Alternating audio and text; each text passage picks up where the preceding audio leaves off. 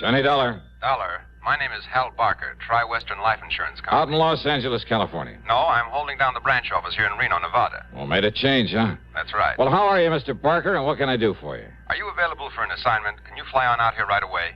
I don't see why not, as long as you're willing to pay the freight. Good. Yeah, you mind telling me what it's all about? Well, not at all.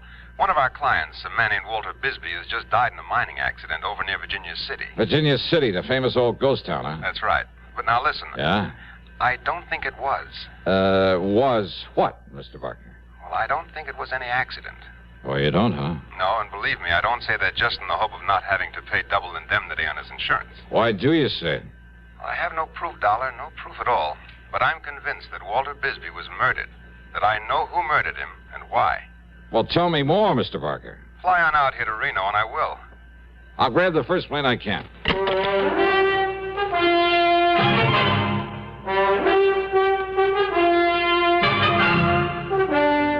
CBS Radio brings you Bob Bailey in the exciting adventures of the man with the action-packed expense account, America's fabulous freelance insurance investigator. Yours truly, Johnny Dollar.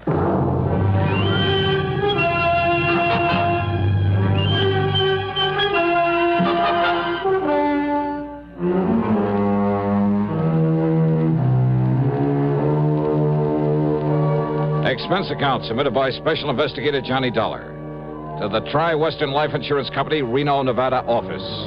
Following is an account of expenses incurred during my investigation of the Stope of Death Matter.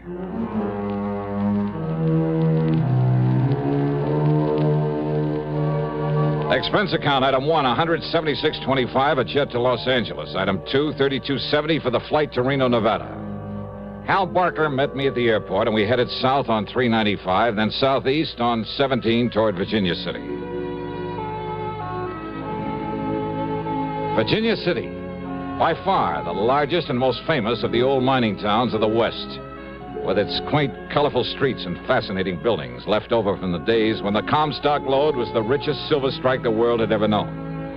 Where it didn't take much imagination to visualize the grizzled old characters with burrow and pick and shovel who roamed the desert hills in a stubborn search for gold-bearing quartz, who worked and fought and often died violently to keep others from getting their hands on the precious yellow metal, and who finally realized that the heavy blue mud they'd been discarding was the real bonanza, was loaded with rich silver ore.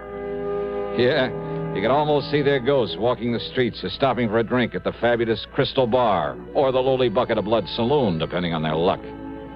During the 23-mile ride over to this fascinating historical spot, Hal Barker filled me in. Yeah, thanks to modern methods, modern tools of the trade, so to speak, Walter Bisbee and his partner did fairly well, Dollar. Uh-huh. They'd explore these old abandoned mines around here, supposedly all worked out, and they'd locate new ore strata that would pay off. Like I say, with modern, efficient recovery methods that weren't even known about during the gold rush days. Yeah, like the big petroleum companies have found ways to get more oil out of wells the old-timers thought were pumped dry. That's it exactly. And Bisbee and Hargrave would locate these profitable veins, then take a royalty from whoever worked them. They'd go off and hunt for another spot. They made no fortune, but, well, they did pretty well. For a while, at least. Hey, you said Hargrave, Bisbee's partner, Hal? That's right, Bill Hargrave. Each of them claimed he couldn't do the job without the help of the other, so we wrote a partnership policy for them. How much? Upon the death of either one, the other was to receive $35,000. Double that for accidental death. And now Bisbee is dead. Want to tell me just how it happened, Hal? Well, the old mine where it happened is up here just off the 6-mile road, the old Caterwall number 2. Caterwall number 2? That's the name of a mine? Yeah, well, you should hear the name of some of them. Anyhow, old Bill left Walter at the mine a couple of days ago, exploring one of the stopes, while he drove into Carson City for supplies. Uh-huh. When Bill finally got back here to the Caterwall, he says he found the ceiling of the stope had collapsed. Hey, wait a minute. He says. Why do you put it that way, Hal? According to a state geologist I talked to early this morning, a man who knows the mine, has been inside of it many times, there was no reason in the world why it should have happened. Unless somebody helped it to. Oh?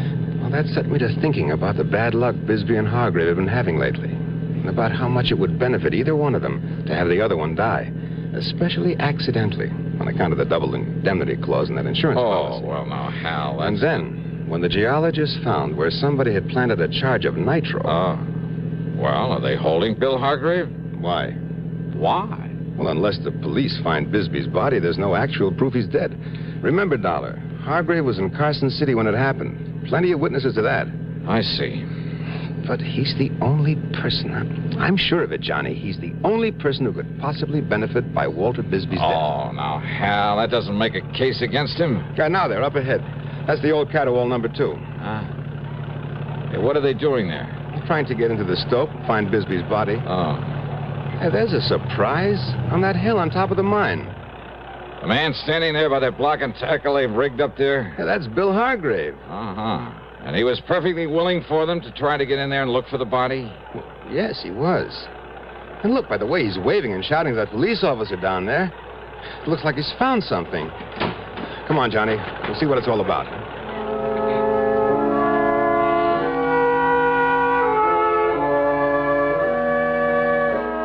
On top of the small hill was a vertical ventilation shaft driven down into the mine. Hargrave had rigged up a support, a kind of tripod with a block and tackle on it, then lowered himself to the stope where Bisbee had been trapped, or to what was left of it. When Hal and I and the police officer got up there to him, Hargrave looked like a ghost, or as if he'd seen one. There was a strange expression in his eyes, his mouth half open, and his weather-beaten face so pale it was almost gray. When we questioned him, he simply stared at us until the police officer took him by the arm and shook him. Well, come on, Hargrave. Did you get down there all right, down to the Stope? Yeah, I got down there. There's a clear space where Walter was working. Did you find him? Well, come on, Hargrave. Yeah, I found him. And listen. Well? He was murdered in there. Walter was murdered. Well, the political conventions are long gone. Is it all over but the voting? Hardly. From now to November, we're in for some hard campaigning. Details, of course, from CBS News. And your candidate, whoever he may be, is in for tough sledding before he gets into office, if at all. Your responsibility to your candidate is, of course, to give him your vote. Your voice will help, too. But there's something else that helps put across a campaign. It's money. The best candidate in the world can't get elected without incurring expenses. If you believe in your man enough to vote for him, believe in him enough to get out and work for him, then put some money on the line, too. That's the real test of your interest. We haven't covered the subject of whom to vote for, whom to support, whom to help with a contribution. That's strictly your own business. But if the people who like the other man dig in for him, and you don't do likewise for your man, well, that could be the difference right there. So think it over and make sure you vote. And now, Act 2 of yours truly, Johnny Dollar and the Stope of Death Matter.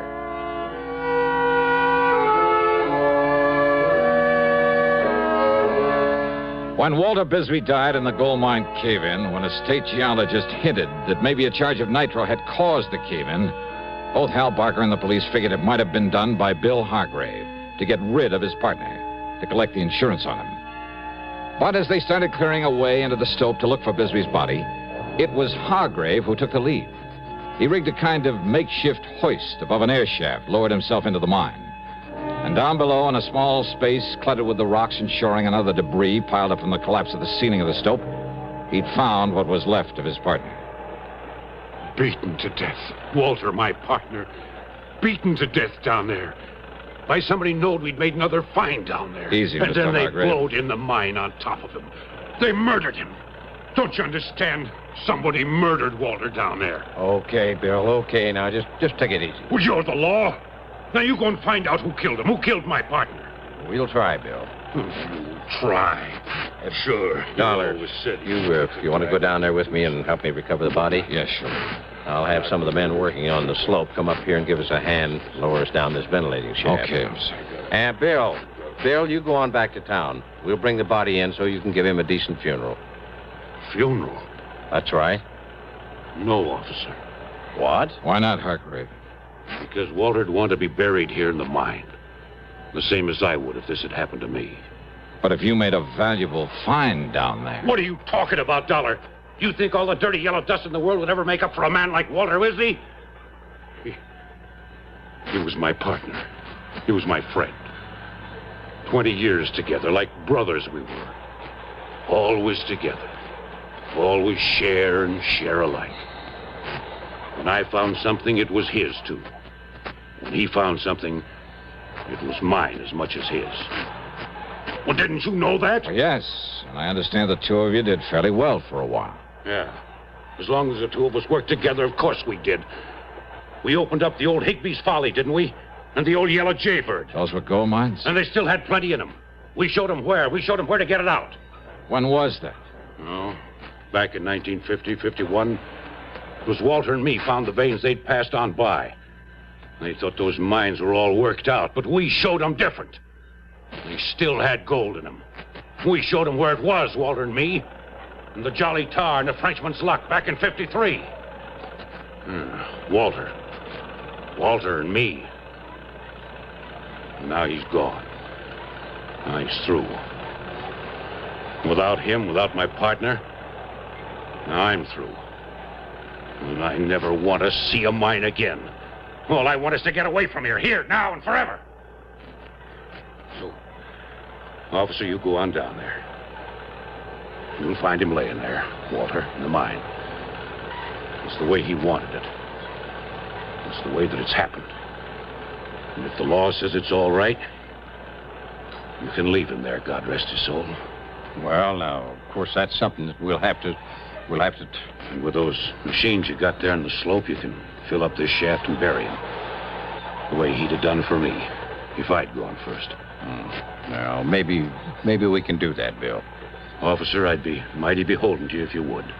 Now, you go on back to Virginia City, and if necessary, we'll talk to you later. Thank you, sir. Now, Dollar, let's get down inside the mine so I can verify the death and make out my report.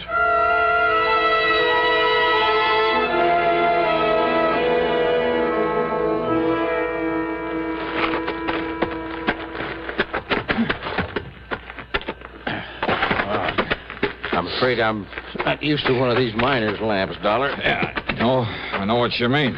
But I think we can see enough with them to just... Yeah, wait. Look. There he is. Yeah, I see. Good Lord. What a beating he took. Beating? Yeah, look at him. Look at his face. It's... Hey, officer. This man was knocked down, then kicked to death. Yeah, these marks on him, on his face. Hobnails. Yeah, you're right, Dollar. Whoever did this to him stood right here. You see? Yeah, I see. And you see the print of his right foot deep in the dust? Where he stood while he kicked and kicked with the other one? And he is Walter Bisbee. Yeah. Maybe we're going to have to leave him down here. What do you mean? Oh, 240, maybe 50 pounds. Up through that air shaft? Oh, yeah. Maybe you got something there. You and I, a couple of skinny guys, we barely made it. Only there was something around here could tell us who did this to him. That footprint. Hey, Dollar, there isn't a hard rock miner in this whole area doesn't wear shoes like that. Here, look, you see here? These other footprints, huh? Yeah, well, those are probably Hargrave's from when he came down here through the air shaft to look for Bisbee. Yep, that's right. Same kind of shoes, but newer. Uh-huh. You can tell by the nail marks. Yeah, but does it prove that Hargrave came down here only after his partner was killed?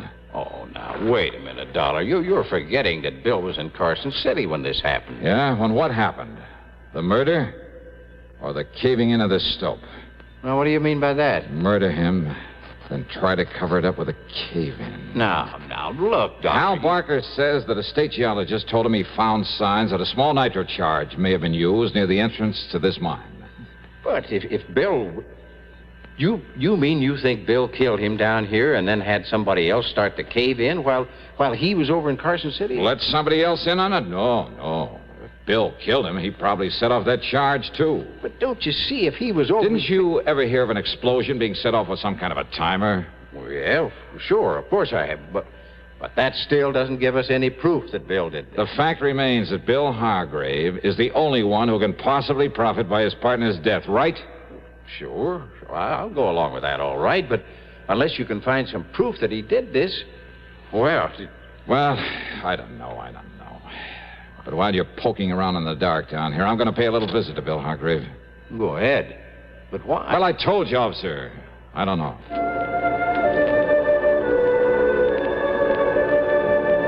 The police officer stayed inside the mine in the hope of finding some definite clue to the killer of Walter Bisbee. Several things convinced him that Bill Hargrave hadn't done it. What Bill had said about his partner, their relationship over the years, Bill's known presence in Carson City at the time the mine collapsed, and my theory that an explosion was set off by some timing mechanism was only a theory. Even the fact that Bill was his partner's beneficiary didn't prove anything. And Bill had been among the first to volunteer to help and try to recover the body, and found a way to get down to it that nobody else had thought of. Yeah, very convincing. Almost too much so. At least enough to make me more suspicious than ever. Suspicious of Bill Hargrave. Just a little sort of shack on the edge of town, Johnny. Okay, then let's head for it, Hal. Well, of course, he may have gone over to Miss Crutch's boarding house to take care of Walter's things. Hey, you mean in spite of all their palsy-walsy over the years, they didn't share the same living quarters? Well, up to a few months ago, yes. So maybe they had a falling out, huh? In spite of Hargrave's pretty little speech. Well, Johnny, I must confess, I believe what he said. They were still working together. Maybe Bill just got tired of Walter's cooking or vice versa. After 20 years. Well, sure. Look, Hal, you're the one who was suspicious of Bill Hargrave right from the beginning. I know, Johnny. I know. Well. But unless you can find some proof that he did it, after his behavior back there at the mine. You better do this, Hal, after you let me off at Bill's place. Go on back to the mine and bring that policeman over here to join me. Oh? Well, now, Johnny. Just do as I say, will you, huh? Well, did you see something? Have you discovered something you haven't told me about? No, or the officer? No, yes, maybe. I don't know. Hal, I honestly don't know. But there was something back there. Something you or the officer told me? I don't know. Something down there in the mine? Well, maybe. Here we are. Here's the shack Bill lives in. Wait a minute. What, yeah? Maybe that's it, yeah. What, Johnny? Yeah. Hey, listen. Before he leaves that mine, tell the officer to take one more good long look at the footprint we found in the dust. Huh? Well, just exactly what is that? Tell him that, Hal. Then tell him to get on over here fast. Well, then you have thought of something to pin it on Hargrave. I told you, Hal. I don't know.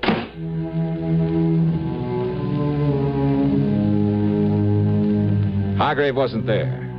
Maybe he had gone over to the boarding house to look after his partner's belongings. Maybe.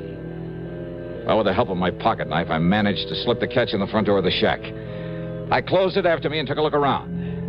Well, it was pretty obvious things hadn't been going good for Bill, and for quite some time.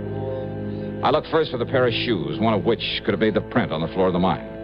But I didn't really care, and a pair of shoes could easily be gotten rid of. Oh, no. I was looking for something else, but just what I wasn't sure. That is, until I found it, hanging on the wall above the cot where he slept, just to one side of the door. Yeah, it was an old lever-action rifle. Unusual in this part of the country? Hardly. There were thousands of these old 30-30s around here. Guns of this make and type had been part of the history of the Old West. Still were a part of it. Oh, no. There wasn't a thing unusual about finding this kind of a gun hanging on the wall of a miner's shack. But about this particular one, there was something unusual. And as I laid it down on the bed and looked at it, as I thought about that footprint back in the mine. Hey! Oh, why, Mr. Dollar. Yeah, come in, Hargrave. Sure. Yeah, what are you doing here? Oh, just, looking around. You mind? Oh, of course not, only... You see, when a man's partner gets killed, I like to know all I possibly can about him. His habits, where he lives, how well he's been doing. Yeah, but this is my place. I know. Walter was living over at Miss Crutcher's boarding house. I was just over there taking care of his... Oh, you mean you want to know all about me? That's right. Well, now, Mr. Dollar... Sit down, Bill. And tell me just what kind of a timer you used to set off an explosion in that gold mine. What? Or do we have to tear that hill apart in the hopes of finding bits and pieces of it? What are you talking about, Mr. Dollar? Too bad the blast didn't fill up that stope completely, though, isn't it? What? Yeah, then the rocks would have pounded Walter's body enough to hide any sign of the way that he was kicked to death. Well, now, look, sir, So when you came back from Carson City and found the police were going to clear a way into that stope, you played it smart. Dollar, you don't You played along with them. You found a way into the mine through the ventilating shaft. You found the body. You told us that Bisbee had been murdered. Well, it really fooled him, Bill. It convinced him you were clean. But you overlooked one thing. You don't know what you're saying. That footprint down there in the dust. Oh, you changed shoes after you killed him. And no doubt you got rid of those old ones where no one would ever find them. And you left new prints with the new shoes you're wearing now to show they're different. But that one footprint, Bill. What about it, Dollar? When you stood there and kicked him, stood on your right foot and kicked him with your left. So what? What about it? And then when I came here a few minutes ago and found that rifle there on the bed, found the shiny spot on the right-hand side of the stock. Yeah, look, there. See how shiny it is? Do you see it, Bill? Well, what about it? What about it? Only a left-handed man polishes the right side of a gun stock when he rests his cheek against it. All right, The Dollar. same as he stands on his right foot and uses the left one to kick his partner to death. Well? All right, so I killed him, but you won't live to tell anybody Oh, that. you're a fool, Hargrave. You're going to be a dead one. Do you think I would have left that gun on the bed with the shells in it? You mean... I mean this! Phew. Son of a gun. I guess I really should have thought to take the shells out of that thing.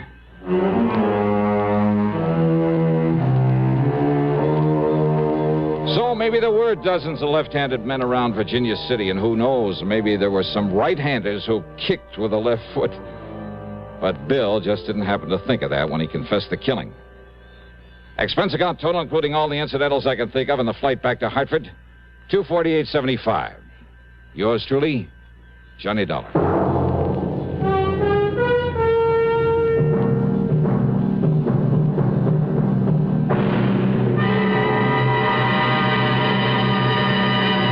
Constipation is something people don't talk about much, but it can be a problem for anyone, even doctors. And when constipation occurs, it's interesting to see just what doctors consider important about a laxative they might use or recommend. Well, a majority of the doctors we heard from had this to say. A laxative should be effective, gentle, close to natural acting. A medicine that can be used with complete confidence. Now, X-Lax has been popular with many doctors and millions of people over the years because pleasant-tasting chocolated X-Lax is effective. Overnight, it helps you toward your normal regularity. X-Lax is so gentle, so close to natural acting, there's no upset. That's why many doctors and millions of people use X-Lax with complete confidence. X-Lax, the laxative that helps you toward your normal regularity gently, overnight. Now, here's our star to tell you about next week's story. Next week, a most unusual case where murder isn't murder at all. Where the whole thing is based on the confession of a dying man to something he did some years before. Oh, his confession is true. It's backed up by all the facts in the case. There can be no question of them or the confession itself. And yet the twist at the end of the story, well, all I can tell you is it'll take you completely by surprise. So join us, won't you? Yours truly, Johnny Dollar.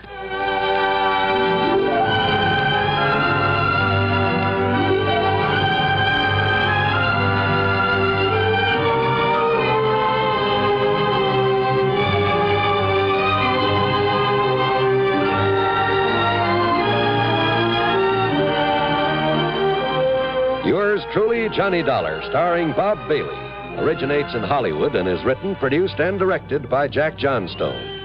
Heard in our cast were Herschel Bernardi, Russell Thorson, and Forrest Lewis. Be sure to join us next week, same time and station, for another exciting story of yours truly, Johnny Dollar.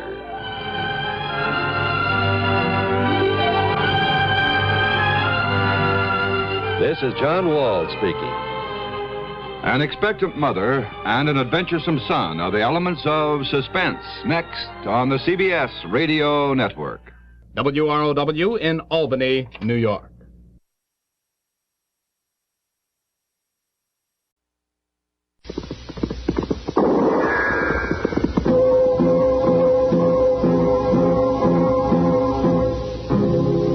Around Dodge City and in the territory on West, there's just one way to handle the killers and the spoilers, and that's with a U.S. Marshal and the smell of Gunsmoke.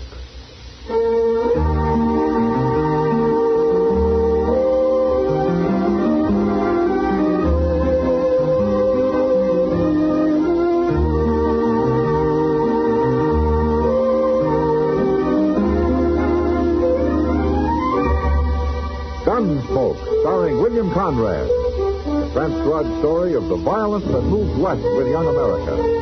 And the story of a man who moved with it. I'm that man. Matt Dillon, United States Marshal. The first man they look for and the last they want to meet. It's a chancy job, and it makes a man watchful. And a little lonely.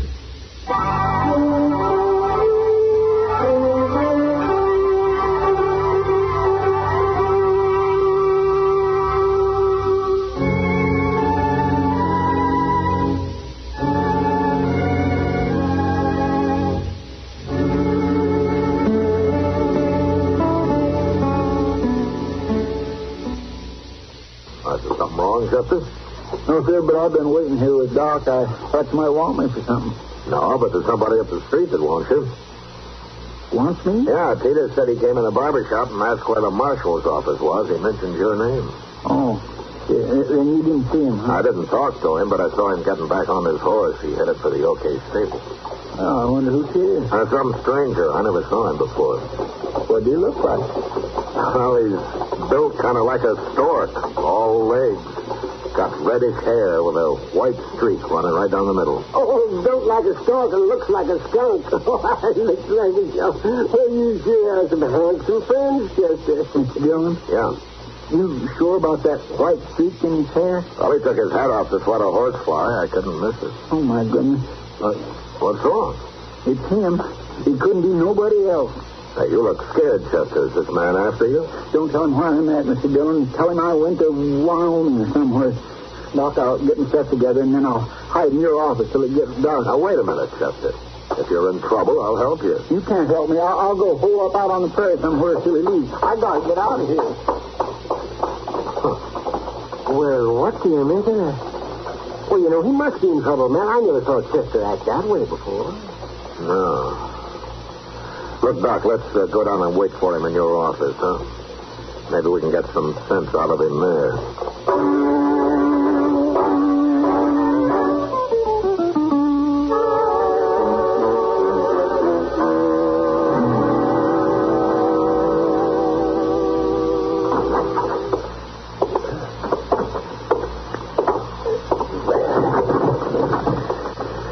When it gets good and dark, I'll take a rope and lower my stuff out your back window, Doc.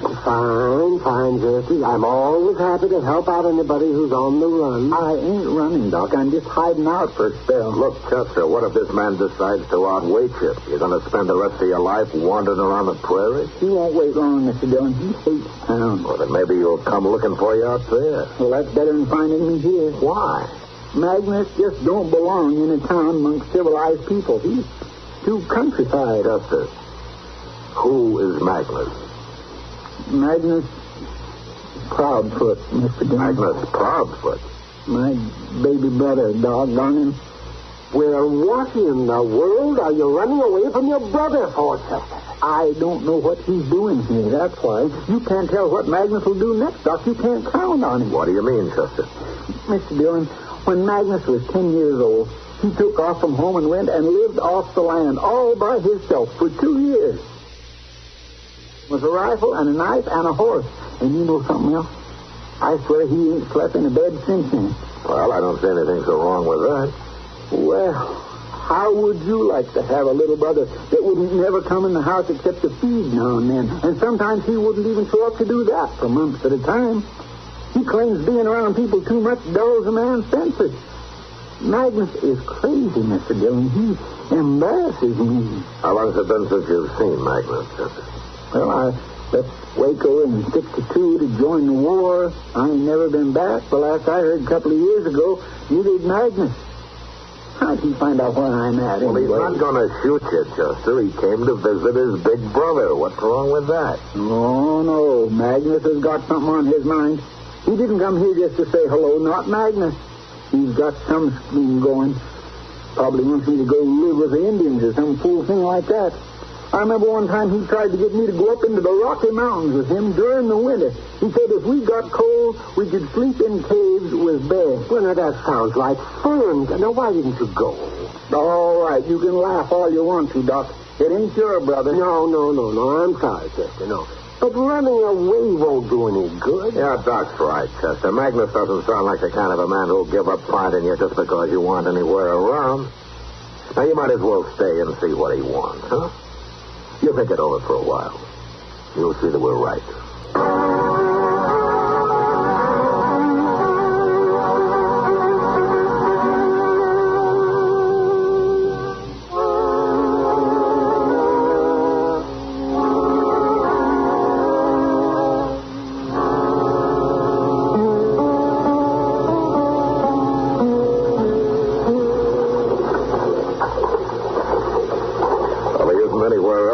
He must still be in the stable here with his horse.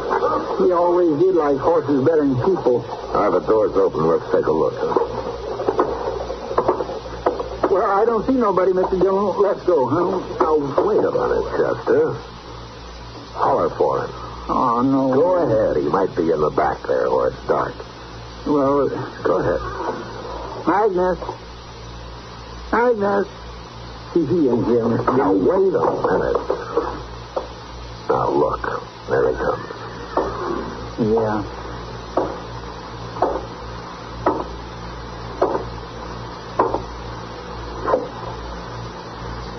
Chester, you have got floppy fat.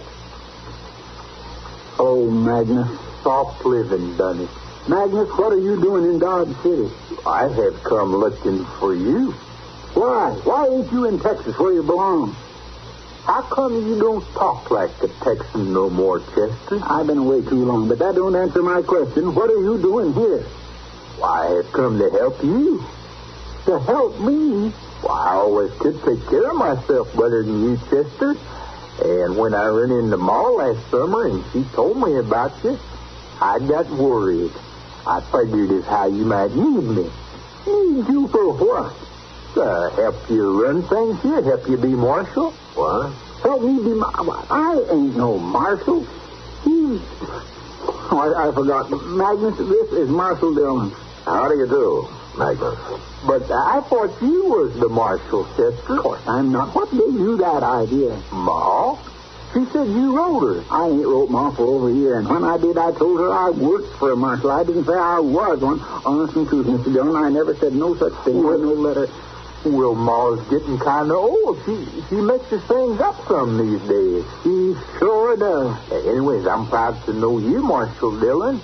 Tell me, is Chester a good help to you? Yes, he is. He's a fine help, Magnus. Good. Well, I come all this way. I reckon I'll stay. I'll go to work for you, too.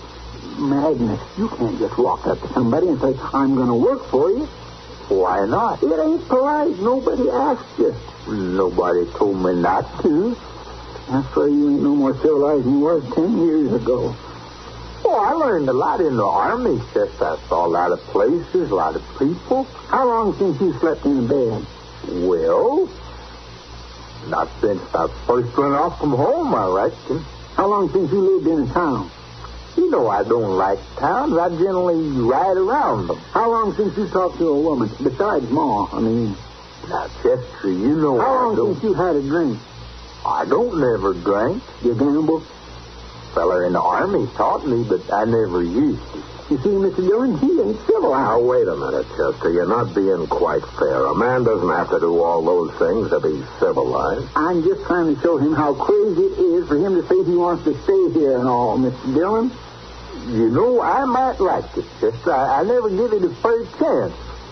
Living like you might be exciting. Yeah, maybe I've been missing something. You would hate it, Magnus. I'm telling you for your own good. I know you better than you do. You're half wild, that's what you are. You couldn't stand living the way I do. I never tried it, Chester. Well, go try it somewhere else. You just get me in trouble here. You always did. I promise I will not get you in no trouble. Besides, Marshal Dillon don't need no help. You can't stay here without a job. Well, I got some money. Let's do some trapping last winter. You still eat with your fingers, Magnus? Now, wait a minute, you two. Look, I got an idea. Now, maybe Chester's right, Magnus. Maybe you wouldn't like living in the town. Of course he wouldn't. He'd be miserable. But it's like Magnus says, Chester. He never gave it a chance. Now, why don't you let him find out for himself? If he gets in trouble, I'll be in trouble. Magnus don't know how to live around people, Mr. Dillon. Well, I live with people in the army. That's different.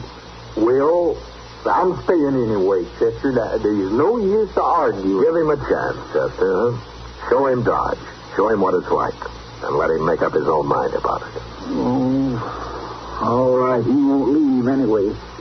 But you're going to do what I tell you, Magnus. You're going to live exactly the way I do. That's the deal. I'll do it, Chester. All right. And we'll start by getting a room at the Dodge house. Oh, no. I'll sleep lots better in the stable here with my horse, Chester. Hey, you see what I mean, Mr. Dillon?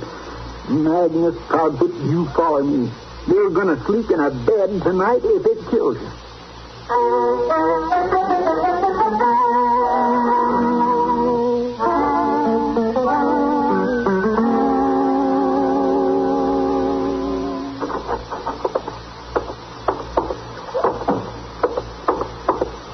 Morning, Mr. Dillon. Oh, hello, Chester.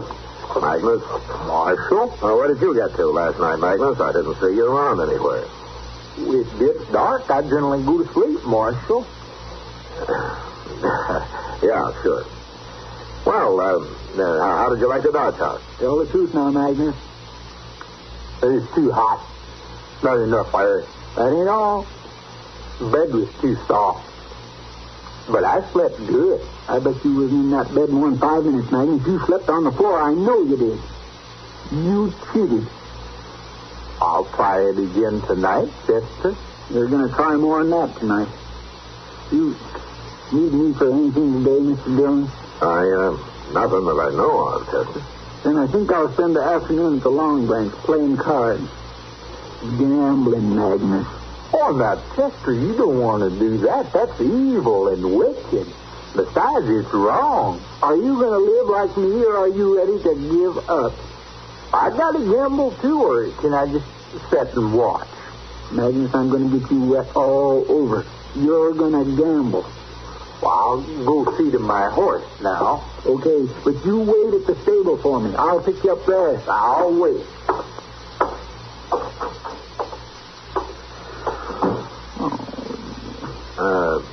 Chester, you're being kind of rough on him, aren't you? Don't you think you should take it a little slower? If I give him enough time, he might fool himself into thinking he likes town life, Mr. Dillon. And you don't think Magnus ever really would, huh? A man like him never changes. Magnus can live off the country like an animal, but he just don't know how to take care of himself around people. Well, I guess you know what you're doing, Chester, but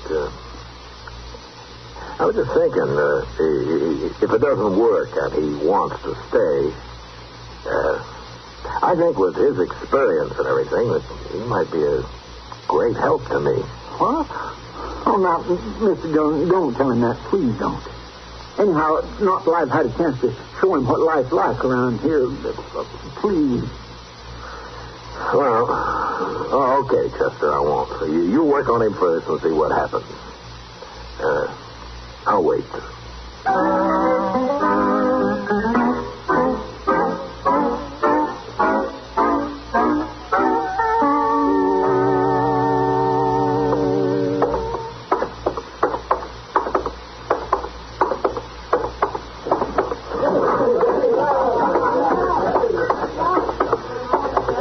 I think I'll have a beer, Sam.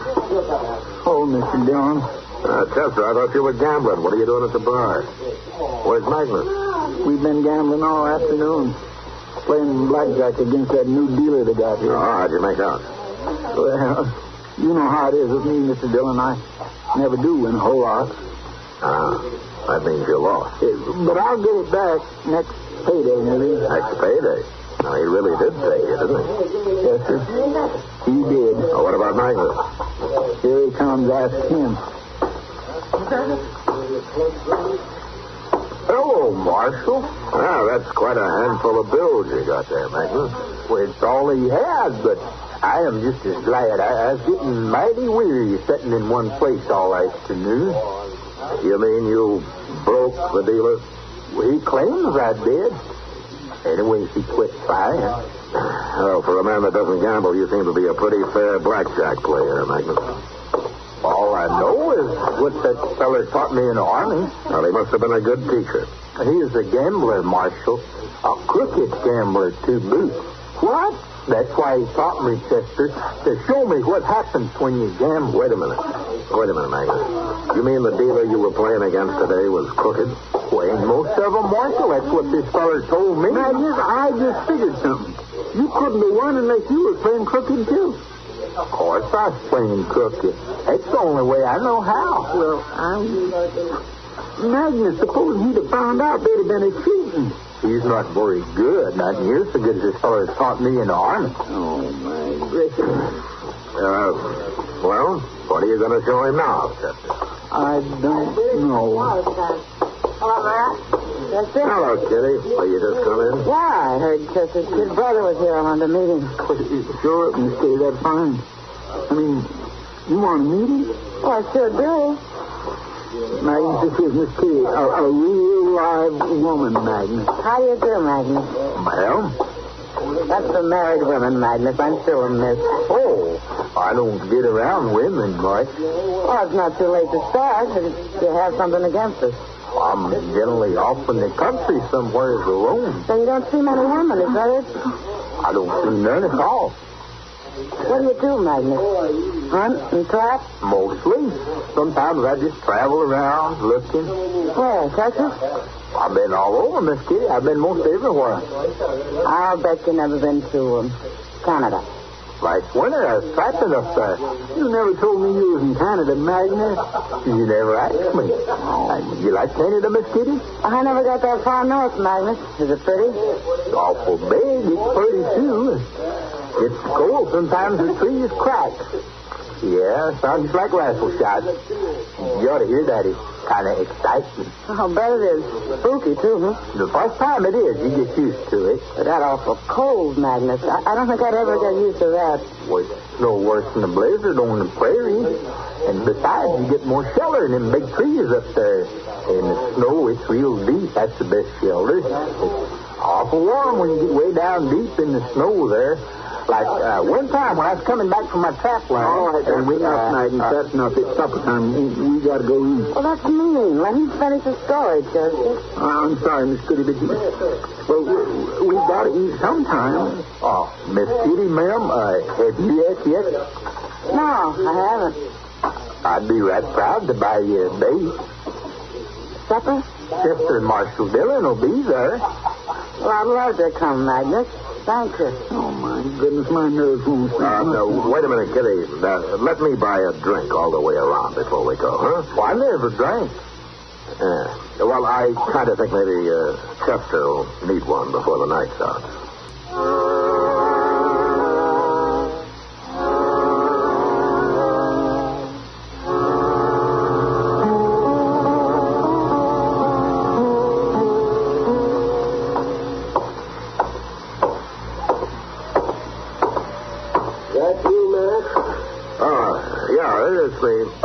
What are you doing out so late, Doc? What time is it?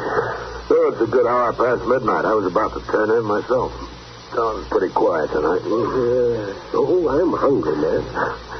You know something? You should have had supper with us tonight. I wish I had. No, not just to eat. To hear Magnus. He asked Kitty along, and he never stopped talking to her once. I thought he was woman shot. Yeah, well, so did Chester. I'm sorry I missed it. Where is he now? I don't know. Chester took him off somewhere. Oh, Chester's going to get him in trouble. Yeah. Wait a minute. What's this coming here? What is it? It's a man carrying somebody. It's Magnus, man. Yeah. Why, that's Chester he's got. Oh, what happened, Magnus? Is Chester hurt? He ain't hurt, Marshal. He didn't knock. Well, what's the matter with him, Magnus? Oh, he got sleepy. Why? Well, Marshal, after supper, Chester said we was going to have to do some drinking. He said we was going to have 3-4 drinks in every saloon in town. I didn't want to do it, but, well, You know how he's been talking. Yeah, I know. How far did you get, Magnus? Well, I made all of them. But like I say, Chester, he got sleepy the last few, and I carried him along so he wouldn't be disappointed about it tomorrow. You carried him along like that? It's the only way I could, Marshal. Follow me, Magnus, and you'll put him to bed.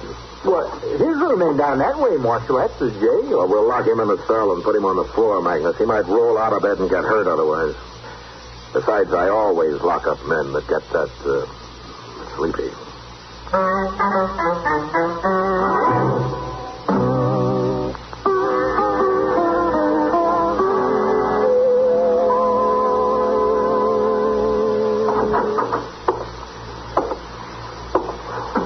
Good morning, Magnus. Where's Chester, Marshal? Oh, he's out back washing up. I turned him loose a while ago. Well, how's he feeling? Well, he says he feels fine. Says he can't imagine why he fainted that way. Never done it before, he said. It's soft living, like I told him. Oh. Hello, Magnus. I come by to see if you'd like to get some coffee, Chester. Oh, I could use some. You look pretty good this morning, Magnus. I cheated again, Chester. I slept on the floor last night. Oh, that's why, huh? It's no use, Chester. I've been thinking, I just ain't fitting for town life. I'm going to leave. What? I'm going to leave. I'm better off out there in the open. Well, now, wait, Magnus, you can't leave. Well, you told me so yourself. Well, I didn't know then. I didn't know about you. Magnus, you're better off in a town than I am. Thanks, Chester, but I know where I belong. No, now, you can't leave now, can you, Mr. Dillon? Well, it's up to him, Chester, but if he wants to stay, why, I'll give him a job of some kind. We could use him. There, you see, Magnus? No, I tried it. You have to try everything once, but it just ain't for me. Well, why not? You get along fine here. What's wrong with it? Well, it's all right for you, Chester, but for me, it just ain't exciting enough. Not exciting enough? Well, what's exciting about living on the ground like an animal? You'd have to try that to find out, Chester. You want to come with me now?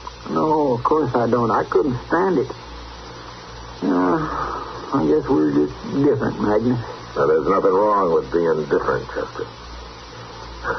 Guess you both learned that by now. Yes, sir.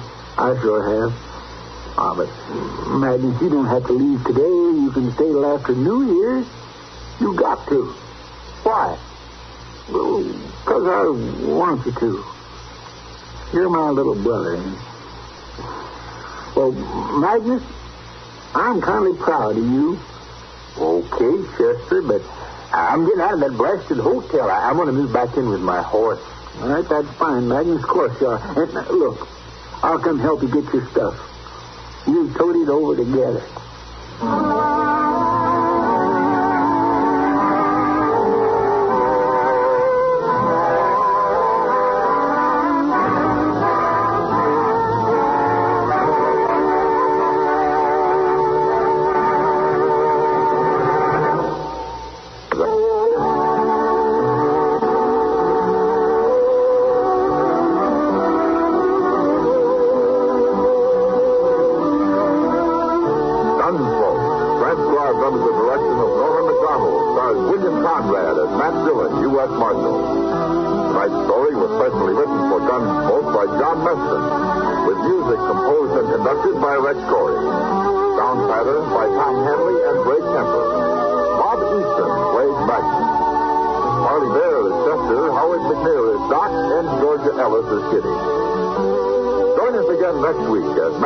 U.S. Marshal, fights to bring law and order out of the wild violence of the West in Gunsmoke.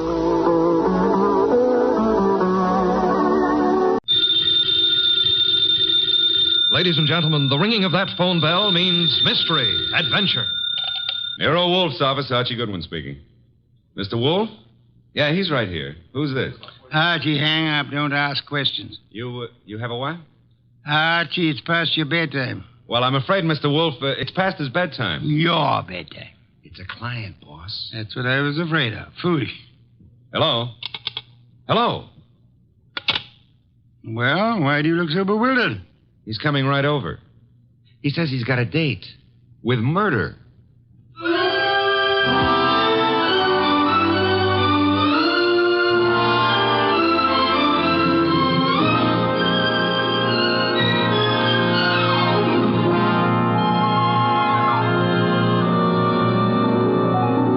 Ladies and gentlemen, it's the detective genius who rates the knife and fork the greatest tools ever invented by man. The ponderous, brilliant, and unpredictable Nero Wolfe.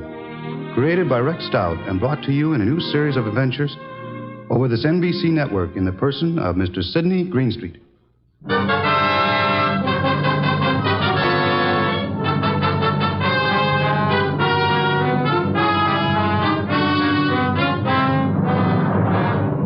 Tonight's story, The Case of the Calculated Risk, was as strange and baffling as any Nero Wolfe had to deal with. It started late one night when a big-shouldered man sporting a reddish beard and billing himself as Dave Caffrey pushed his way in, walked up to Nero Wolfe's desk, and rocked him with this opener. Tomorrow morning, Mr. Wolfe, I'm going to kill a man. I beg your pardon, sir? I'm going to kill a man with these two hands. I've been told strange things across this desk, Mr. Caffrey. This is the first time a murderer has confided his intention to me in advance. This man you speak of. I'm not telling you his name. I'm not telling you where I'm going to meet him. The session tomorrow is going to be private and personal. But if anything happens to me between now and then, I want you to take over. Mr. Caffrey, do you seriously think I could assist you in a matter of private vengeance? That's not what I'm asking. This guy deserves to die. I plan to kill him with these two hands, me, myself. But if I slip up, if he gets me first, I want you to see that justice is done. But I assure you, sir... I told you this guy deserves to die. Let me tell you why. Years ago down south, there were three men in business together, partners. Me and two others. Your notebook, Archie, if Mr. Caffrey doesn't mind. You're wasting your time, Wolf. The names I'll use will be phony. I won't give you anything you can check back on. We'll take our chance, sir. Please proceed. It happened in a town about 40 miles from the place where we had our business. We'd gone there to collect some money, the three of us. Carl, Mitch, and me. Dave Caffrey. But all we collected was bad news. So bad that Carl hadn't even given our right names at the hotel. Said he was scared some of our creditors would come hitting up on us for what we owed. Three of us had some drinks, and we'd been pacing around for nearly an hour. I can still remember the way Mitch stood and looked at me. And then up at Carl, when Carl suddenly pulled to a stop and came out with this idea of his. So, Dave, you got 6,000 cash on hand. You counted it, Mitch. Well, didn't we make it 6240, Carl? Whichever. We've got this 6,000 odd, plus some slow accounts receivable against debts of 38,000. With three of us trying to live from the business, we haven't got a chance. Well, we ain't got much of a one, Carl, but... It's hopeless, Dave. With two partners, though. Two partners? You reckon on pulling out, Carl? I say we cut cards for it, Mitch. Low man drops out. Break up the partnership? After sticking together all these years? Wait a minute, Dave. Wait a minute. Maybe Carl's right. Maybe this could work. Carl, you mean the low man drops out clean? Right now? Right now, Mitch. Other two to take over assets and debts and see if they can get this thing back in the black. Okay, Carl. Get the cards out. Dave? Well, that's what you guys want. Okay, then. Here's a new deck. Shuffle them, Mitch. All shuffled. Cut them, Dave. Go ahead, Mitch. You get first pick. Spread them if you like. Here goes. 6. Your turn, Dave. Okay. 9 of clubs. Lucky guy, Dave. That puts you in whatever Carl pulls. I'll pull it fast. There she is. An ace. Sorry, Mitch. That leaves you elected. Well, Mitch, I'm sorry, too. I guess we all had a fair whack at it, but... Hey, wait a minute. Let me see that ace again, Carl. Easy, Mitch. I said I was sorry, Look, but... Dave. Yeah, what is it, Mitch? All the aces are marked. Carl, I'm going to cram this deck right down your crooked throat. Look out, Mitch. He's got a knife. Oh. Carl, you... All right. I've cut him for keeps. What do we do now? What do we do? Look, Carl, I didn't mark those cards. I didn't kill Mitch. And what's more... Shut up, Dave. We're both in and out now. Come on, let's get out of here.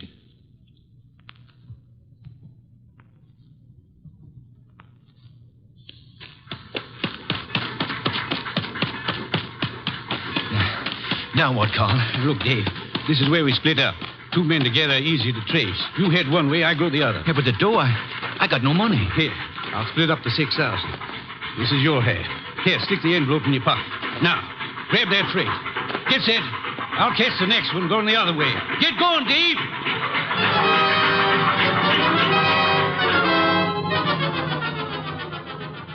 That's how it was, Mr. Wolf. It all happened so fast that I...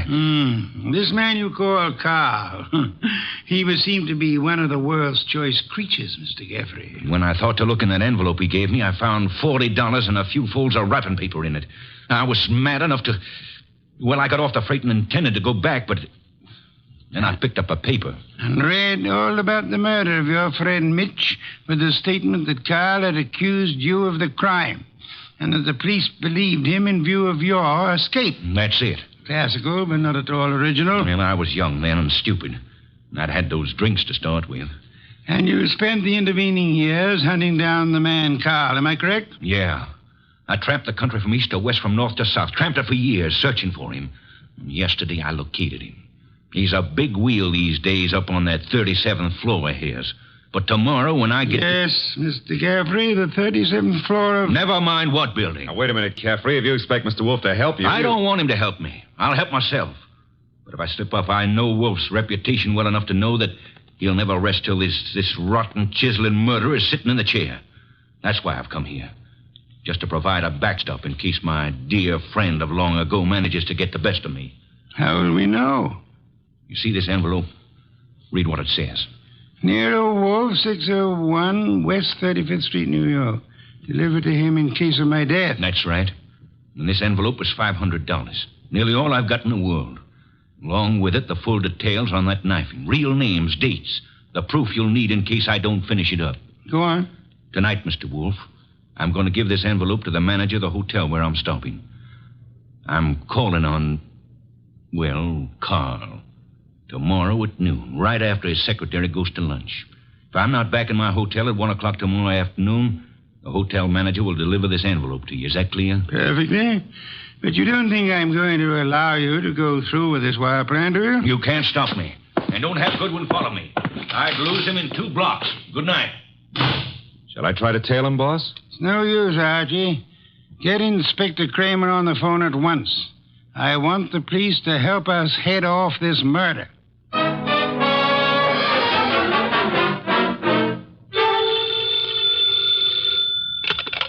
Nero Wolf speaking. It's Archie. I'm calling from the morgue. And? They found Caffrey's body in a subway washroom, mugged and stabbed. Wallet gone, pockets cleaned out, no envelope. Just 2 hours ago he was here. No envelope, eh? Gone. Witnesses? None so far. Homicide's calling it straight mugging and robbery. As it well might look, except for... Except for a guy named Carl. How much do I tell Kramer? All of it. Ask the inspector to start queries throughout the South on the original killing. The original killing? Look... It's our best chance of getting a description of the man called Carl. The original killing and the partnership. Starting from, say, 8 years ago and working back to the middle 20s. Tell him to concentrate on towns on railway lines. Putting out pictures of Caffrey and... Pictures and dentistry. Fingerprints to Washington. Kramer will know. And if I come across a haystack, do I keep my eye out for needles? We are going to find Carl, Archie. We are going to find him if it takes from now till doomsday.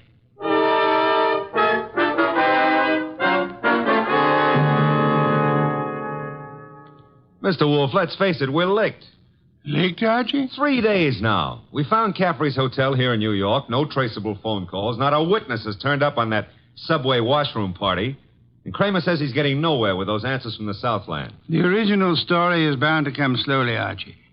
We are asking a check on the unsolved killings of a dozen states over a 20-year period. And what now? You start trudging, Archie. Trudging? Through office buildings, through 37th floors of many office buildings. You keep trudging till we find him. Oh, now, wait a minute, Mr. Wolf. This is a big city, remember? I might have to go through hundreds of buildings. This morning, Archie, the Municipal Reference Library informed me that there are exactly 34 buildings of 37 floors or higher in Manhattan. Now, when you rule out the United Nations building, hotels, Okay. Maybe not so many 37th floors, but lots of offices per floor. Maybe 40 or 50. Call it 30 times 40, and you've still got 1,200 to start with. And you don't know what kind of business. You don't know what Carl's real name is. You don't even know what he looks like. There could be 4,000 men like him. 4,000 affluent men, Archie? Yeah, well, all right. Caffrey said he was in the chips, though. You know, for a guy who'd been bumming around, that could mean anything from 10 grand a year up. Say, wait a minute. That cuts your field to 1,000. 1,000 tall men? Tall? I've been over those notes. Caffrey didn't say he was tall. As plainly as you could ask. Caffrey was almost your height, but he said Mitch stood and looked at me. And then he looked up at Carl. Up, Archie. That makes Carl your height or taller. Yeah. Well, maybe Caffrey and Mitch were sitting down, and Carl was, Caffrey told us the three were standing at the time. Check your notes. I've studied them. Okay. Maybe that does cut it down some. Yeah, it's still a lot of citizens that start checking for a southern accent. Don't rely on accent, Archie. Carl has had many years to lose any accent he might have had. Yeah, that's true. And so we narrow it, Archie. A man almost surely tall. A man not using the name he was born with. A man with an unexplained gap in his past. I ought to be able to reach right out and tap him. You go skeptical again, Archie? Well, it's still a pretty big haystack. Let's see if we can't trim it some more. On these building lists I've been going over, I've ruled out for now the members of professions requiring lengthy formal training. Medical men, lawyers, scientists of most kinds. Yeah, that's chopping it down. I'll admit that. I'll have further eliminations as we get into it. And I'm putting Saul Panzer on a second list this afternoon. Some of the credit references I'll handle by phone. So I start trudging, huh? You start trudging. And remember, Archie, since you'll probably be operating through secretaries, you're looking for a murderer named Carl, not for a new set of telephone numbers to brighten your winter.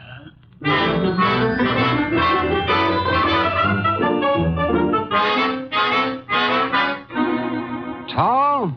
Well, I don't know what you're peddling, Goodwin, but if my boss put his elevator shoes on and stood on a box, he'd still be down somewhere around my necktie. If he stood on his money, though, we'd need a helicopter to get up near his shoelaces.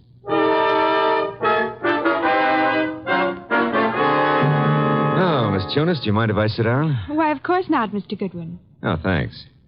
You know, I've been in 12 offices on this floor, and you're the first girl who's seen the importance of this survey first crack out of the box. Well, I'm sort of new here, and I try to pay attention. Oh, you're not just beautiful. You've got a head on you. Is Mr. McLean in? Well, he's at lunch right now. Lunch? Oh, that reminds me. Know any good restaurants up this way? Well, I was just going to the downstairs drugstore myself, but I wouldn't say Well, that... come on. Put your bonnet on and let's skip the drugstore. This meal is on the Executive Resources Survey.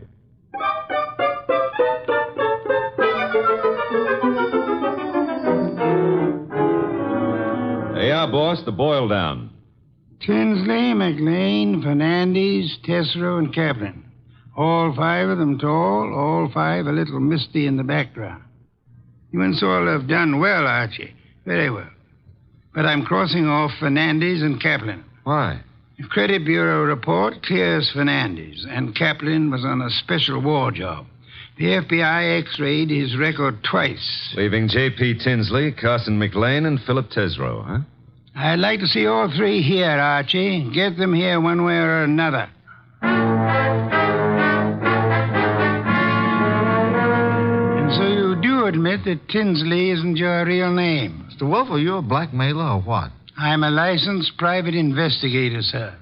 Any disclosure you make will be kept in confidence, provided it doesn't touch on the case I'm engaged on. You haven't said what the case is. I don't intend to. If you prefer to explain this mysterious gap in your background at the district attorney's office... Well, I'm using the name Tinsley because I've got an undivorced first wife out on the coast. We broke up 20 years ago, but she said she'd see to it that I never married again. And she knew where I was today. Well, I don't say I'm a saint, but she's a vindictive woman. I see. May I have names, dates, and places starting 1924?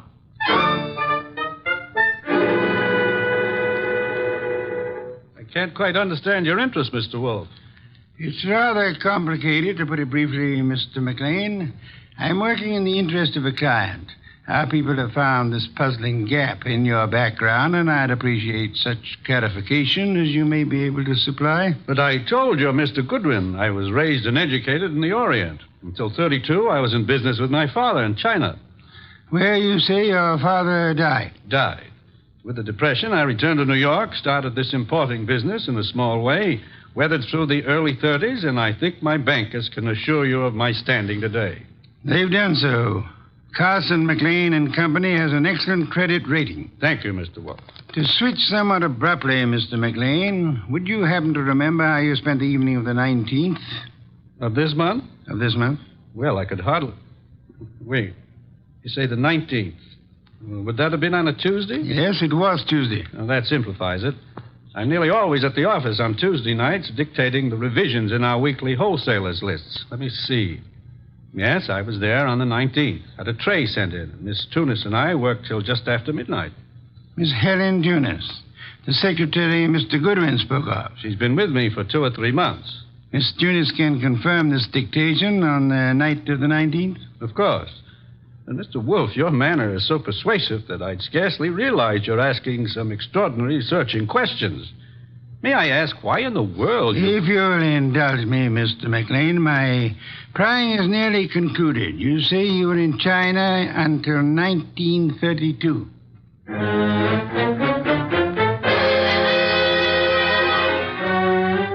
Mr. Tesreau, I'll be brutally frank. We know that your name is not Tesreau. And we know that you served a prison term from 34 to 38 for arson. I'd like some straight answers. I didn't say I wouldn't answer your questions. The past can remain your own, provided... And look, Mr. Wolf, I've been going straight for 12 years. And this business of mine is on the level. Now, if this is a shakedown... I'm asking where you were on the night of the 19th. And I'm telling you I stayed in town. I ate alone. And I went to a movie. I caught the 11:35 for Stanford. And that's all there is to it. You're denying that you were ever in business in the South? I was born in the South, but I haven't been back there since I was a kid. What about the arson? I put in 4 years squaring for that mistake. Let's start again, Mr. Tesreau. You say you were in Cincinnati in 1931.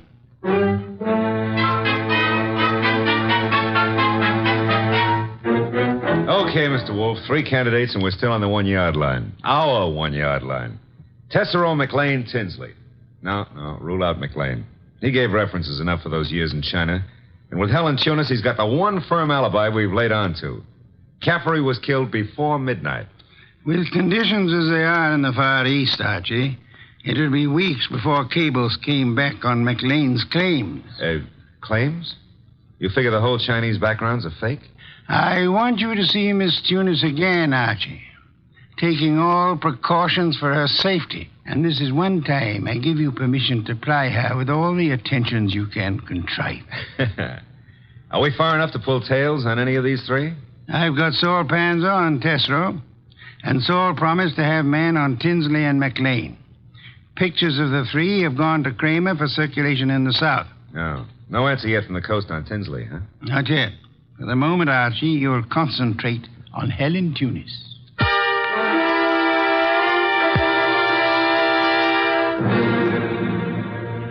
Helen, I've got to see you tonight. I'd love to, Archie. Now, look, but... Helen, I phoned you to come out in the corridor this way because I didn't want McLean to know we're talking. Do you still say you got that new mink coat on your own money? Mr. Goodwin, I don't know what right you Helen, have if you get 5 guys to buy you stuff, it's your business. Mr. McLean said his wife might be detectives around. But you can go right back to your old Mrs. McLean and tell her that I... Easy, Helen, easy. He was dictating to me. You know, baby, the harder you lie, the prettier you look. But if this is a fake alibi, and if you keep propping it up, you're going to find yourself in trouble. Bad trouble. Now, how about it?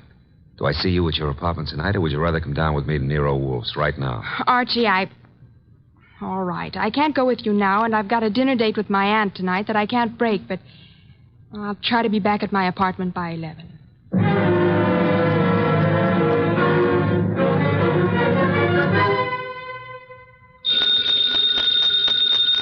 Archie.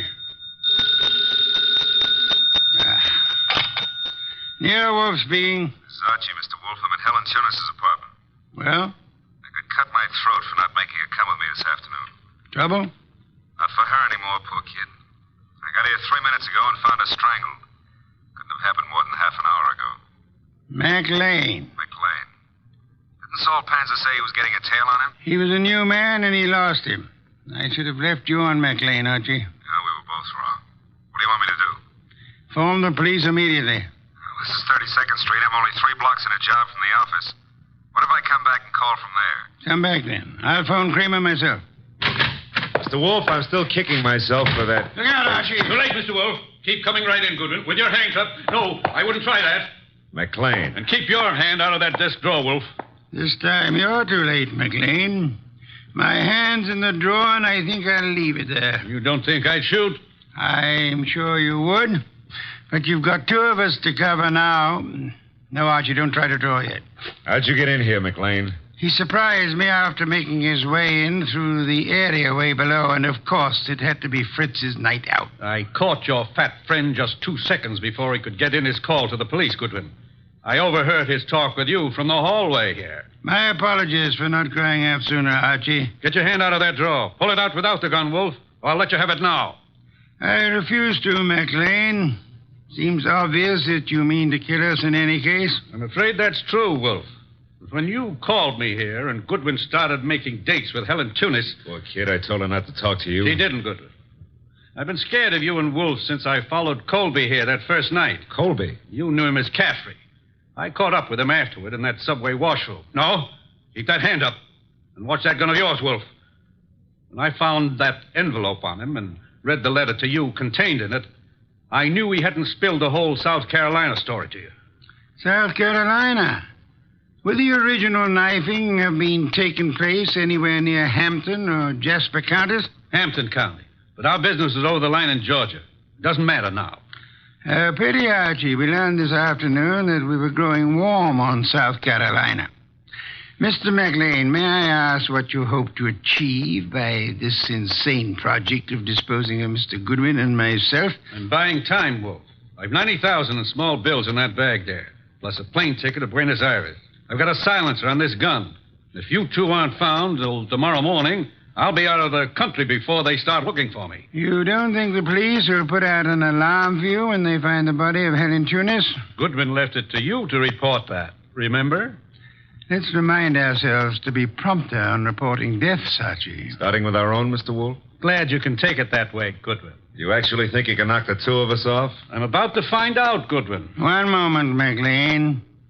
You've never been a real gambler. You know that. With marked cards, of course. But you're not the man to face a sure loss now. A sure loss? The loss of your life. Within seconds after you try to pull that trigger. I told you I had a silencer. You think anyone will hear the shots? There'll be more shots than you count on. My hand's on a pistol now in this drawer, and Mr. Goodwin has a .38 in his shoulder holster. You can't shoot through the desk, and Goodwin won't get a chance to draw. You're an intelligent man, McLean. Vicious, but intelligent. May I describe the certainty of your immediate death if you don't throw that pistol on the desk and give yourself up? There are 2 of you, I know that, but...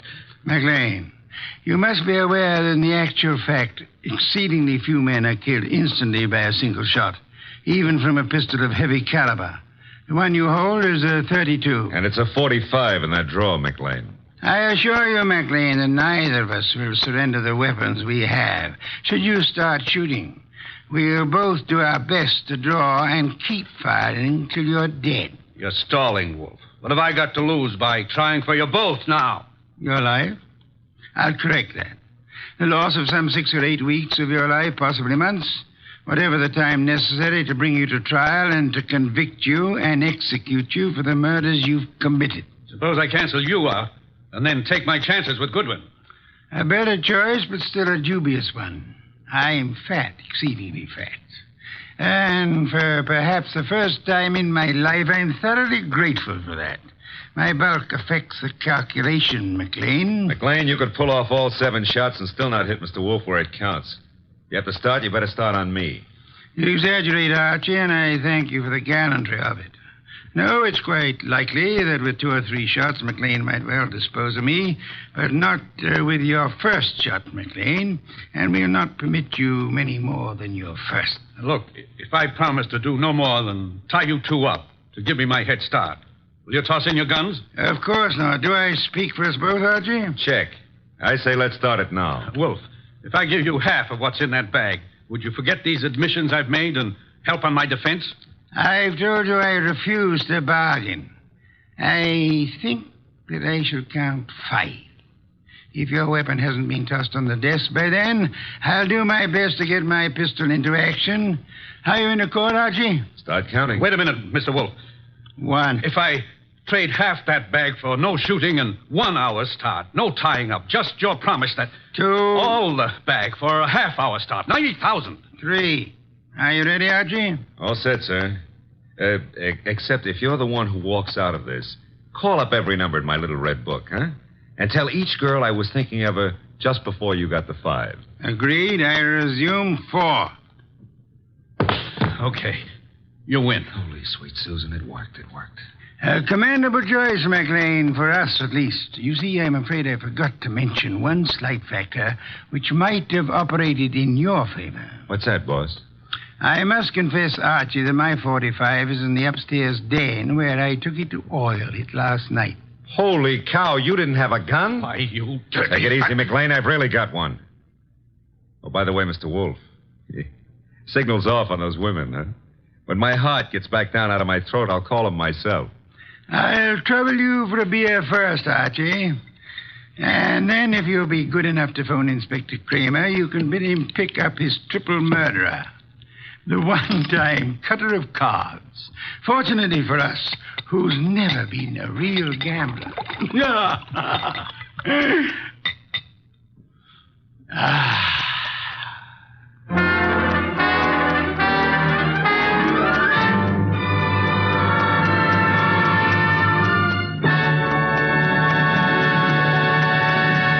You have been listening to The New Adventures of Nero Wolfe, starring Sidney Greenstreet.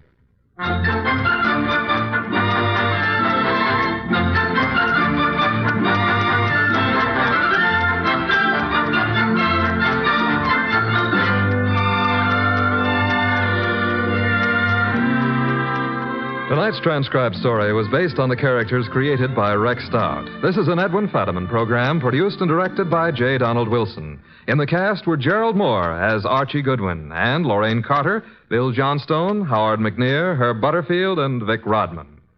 Next week at this same time, Nero Wolfe and Archie will bring you The Case of the Phantom Fingers. Don Stanley speaking. 3 chimes mean good times on NBC.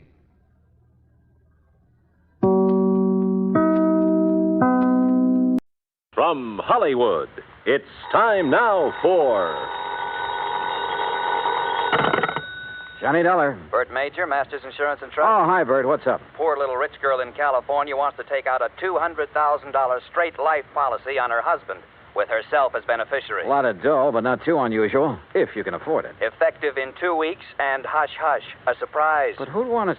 Why? Exactly. Nice piece of change for the company in commissions or for her in payoff if she's playing that kind of a game. You talk like you don't know her. Name only. Deal was arranged pending through her lawyer in Los Angeles. You could be out there in the morning, Johnny. All right, Bert. Who gives me the fill-in? Our agent out there, Roger Hackey. He'll meet you at International Airport.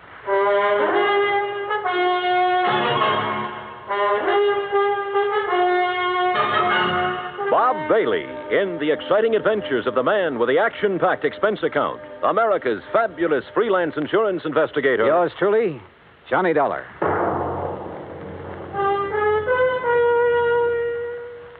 And now, Act One of yours truly, Johnny Dollar.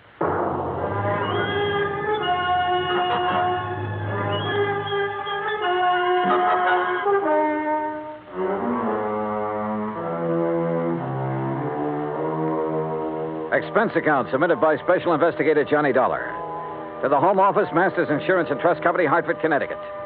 Following is an account of expenses incurred during my investigation of the poor little rich girl matter.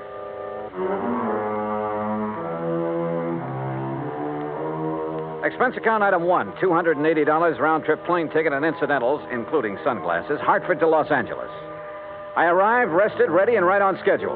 Also on schedule was Roger Hackey, Master's Los Angeles agent, who turned out to be a repressed comedian become insurance salesman. Yep, I said to myself, that's Johnny Dollar, I said. You are Johnny Dollar, aren't you? In person. You Roger Hackey? In person? You got the old feel, haven't you? Simpatico, we call it out here. Have a nice trip? Yeah. Good. Airplanes scare me. Don't like being up there in the wild blue yonder. Terra firma's my dish of tea. Slow but sure, they call me. Yeah, well, look. Now, if you'll just follow me, we'll jump in my jalopy, and I'll have you at the Beverly Hilton before you can say happy hooligan. You said. Huh? Oh, yeah.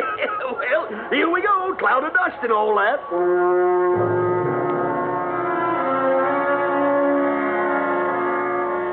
The ride from the air terminal to the hotel was hot, silent on my part, and unproductive so far as the case was concerned.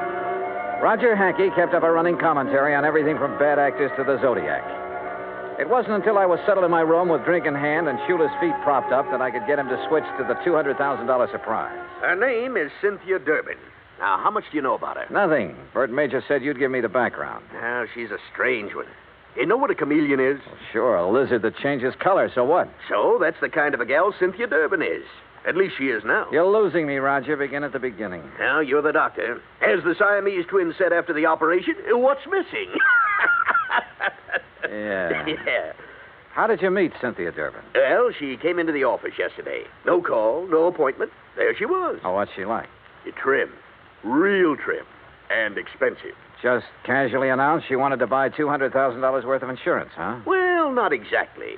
She started asking about various policies, endowments, straight life, etc., and how and when they paid off. And she kept giving me the big eye and cross-leg routine. She tell you anything about herself? Oh, didn't have to. I already knew. She's practically a fixture in the society section of the Sunday papers. Garden parties, opening nights, and all that. Yeah, but only lately. Her husband? Peter Durbin. He's been a public figure ever since they got married about 3 years ago. But she hasn't. No, just the last couple of months or so. How old is she? Oh, around 25. Blonde, blooming, and gorgeous, figuratively speaking. I take it she has the money, huh? Yeah, right. He was a well-torsoed movie bit player with a champagne appetite. I see. Now, what about this surprise angle? Well, she came right to the point. Said her husband had just had a complete physical. Asked if his doctor's report would be acceptable. If so, okay. But you didn't sign her up. Why? She didn't give me the chance. What do you mean? All of a sudden, she reached in her purse and pulled out a piece of paper with a name and address on it, announced this was her attorney. See him, she said, smiled big, and walked out. Did you go and see the attorney? Right away. A guy by the name of Crane Collins. Has big plush offices downtown, old senior partner type. What did he have to say? Oh, nothing except routine questions about filling out the forms, expediting the procedure, importance of secrecy for the surprise. Well, why didn't you ask a few questions? Couldn't? What do you mean, couldn't? She was there. Doing what? Sitting back in a corner, all huddled up like a mouse waiting to be pounced on. Didn't say a word. While Collins and I filled out the papers. Yeah, she signed them as if they were a death warrant. Went back to the corner and stared at the wall. Now I see what you meant by that comedian remark. Yeah, she's too much for me. Yeah. A leopard can change its spots, too.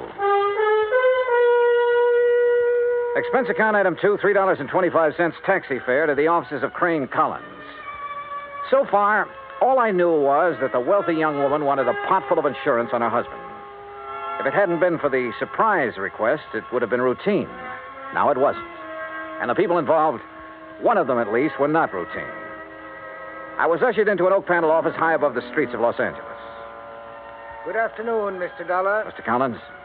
Your card identifies you as an insurance investigator, Mr. Dollar. I don't believe I understand. Cynthia Durbin is your client? Why, yes. You represented this client yesterday in the signing of an application for a $200,000 straight life insurance policy on her husband. Yes? I represent the company. Everything is in order, is it not? Insurance is a lot of things, Mr. Collins. A surprise to the insured is one of the things it isn't. My client is adamant in this respect. Call it a quirk, if you will. You expect the company to issue a $200,000 policy on a quirk? Well, how long have you known Mrs. Durbin? Since she was born. Then you know her father? Knew him. I am his executor. Uh-huh. Mother? Also deceased.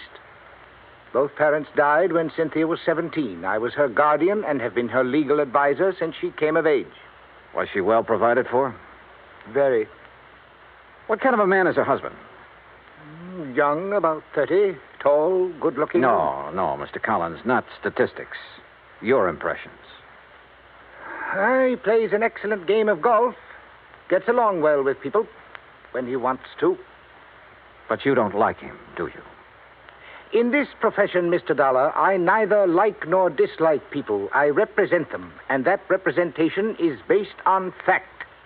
Well, in my profession, we go by feel as well as fact. Well, tell me candidly, Mr. Collins, do you think there's anything strange about this request for insurance on her husband? As I said, I deal in facts, not feelings. As a client, she sought professional assistance. Ergo, I supplied it. Where do the Durbans live? I'd rather Oh, not. now look, I can get it from any society editor in town. My secretary will give you the information. All right, thank you. By the way, don't tell Mrs. Durbin or anyone else that we've had this discussion. If you do, there will be no insurance issued. Interference with investigative procedure. Fact, Mr. Collins. I understand. Expense account item 3, $2.60, phone call. Then taxi to Roger Hackey's office. A neat one-story building in the Miracle Mile on Wilshire Boulevard. Purpose? To borrow Roger's company car.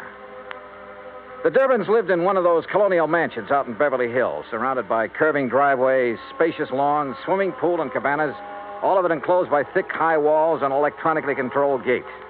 The mention of insurance on the intercom got me in. Cynthia Durbin was everything Roger said she was. The first time he met her, that is. Please excuse my appearance, Mr. Dollar. I've been swimming. Oh, I don't mind at all, Mrs. Durbin.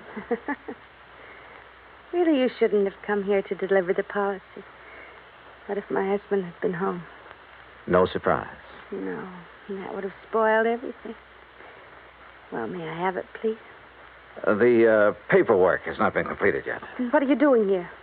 What do you want? Get to the point. Well, just a few questions, Mrs. Durbin. My colleague, Mr. Hackey, should have handled these details yesterday, but he was somewhat rushed. Oh, then there's nothing wrong with... Would you care for a drink, Mr. Dollar? Thanks. The bar's out by the pool. Shall we?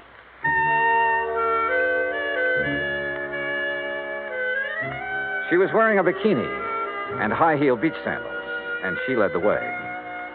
I was hoping it was 2 miles to the pool instead of the 75 yards it turned out to be. I mixed the drinks, and we settled down in a couple of sun lounges. Ah, those details, Mr. Dollar. Just formalities, actually. You ought to be the beneficiary? Yes. That was discussed yesterday. Oh, yes, so it was. What does your husband do, Mrs. Durbin? He doesn't work, if that's what you mean. He doesn't have to. I have enough for both of us. Johnny. Yeah? Freshen my drink, will you, please? Oh, sure. Say, tell me, did you ever contemplate divorce? Divorce? Whatever makes you ask a question like that? Well? Of course not. We've had our differences. Minor ones. What couple hasn't? Yeah, I suppose you got a point there. Here you are. Thank you. Johnny.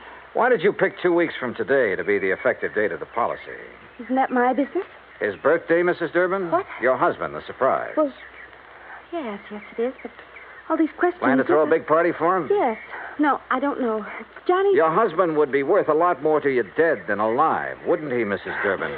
Hand me that robe, please. Sure. There you are. But you haven't answered my question. I'm sorry, you'll have to excuse me. I have a headache. A terrible headache. Something was definitely wrong here. A girl of her age should have flared at my questions. Should have snapped back at me instead of blindly running away. Yeah, something was wrong, all right. But I'd seen what I'd come to see. Both facets of Cynthia Durbin's personality. And was one of them actually thinking in terms of murder? My job, find out.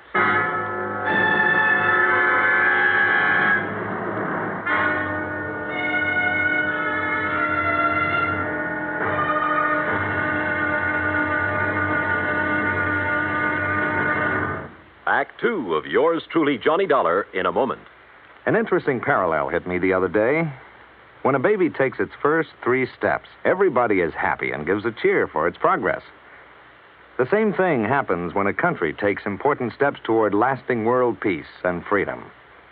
That great American patriot, Benjamin Franklin, outlined 3 important steps in the drive toward a lasting world peace and freedom of mankind. The last and most important of these steps was, and is, to get the people of the world to talk to each other and to help each other.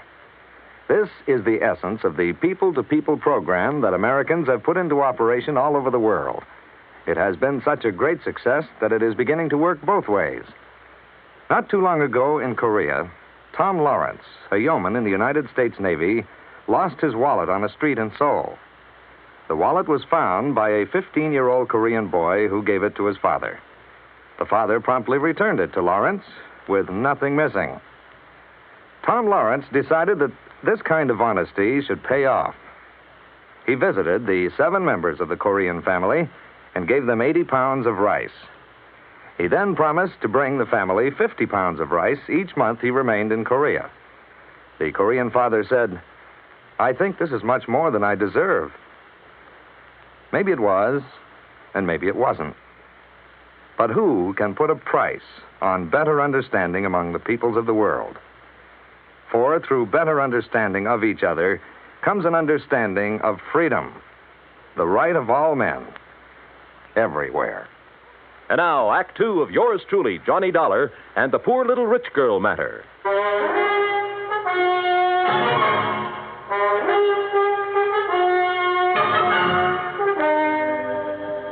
I sat beside one of the plushest swimming pools in Beverly Hills, alone. I finished my drink slowly.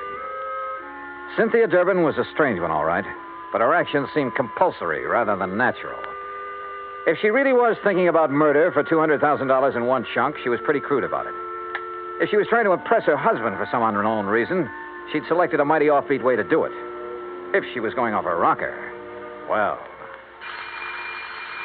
The extension phone hung on a post beside the bar. I don't ordinarily listen in on other people's conversations, but this one... Thing wrong, darling? Eric? Oh, Eric, I've got to talk to you. Something has happened. I think No, Cynthia, not on the phone. Meet me here in half an hour. But Eric... Half an hour. Here. Goodbye, Cynthia. Hello, Eric.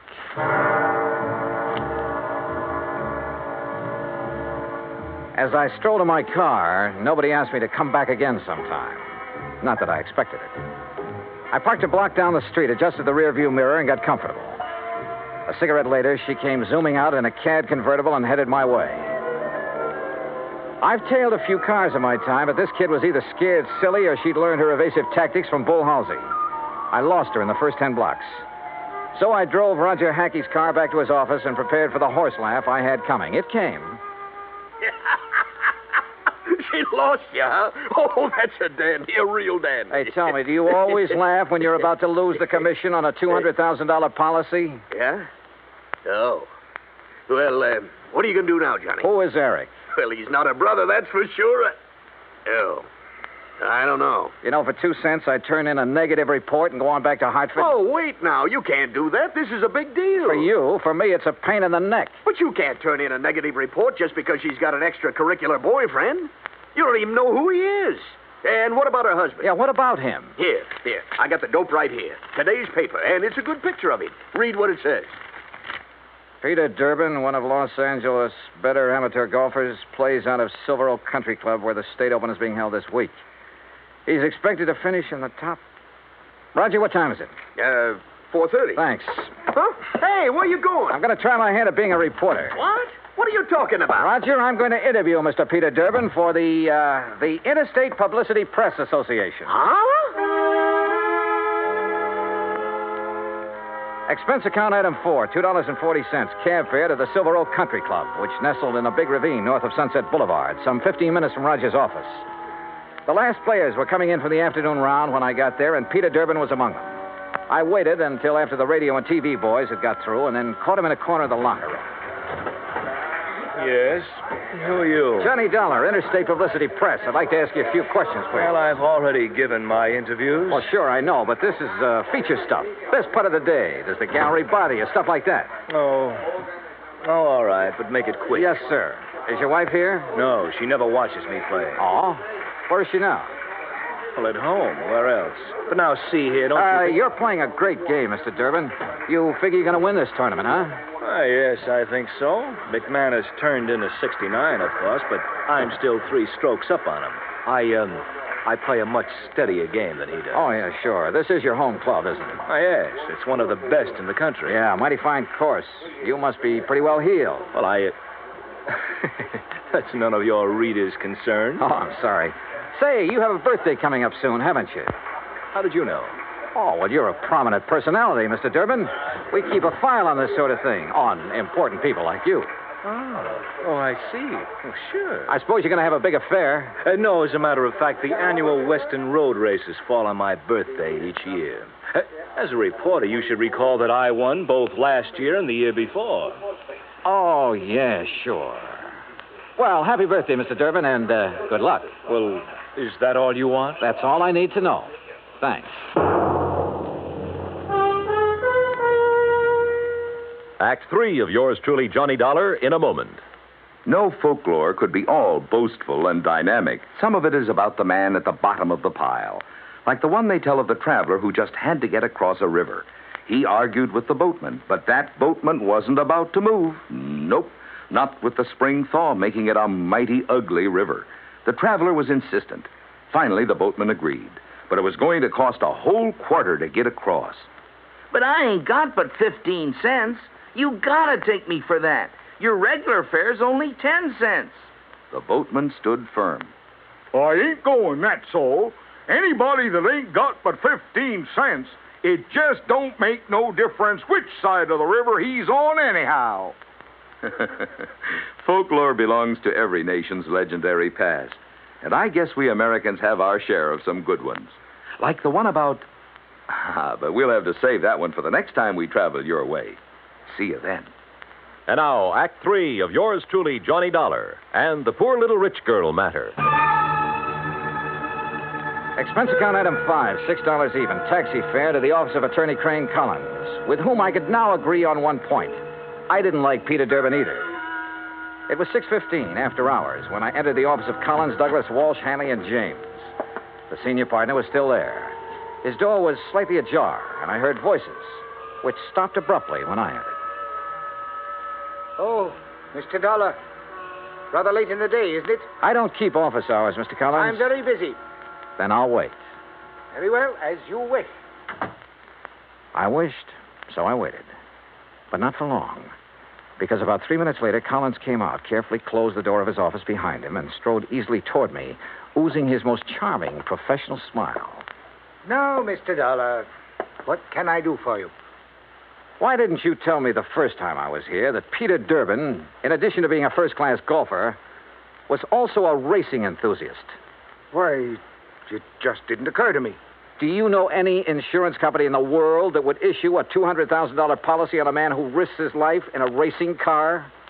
Then your company will not issue the policy? What do you think? Now tell me something. Who is Eric? Eric? That's right. Well? The name is not familiar to me. Now, look, Mr. Collins, I have a feeling that even you will admit that withholding information in connection with a possible murder is punishable by law. Fact. I am fully aware of that, but I fail to see what that... What are you doing? You didn't invite me into your office. I just wondered why is all. Have you no ethics, man? Cynthia Durbin was in there a few minutes ago, wasn't she? Mr. Dollar. Wasn't she?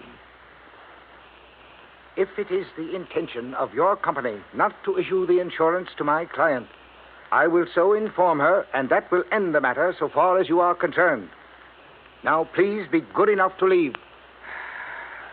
You really don't know or care what's going on, do you? You're so wrapped up in the letter of the law that preventing a possible murder doesn't even occur to you. Another one of your feelings? Well, I don't have the remotest idea what you're talking about. Good night, Mr. Dollar. Good night, Mr. Collins. Expense account item 6, $9.50, cocktails and dinner. I should have written my report negative and hightailed it back to Hartford. But when you see in your mind's eye the possibility of a racing car careening off the road at 125 miles an hour exactly 2 weeks from now, you don't just stick to business and call it quits. Eric, wherever he tended bar, was the key. But how to find him? I was on dessert in the evening paper, giving my subconscious mind a chance to work it out when all of a sudden I was looking at it on the society page. Expense account item 7, $19, including taxi fare to Los Angeles Police Headquarters, where I had a pleasant chat with the captain on duty. Then a tuxedo rental in the same taxi to the Statler Hotel. A special pass let me in as guest at a crowded and bejeweled society benefit. Enjoying the party, Mr. Collins? Dollar, what are you doing here? Enjoying the party, too. Have Mr. and Mrs. Durbin arrived? You are the most annoyingly persistent individual I have ever... Please, no compliments. See you later. After a few minutes, I spotted her, dressed to the teeth. She turned suddenly and saw me. I expected surprise, chagrin, fear, most anything but what I got. Mr. Dollar, Johnny, I am glad to see you. I was such a bore this afternoon. Forgive me. Well, your exit was rather sudden. My headache's all gone. Isn't that wonderful? Fine. Will you dance with me? Pleasure. Dollar. That's such an exciting name. Is your husband with you tonight? No, poor dear. He's playing in a golf tournament and has to get his rest. You came alone? Yes. Don't you find it warm in here, all these people? Let's go out on the terrace, hmm? Sure, why not? Once more, I was following her, and it was just as interesting as the first time. But my mind and eyes were elsewhere. Somewhere in this crowd was the Eric I was looking for. He had to be. Then I spotted him, 35, big and broad, hawk-nosed, circling toward the terrace from the left. She threaded her way to a potted palm in a far corner of the terrace, turned and looked at me. Her eyes were feverishly bright in the moonlight. She was beautiful. You're a very charming man, Johnny. I wish... You wish what? Do you find me interesting? You haven't answered my question. Oh, I find you interesting, Cynthia. Who is Eric? Eric? The man you went to see this afternoon after you left me. This afternoon? You know who I'm talking about. Because you and Eric, I don't know how, were planning to kill your husband 2 weeks from now and collect $200,000 insurance. 2 weeks from now in the road race. Make it look like an accident, no doubt. No, Eric! No! I ducked and whirled around as a fist grazed past my ear and brought up one from the floor with all I had. Oh! Cynthia stood there a moment, then quietly folded up and lay on the floor in a heap, sobbing. Oh, there you are, Dollar. What have you done to this poor girl? And that man? Very simple, Collins. I've been combining feel and fact.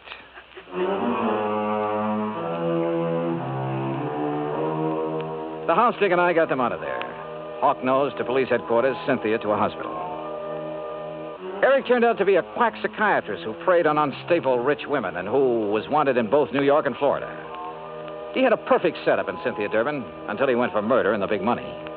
Mrs. Durbin, well, the doctors tell me she ought to be normal mentally in a couple of years with proper psychiatric treatment.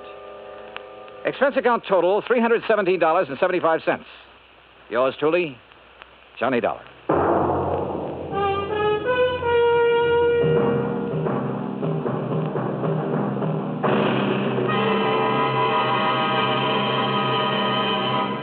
Our star will return in just a moment. Our flag now numbers 50 stars, and behind each star there stands yet another flag, representing one of the 50 states. North Carolina's state flag bears the initial of her name on either side of a white star. Above, on a yellow scroll, is the date May 20th, 1775. Below, on a similar scroll, is the date April 12th, 1776. The 1775 date stands for an early declaration of independence, known as the Mecklenburg Declaration of Independence. April 12, 1776, was the date of the first Constitutional Convention held in Halifax. The Halifax Resolve was a document that placed the Old North State in the front rank, both in point of time and spirit, among those colonies which demanded unconditional freedom and absolute independence from any foreign power. North Carolina's state flag, the flag of the 12th state to enter the Union, was adopted on March 9, 1885. Now, here's our star to tell you about next week's story. Next week, a beautiful yacht, a beautiful, charming girl, and a man who wished he'd never heard of either of them. Join us, won't you? Yours truly, Johnny Dollar.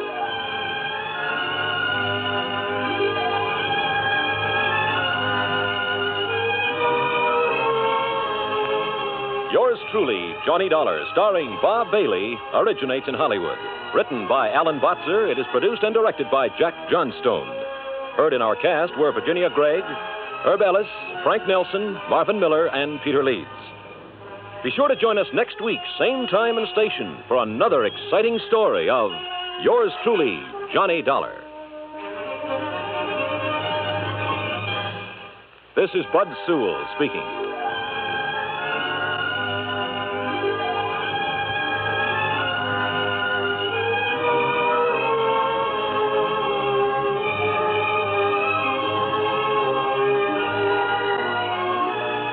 This is the United States Armed Forces Radio and Television Service.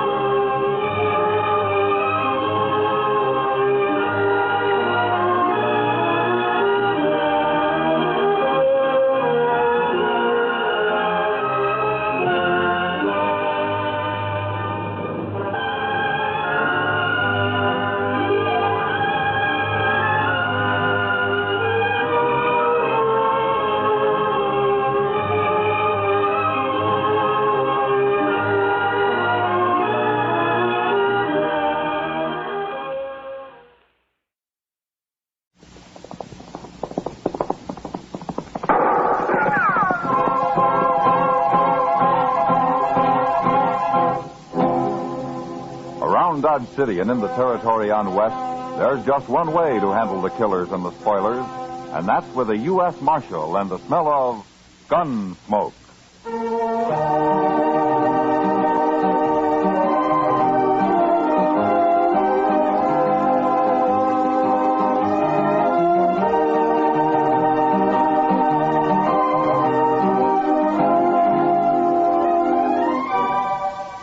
Gunsmoke, starring William Conrad, the transcribed story of the violence that moved west with young America.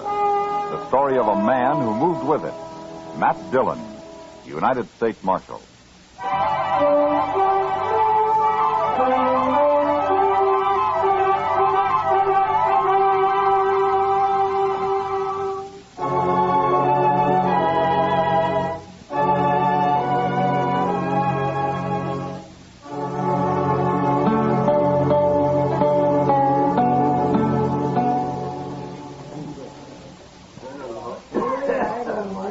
Mind if I sit here a while, Marshal? Of course not. Sit down, Billy. Hey, you look worried, Billy. A boy like you shouldn't look worried. I'm 21. That's a man's age, isn't it, Chester? Oh, sure. 21's pretty old, Billy. Old enough for Frog-Mouthed Kate, anyway. Every time I come to town, that woman won't give me a minute's peace. Well, maybe she's sweet on you, Billy. Sweet on me. Look at her at the bar over there. She'll come to and miss me pretty soon. Old enough to be my mother. Well, then why do you stay here? Why don't you go over to the Longhorn or someplace? Oh, Kate's all right when she's sober. Just when she gets drunk, she's such a nuisance. Well, she sure looks drunk now. She is. And when she's like this, there's no worse woman in the whole world. I could kill her when she gets like this. Somebody's always going to kill somebody around here. Oh, that's just a way of talking, Marshal. Yeah. I hate to tell you, Billy, but I think Frogmouth Kate has spotted you. Yeah, I knew she would. She gets lonesome awful fast, that woman. So that's where you went, Billy. Leaving me all alone? Shame on you, honey. I gotta catch my breath once in a while, Kate. You can catch your breath with me, honey. Not with Marshal Dillon and Chester and all the rest of them. Now, Kate, take it easy. I'll take it easy. You and me'll take it easy in St. Louis, Billy boy. And quit talking about St. Louis all the time. I ain't about to go to St. Louis. I'm broke right here in Dodge. I got the money, Billy. Almost I got it. Almost enough. You and me, huh, baby? Oh, Kate. Why don't you pick on somebody who can at least buy you a few drinks? Well, they've been buying me drinks. I don't care about them anyway. Let's get married, Billy boy. What do you say, huh? You and me. See what I mean, Marshal? Ain't she awful? Well, she likes you, Billy. Sure. We're a couple of real lovebirds. Yeah. Hey, now stop that. Let go of me, Pete. I'll break your head open. You're cute, Billy lover boy. Joe, cut it out. Well, if you'll excuse us, we better be moving on.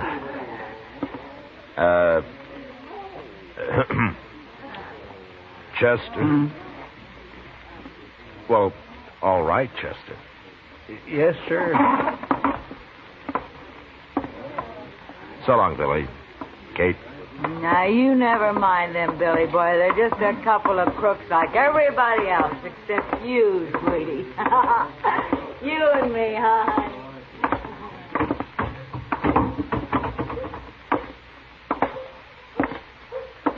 My.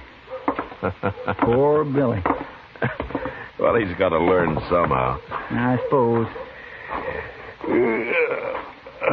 Well, the town seems pretty quiet, Chester. I think I'll go to bed. Good idea, Mr. Dillon. I'll sleep in the office tonight. All right, I'll see you in the morning. Good night, sir.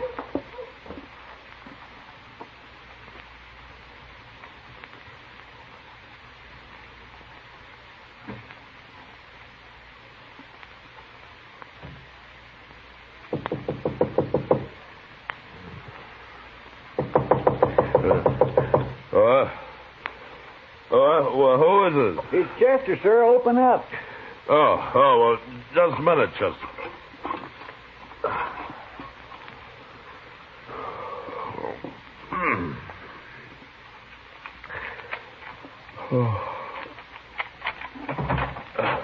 What is it, Chester? There's been a shooting, sir, in that rooming house next to the Alpaganza. What? Well, I'll get dressed. Come on inside. It's been raining a little, Mr. Dillon. Yeah, good. Light that lamp there, will you, Chester? Yes, sir. They sent for Doc, and he woke me up on his way out. He know what it was all about? No, sir. He just said it was in that rooming house. What time is it, anyway? Oh, it'll be daylight soon. Must be about 4:30. 4:30. It's pretty late at night for a gunfight, isn't it? Yes, sir. That's what I thought. There.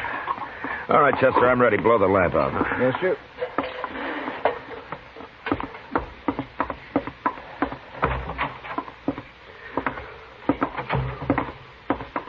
That rain sure helped.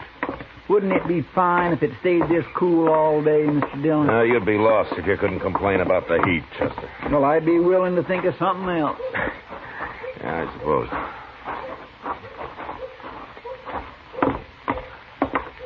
Ma Torvitz still runs this rooming house, doesn't she? Last I heard, she did. Yeah.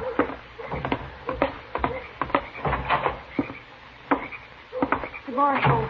Down here, Marshal Dillon. It's Ma Torvitz, all right. Hello, Ma. Right in here, Marshal. Who was it, Ma? Frogmouth Kate. She got shot. Kate.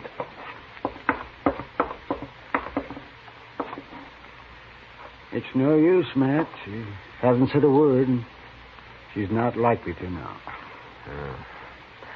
Who did it, Ma? Oh, I was asleep, Marshal.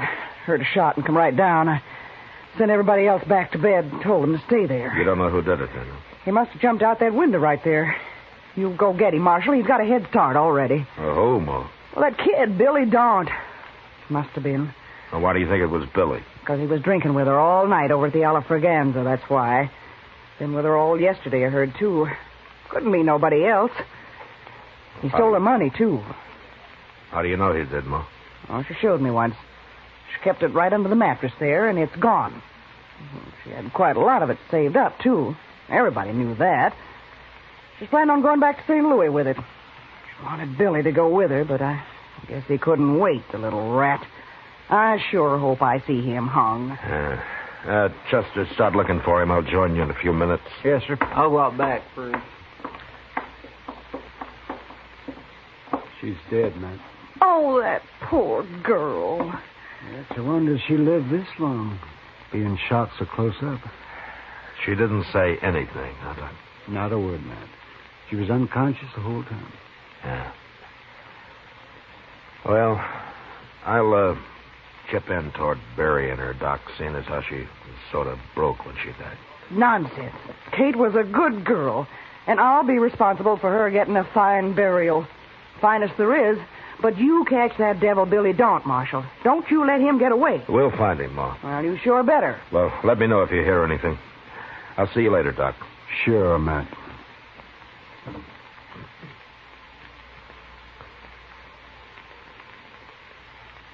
Chester and I spent the next couple of hours looking for Billy Daunt, but nobody had seen him since he and Kate had left the Alafraganza together the night before. We did learn, however, that he'd been riding for Luke Atkins, and since it was our only lead, we decided to go out to the ranch and have a talk with Luke. It was mid-morning when we rode up to the main house, and at first the place looked deserted. Anyway, it's cool here under the cottonwoods. Maybe Luke's out on the prairie somewhere. Well, if he's smart, he's keeping away from the sun right there in the house.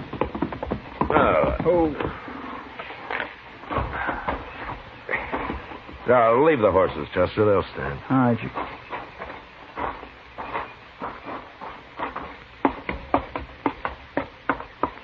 Who's there? It's Matt Dillon, Luke. Oh, just resting a little, Marshal. Hello, Chester. Hello, Luke. It's cooler out here. Sit down. My gracious, what happened to you? Does it look bad? Bad enough to skip church this Sunday, Luke. Black eye, huh? I ain't got a mirror. Your jaw's swollen, too. Fool kid, I never saw him like that before. He must have been drunk. Billy Daunt? He's been spending his pay in Dodge the last couple of days, and... Say, is that why you're here, Marshal? Billy get in trouble there? Maybe. What'd he beat you up for, Luke? Why, he just rode in here this morning early and said he needed a better horse than his and wanted my buckskin gelding. He was all excited, and I started to argue with him. And he jumped me before I knew what was happening. Knocked me out for a minute, I guess. He's gone then, huh? Sure, he's gone. I came up to the house here and got my rifle and watched him go. Funny thing, though, he didn't leave right away. What do you mean? He fooled around down there in the barn for most an hour.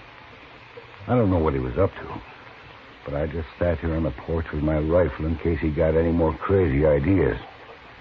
He finally rode off, though, headed west. Well, we're after him, Luke. Billy in bad trouble, Marshal? Yeah, it looks like it.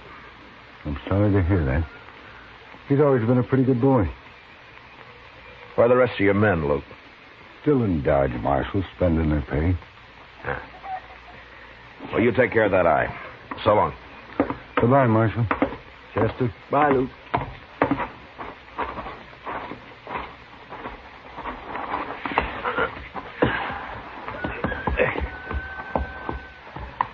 Come on. Well, there's not much question about Billy now, is there? Yeah, there sure isn't. Start looking for tracks, Chester. Yes, sir, I have been. The ground's still damp from the rain last night. We ought to cut this trail easy. I don't see anything. Now, look there, over there. Those are fresh tracks. Yeah, they're fresh, all right, but they lead toward the ranch, not away from it. Yeah. Well, let's follow them anyway, Chester. What? Come on, let's ride. Chester figured either Billy was riding backwards or I was crazy. But he stopped arguing after a couple of hours, and we rode in silence the rest of the day. Long about dusk, I figured we were catching up with him, but we couldn't afford to lose the trail. And when night came, we made camp. Next morning at daylight, we went on. By noon, it was clear Billy hadn't taken any rest at all. A couple of hours later, we began to wonder how much longer his horse could hold out.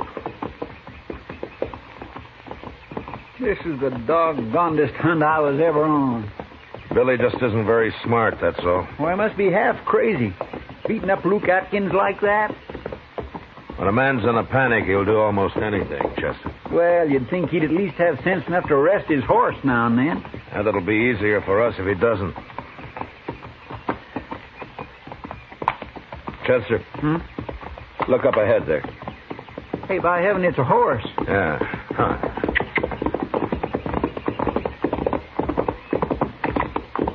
That's a buckskin. It's not saddled. There isn't a thing around, sir. This side of that bluff, anyway. The bluff's too far away for an ambush. The horse doesn't look very good, does he? He's not even eating. Yeah. Oh. He may never be any good again. That fool Kit. Well, he can't be very far away.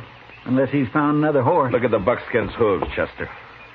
Why, he isn't even shod. Yeah, Billy pulled his shoes when he left him. He sure made a mistake, though. What do you mean? That's what he was doing in Luke's barn, putting the shoes on backwards. Now he's pulled them. It wouldn't fool anybody. All it did was help wear his horse out even more. He had me fooled for a while. Anyway, we'll catch him pretty soon now. Yeah, well, his tracks lead toward the bluff there. Probably into that clump of trees. Well, if that's where he is, he can see us. All right, we'll ride in from different directions. You can't get both of us. Okay, sir. A half hour later, Chester and I had reached the trees about the same time, and without being shot at. There was a spring there and a tiny cabin. Deserted. One set of footprints led up to the place, and two sets led away from it. Billy had taken whoever lived there along with him. Figuring there wasn't too much hurry now, we watered our horses and let them breathe for a while. The way I figured, Mr. Dillon, Billy was here about dawn this morning. Well, they won't be far away, not more than 15 or 20 miles at the most. Unless he's found a horse. Well, that's why he's carrying his saddle, isn't it? Yeah. Only Billy isn't carrying the saddle. What? He's saving his strength. Whoever was in this cabin is doing the hard work. You mean Billy took him along just to carry his saddle? Yeah, he found himself a pack horse, Chester. Mr. Dillon, I'm getting to have less use for Billy Don every minute. Come on, let's ride him down before it's too late for this poor fellow, whoever he is. All right, Chester.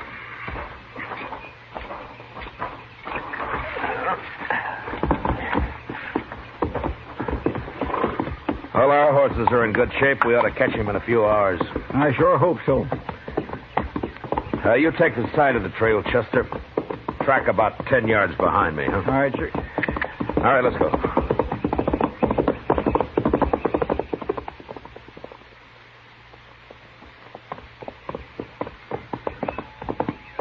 Don't bother to watch the trail anymore, Chester.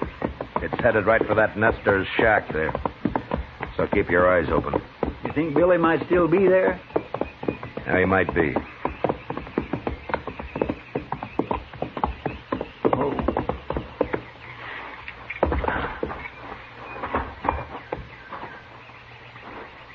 Maybe he's inside, Mr. Dillon. Yeah. Let's spread out a little. All right, sir. No, wait a minute. The door. Who are you?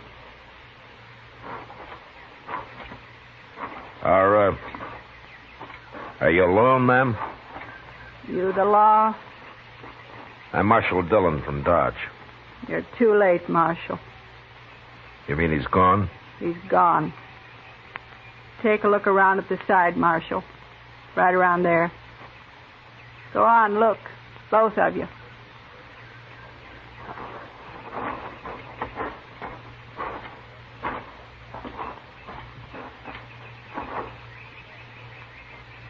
Oh, my goodness, Mr. Dillon. Yeah. He was killed with a knife. Yes, sir, he sure was.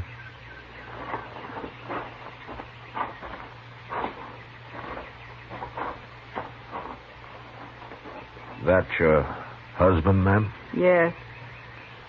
I'm sorry it happened, but if it's any comfort to you, we'll catch that boy. I promise you that. Don't matter now. He had another man with him. Where's he? Inside. I've been trying to fix him up. He was near dead when they got here. Poor old Clabe. Clabe? He's 75 years old, Marshal, and that's too old to be used like an animal. Rotten kid. I'd like to talk to him, ma'am. Come on inside.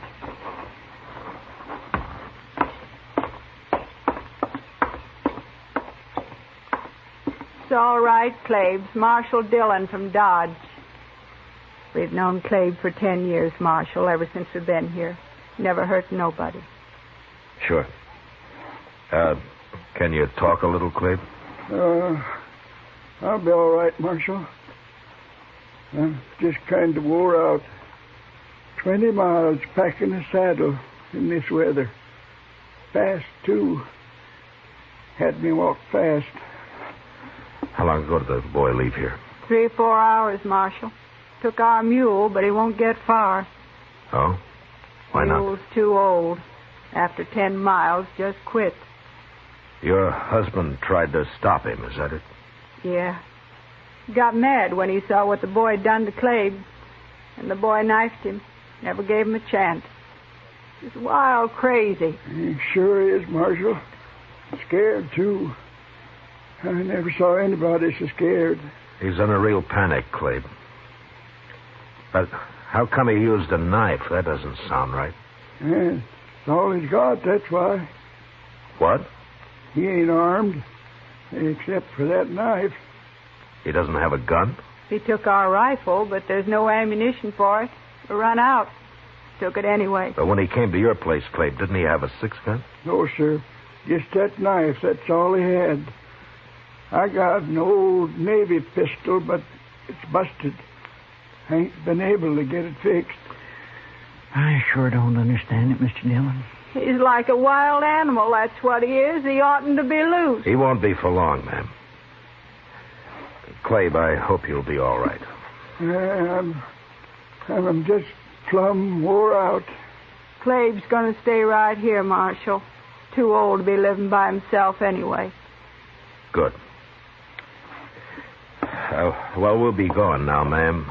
But we'll bury your husband first. Now, if you'll just show us where you'd like to have the grave. Thank you, Marshal. The woman wanted her husband buried right where he'd fallen. So we dug the grave there and laid him into it. She watched, straight-faced, without a tear. Then she said goodbye and went back into the house. It was just after sunset when we caught up with Billy. Just as the woman had said, the mule had gone 10 miles and quit. Billy saw us coming, started running across the prairie on foot. His panic had made him as nearly brainless as a man could get. Look at him, Mr. Dillon. Did you ever see anything like it? He's still got a knife, Chester. Hold it, Billy. You can't get away. Right up on the other side of him, Chester. Yes, sir. You've run far enough, Billy. You have to shoot me, Marshal. No, we won't. Take your rope down, Chester. Good idea, sir. All right, Chester, let's rope him.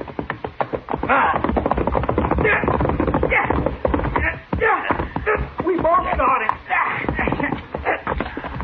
Now stay on your horse, Chester. Just keep your rope tight. No. I'll cut you, Marshal. Let go the knife. Billy. All right, Chester, slack up a little. All right, drop your rope, Chester. I'll tie him up with it. No, you don't. Go me. You're a wild one, Billy. You'll never get me back. Not alive, you won't, never. I think we will. Let's make him walk back, Mr. Dillon. I won't walk. You can drag me, but I won't walk. No, we'll throw him across your horse, Chester. You and I can ride double till we make camp. Maybe that'll calm him down. That Billy won't eat a thing, Mr. Dillon. He's just been crouched over there looking like a cornered animal ever since I woke him up this morning. Still pretty spooky, huh? Oh, he sure is. Well, let's go talk to him.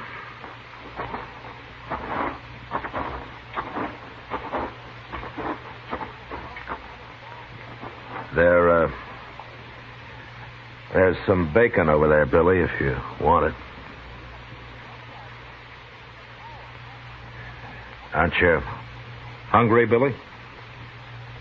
I didn't kill her, Marshal. Oh? You've been running awful hard for an innocent man. I didn't kill her, I tell you. We'll let the judge decide that, Billy. I was waiting for her outside, and I heard the shot. I went around, and her window was open, and she was lying there. I didn't kill her. Then why did you run, Billy? I knew you'd be after me. I had to get away. I ain't going back to Dodge. I ain't going. Yeah. All right, let's get packed up, Chester.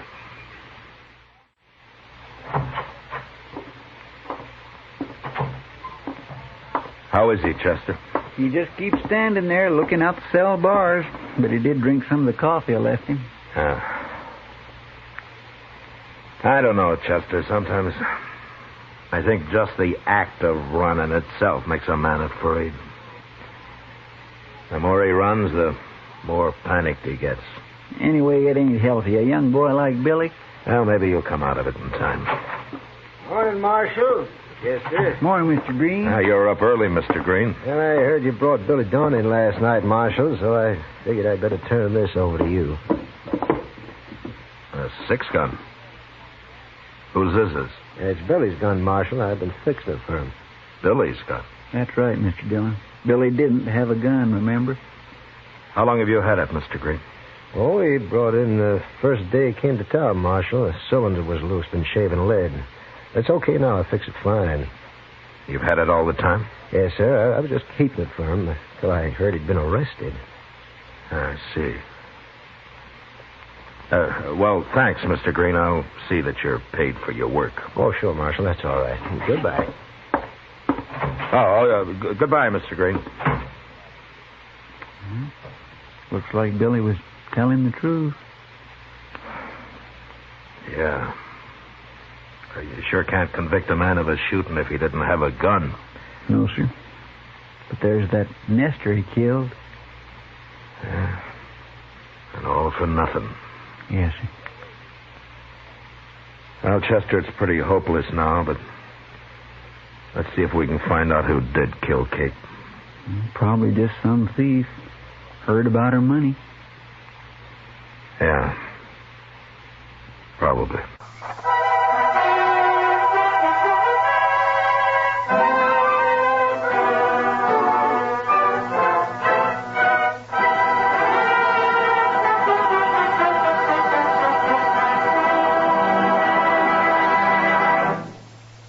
Gunsmoke, under the direction of Norman MacDonald, stars William Conrad as Matt Dillon, U.S. Marshal. Tonight's story was specially written for Gunsmoke by John Meston, with music composed and conducted by Rex Corey. Harley Bear is Chester, Georgia Ellis is Kitty, and Howard McNear is Doc. Gunsmoke has been selected by the Armed Forces Radio Service to be heard by our troops overseas. Join us again next week as Matt Dillon, U.S. Marshal, fights to bring law and order out of the wild violence of the West in Gunsmoke.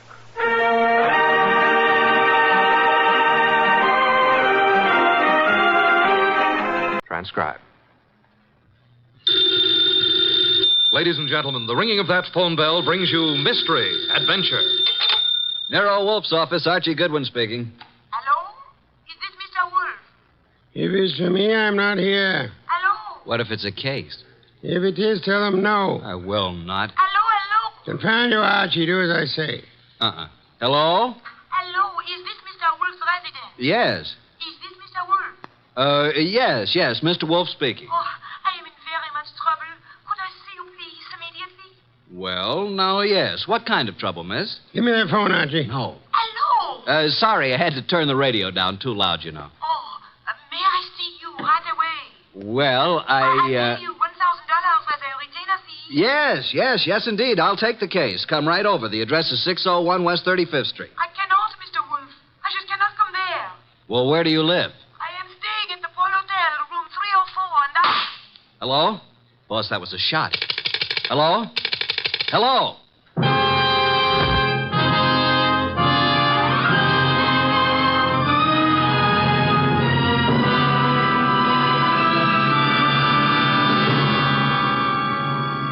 Ladies and gentlemen, it's that renowned genius who is the bulkiest, most ponderous, and most brilliant detective in the world.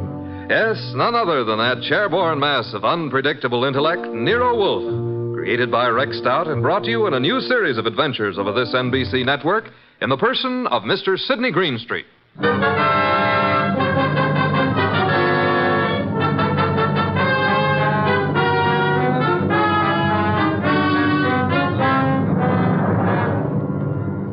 We've usually referred to this story as the case of room 304. The girl on the phone had a decided foreign accent. I wasn't quite able to decide what nationality she was, but it sounded like French.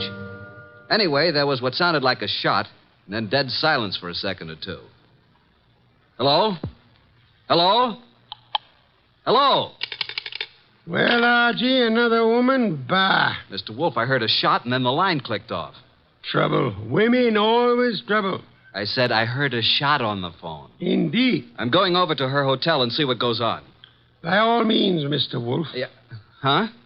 Now that I've been insulted to the tone of being called a radio... I'm sorry, Mr. Wolf, but we needed the money, and this was $1,000. If you'll excuse me, I have to attend to my orchids, Mr. Wolf. What about the girl, the shot? Fascinating, isn't it? You figure it out. Okay. I've got to get over there. Room 304, Pole Hotel. So long, boss. Good luck, Mr. Wolf. Please phone me from time to time.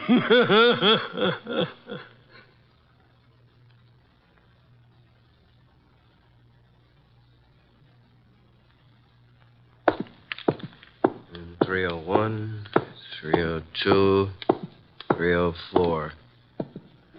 What do you know? The door's open. Oh, hello. Who are you? Archie Goodwin. Now it's your turn. I'm Jay Bream, pilot for Jan Airlines. You seen... Yeah, I guess you have. This girl's been shot. Oh, that's all? Yeah, dead. Real dead. What do you know about this? I don't know anything. Say, who are you? Looks like you're in a spot, pal. You better start digging, hadn't you? I got here a few seconds before you did. I knocked on the door. The door was partially open, so I pushed it wide. And... Go on. Well, there was no answer. I couldn't see anyone, so I came in, and there she was. You know her? Yes. Why do you think I came here? That's what I'm trying to find out. Look, what right have you got asking me all these questions? What's it to you? Did you ever hear of Nero Wolfe? Of course, who hasn't? Like I said before, I'm Archie Goodwin, Wolfe's assistant. Now, would you rather talk, or should I call the police? I've told you all I know. Who is she? Helen Rennie. French? I don't know. European, anyway. Why'd you come here tonight? I have a dinner date with her. You mean you did have? Yeah. Let's turn her over. There. Got an automatic in her hand. Yeah. I never saw it before. Hey, I wouldn't use the phone. Fingerprints. It's okay. I'll use this handkerchief. Who are you calling? My boss. Oh. Nero Wolfe speaking. Archie, boss. Archie, I thought you were Nero Wolfe. You sound very much like him. Please, boss, be serious. Oh, but I am. I'm here at the girl's apartment, the one who called me. She's dead. Beautiful? Yes, was very beautiful. She would be. How did it happen? Shot. Neat round hole in her right temple. She's married and looks like she shot herself. When I turned her over, I saw a wedding ring on her finger and a .32 automatic still in her hand. Are you alone? No, a fellow named Jay Bream, a pilot. He was here when I arrived. No one heard the shot? Apparently not. No one showed up yet. Very interesting. What do you do now, Mr. Wolf? Should I call Inspector Kramer? No, say nothing to anyone. Get over here at once and bring Mr. Breen, the pilot, with you. Goodbye.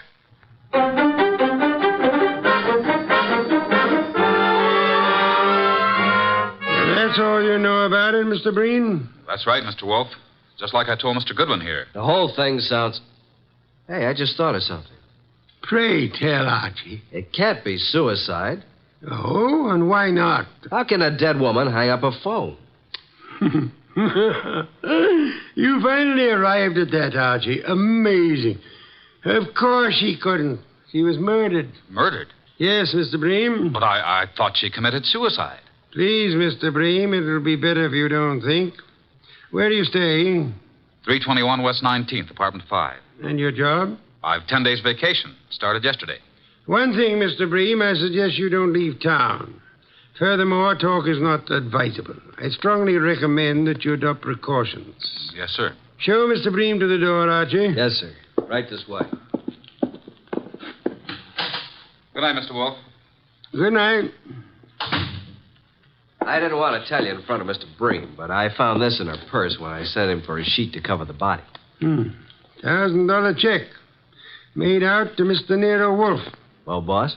I think it's time we phoned Inspector Kramer. Should I?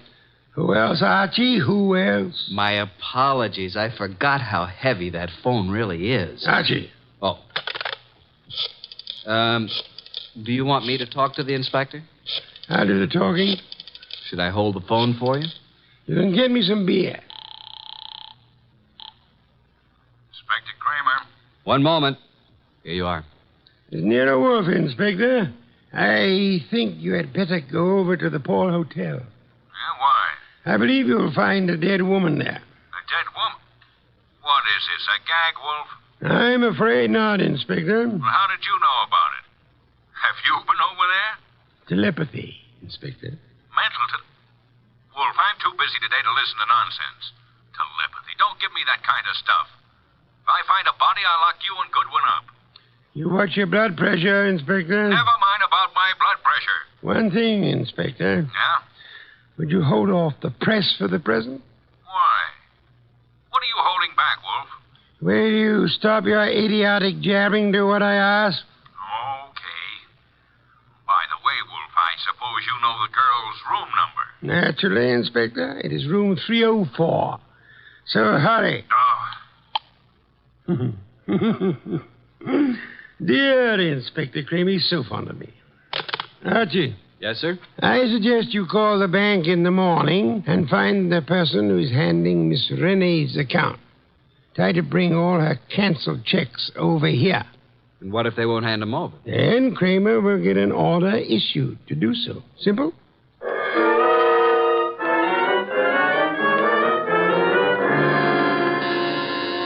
Coming. Well, where's Wolf? Where do you think he'd be? In his big chair. Good evening, Inspector. I expected you before this, Inspector. What kept you so long? If I told you I had a flat tire, would you believe me? Now start giving, Wolf. What did you know about the dead girl? Inspector Kramer, do sit down. Relax. Nervous tension is such a deadly thing. Now listen here, Wolf. Would you like some beer? Most soothing, you know. Come on, what's the dope on this case? Fill the inspector in on the details, Archie. I was here talking to the girl over the phone. There was a shot, and then I went over to her hotel and found her the same as you did, dead on the floor. And the phone was placed back on the hook. Come on, Wolf. There's more to this than that. Let's have it. Really, Inspector? Who was she? You don't know? I mean, what do you know about her? Now get this straight, Wolf. Please, Wolf.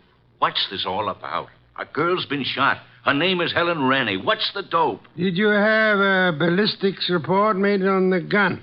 Well, not in this short time, but I will. How did you make out your report? Suicide, naturally. Archie was talking to the girl on the phone at the time she was shot.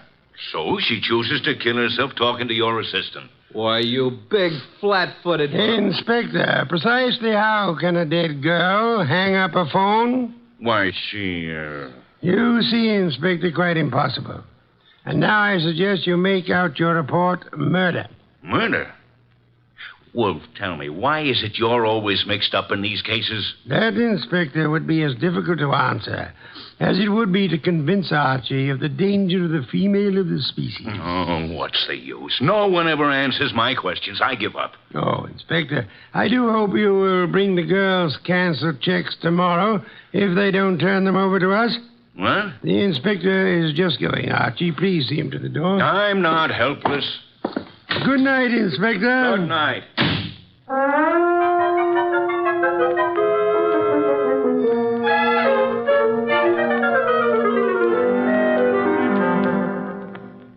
Please, boss, can't we have just a little air in here? You've been out all the morning. Isn't that enough? Gonna get me an oxygen tank to use in here. Did you contact the bank regarding the girl's account? I did. I finally talked to the head of the accounting department. He told me about our personal agent here, Mr. Renfrew. He was handling all our financial affairs. Went to see Renfrew. What did he have to say? Very little. But he seemed very upset when he learned of her death. I didn't tell him how she died. He said Helen Rennie was here buying technical equipment for her government in Europe. Technical equipment? What kind? Laboratory stuff. Did she make any definite purchases? From the Arrow Company here in town, and Mr. Paul Morio is the head man of this Arrow Company. Mr. Renfrew, her agent, gave us quite a bit of an argument about coming over here today, said it was very irregular to show bank statements. But he finally gave in. I didn't need the inspector's help. What time do we have the honor? He said he'd be here at noon. Noon? You know I'll be busy at that time. Well, I didn't think you'd let... Archie, you never do. Your lunch will keep just this once, Mr. Wolf. Not this once, nor any other time, Archie. You know I have lunch precisely at noon. Not after, not before. Understand? Yeah. I surmise you have the address of the Arrow Lab Supply Company. Yes, sir. You want me to go have a talk with Mr. Morio, who runs the place? Sometimes, Archie. Your conclusions are fantastic. I'm leaving. One thing more. And? After you return from your visit with Mr. Morio, would you be so kind as to entertain Mr. Renfrew until after my lunch? And don't stand there with the door open. Sorry, boss. I'll go out through the coal chute. Do forgive me.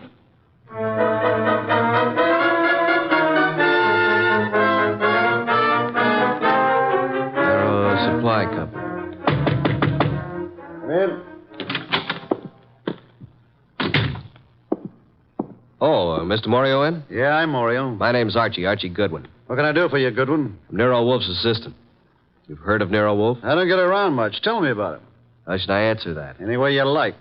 Nero Wolf's a detective. Did you ever hear of a Miss Rennie? Stop shadowboxing, Mr. Goodwin. What's on your mind? I understand you sold Miss Rennie some laboratory equipment. Is it a jail term? Now, listen, Mr. Goodwin, I have a nice, respectable business here, so what do you want? Spill it. When'd you last see Miss Rennie? 2 days ago. Talked to her since? Once on the phone. What time was that? Yesterday morning. You called her from your office here? No, from my hotel room. Now, look, let's quit playing cat and mouse. Why all the questions? Miss Rennie is dead. Dead? Who did it? Now, wait a minute. You don't think I had anything to do with it? What makes you think anyone did it? It'd be the only reason cops would get into it. You know, Morio, I'm beginning to wonder just how long you've been in the lab supply business. You know what a retort is? And don't tell me it's a snappy comeback. Now, what's the matter, Goodwin? What's eating you? Look, Morio, I came here to find out something about Helen Rennie. Just what sort of equipment did you sell her? It was heavy stuff, heavy chemical work. Where is it? We don't have samples, just pictures. Yeah, we ship it direct. Oh, so the purchaser never sees what he's buying. That's right. Could I see what she purchased? I'm afraid not, Goodwin. Besides, what difference would it make? Did Miss Rennie see what she bought? No, I already explained that. Now, I'm busy, Goodwin, so if you don't mind... Okay, I'll run along. Good afternoon, Mr. Morio. I'm sure we'll meet again. Soon.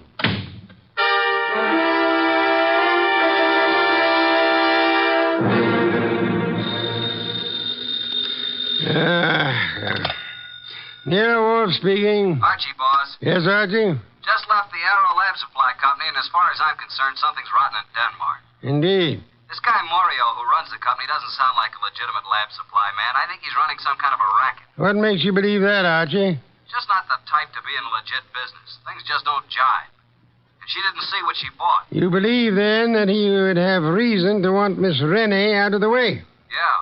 Guy made me see red. I wanted to take a poke at him. Archie, you're an idiotic hothead. He said it was all heavy lab stuff she bought, and it was too late for me to see it. Forget it now. Get over here as soon as you can. Immediately? Immediately. Have you forgotten you have an appointment with Mr. Renfro at noon? Goodbye.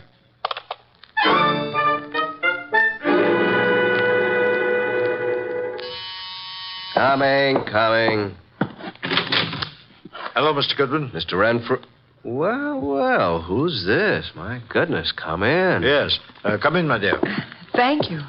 Mr. Goodwin, I brought my secretary along. I hope you don't mind. Mind? Why, Mr. Renfrew, how could anyone object? Mr. Goodwin, Miss Bennett. Hello, Miss Bennett. First name? Jean. Do you always use this approach, Mr. Goodwin? Only at noontime, and my name's Archie. Well, this is a happy surprise. Please sit down, Jean. Allow me. Thank you. Well. Wasn't it Mr. Renfrew you wanted to see? Yes. Mr. Wolf will be down shortly, Mr. Renfrew. Please be seated. Thank you. Is something wrong, Mr. Goodwin? Not a thing, Miss Bennett. Not from where I sit. Don't believe a word he says, miss. His judgment concerning women is not to be trusted. Thank you, Mr. Wolf. You're so kind. Mr. Wolf, Miss Bennett. How do you do? Mr. Wolf? Mr. Renfro, I presume. Yes?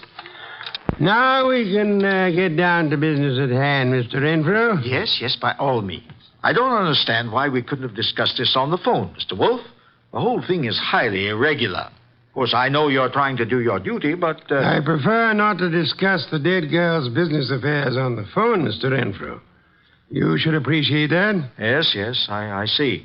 Now, what is it you wish to know? How long have you known Helen Rennie? About a month. When's the last time you talked to her? Yesterday. What time? Why, about 2:30. I called her from my room. She was here on government business. You brought the canceled checks? Here you are, Mr. Wolf. Quite sizable amounts, Mr. Renfro. Very interesting indeed. Yes? You see, Miss Renee made some very large purchases, Mr. Wolf, and of course they were all quite legitimate. Would you mind if I kept these checks overnight? Well, Thank you, Mr. Renfro. By the way, was Miss Rennie right or left-handed? Why, left-handed, Mr. Wolf. Why? Just inquisitive. Now, if you would excuse me, Miss Bennett, Mr. Renfro, I have a very urgent appointment. Well, if I can be of any more service, don't hesitate to call on me, Mr. Wolf. Thank you, sir. Oh, dear. Poor Miss Renee.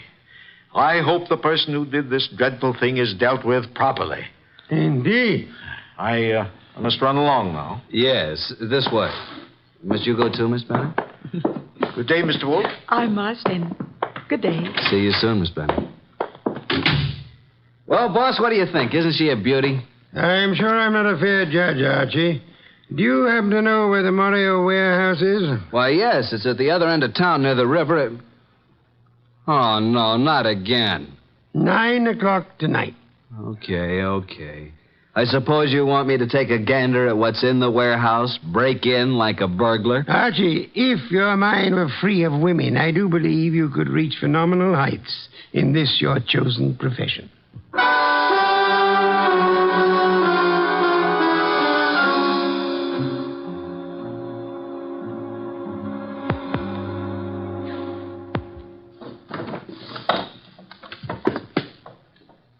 Nothing around here but a bunch of old tubes and glassware.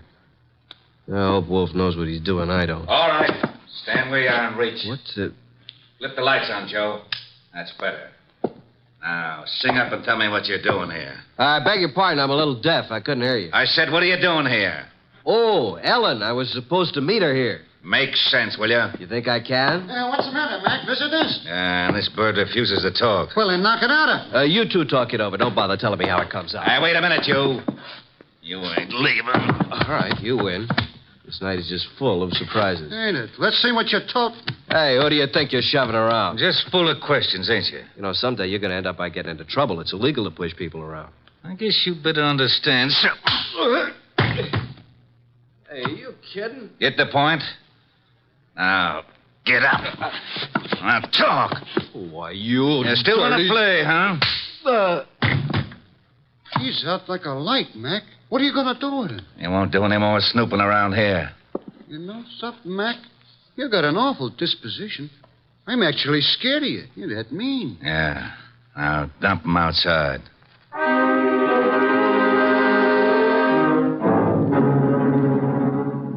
Hey, boss. It's me, Archie, remember? Archie, these interruptions are detestable. Can't you see I'm busy? Is that you, Archie? I've been busy too, boss. Look at my face. I had an accident. From your appearance, I'd say that someone else had been busier. All right, Mr. Goodwin, as long as you insist upon interrupting my meditation, start at the beginning. Mr. Wolf, I arrived at the warehouse. I went inside. I saw a lot of packing cases and a bunch of old glassware, worn-out junk. 2 men jumped me. I came to lying in the alley. I staggered to a cab and made it home. End of story. Archie, your repertoire of words is most astonishing. And your description of Morio's warehouse is without doubt most enlightening. I thought you'd like it. And now, Archie, I suggest you get Fritz to give you a piece of beefsteak for that eye of yours. And after that? I've arranged a gathering for 5 o'clock tomorrow afternoon. Then I shall repair to my bed to suffer in silence. You should be more careful on these nefarious expeditions. You might get hurt sometime. Yes, I've been a careless fellow, Mr. Wolf. Good night. Good night, Archie.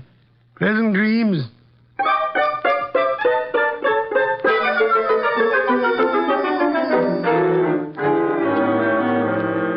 Mr. Wolf, I'm glad you called me early. I was just about to leave town for a couple of days. What is this conference about? Not at this time, sir, if you please. I'm glad you could come along, Miss Bennett.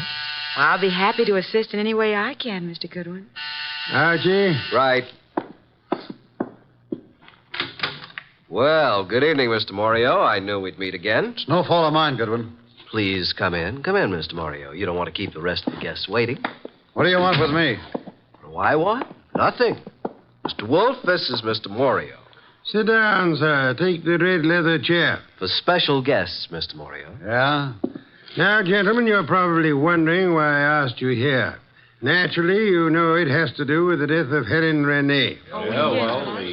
Mr. Morio, I understand you and Miss Renee had some business transactions that involved quite a sum. That she purchased laboratory equipment. That's right. Archie told me that your warehouse contained nothing but second-hand junk. It was a shame, Mr. Morio, that this shipment was delayed by a shipping shortage. Otherwise, you might have gotten away with it. Is this why you called me over here? It is immaterial to the case at hand. Actually, I'm only interested in Helen Renee's murder. Hey, wait a minute. You don't think I did it? Didn't you? No. Mr. Wolf, I admit everything you said about the equipment. But I've had no part in any murder. I see. Mr. Bree, you're to pilot a wallflower. If you had shot the girl and wanted it to look like suicide, in which hand would you put the gun? Why, her right hand. Indeed. Where did you first meet Miss Renee? Boarding the plane at Orly Field, Europe. Mm-hmm. Mr. Renfrew. Now, look here, Wolf. This has gone too far. I won't be put through any third degree. So if you'll excuse me, I have to get to the dip. Sit down, Renfrew. Well, Mr. Renfrew, I'm astonished that anyone would be as amateurish as they were in this case. I don't understand.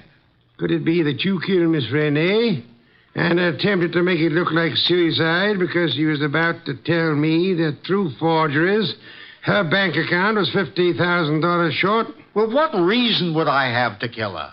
You told me yourself you phoned Miss Renee from your hotel the day she died. Yet there was no outgoing calls charged to your account. Oh, this is nonsense. Ridiculous. She suddenly became suspicious of you.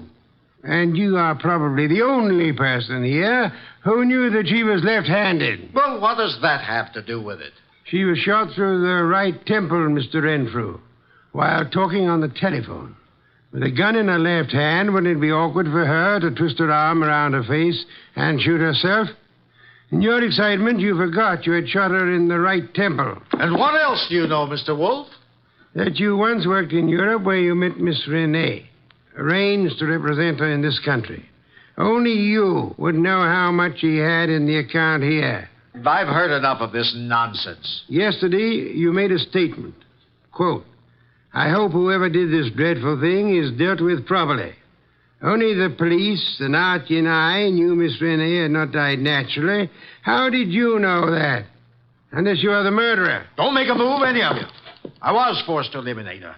She accidentally learned about the shortage, and she became most unreasonable about it. Phoned you about it. Oh, dear me. So utterly weary of these melodramatics. Put up that gun. I've spent 15 years sweating, trying to get enough money to live the way that I want.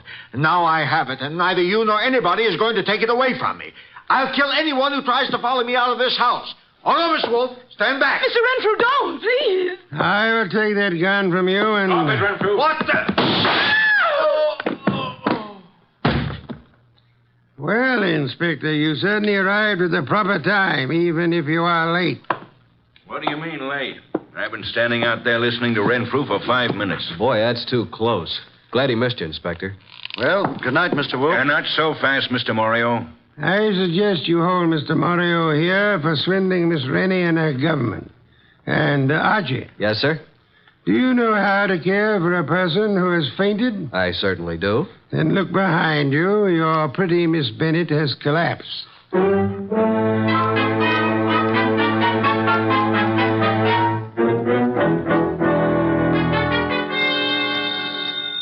I'll get it. Hello? Is this Miss Jean Bennett? Yes. Is Archie Goodwin there? Well, yes. Just a minute. It's for you, Archie. For me? Mm-hmm. No one knows I'm here. Hello?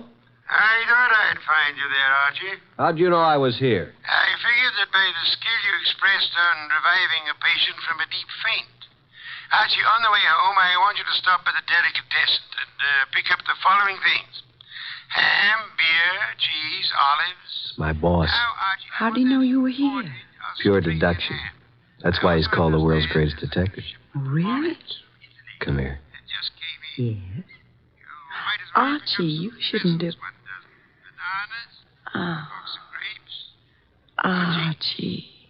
Archie, you listening to me? Oh, well, guess you didn't hear a word of it. Good night, Archie.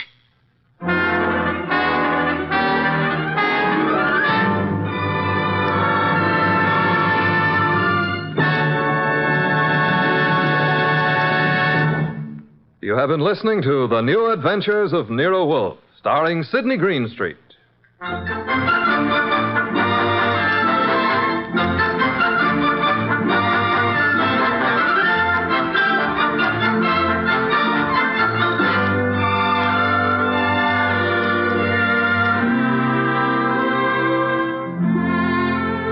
Tonight's transcribed story by Virgil Reimer was based on the characters created by Rex Stout. This is an Edwin Fadiman production, produced and directed by J. Donald Wilson. In the cast were Harry Bartell as Archie Goodwin, and Lucille Alex, Val Brown, Bill Johnstone, Hal Gerard, Betty Lou Gerson, Vic Rodman, and Ed Bailey. This is Don Stanley speaking. 3 chimes mean good times on NBC. Just listen to the stars on this Sunday's big show. Jimmy Durante, Ethel Merman, Milton Berle, and Gordon MacRae. Plus Meredith Wilson and his orchestra. Your MC on the big show, of course, is the glamorous Tallulah. And you're invited. And on Theater Guild on the Air this Sunday, you'll hear the comedy The Man in Possession, starring Rex Harrison and Lily Palmer. Don't forget, hear Ethel Merman on the big show Sunday on NBC.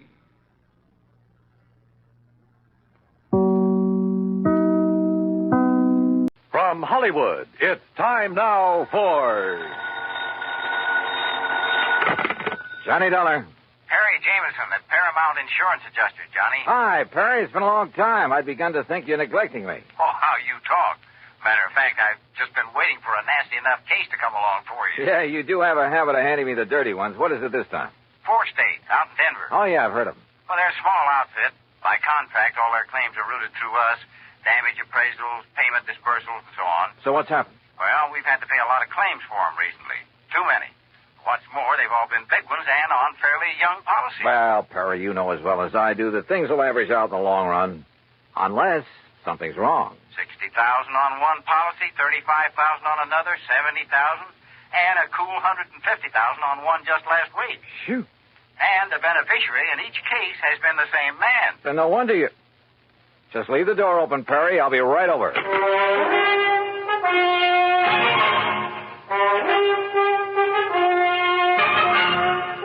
Bob Bailey in the exciting adventures of the man with the action-packed expense account. America's fabulous freelance insurance investigator. Yours truly, Johnny Dollar.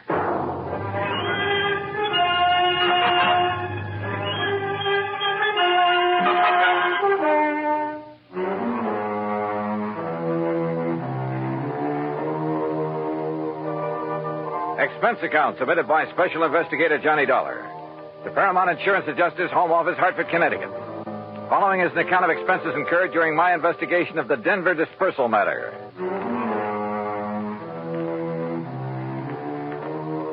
Expense account item 1, $1.10 for the cab that took me over to Perry Jameson's office at Paramount. True to form, the door was wide open for me. I kind of thought this thing might get you down here in a hurry, Johnny. Sit down. Yeah, thanks. And I took the liberty of calling TWA and getting you a seat on the plane to Denver. Good idea. When? Well, there's one leaving New York at 6 p.m. Okay. And I'll get you into Denver about, 10:30 Mountain Time. Uh-huh. Think you can make it? Sure. Charge your expenses to us. That's the deal we have with 4 states. All right. And the man to see you out there, it's almost a one-man outfit. His name is William Whitney. Got it. Now, look, Perry, I've been thinking on the way over here. Woo, wonders will never cease. Thanks, pal, but how well do you know this man, Whitney?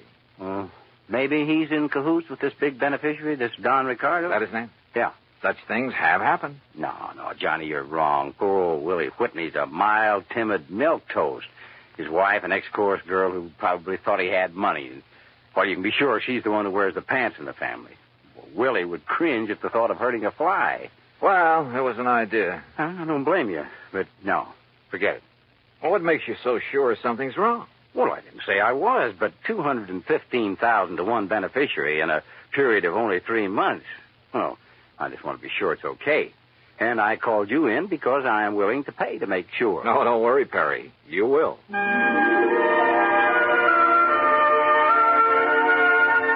Expense account item 2, $141 even, plane fare and incidentals, Hartford to New York to Denver.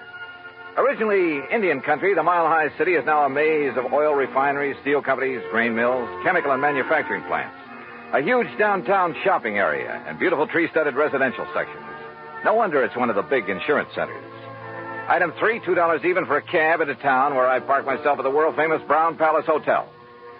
Item 4, 10 cents, phone call to an old newspaper pal from back east who is now working on the Denver Post. Pete Packard. Johnny Dollar, Pete Packard.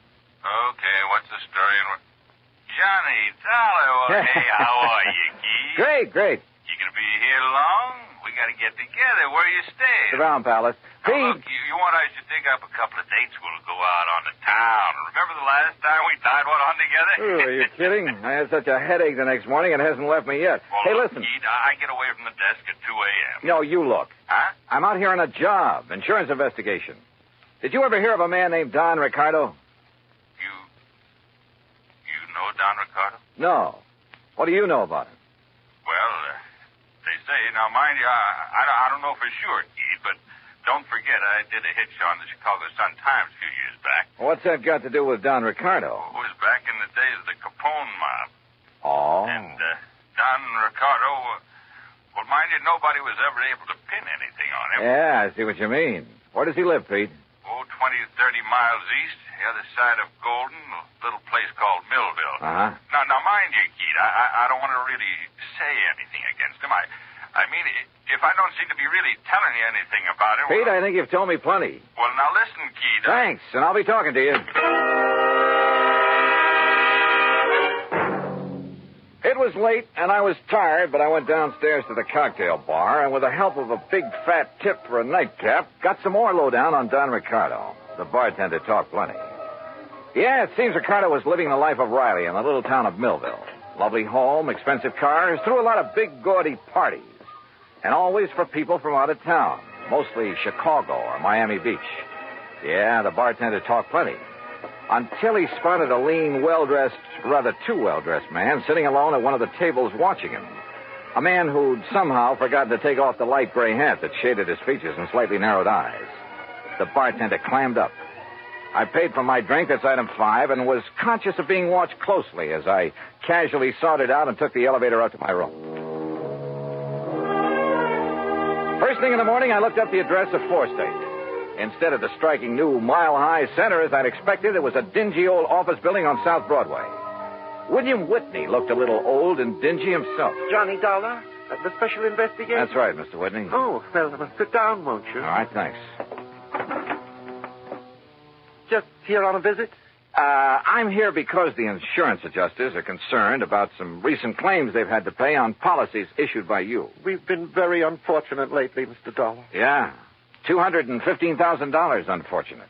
On only 4 policies. Yes, and all paid to the same beneficiary by some odd coincidence. You sure it was coincidence? Who were the policyholders?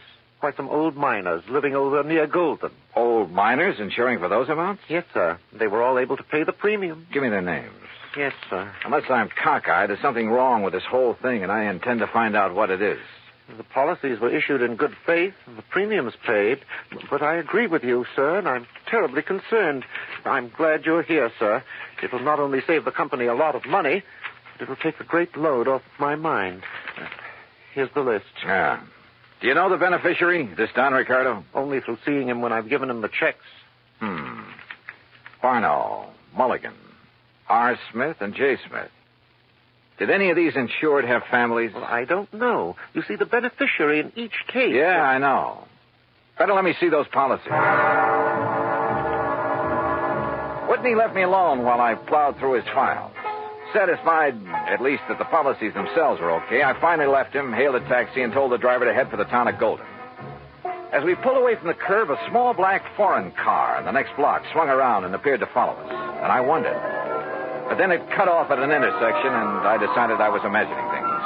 Until we pulled up at one of the addresses Whitney had given me in Golden, a ramshackle, unpainted old frame house on the edge of town.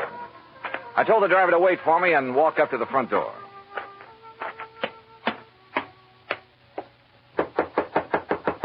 It looks to me like that house is empty, mister. You sure you give me the right address? Yeah, this is the address, all right. But I guess that... Huh? Hey, that door open by itself? I don't know. Hello? Hello? Anybody? No! Mister! Act 2 of yours truly, Johnny Dollar, in a moment. Our flag now numbers 50 stars. And behind each star there stands yet another flag representing one of the 50 states. Vermont's state flag, in its early form, imitated our national flag, uniquely bearing 17 stripes and 17 stars, with only the inscribed word Vermont to distinguish it. The good people of Vermont assumed, as did our national government, that stripes as well as stars would be added as each new state entered the Union. Vermont entered the Union after Tennessee and Ohio, and with Kentucky to join shortly, the Vermonters naturally put 17 stripes on their flag. In 1818, the United States Congress put a stop to this, and since then the stripes have always been at 13, and only stars are added for each new state. Vermont's present flag captures the famous beauty of the Green Mountain State in its coat of arms, and inscribed is the phrase, Vermont, Freedom and Unity. Vermont's state flag, the flag of the 14th state to enter the Union, was adopted on April 26, 1923. And now, Act 2 of yours truly, Johnny Dollar and the Denver Disbursal Matter.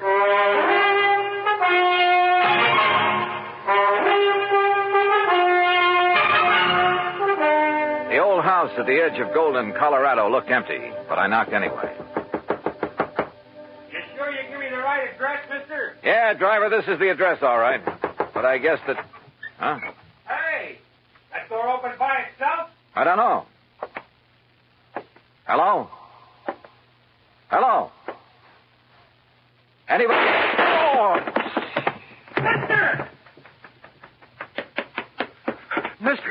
back. Get away from this open door. But you're hurt. Your neck, you're bleeding to death. Stay down. Barely nicked me. I'm all right. Holy cow.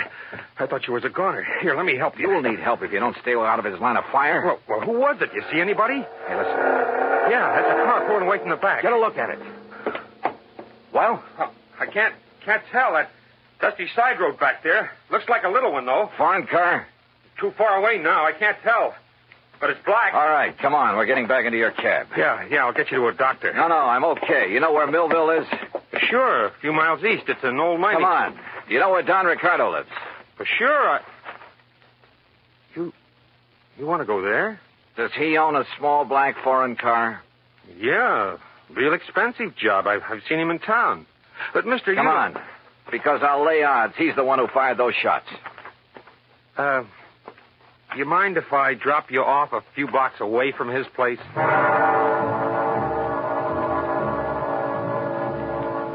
The cab driver relented, dropped me off at Ricardo's front door, then hightailed it for other parts. It was a nice home, very modern, seemingly out of place in what had once been a prosperous mining center, but was now a little more than a ghost town. Yes? Mr. Ricardo? That's right. Who are you? I think you know, but I'll tell you anyhow. I'm Johnny Dollar, insurance investigator. Oh, come in, Mr. Dollar. We can sit in the den. Would you like a drink? No, thanks. What happened to your neck there? It's been bleeding. We'll get to that later. I've been rather expecting someone like you to call in view of my good fortune in insurance money lately. Sit down. You sure you wouldn't like a drink? Tell me one thing. Yes. Who paid the premiums on those 4 policies that netted you a couple of $100,000? Why, the policyholders, of course. At least to the best of my knowledge. 4 old broken-down miners? They were still quite active, Mr. Dollar, hoping to find a new vein in some of the old workings in this region. Then maybe you grub-staked them, huh? Well, as a matter of fact, I did. And they promised me a share of whatever they might find. In return, they named me in their insurance policy. Oh, you must have given them plenty. More than a worked-out mine could ever yield. How do you mean? To afford the premiums on those hefty policies. Now, look, Dollar, it was all perfectly legal on the up and up. How old were they? Barno?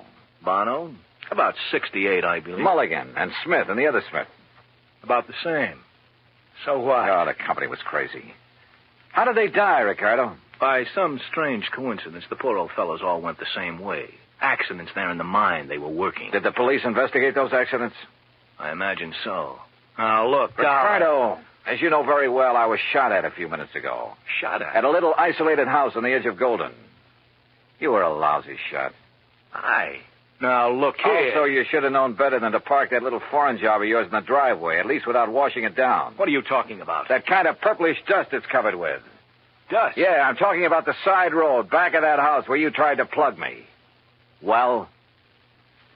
Okay, Dollar. Maybe you're right about the whole thing. So what if I did try to knock you off? Oh, you admit it, huh? Yeah, why not? But since I didn't kill you then... Oh, no, you're not.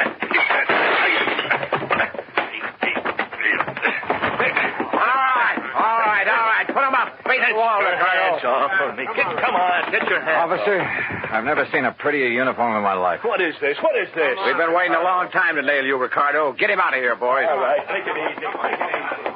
Pete! So help me, Keith, I knew if anybody'd bring Ricardo out in the open, you would. You mean to say that... Yeah, I figured I'd better bring these state police out here. Oh, Pete, you're a doll. Now let's you and me go out and tear the town apart, huh? Later. After I finish this job.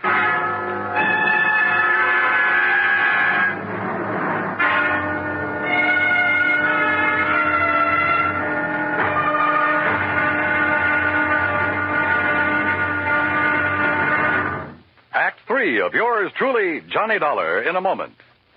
Over 150 years ago, the Swiss poet Henri Amiel wrote, "Heroism is the brilliant triumph of the soul over fear. Heroism is the dazzling and glorious concentration of courage." During the Korean campaign, Corporal Ronald Rosser was attached to the heavy motor company of the 38th Infantry, 2nd Division, United States Army. Rosser, a veteran of World War II, rejoined the Army and shipped to Korea when he heard that his brother had fallen in the winter assault of the Chinese Communists. One day, Rosser's company moved into enemy territory. At the time, the corporal was a forward observer and carried a radio. Suddenly, In the midst of an enemy attack, Rosser handed his radio to a buddy, slipped the safety off his carbine, and filled his shirt with hand grenades. He charged at the enemy through fierce mortar and artillery fire, shooting from the hip. Straddling a bunker, he riddled its occupants. Still advancing, he accounted for 2 more of the enemy, shooting one through the head and clubbing another to death. Continuing his one-man charge, he jumped into a trench full of enemy soldiers, opened fire, and forced his way relentlessly down the length of the trench, killing right and left with grenades and carbine fire. Out of ammunition, he returned to his company, where he replenished his supply. Then he charged the enemy again and again. Finally, he returned to his own area, and taking the radio back from his friend, he moved out with his company. Corporal Ronald Rosser was awarded the Medal of Honor for his action. Action which had shown the enemy that his personal code of conduct wouldn't let them push around either his kid brother or his country. And now, Act 3 of yours truly, Johnny Dollar and the Denver Disbursal Matter. It took hours, even with Pete Packard's help, and he finally had to go back to his job at the Denver Post.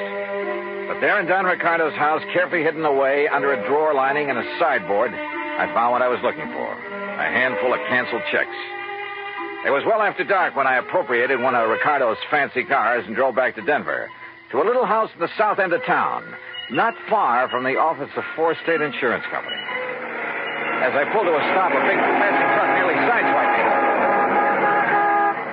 Good. It covered the sound of my stopping there. As unobtrusively as possible, I walked up to the front door of the place. Even above the sound of passing traffic, I could hear voices, loud ones, coming from somewhere in the rear of the building. Cautiously, I edged my way around the side to where I could see the lighted window of a bedroom. All right, I heard you. Only why don't you tell me why? Stop asking questions. Get the things back. Make sure it's only enough to put in the car. We're traveling light and fast. All right, Willie, all right already.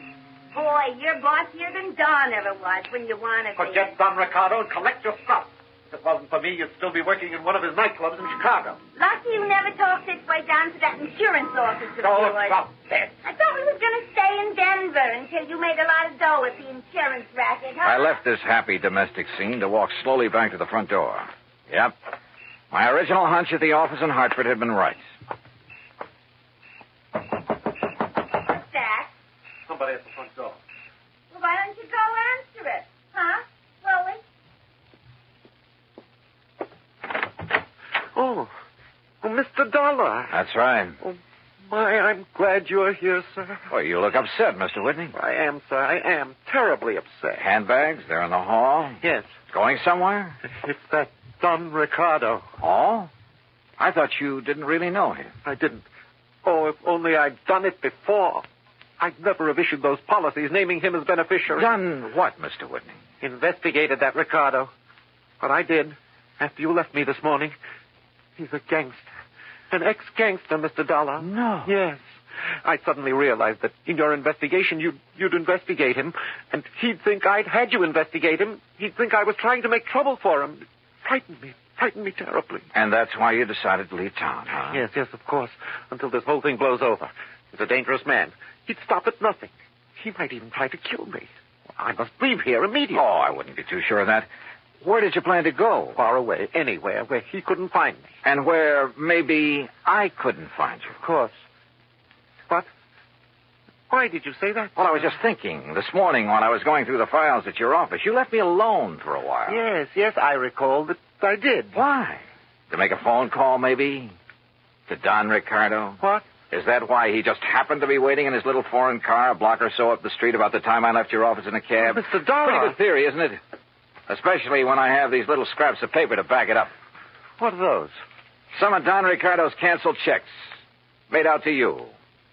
20% of the take on those big, fat insurance payments. Where did you get those? Funny, too. They're all dated one day after you paid off on each of those big claims. Give me those? No, you don't. We're going to need these. No, I'll kill you. Mr. Milquetoast, huh?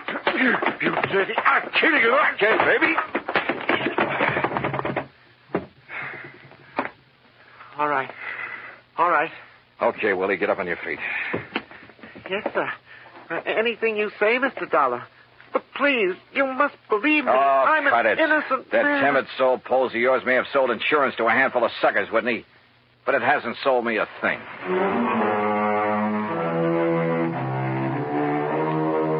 Oh, I suppose you find them in every trade. That still doesn't justify their even being alive, though. Fortunately, in the insurance business, they never get away with it for long. Even a team like Whitney and Ricardo. I wonder if they're sharing the same cell. Expense account, item 6, $10 to the doctor who sewed up my neck. Item 7, $84 for a night on the town with Pete Packard. Strangely enough, I still have a bit of a headache from it. Expense account total, including a little gift to that taxi driver, incidentals and transportation back to Hartford, $391.80. Yours truly, Johnny Dollar.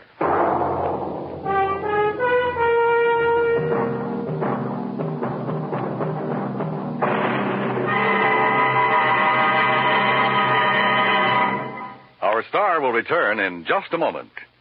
Our flag now numbers 50 stars, and behind each star there stands yet another flag representing one of the 50 states.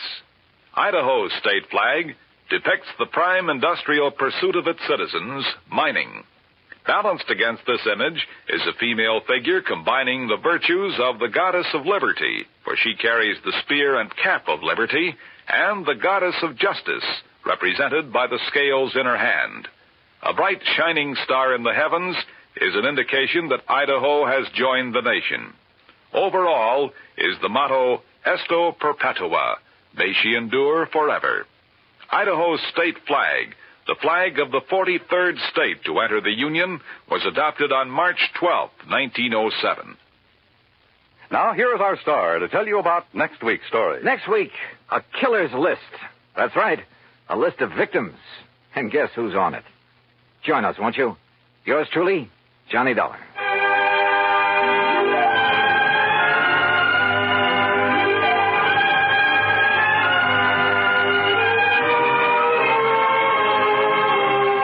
Yours truly, Johnny Dollar, starring Bob Bailey, originates in Hollywood and is produced and directed by Jack Johnstone, who also wrote today's story. Heard in our cast were Virginia Gregg, Forrest Lewis, Barney Phillips, Edgar Beria, Frank Gerstle, and Peter Leeds. Be sure to join us next week, same time and station, for another exciting story of yours truly, Johnny Dollar. This is Dan Cubberly speaking.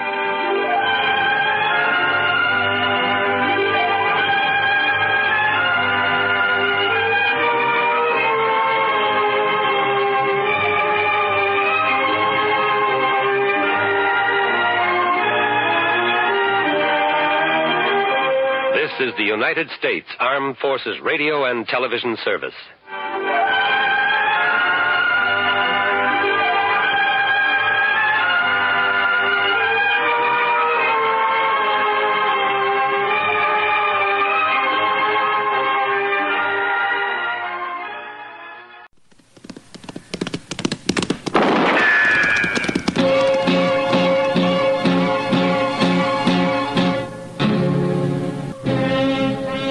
Dodge City and in the territory on West, there's just one way to handle the killers and the spoilers, and that's with a U.S. Marshal and the smell of Gunsmoke.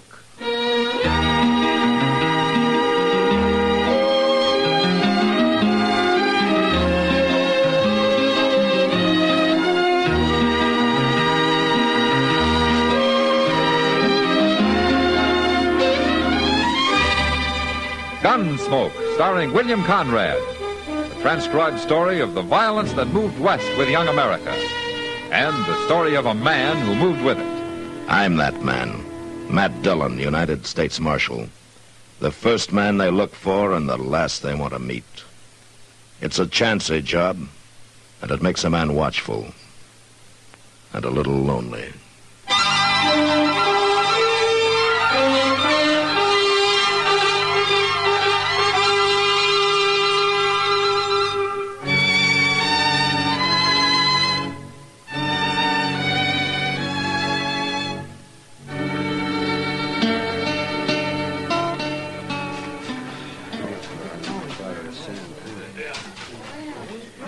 Whitney! neighbors. Quiet now. Oh, my land, Mr. Dillon. I think the parson's going to make a funeral speech. Yeah, it looks that way, all right. I declare if I have to listen to any of that gone to glory talk, I'll just bust a gallus. Well, it can't last too long, Now, Chester. quiet down, folks.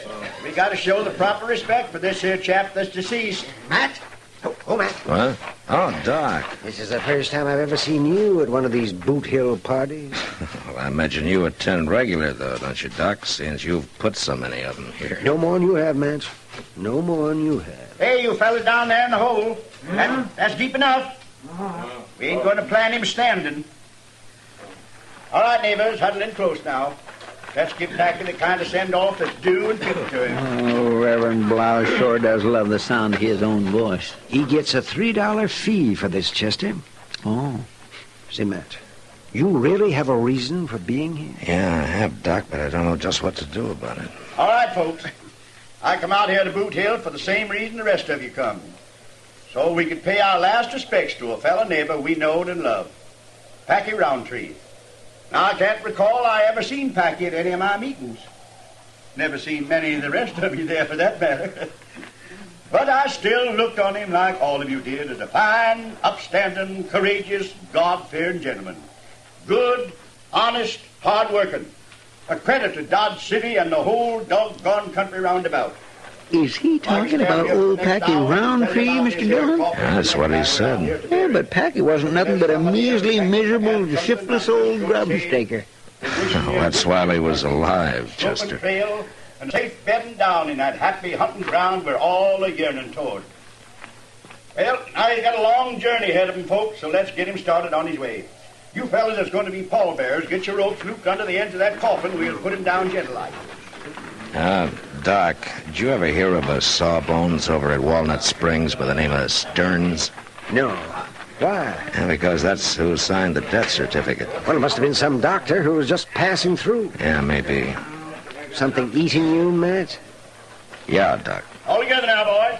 We'll lift him up, lower him into the grave, and then slip the ropes out. Just a minute, Parson. Come on, Chester. What do you want? Well, I'm sorry, Marshal. Didn't know you was aiming to speak. I'm not. Well, what do you want? Reverend Blas, I'm going to have to take a look at the corpse. Oh, but Marshal, I told you that his horse rolled on him. Something terrible. He's broke up bad. Well, I've seen men broke up bad before. Chester? Yes, sir? Take that pick over there and pry a board loose on top of the coffin, will you? All right, sir. Now, resent this, Marshal. Why, it's a reflection on my calling. Oh, due respect to you, Parson, but I still got my job to do. Violent deaths have to be certified by the Marshal's office. But I told you what happened, and I brought in Packy's body myself. Yeah, that's right, Parson. Already in his coffin, nailed up tight. You about got it, Chester? Yes, sir. Here it is. We'll be able to... Mr. Dillon! Yeah, I see it. Let me have a look here, Matt. I can tell you in 2 minutes what he died. What who died of, Doc? There's nothing here but some straw and a bunch of rocks.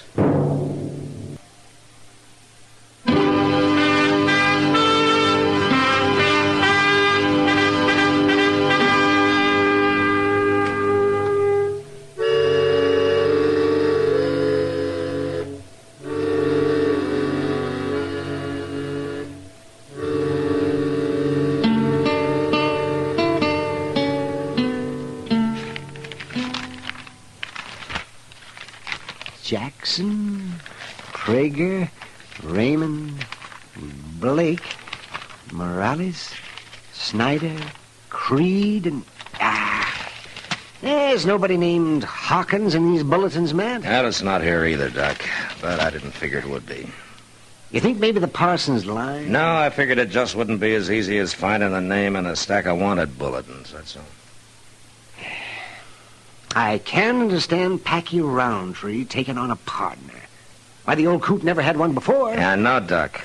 But that's who the Reverend claims turned the coffin over to him out at Walnut Springs, a man named Preston Hawkins. He said he was Packy's partner, and he gave the Reverend a will to file, leaving everything Packy owned to him. It's the darndest thing I ever heard of. Yeah, that's that, all right. But the coffin was full of rocks, Matt. Packy may not even be dead. And so the will's worth nothing. No, but it might have been if that box had been buried according to plan. Sure. All I own, I leave to my partner, Preston Hawkins. But Packy never owned anything in his whole life, Matt. That's got me beat, Doc.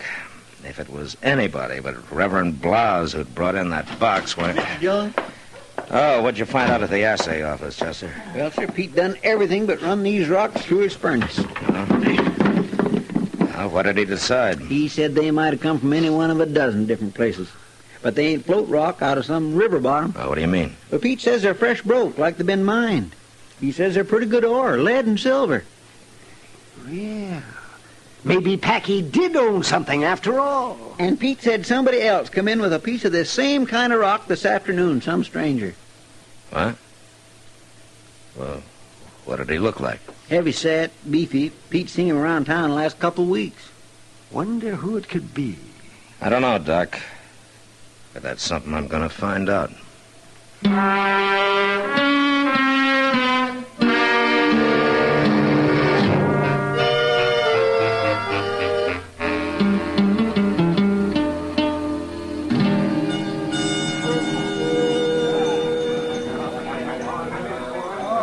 It's the man there by the end of the bar mat. You see the one I mean? With the calico shirt, huh? That's right. Heavy-set, bull-necked. He sure fits the description. You know him, Kitty? No, and I don't want to. He's giving the girls here a lot of trouble, Matt. He's the kind that likes to knock people around, especially if they're smaller than he is. Well, that'd cover plenty of ground. There aren't many bigger. Well, he's the man you're looking for, Matt. I'm sure of it. He's been around Dodge about 3 weeks, and he's asked about Packy, too. Uh-huh. And he calls himself Jeb Cruder, huh? That's right. What's it all about, Matt? Maybe Cruder knows. I'll talk to you later, Kitty. You watch him now, Matt. He's mean.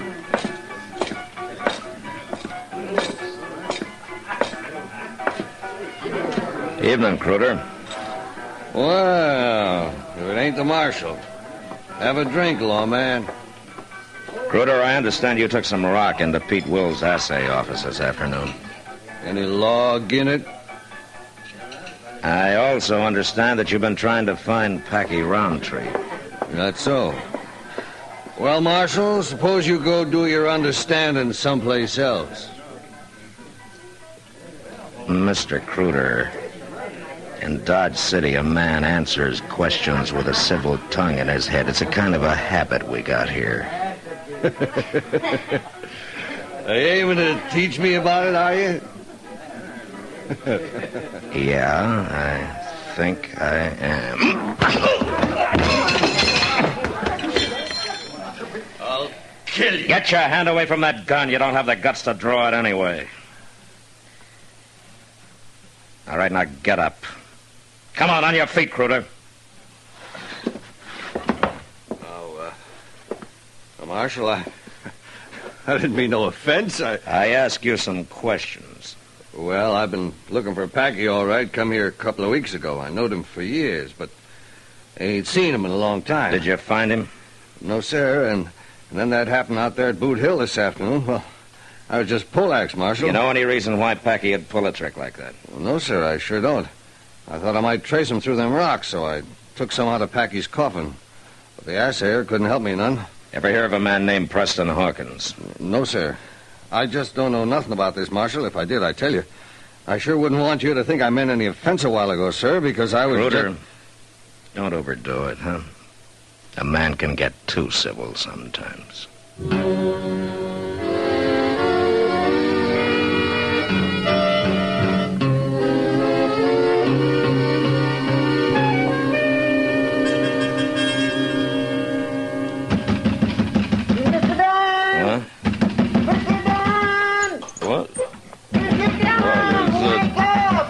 All right. Hold your horses. I gotta talk to you, Mr. Dillon. All right, just a second. Mr. Dillon! Mr. Dillon! What's the matter, Chester? I am right sorry to wake you up, but the parson's over at the office, and he says he's got to see you. Reverend Blouse? He sure picks a fine hour to come calling. Well, he ain't calling exactly. Truth is, he's awful upset, Mr. Dillon. Oh, what about? You won't never believe this, but the parson says he wants to confess.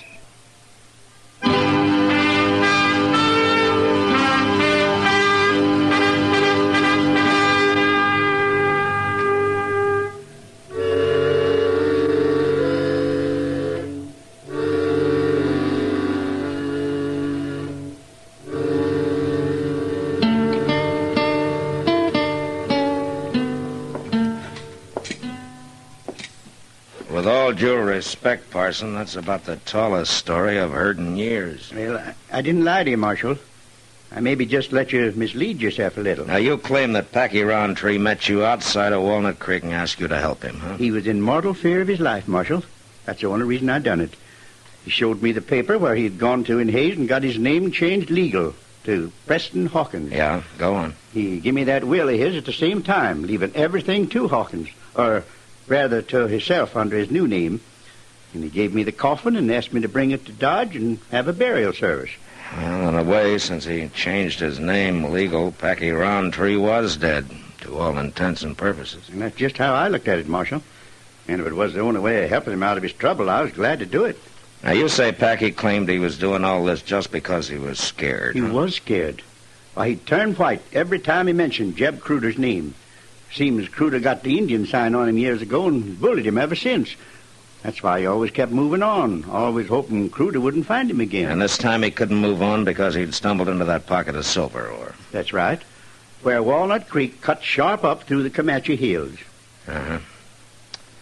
Well, from what I saw of Jeb Cruder, Packy's story holds together pretty solid. Cruder's a coward and a bully, all right. He sure is. How do you figure I got my head cut open this way? I was going to ask you about that. Cruder forced his way into my house tonight. What? Yeah, he buffaloed me with his gun barrel, and he threatened to shoot my wife if I didn't tell. Didn't tell what? How to get to Packy's silver mine. I had to, Marshal. I didn't have no choice. Why? Chester. Yes, sir. Get a couple of horses saddled fast.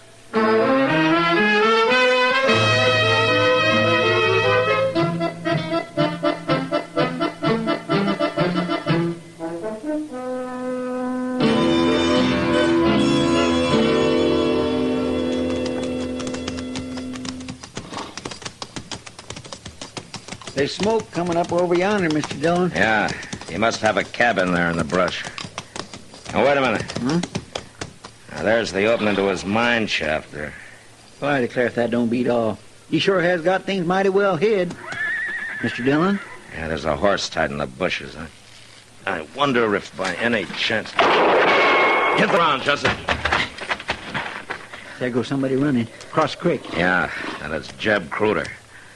Well, he's heading for the mine shaft. Hold it, Cruder! He run inside. Yeah, but it's probably the only way back out. Come on, Chester. Darn fool. Ought to had better sense than to run for a place he can't get out of. I guess he was surprised he wasn't expecting anybody to ride in on him. That's fair enough, fellers. Now you stop right there in your tracks. Why, it's Packy Roundtree. Yeah, just take it easy, Chester. It's a fine darn thing. Man works all night in his diggings and can't even get his breakfast without somebody shooting up a ruckus. Well, doggone if it ain't the marshal. Morning, Packy. Or Preston Hawkins, I guess it is now. Oh. Yeah, I reckon you know the whole story then, huh? Yeah, and so does Jeb Cruder. Cruder? We just chased him into your mine shaft over there. Oh, you don't say so. Oh, now, that's mighty interesting. Yeah, we were just going in after him. I reckon he'll keep for a while. Let's sit down. Look, Packy, I think we've No, got... sit down, Marshal. That's the only way out. He can't get out no other way. Yeah, we might as well for a minute. Yeah, now, I want to tell you about Cruder and why I done what I done.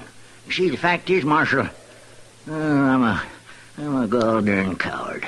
Oh, what do you mean? Well, I just ain't got the courage most men got. When it comes to Jeb Cruder, I ain't got none at all. I want to tell you about 3 years ago, out in Montana Territory, when I thought I'd got clean away from him. I had me little flock of sheep, built it up from nothing. Then Cruder showed up again. He hog-tied me, Marshal, to make me sign over the sheep to him. Look, I want to show you my legs here. It's how come I limp like I do. Packy, later, huh? Could we hear the rest of it? He held his gun 6 inches from the calf of my leg and put a bullet through it. I wouldn't sign. Then he put a bullet through the other one. I signed, Marshal. Well, he ought to be hung doing a thing like that. What? Merciful heaven, well, that come from the mine shaft. Yeah, right on time. Well, that's darn good fuel. Come on, Chester. Let's see if we can get him out of there. Oh, no, Marshal. You can't go in there. Huh? Oh, not now you can't. See, I worked all night and got me around to drilling. 13 holes and loaded them up. 5, 6... Yeah, I touched him off just before I went up to the cabin. But you don't understand. Cruder's in that shaft, Packy. Cruder? Oh, Oh, doggone if it didn't clean slip my mind, Marshal. 7, 8. There's 9. Ah, that was a darn good round. Brung down a lot of rock. There's 10. I reckon I'll stick to this brand of fuse from now on. Packy, what am I gonna do with you? It ain't pleasant to be shot in the legs, Marshal. That's 11. Sure hope the parson kept that coffin I built. Come in handy if we can find anything to put in it besides just rock. That's 13. I guess that's the end of it, Marshal. Yeah, I guess it is, Packy.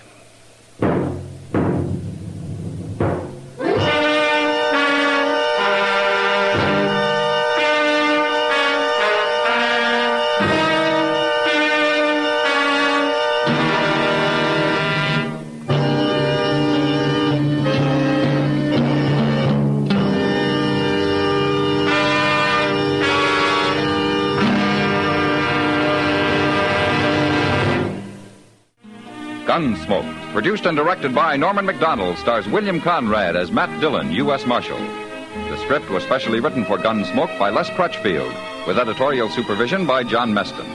The music was composed and conducted by Rex Corey. Sound patterns by Ray Kemper and Bill James.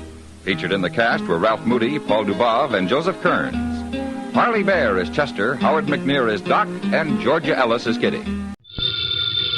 Ladies and gentlemen, the ringing of that phone bell brings you mystery, adventure. Nero Wolf's office, Archie Goodwin speaking.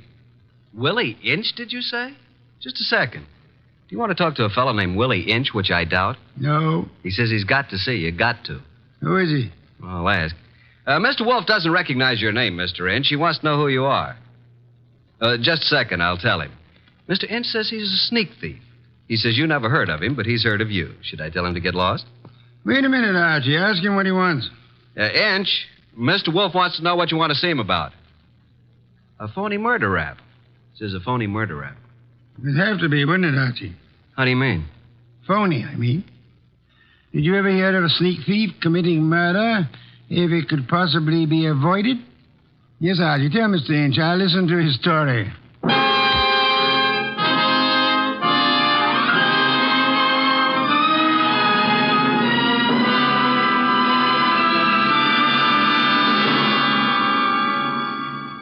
Ladies and gentlemen, it's that renowned genius who is the bulkiest, balkiest, most ponderous, and most brilliant detective in the world. Yes, none other than that chair-borne mass of unpredictable intellect, Nero Wolfe, created by Rex Stout and brought to you in a new series of adventures over this NBC network in the person of Mr. Sidney Greenstreet.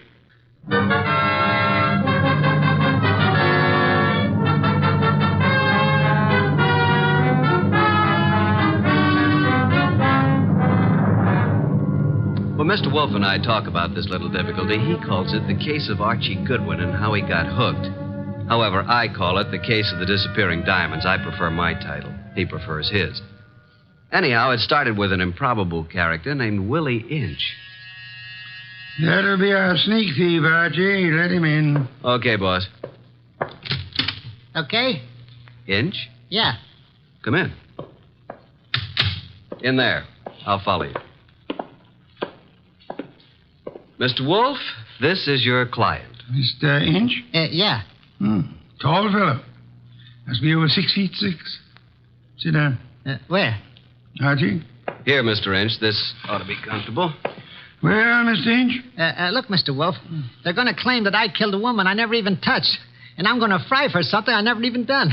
All right, Mr. Inch, how did you kill her? I didn't. I never killed nobody in my life. Mr. Inch, you say you're a thief. Can you prove it? I got a record. Why? I was wondering about that bulge in your pocket. Oh, here? It's a silver cigarette lighter, ain't it?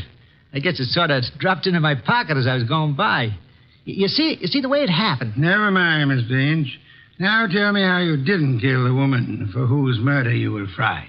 Well, Mr. Wolf, sir, it was like this. There was a window half open, you see, and I happened to crawl inside the house. But hey, now. Well, Mr. Inch? This is just between us, ain't it? Possibly. How do you mean? Explain, Archie. Mr. Wolf said possibly. Oh. Well, okay. So I happen to find myself in the bedroom, see? So I happen to sort of roam around, and I hear there's like a party going on. You know, people and music. So I lock the door. So go on. Let him tell it his own way, Archie. Well, Mr. Inch? So that's the mistake I make. Mistake? Maybe I leave my fingerprints on the door. So? So later, a dame gets herself knocked off in the same room, and they look for fingerprints, and they find mine. I'm it. That's all. I got a record. So the chair. I see. Pitiful case, isn't it, Archie? Very, very mournful. Inch. Yes, sir? I presume you came away with some souvenirs? Oh, nothing. It wasn't worth the trouble. You know, just odds and ends, junk. Have you got the junk with you? Yeah. Let me see. Here. Cigarette case, platinum. Lighter, gold. Vanity case, gold. That's all? Positively. Junk, the man says. I promise nothing, Mr. Inch, but it might be better if you told the truth. Me? You. Oh, well. One square-cut emerald ring. I just happened to find it. Here's something more. A pewter ashtray. Look, the room is dark. I can't see. Piles of coats under beds and hats and handbags. I take what I find. Why didn't you turn on the lights? One of these big standing lamps. You know what I mean. Go on. I bump into it, and it scares the living... it scares me. So? I turn the switch. It don't work. Archie. That sounds like the law, boss. The law. Stay right where you are, Willie. May I suggest that there is a way to find out, Archie? Okay. We don't want any. Good morning, Goodwin. You remember me, your old friend, Inspector Kramer? 2 gentlemen with me are also with the department, Pearlie and Ostrakovich. May we come in? What do you want? We want a murderer, and we want some rocks worth $250,000. Does that answer your question? What makes you think you'll find all those goodies here? Come in, men. We know Willie Inch is here. Where is he? Now, just a second. We're coming with you, Goodwin. Okay, Inspector, come along. Well, Archie? The law. That's Willie Inch. Frisk him. No weapons? Okay, just put the cuffs on him. Inspector Kramer. Oh, yes. Hello, Wolf. I want to tell you something about this man whom you and your men have so bravely captured in my office. You don't need to tell me about him, Wolf. We know about him. Do you indeed? Yes. We know he killed Mrs. Florence Avery March and stripped $250,000 worth of diamonds off her. That's all we need to know. I didn't do no such a thing. Where's the ice, Willie? I never even seen none, honest. Take him away, boys. I'll make the charge when I get back to my office. Wait. Mr. Wolf, sir. Take him. Look, I ain't done nothing, I tell you. Inspector Kramer. Yeah. We're going to have a little talk now, aren't we? If necessary. How do you mean? Explain, Archie. Mr. Wolf means you're going to have a little talk, if necessary. Very funny. I will now draw up a chair and show you why it's necessary. In the first place, $250,000 worth of diamonds makes it necessary. Archie, if you please, a bottle of beer. Okay. Will the inspector name his poison? You know I never drink on duty. And just for me, Archie, please. On my way.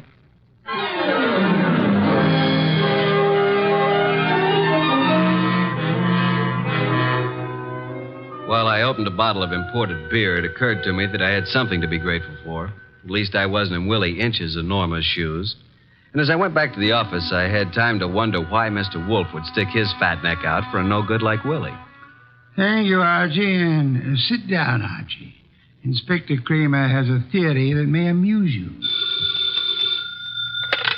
Nero Wolf's office. It's for you, Inspector.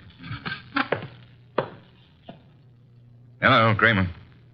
Yeah? A gold cigarette holder? That's all? Okay. Inspector, do you realize that you have already taken a great deal of my time? Archie. Yes, Inspector? The great Mr. Wolf just said I had a theory that might amuse you. Would you care to hear it? I can hardly wait. Okay. My theory is that both Wolf and you are receivers of stolen property and possibly guilty of murder conspiracy. So far, you got me in stitches. Willie Inch, with a record as long as your arm, robs the home of Mrs. Florence Avery Marsh. He strangles her with a silk scarf, takes the diamond she's wearing, grabs everything else that's lying around, and then what? Is it a question? I'll tell you what. He will, too. Archie, listen. Dan Inch brings the stuff here, the stuff that's piled on Wolf's desk, and the diamonds. You want me to tell you where the diamonds are? They're in that safe right there. Inspector Kramer, I know nothing about the diamonds. They are not in the safe, and they are not in the house. Now, you can take my word for it, or you can get a search warrant and make a fool of yourself. I'm going to have lunch.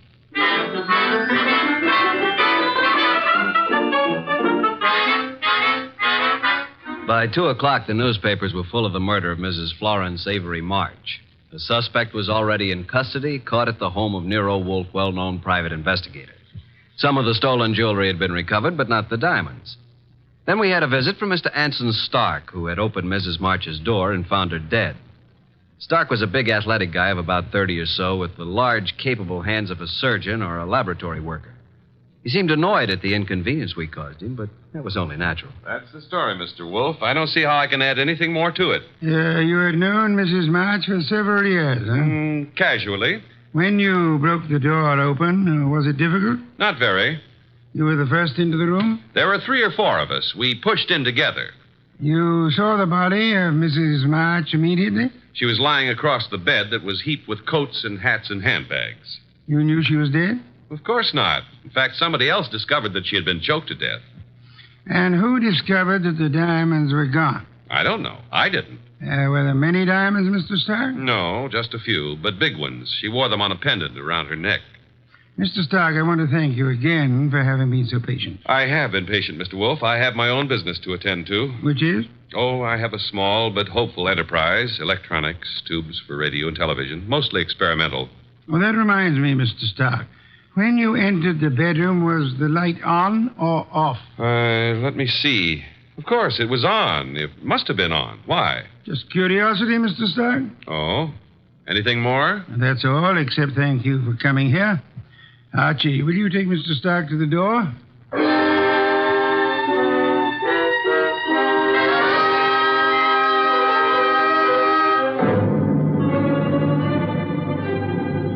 Mr. Stark departed like a man who'd been delayed by a petty annoyance. A few minutes later, the door buzzed, and I went expecting anything. Anything but what was standing on the threshold when I opened up. A honey blonde. Or, to put it another way, a blonde honey. I said hello. No, more like hello. Are you Mr. Wolfe? I'm his assistant, Archie Goodwin, and what can we do for you? Well, I'm Valerie Ladd. And I'm Archie Goodwin. Or did I tell you that? Well, that's exactly where I came in. Well, I mean, where I thought you were going to ask me to come in. Oh, come in. I'm sorry. Well, is he here? Wolf? Mm-hmm. Does he know you? No. Is he expecting you? No. I see. Of course you don't see, do you? Well, this is it, Mr. Goodwin. I'm a writer. Well, I may not look like it, but that's what I am. And I want to do a profile, a character study of Mr. Wolfe for a magazine. Uh-oh. Well, what's wrong? Well, you see, there's a writer named Rex Stout. Oh, I know. He's written a lot about Nero Wolfe, but, well, can't I write about him, too? I don't know if he's going to like it, but you can't be shot for trying. Come on. Mr. Wolfe, this is Valerie Ladd. Pardon me for not rising, Miss Ladd. It is not impolite. It is merely impracticable. Miss Ladd wants to write about you for a magazine. Please, Mr. Wolfe. Nonsense. Mr. Wolfe, if I could just spend a few hours with you, that would be enough. Would it indeed? Oh, yes. Have you written much, Miss Ladd? Oh, reams. You know, the habits of writers interest me.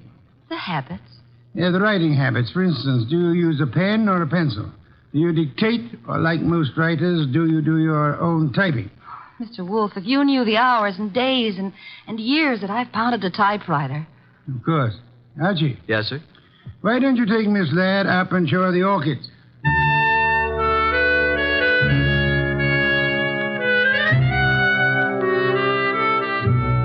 You never know about Nero Wolfe. At least I never do. This was something I would have bet against 1,000 to 1. Couldn't understand it. But I certainly couldn't complain. Archie, look at this one. Oh, did you ever see anything so gorgeous? Very pretty.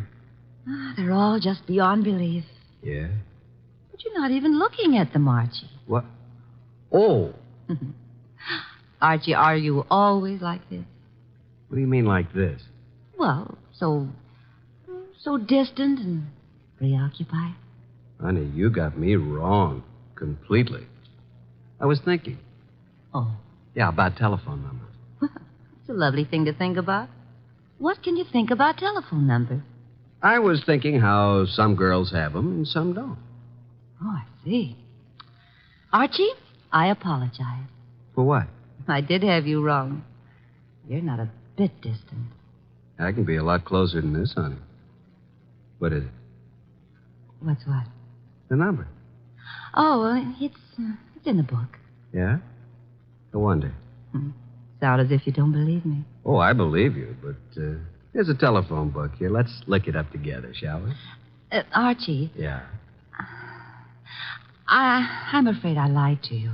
I was afraid of that, too. Are you angry? Well, I can take no for an answer, honey. Even when it's hard to take. Archie, I've changed my mind. I want you to have my number. And I want you to use it, too. You know, honey, I'm beginning to take an interest in this dialogue. Let's have it. Okay. Olympia 93659. And a very, very pretty number it is. Valerie Ladd. 2 D's? Mm-hmm. Olympia 93659. Honey blonde. Gorgeous. Oh. Spelled gorgeous. There. What are we doing tonight, Olympia 9? And I said that you were distant and preoccupied. We were talking about tonight. All right, Archie. Yes, I'd love it. Oh, these orchids, they're really beyond belief. And you won't even look at them. True. I'm too busy looking at you. Well, how do I look, Archie? Beyond belief, honey. Beyond belief. Well, there goes the Goodwin luck again. It's a house phone, partner. Mm-hmm. Yes, sir. Okay. He wants us to come down. Archie, Yes, dear. even if he says no, we still have a date? Honey, though the heavens fall.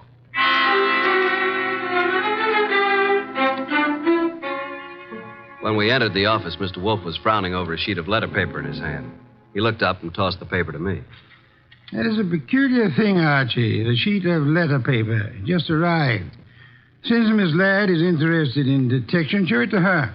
Thank you. Well, some sort of code, isn't it? QWERTYUIOP. That's all. What do you suppose it means? You're kidding. Archie. Oh. What? Did I say something wrong? No. Miss Ladd, I'm sorry, but I'm afraid I haven't time for an interview just now. Goodbye, Miss Ladd. Oh, but Mr. Wolf. Goodbye. Archie? Say goodbye to Mr. Wolf and let's go, honey. Goodbye. That's the way things can be around here. Well, here's the door, and shall we pause for station identification?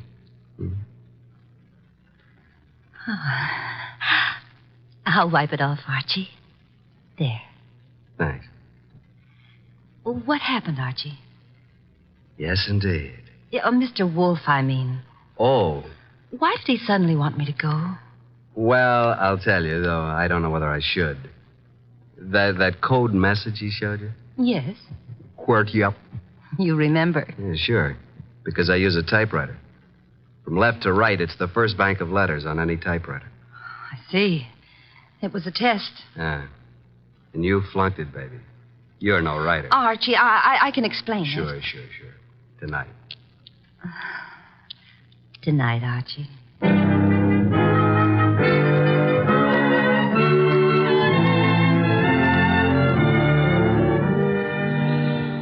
You do believe me, don't you, Archie? Oh, of course, baby, of course.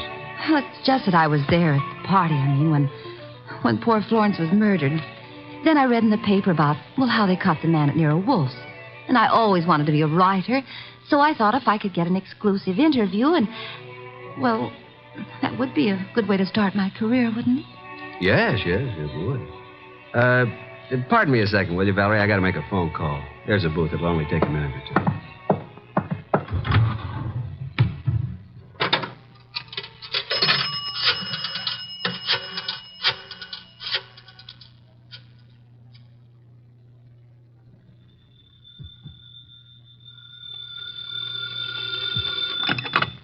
Nero Wolf speaking. Archie, I'm at the Riviera with Valerie Ladd. I'm happy for you, Archie. I will remind you that I have not seen you since Valerie left the house. I was otherwise occupied, Archie. With orchids. With orchids? What do you want, Archie? Look, with that typewriter gag, you practically told me she was a phony, didn't you? Of course. Just for the record, how did you know? Have you looked at her fingernails? She never touched a typewriter in her life. I wanted to be sure. Okay, now do you want me to tell you something? You mean that your charming companion Valerie was at the party when Mrs. March was murdered? How did you know that? Simple, Archie. I got a list of the guests from Inspector Kramer. Among them was the name of Valerie Ladway. Simple? Ladway.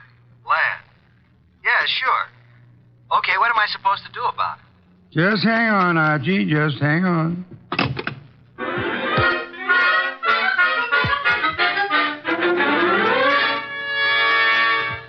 I went back to the honey blonde, the beautiful phony Valerie Ladway.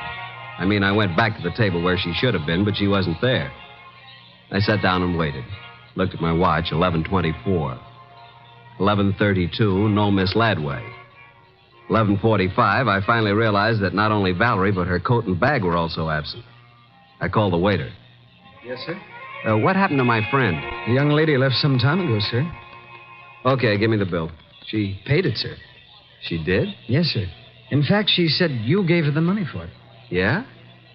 Wait a minute. Wait a minute.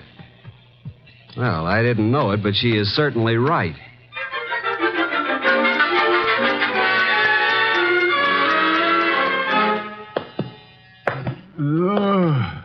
Oh, my. Well, Archie, this is most thoughtless of you. Sorry, I lost my keys. My money, too. Your keys, Archie? Yeah. Glad you were still up. You lost Miss Ladway, too? Definitely. I'm going to bed. Good night, Archie. You think it's funny, don't you? Yes, Archie. Yes, I do. Good night, Mr. Wolf. Archie. Yeah? Before you retire, one thing. What? Open the safe, will you? And leave it open. Why? Because there's nothing in it of importance. And it's a valuable safe, and I don't want it damaged. Good night, Archie.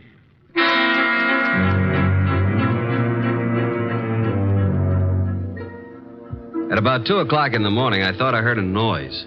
I got up, put on the rest of my pajamas, picked up my gun, and went down to the office. The man had his head in the safe, and everything was scattered all over. I stepped inside the door. Put your hands behind your back and stand up. Huh? Okay. Now, just what are you after,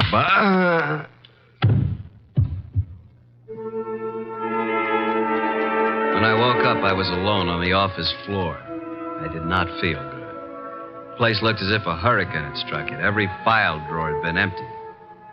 I felt a draft from somewhere.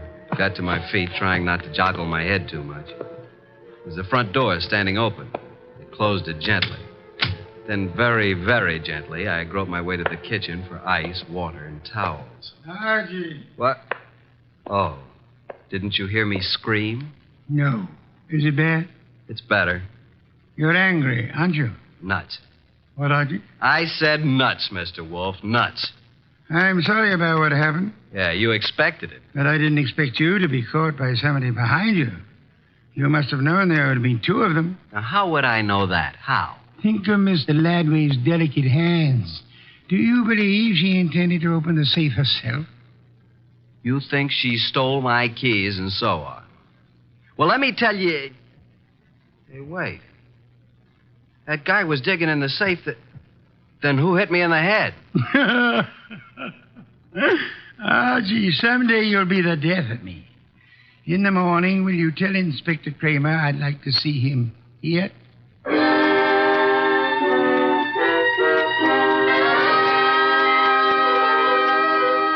Fuming and protesting, Kramer arrived about 1:30.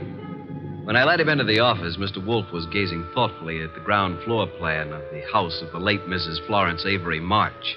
We'd gotten it from the original architects. Wolf looked up and almost smiled. Thank you for coming to me, Inspector. You know how difficult it is for me to come to you. Okay, what's up? I take it you haven't found the diamonds. No, not yet. We'll break inch down, though. Don't think we won't. Oh, I'm sure. But this is what I want to ask you, and it's quite serious. Okay, all right, what? After the body was found, your men arrived at the house before anyone left. Right. And before anybody was allowed to go, every person was searched thoroughly. Nobody could have gotten a pin or a needle out of that place. I know something about police methods, and I believe you. Now, how thoroughly did you search the house itself? Wolf, look. We've got that floor plan you're studying now. There are no hidden closets. Every square inch of that house has been examined. The diamonds aren't there. Willie Inch killed the dame and snatched the diamonds. What he did with them, we'll find out. Possibly. Goodbye, Inspector. At approximately 3:15, the postman arrived with an envelope for me. The envelope contained my keys, the bill from the Riviera, and the money left after the check was paid. At approximately 5:07 p.m., I discovered that Wolf had been using the telephone all by himself. He explained. He was going to have a party. He had invited all of the guests who were at Mrs. Florence Avery March's somewhat fatal party, including Anson Stark, Willie Inch, and Valerie. Nero Wolf, the natural-born ham, he made an entrance that would have been worthy of Queen Victoria in her heavier days. He sat in his oversized throne behind his oversized desk and beamed at the peasants. Valerie moved toward me. I'm sorry, Archie, but you must know why I did it. Why? Well, you said I wasn't a writer. I wanted to prove that you weren't a detective. Did you take the stuff while we were dancing? I could have, couldn't I? You could have bumped me on the head last night, too, couldn't you? Oh, Archie. Let it go. It was humiliating, though. Ladies and gentlemen, I'm sure you realize the purpose of this party. We want to know who killed Mrs. March and what became of her diamonds. Mr. Inch. Yeah? When you visited the room where the body was found, the room was dark? The bulb was burned out. I tried to turn it on. If there had been a body on the bed, would you have seen it? Maybe. With all those coats, maybe not. Sure. Mr. Stark? Yes, I said the light was on. Perhaps I was wrong. What of it? You're engaged in the manufacture of tubes for radio and television, huh? I told you that. Inspector Kramer. Yeah, what? A light bulb was found in the wastebasket in the room where Mrs. March died. Yeah. Like you said, we tried the bulb in the socket and it worked. So what? One more question. Does anybody remember whether Mr. Stark was carrying a bundle or a package under his arm when he arrived at Mrs. March's party? Oh, I do, Mr. Wolf. I think he had a box of flowers. That's true. I did bring flowers. No, Mr. Stark. That box contained 2 parts of a light bulb and some adhesive. During the party, you strangled Mrs. March, put the diamonds into the light bulb, assembled the thing, and screwed it into the lamp socket. Archie, stop him.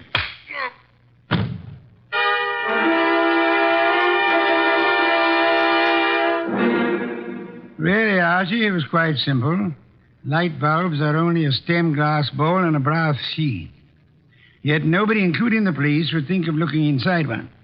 Mr. Stark could come back and collect his treasure any time after the excitement had died down.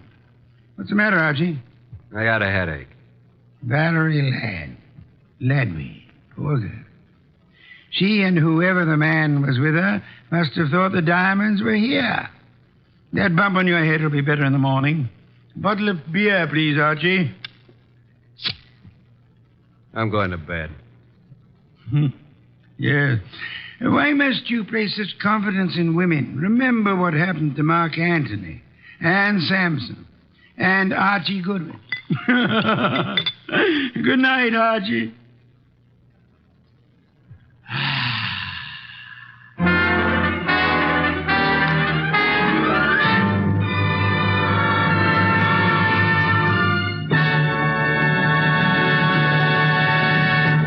You have been listening to The New Adventures of Nero Wolfe, starring Sidney Greenstreet.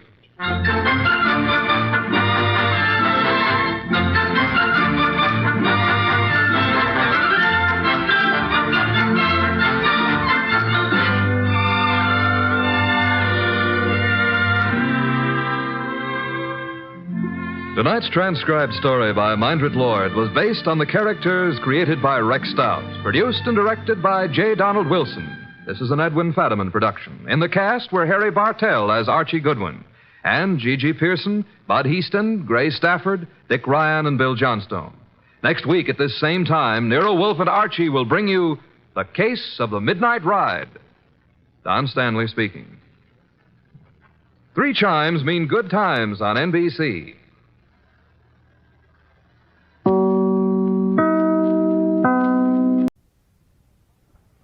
From Hollywood, it's time now for... Johnny Dollar. I love you. Hello? I said I love you. Yeah. That does not please you? Oh, pleases me fine. Now, why don't you and I get together and we'll be able... That would be nice. Well, just name the time and the place and, Hey, wait a minute. Who are you? Carmela Jocares, Johnny. Oh, well, let's get down to earth. Carmela? Yes, Johnny. Well, Well, usually when my phone rings this way on a Sunday night, well... I know. You expect some dull insurance agent to be calling you. Yeah. With a dull insurance matter for you to worry about, no? Yeah, that's usually the case. But this one does not need to be dull. You mean you have an insurance problem on your mind? Of course. So maybe you will help me? Well, just name the company, any company, and I'm on my way. The Universal Adjustment Bureau would be interesting. So who cares if they're interested? Come on, Carmela, get to the point, huh? Come see me, Johnny. Tell your friend, Pat McCracken at the Universal. Yeah, sure. Tell him what? That I called you. Will you, Johnny? Are you kidding? Goodbye. Yeah, well, where can I... Hello? Hello? Huh?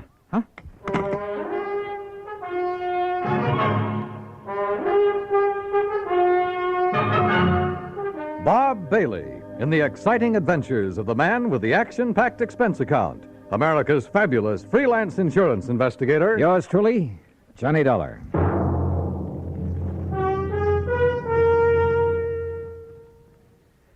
Now that the holiday season is with us, there are 3 different reasons why you should have several packages of Chef Boyardee Pizza Pie Mix handy in the house. The reasons are friends who drop in for lunch, friends who drop in for supper, and friends who come over just to say hello. Because pizza is perfect to serve friends and family any time of the day. And when you use Chef Boyardee Pizza Pie Mix, it's so easy. You see, everything you need is right there in the one Chef Boyardee pizza package that you keep on your cupboard shelf. Needs no refrigeration. You get the flour that turns into crispy golden crust. Chef's own pizza sauce, made according to the very same recipe Chef Boyardee brought with him from Italy. And even mellow Italian-style cheese, already grated to become a delicious, bubbling topping. Serve everybody pizza this holiday season. They'll love it. And you'll find pizza is so easy to make when you use Chef Boyardee Pizza Pie Mix. Get several packages. And now, Act 1 of yours truly, Johnny Dollar.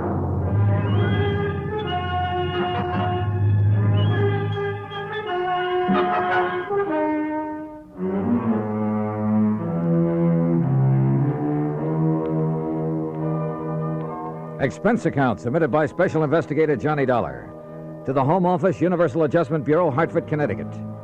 Following is an account of expenses incurred during my investigation of the Latin Lovely matter. Expense account items 1, 2, 3, 4, and 5, 50 cents for phone calls early Monday morning, trying to reach Pat McCracken. Item 6, $1, taxi fare to the offices of Universal Adjustment. Oh, hi, Johnny. Top of the morning to you. Yeah, where the Sam Hill have you been all morning, Pat? All morning? You kidding? Look, the clock on this desk says exactly 9:02. For me, that's the crack of dawn. Now, what's bothering you? Carmela. Oh, Carmela Jocares. Yeah, only it's Jocares. Oh, well. Might have known she'd call you direct. I should have warned you, Johnny. You know her, Pat? She's threatened to come down here and camp on my doorstep any minute. Oh, can you think of a nicer ornament to have around? If she's anything like she sounds on the phone. She is, Johnny, yeah. That's why I should have suggested that Special Investigator Martha Mayberry Balderdale help her. Balderdale? Now, how could an old battle axe like her know how to deal with a young, charming, beautiful... dancer like Carmela? Dancer? Is that what she is? Yes. Not very good, but she's just as beautiful and seductive. And No. No, maybe I better stick old Lady Balderdale on. All right, Pat, quit the kidding and tell me what it's all about. Who's kidding? Well, where do I find Carmela, her address? Now, you see, you're already emotionally involved with her. You haven't even met her. Emotionally? Client relationship in our business should be entirely objective, Johnny. How can I possibly expect you to look at Carmela's insurance problem with an unbiased mind? Pat, All she'd have to do is bat those lovely big brown eyes at you a couple of times. Look, will you stop baiting me and tell me what this is all about? Emotion. All right. I got involved with this little Latin lovely as a favor to the company that issued her the policy, Surety Mutual and Trust. What kind of a policy? Retirement. Pays her $50,000 when she's 45. Meantime, if she dies, her beneficiary gets the $50,000. So what's the matter with it? Well, like I told you, Johnny, she's a dancer. Nightclubs. Always has a partner. Some good young kid who can make up for her shortcomings. Only a different partner every month or so. Well, what's that have to do with her insurance? Well, she has the company name her partner as beneficiary. Oh, I see. And if she keeps changing her policy... Right. And by now it has so many riders attached to it, the company's running out of filing space. And what's more important, the cost of servicing this one lousy policy and the time that's been wasted on it. And the last time... Well, she's been so insistent you'd think she was planning to die tomorrow. Well, maybe she is. Why doesn't the company just stall on making some of these changes? Oh, they've tried that. So what happened? She's on the phone every day, 2 or 3 times a day. Nobody has any peace. That's why they finally turned to me in desperation. And you said you'd have me talk to her. I did not. She asked for you. Why? How'd she even know about me? Oh, newspapers, some of the radio programs about the cases you've handled. Johnny, you're her idol. You're her dream boy. Oh, yeah, sure. But what to do about this? Well, you get her to settle with one beneficiary. Get her married, something like that, so her policy will stay set for a while. Yeah, married, even if you have to... Oh, yeah. You? Huh? Yeah. Oh, no, you don't. Not me. Oh, no. It's a great idea. Johnny, her address is 624 East 47th Street, New York. Now, you look, But just Pat... remember one thing. Universal Adjustment Bureau will not pay for your defense in a breach of promise suit, John. It's all the way or nothing. Oh, yeah, sure. Call me up sometime when you have a case for me. Sucker. Me, that is. Because of Item 7, 1940, plane fare and incidentals to New York City, taxi from the airport to 624 East 47th Street, a nice modern apartment building complete with a uniformed doorman. Miss O'Carra's? That's right. Can I have your name, sir? Johnny Dollar. Oh, yes, of course. So, if you'll just give me her apartment number... And may I see your credentials, please? My credentials? Oh, sure. Why not? Here, take a good look. Well, seems all right. Thank you, sir. Now, look, she's expecting me. I know, sir. Then what's all this fuss about? Will you step into the lobby, please? Oh, sure. Now, what's the number of her apartment? One moment, please.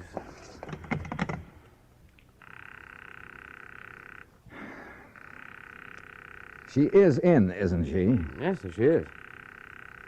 I don't understand about answering the house phone, though. You're certain that she's in? Absolutely, sir. But why she doesn't answer... Where's her apartment? It's number 7 up the stairs. Come on, show me the way. Yes, sir. She only came in a few minutes ago. And nobody else has called on her? No, sir. Were all those precautions of yours on her orders? Yes, sir.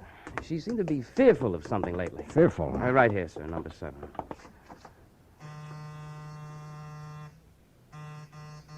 That's funny. Miss O'Connors! Miss O'Connors! Carmela! Listen. What? That sound inside. Well, there must be somebody You in got a there. passkey? Well, yes, sir. Come on, give it to me quick. But unless you have some authority, Mr. Dollar. I have all I need.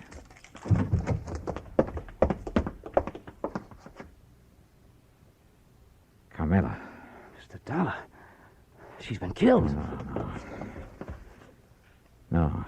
No, she's alive, all right. But that's about all.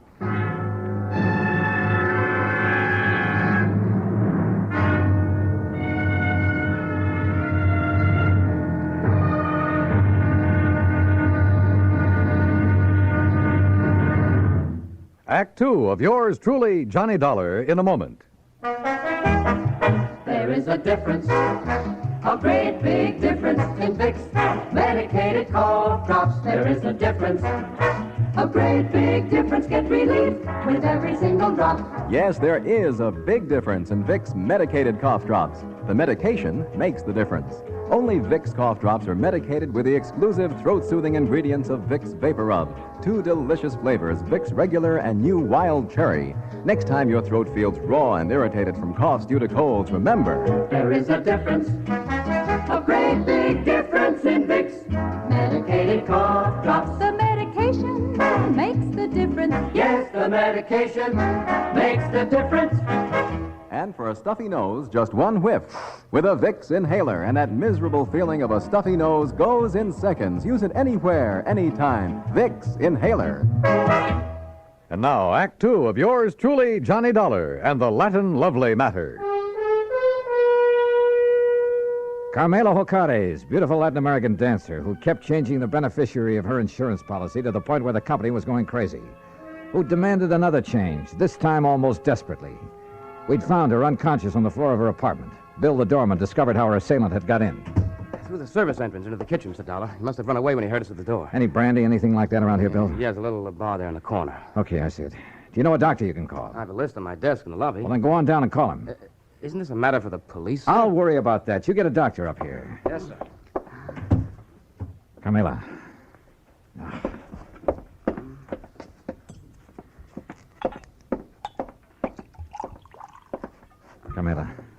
Carmela, here. See if you can drink this.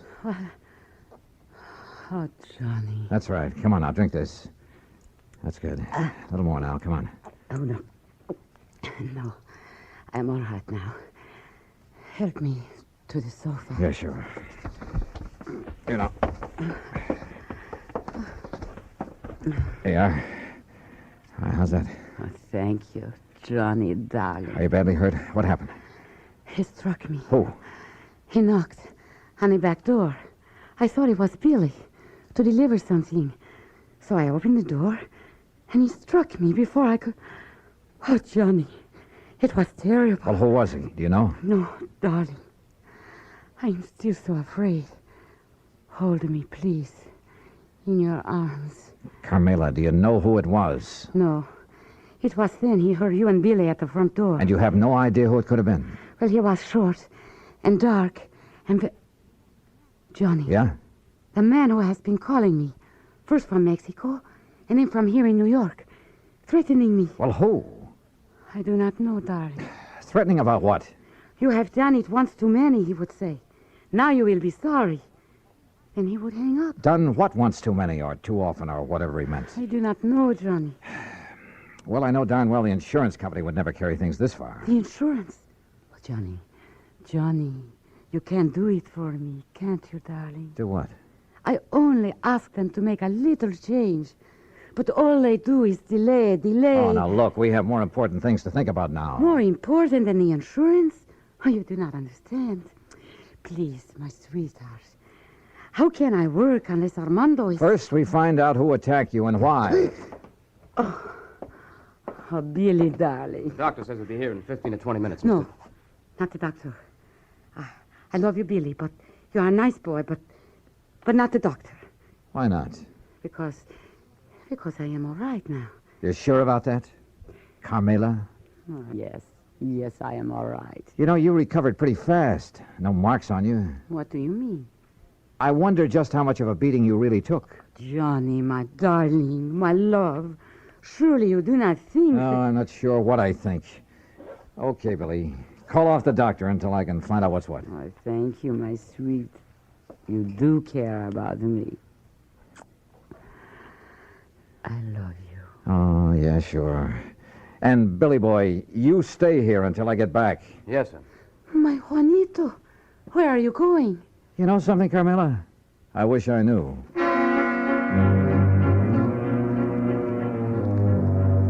I know where I was going, all right, to 18th Precinct Police Headquarters and my old friend Randy Singer. If anybody could get me a rundown on Carmela and any of her contacts, he could. If Carmela's attacker left any fingerprints, his boys would find them. Cutting through the alley beside the apartment building, headquarters would only be a couple of blocks away. But that alley was a mistake. I didn't see the man step out of the doorway behind me. But I did feel that old familiar poke in the small of my back. No. Keep walking, senor. to the next doorway. All right, now look, if you'll take that gun out of my back. Walk. What is this, a holdup? Now, in here. Well? I am Federico, Senor Dollar. Bully for you. So what? I could hear you from the back stairway of her apartment. So you would help her, eh? Carmela? Maybe? No, you will not, because I will kill you first.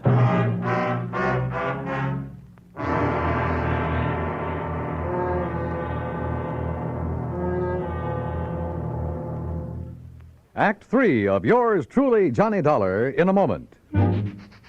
Smoke Kent, Smoke Kent, Smoke Kent with the micronite filter. Remember this, Kent filters best of all the leading filter cigarettes. So get the mild Kent cigarette. Smoke Kent with the micronite filter.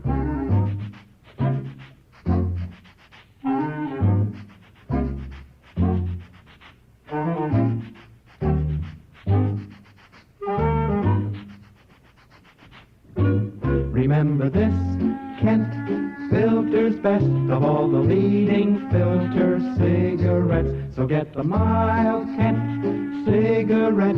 Smoke Kent, Smoke Kent, Smoke Kent. What a wonderful feeling. Smoke Kent. And now, Act 3 of yours truly, Johnny Dollar, and the Latin Lovely Matter.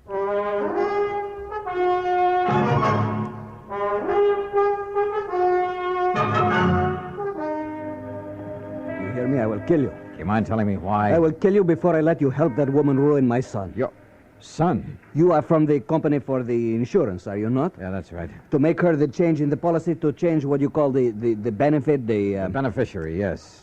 That's what she's asked for. But I will not let you. Well, I haven't said I... Oh, look, put away that gun, will you? No. Okay, Chief. What? But be careful, this man is armed. What do you call it? The policy? Just diverting your attention. No, give me that gun. No, I... All right, now we're on even terms. Just who are you and what's this all about? I'm Federico Gomez, the father of Armando. And who's Armando? Armando, my son. He would be the next fly in the web of the spider. The what? That woman, Carmela Jocares. It is my boy, my fine son, that she would make her victim like all the others. Like all what others? Look, Mr. Gomez. He is a dancer, my son. A fine dancer, the toast of all Mexico. And she would do with him what she did with the rest. Charm them, make love to them, bring them here to this city to dance with her. Unless I stop her. Well, I fail to see anything particularly... And like the others, my son would fall in love with her with all his heart, with all his soul, with all his mind. Yeah, I'm sure, and but... she... Oh, of course, she would prove her love for him with all the big insurance benefit. You mean that naming those lads in her insurance policy?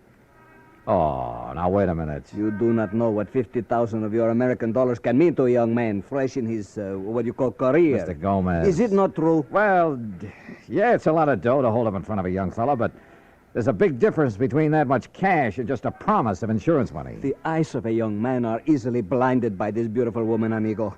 She has blinded so many. They have danced with her and given her their money because they loved her. All right. But when she got their money, she was through with them. When they begged her to marry them, she spit on them. She turned them out. Pedro Fernandez, you know of him? No, I'm afraid I don't. Because of this woman, he killed himself. So it was with Jimenez, the son of my friend. But she will not do this to my son. And you honestly think the mere fact of a big insurance policy? Was it not true with Jimenez, with Pedro, with Angel, with all the rest? These were young men, amigo, like my son. Unwise to the world, unwise to a woman like this. Suicide? I will do anything to keep her from using that insurance to ruin my son. Senor? The more I live in this world, the more amazed I am at some of the things that happen in it. Things that are implausible, impossible, but that sometimes do happen. I can only beg of you. Humbly. All right, look, Mr. Gomez, I'm keeping this gun. By rights, I ought to have you locked up for poking it in my back for your attack on Carmela. But Where are you staying? At the Hotel de Glen Arms. I want you to go back there. Stay there until you hear from me. You will help me, senor. If you'll do as I say. Gracias, senor. Gracias. The scene with Carmela back in her apartment was not a pretty one. She not only admitted to having used the insurance, among other things, to further her shaky career at the expense of those young and better dancers, but was quite proud of the broken hearts and broken minds she may have left behind. Until I tore into her, and believe me, I did. Murder? Oh, no, Juanito. Now, you look. No. If you didn't murder those two young kids, well, you might as well have plunged in the knife yourself. I don't know what laws, what legal action may be dragged in to make you pay for what you've done, but there are moral laws, too, laws of decency. But I did I'll tell not you this, know. Carmela, that from now on, the police of this town and of anywhere else you may go, believe me, they'll be gunning for you. And if anything like this ever happens again... No, Johnny. Johnny, please, you must believe me.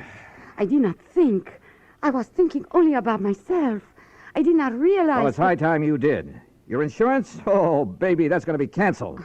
Unless you can think of someone far away from your career to leave your money to, someone you can't hurt. Oh, Johnny, I promised. Don't you see? Never before has anyone made me realize what I was doing. I have only had to think of myself. By the time I left her, she was sobbing her heart out, promising that she'd spend the rest of her life making up for the things she'd done. And who knows, maybe... Well, who knows? Expense account total, including incidentals and transportation back to Hartford. Johnny Dollar. Pat McCracken, Johnny. Oh, hi, Pat. Well, I just got around to finishing up my report and expense account on that Carmela Jocates thing last You week. can just forget the expense account part of it. I got what? No, for the life of me, I don't know how you did it. What are you talking about? The company just sent me a copy of the rider, Johnny, the last and final rider on her policy. Oh? Naming the new beneficiary, and absolutely, irrevocably, can never be changed again. Whom did she name, Pat? Some old childhood... Are you kidding? You! What? You sly dog. Hello? Hello? Well, I'll be... Yours truly, Juanito Peso.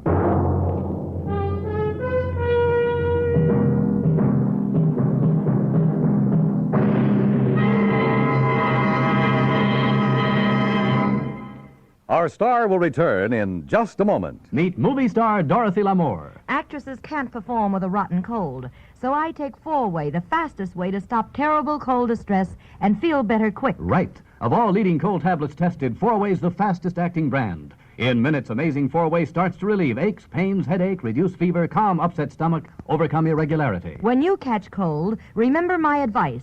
Take 4-Way, fastest way to stop these awful cold miseries. 4-Way, 29 cents.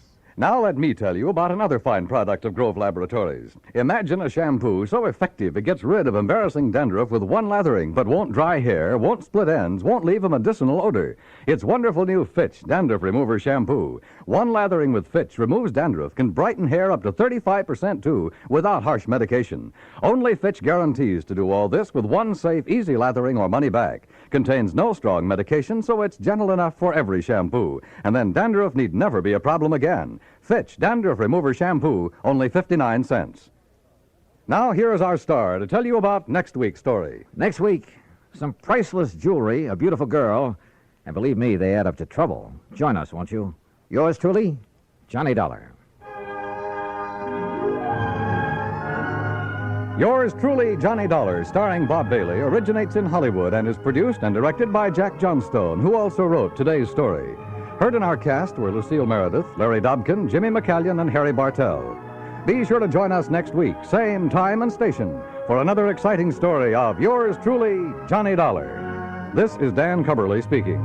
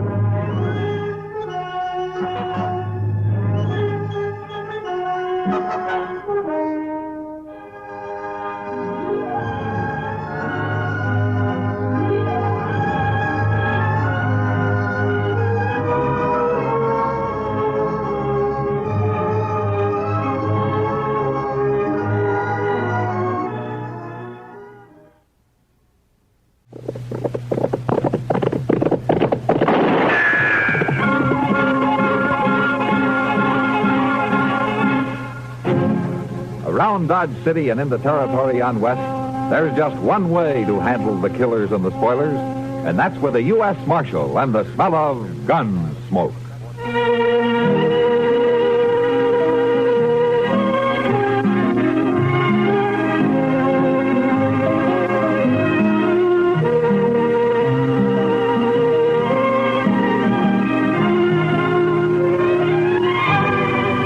Gunsmoke, starring William Conrad, the story of the violence that moved west with young America, and the story of a man who moved with it.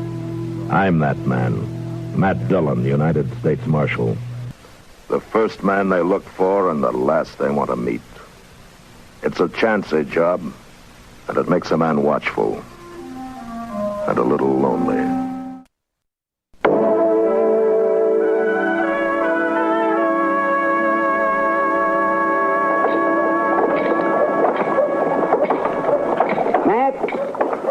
Do you mind stopping in Jonas's store for a minute? No, it won't take long. What are you going to buy, Doc? Another diploma to hang on your wall? Oh, another diploma to hang on. Anybody can shoot bullets into people the way you do. What takes real brains is digging them back out. But between the two of us, we manage to make a living, don't we? Barely. Just barely. Hello, Jonas. Hello, Marshal. Doc? Hi, Mr. Jonas. What can I do for you? Well, I'm looking for a saw. What? You're looking for a saw? And some nails, Mr. Jonas. Sure, Doc. Sure, I'll have to fetch him from the storeroom out back. Doc, what do you want a saw for? See, Matt, look here. You got a batch of new derbies in. Doc, what are you going to use a saw for? I bet they're expensive, too. Here! Stop there! Stop! What's that? Yeah, stay here, Doc. He's over there behind them barrels, Marshal. Who is? I don't know, but I'll shoot him dead if he moves. Don't kill me. I ain't armed. All right, come out of there with your hands up. Dear Amber. Yeah, it's me. I can't believe it, Amber. I was going to pay you later. Pay me later? You're on my books now for over $300. And stealing from me on top of that. Marshal, I want the... Were you stealing, Amber? No, I never stole nothing in my life. I was going to pay him later. Then what was you doing running off with that sack of seeds? I had to have them seeds, Mr. Jonas. I got to raise something. My wife and I are about to starve out there. Out where, Amber? A little patch of land near Pawnee Wells, north of here, Marshal. Ain't much. We had nothing but bad luck. I've been keeping you going for nearly a year, Amber. This is a fine show of gratitude. Well, how can I pay you unless I raise something? The man's desperate, Mr. Jonas. He owes me money, too, Matt, but I don't hold with stealing to pay off your debt. Well, I'll pay you, Doc. Someday I will. But right now, we got nothing. That's good land up there, Amber. What's been your trouble? Everything, Marshal. First, I raised a little corn. Then Pete Fletcher's cattle busted in and ruined it. And then Mrs. Amber's goats swelled up and died. She had two of them. She always wanted goats. All her life she wanted them. And then some mean devil shot one of my horses. And, I don't know what all, Marshal. We just ain't making out very good. It's still no excuse for thieving, Amber. You throw him into jail, Marshal. Amber, you take your seeds and you go on home. What? You can put them on my bill, Mr. Jonas. You mean you're going to turn him loose? Go on, Amber. Oh, thank you, Marshal. I won't forget this. It's a fine thing when the law starts encouraging crime. I hold you guilty as he is, Marshal Dillon. Come on, Doc. Let's get out of here.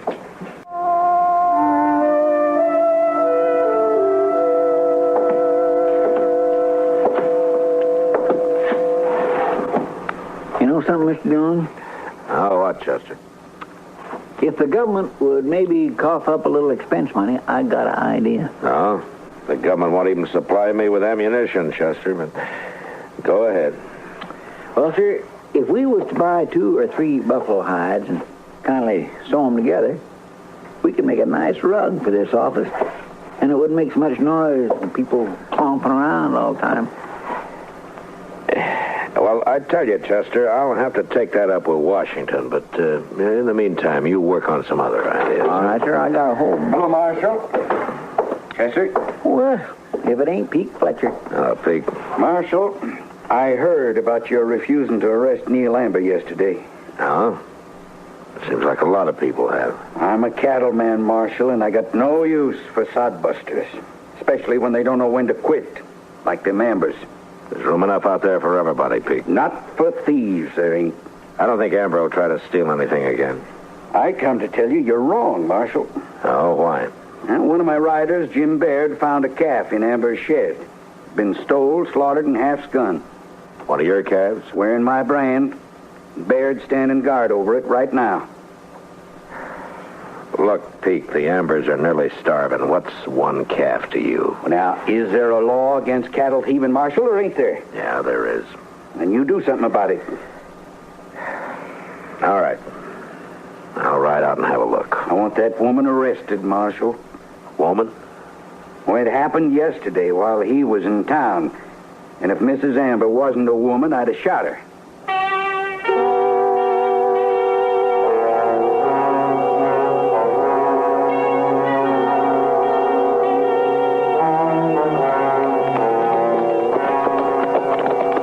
My calf's in the shed, right over there, Marshal. I don't see the Ambers anywhere. I told Baird to make him stay in the house. Now, you had no right to do that, Pete. I got a right to protect my property, ain't I? Chester. Yes, sir. The Ambers to come out to the shed here. All right, sir.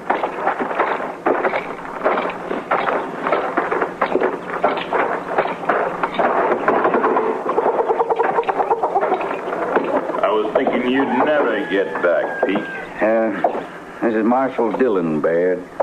Where I come from, we hang car thieves ourselves. Well, it's been done around here, too, Baird. Good. The man that headed the last lynching got 25 years in prison. You trying to scare me, Marshal? I hate lynching, Baird. I hate even the talk of it. All right, Pete, where's the calf? Right over here, Marshal. She was trying to butcher it on the ground. Now, a man would have hung it up.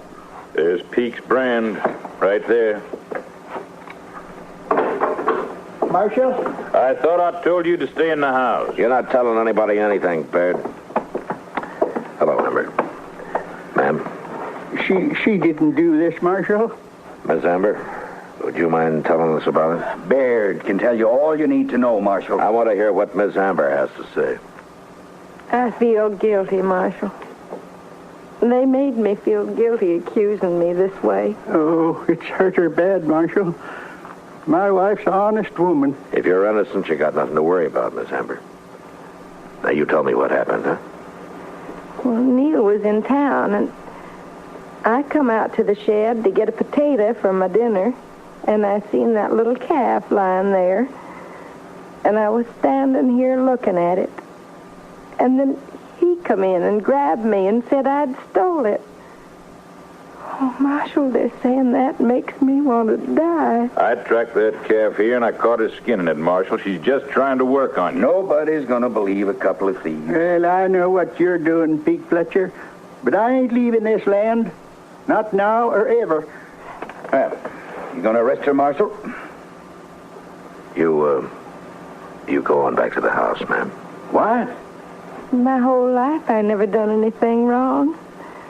Now I feel I ought to be hung. She'd be better off dead than like this. If she was a man, she would be dead, Amber. That's enough, Baird. I'm not arresting anybody, Pete. Are you calling me and Baird liars? I'm saying there isn't enough evidence. Now, you take your calf and you get out of here and you leave these people alone. All right, Marshal. But the next time we ain't coming to the law. We'll handle this ourselves.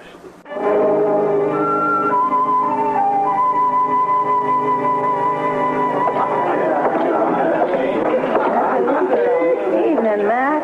Ah, hello, Kitty. Matt, I want you to meet Lucinda. She's new here. Oh? Hello. Welcome to Dodge, Lucinda. Kitty's told me a lot about you, Marshal. I was hoping you'd come in tonight. Where are you from? Well, I've been in Abilene the past 2 years. Yeah. Abilene, why, you must know Bill Hickok over there, huh? I sure do. He told me to look you up when I got to Dodge. Said you'd keep me out of trouble. Well, I can't do that, but I'll tell you what, if you ever do get into trouble, you come see me. Thanks, Marshal. Mr. Hickok said Dodge is a lot wilder than Abilene. Is that true? And I don't know, but you'll soon be able to judge for yourself. But I won't be here very long, Marshal. I'm working my way out to California. She's got a man in California, Matt. Oh, well, fine. I hope you make it, Lucinda. Thanks, Marshal. I'll see you later. Sure. She's a nice girl. Yeah, all girls are, Kitty. Look, I just made $50. Yeah. I hope you're not going to put it back in the game. No, I'm through with Phil. I might buy into that poker game a little later, though. Well, you can have Chester's seat in a few minutes. I'm going to put him to work. Chester was telling me about the Ambers, Matt. I feel awful sorry for that poor woman. Yeah, so do I. Kitty, there's nothing I can do about it. You don't think she's guilty, do you? Well, it can't be proven either way. But one way or another, Pete Fletcher's managed to get rid of every nester anywhere near him. Except for the Ambers, huh? Yeah. It's like he says, they're pretty stubborn. Oh, Matt, isn't this that fella Baird? Oh, yeah. I was kind of hoping he'd broken his neck somewhere. Evening, Marshal. Ma'am?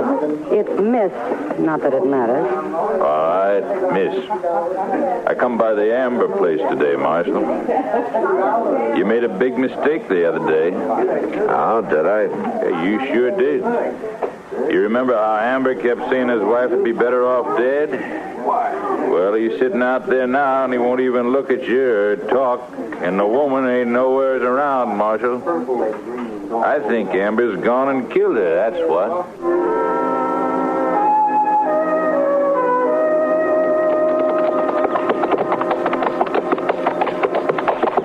Place looks deserted, Mr. Dillon. Yeah, it does. Maybe Baird was right. Maybe something has happened to Miss Amber. Yeah, maybe. I will soon find out. Now we'll try the house first. Yeah. Well, look yonder. That door is wide open. Amber? Anybody home? Now let's take a look inside, Chester. I don't much like the idea of just walking into somebody's house. Neither do I, but... Well, there he is. Yeah.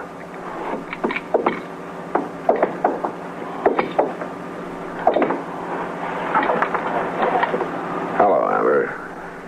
You all right? Hello, Marshal. Chester. Well, how long have you been sitting here like this? I don't know.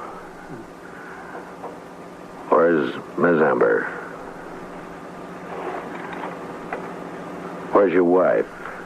Why, she went away, Marshal. She went away?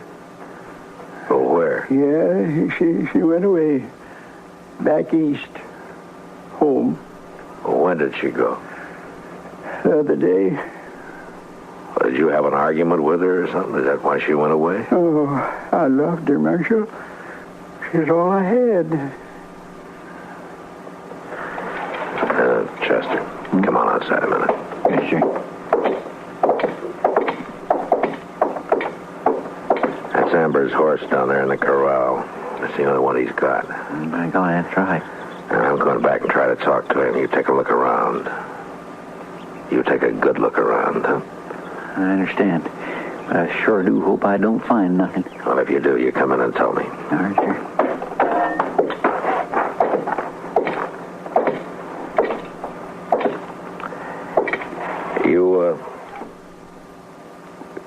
You won't tell me what happened, Amber?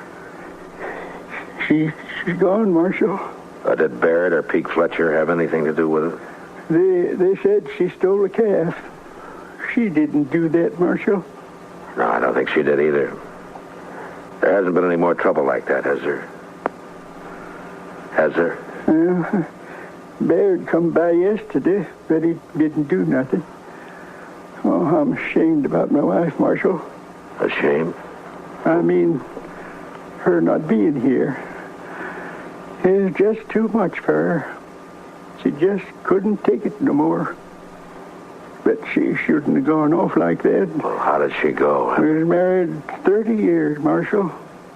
I was real proud of her. Of course you were. Tell me, when she left here, how did she go? She rode away. You mean she took your horse? Yeah, she took my horse. Mr. Dillon? Yeah. Did you find anything? Yes, sir, I sure did. Laying under a blanket right out in the shed there. He didn't even bury her. She'd been shot, Mr. Dillon. Who shot her, Amber? I couldn't bury her. I couldn't get that near her yet. Did you shoot her? Tell me. I shot her, Marshal.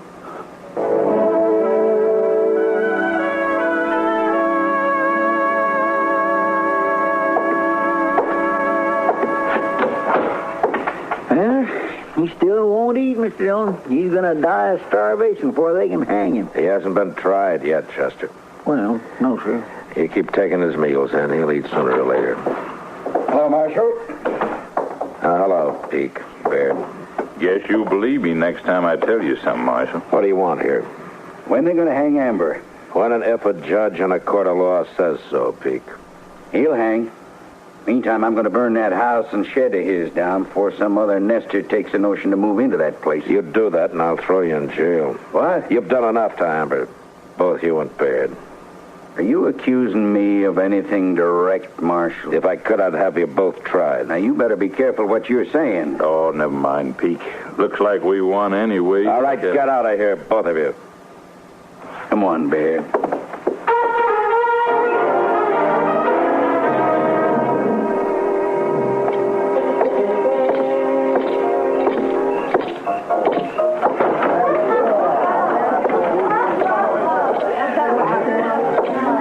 What'll it be? Glass of beer, Sam. Sure. Say, Marshal. Yeah. That fella Baird over there's been making a lot of talk about you. Yeah, Pete Fletcher, too, probably, huh? Not like Baird.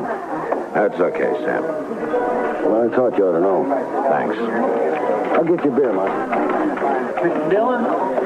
Yeah, what's the matter, Chester? Neil Amber.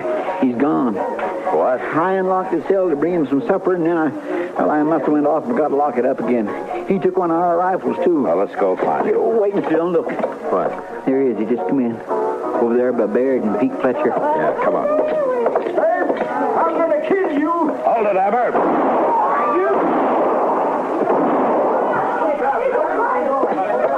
All right, put that gun away, Pete. He killed Baird, Marshal. He was going to kill me. You shoot him again and I'll kill you. He's unarmed now. I ain't going to shoot him.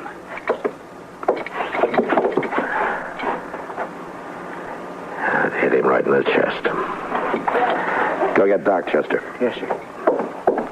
Amber, Doc will be here in a minute. He can't help me. This is going to save me from hanging, Marshal.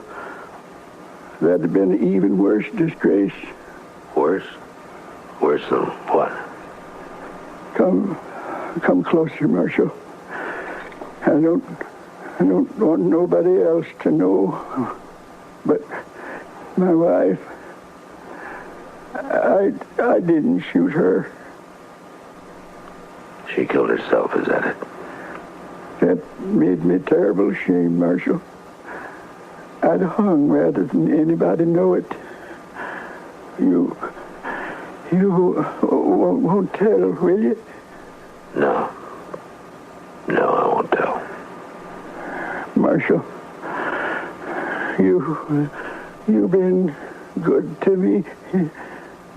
Thanks.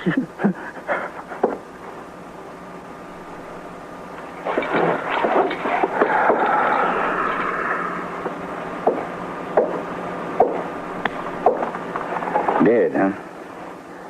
Well, you ought to thank me, Marshal. saved the law the expense of a rope.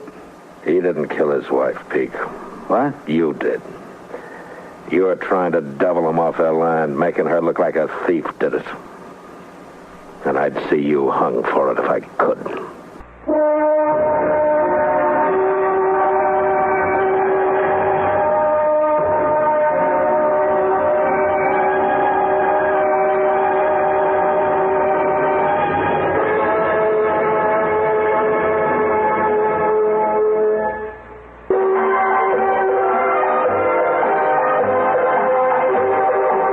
Gunsmoke. Produced and directed in Hollywood by Norman McDonald, stars William Conrad as Matt Dillon, U.S. Marshal. The story was specially written for Gunsmoke by John Meston. Featured in the cast were Ralph Moody, Vic Perrin, Barney Phillips, Virginia Gregg, Harry Bartell, James Nusser, and Gene Bates. Harley Bear is Chester, Howard McNear is Doc, and Georgia Ellis is Kitty. Stay tuned for Nero Wolfe, who follows transcribed in 30 seconds.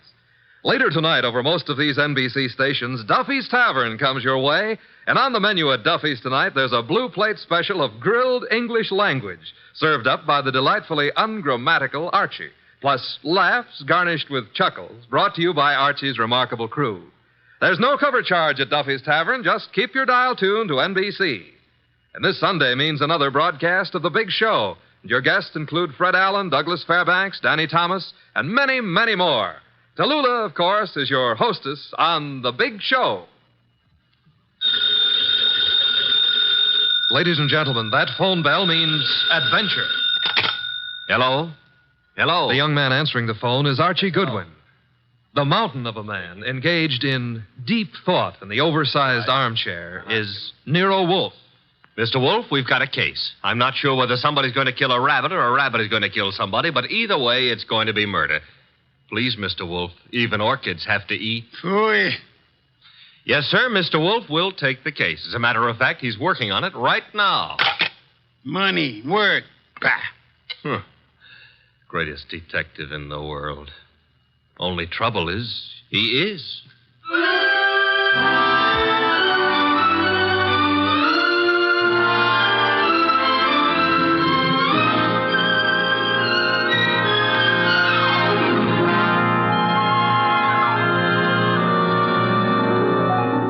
Yes, ladies and gentlemen, Archie is right. Nero Wolfe is the greatest detective in the world, and the fattest, and the least energetic. Nero Wolfe, created by Rex Stout, and brought to you over this NBC network in a new series of adventures by Mr. Sidney Greenstreet.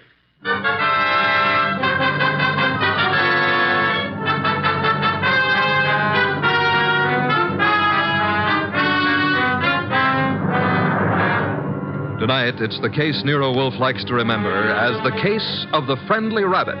He sometimes prefers his proverb scramble. It began in lots of places. Let's take a look at a few of them.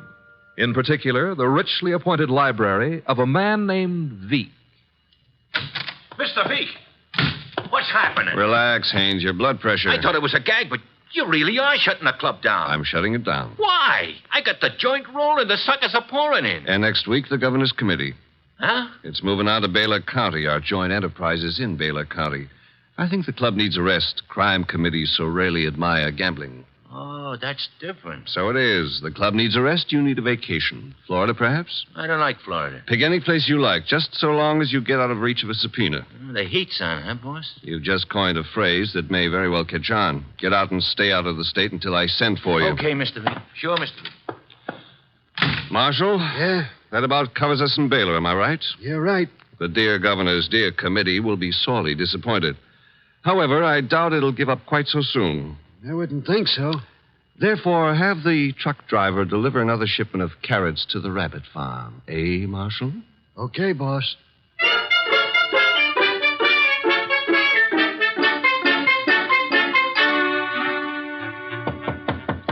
Come in, Williams. Good afternoon, Governor. Good afternoon. Williams, I'm disturbed. The crime committee, sir? It was doing well, very well. And then... I know, sir. There's a leak. Someone is passing on confidential information. Who? That's the problem. Who? Started 3 weeks ago. A three-man committee, Wilson, McCarthy, Tolliver. One of them, Williams? I'd stake my life, sir, no. Then who? You've forgotten Collier, committee secretary. You have reason to suspect him? No, nothing that means anything. Except... You do suspect him. Well, he's been watched, telephone calls checked, mail. I have no reason to suspect him. Except that one thing bothers me. What's that? He has a small farm in Greendale County. He rarely went near the place in all the time he's been up here at the Capitol. But that suddenly changed. 3 weeks ago? Yes, sir. He's been staying at the farm for 3 weeks. Is there anything unusual about that farm? Nothing unusual. Except Jimmy Collier has gone in for raising rabbits.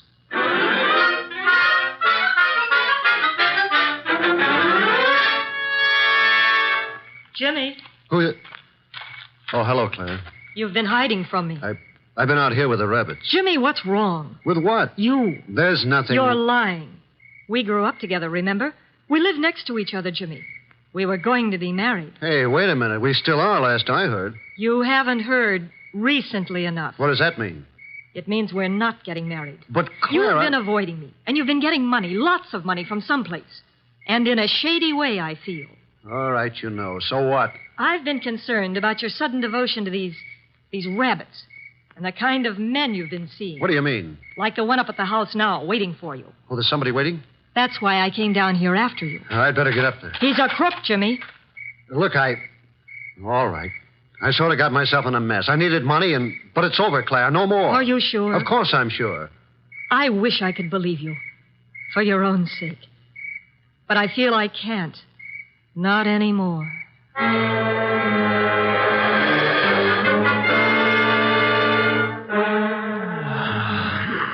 Archie. Yes, Mr. Wolf. Either stop breathing so heavily or... Take the evening off? Stop breathing. Old Dr. Tidmouse wouldn't approve of that. Who in blue and assorted blazes is old Dr. Tidmouse? My family doctor. Mavis keeps your puny mind, but you don't have a family. Answer the phone. Oh, but it might be a case. It might be very important. It might mean work, Mr. Wolf. Archie. W-O-R-K. You've got millions in the bank. Why worry? Confound you. Do you want me to answer that phone myself? Now you've got me. No, Mr. Wolf. Couldn't let you knock yourself out lifting a telephone receiver. Nero Wolf's office. Archie Goodwin speaking. What? Wait, Mr. Wolf is to go up to Greendale at... Oh, now, look, friend. Mr. Wolf does not go anywhere, and that includes Greendale. He wouldn't stir out of the house for anybody short of the... What? I see. Yes, sir, in an hour. Goodbye. Mr. Wolf, brace yourself. You've got an appointment with a Mr. Williams at the Starlight Hotel in Greendale for 1 hour from now. You're insane. No, I'll admit I've been tempted. Sure, were it not for the fact that often the native hue of resolution is sicklied o'er with a pale cast of thought... Quoting Hamlet will get you no place. I would fire you. And then who would drive you to the Starlight Hotel in Greendale? I'm not going to Greendale. Nevertheless, in an hour you will be there. And who, may I inquire, says so? The governor of the state.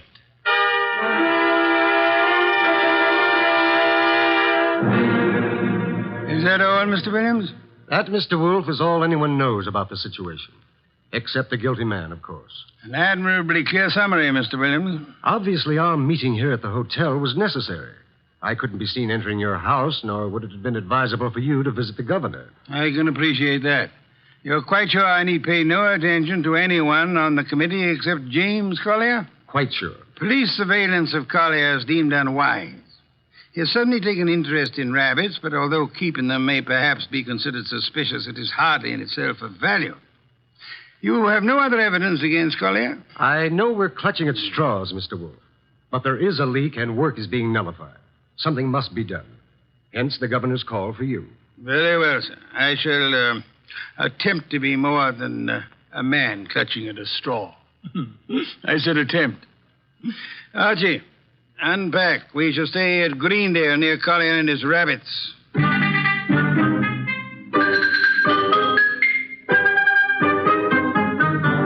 Mr. Wolf? Mr. Wolf? Oh, naturally, I know that shutting your eyes and pushing your lips in and out indicates you're thinking feverishly, but there's nothing for you to think about. Tui.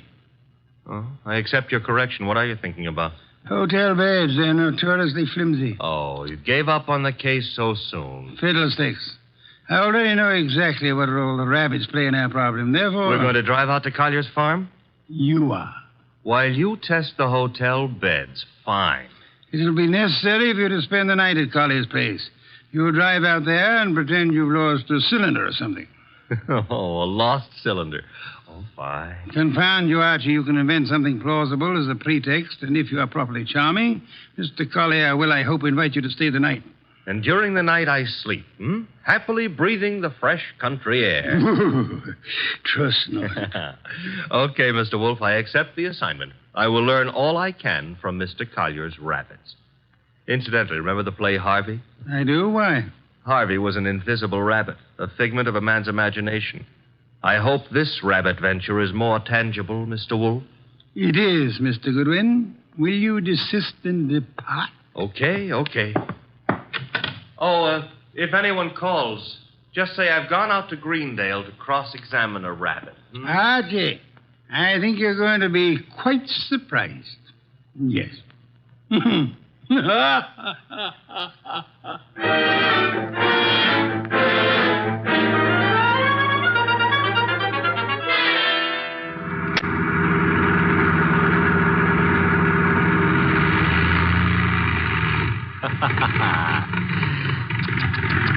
Running out of gas, and me such a big boy.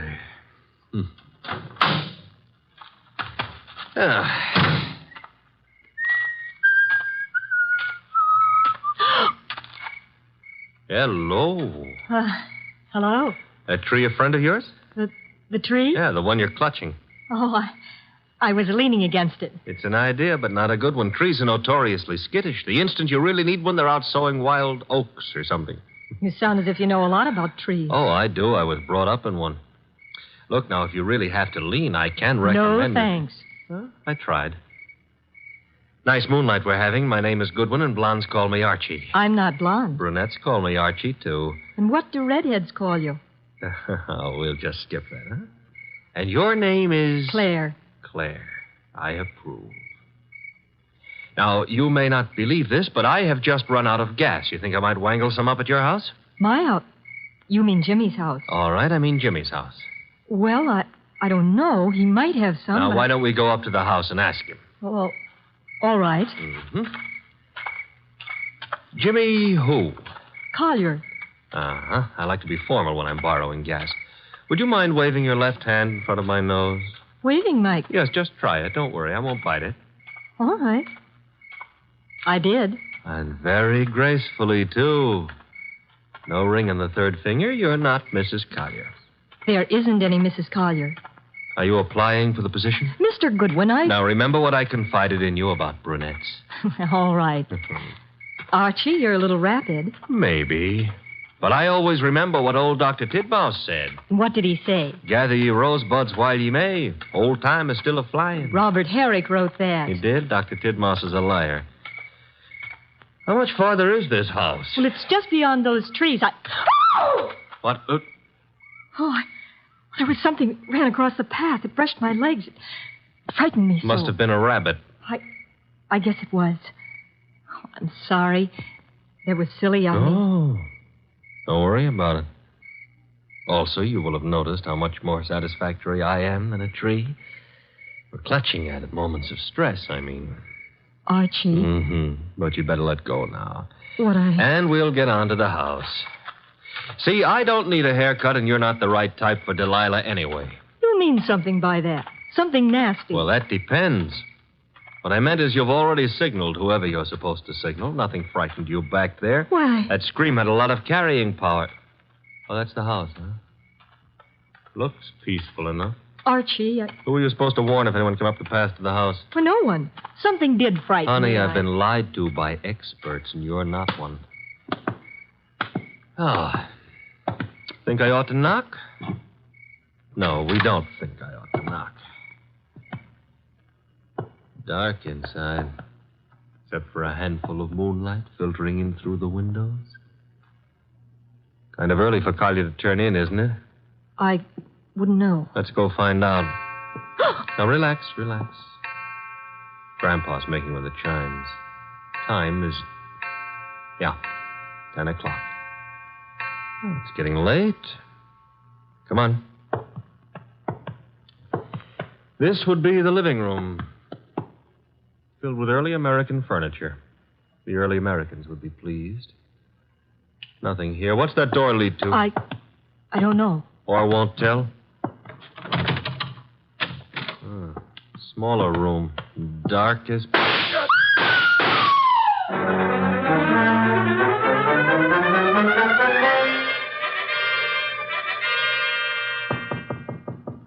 Come in. Put the beer on it. Oh, you're not the bellboy. I'm sorry. I should have remembered to bring some beer. Indeed, and you are? I'm a fellow guest at this hotel, Mr. Wolf. My name is Veek. Veek, yes. A criminal of moderate intelligence and immoderate pretensions. We won't quarrel, Mr. Wolf. I've something to offer you. You and your boy Goodwin didn't drive up to Greendale for the exercise. I dislike exercise. Shortens life. James Collier lives nearby. The governor's committee on crime is unhappy. There's been a leakage of information. It hasn't helped them in their work. But it has helped you. You wouldn't have left your house in New York on any ordinary job. A request from the governor, however. Shall we stop fencing? I don't have to fence with you. The committee's work doesn't particularly bother me. I've already made my arrangements for retiring from active business, shall I say. However, I don't want you messing around in the meantime. Indeed.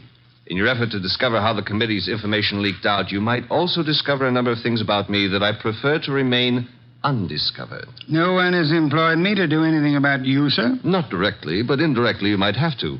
I want to insure myself against any such possibility. I want to make a deal with you. I'm ready to supply you with the name of the man responsible for the leak and papers proving his guilt. I have them here.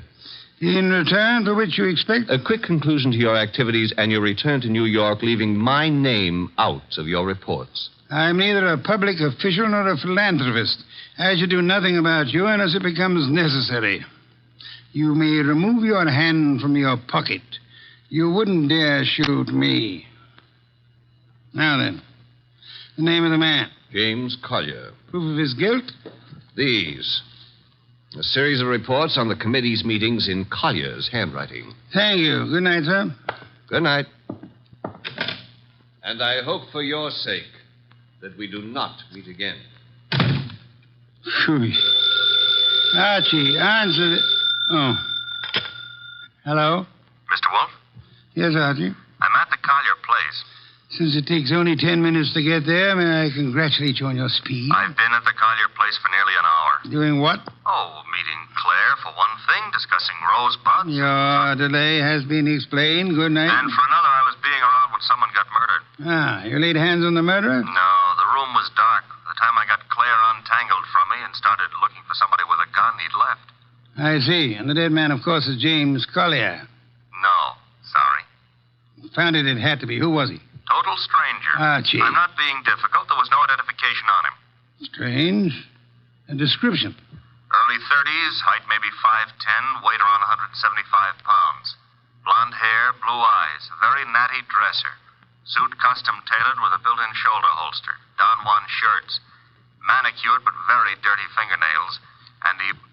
Uh-oh. Company. The police? Mm-hmm. Very well, you tell them whatever you think proper, without mentioning the governor's committee, of course. You'll then bid them farewell and come to the hotel. Can't I say goodbye to Claire, too? You cannot. Confound you, Archie. Do you think I want to wait up all night?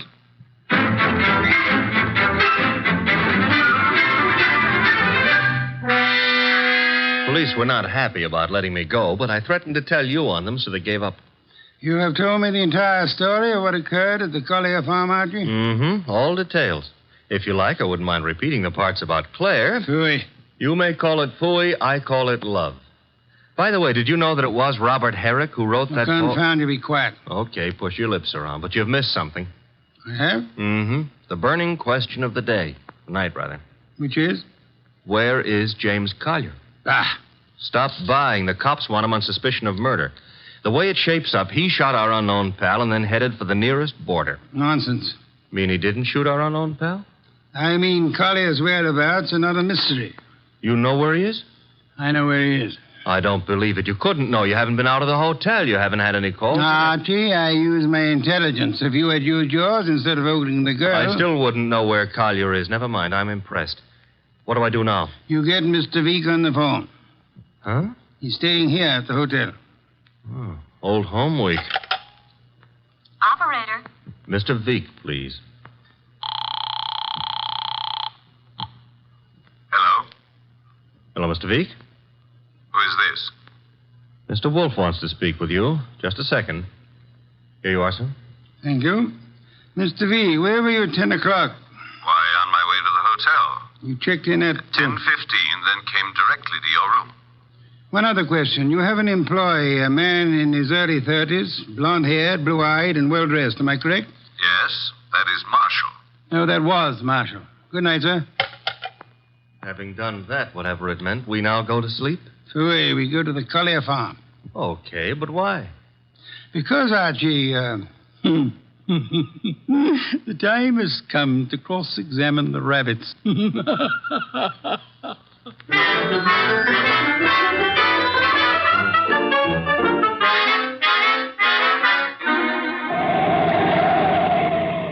Confound you, Archie. You're not driving a truck. Be careful. Truck drivers are careful. Also, they're courteous. Indeed. Furthermore, they will always stop to help a motorist in time of trouble. Archie, are you training to become a truck driver, or have you fallen in love with a truck driver's daughter? Her name is Susie, her hair the color of wheat fields at high noon. Never mind turning purple. I'm about to change the subject. Boss, I have a theory. Stick to truck drivers. As follows. Our boy Collier, who'd been selling information to Veek, had a change of heart and decided to turn ethical. But Veek's man, Marshall, at Veek's orders, tried to apply pressure, so Collier shot him and headed for Canada. And the girl's roll? Must have brightened my life. Oh, you mean about her playing sentry? Well, she's in Veek's employ, too. Phooey. Don't like my theory. It's charming. It merely happens to be wrong. Merely happens to be... Why is it wrong? Because, Archie, of a dead man's dirty fingernails, Marshall's fingernails. Oh. Well, you made me bring you to the rabbit hutches. We have arrived. There are the rabbits. Go ahead, cross-examine them. Good many hutches. A large pen for the rabbits to run about in. Notice that they're all cowering at the far end of the pen, ran as we entered. That's because they don't like us, maybe, huh? One of them, however, seems to be friendly. The one up here, and at the corner opposite us. Oh, yeah, there is one here. He's not friendly, Mr. Wolf. Indeed? He's dead. Somebody stove in his skull. Interesting. What's interesting about a dead rabbit? He may be dead now, Archie, but he was friendly. Too friendly.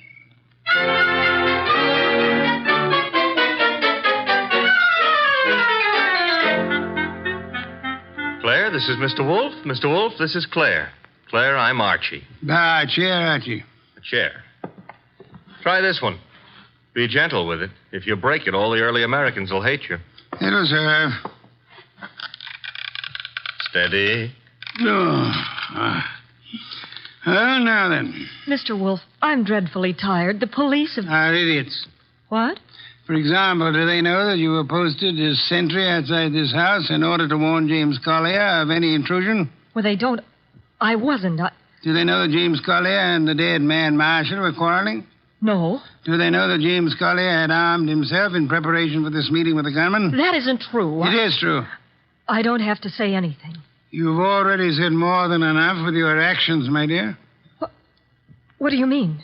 According to Archie's report, and Archie is always meticulously accurate, when you and he opened the door of the room in which the murder took place, you screamed at the shots. Well, of course. Any girl would scream with... Then you clung to Archie with sufficient force and for sufficient length of time to prevent him from chasing the murderer. Why? Because you had seen and recognized the murderer as the man you loved. It was too dark to see anything. True. Therefore, you didn't have to see the man. You thought you already knew who the killer had to be. That's a lie. You're shielding James Collier, aren't you? I'll never admit any of it. Never. May not be necessary. Archie. Yes, Mr. Wolf? Get hold of that policeman outside and remember what happened to one particular rabbit. Well, look around for freshly dug earth.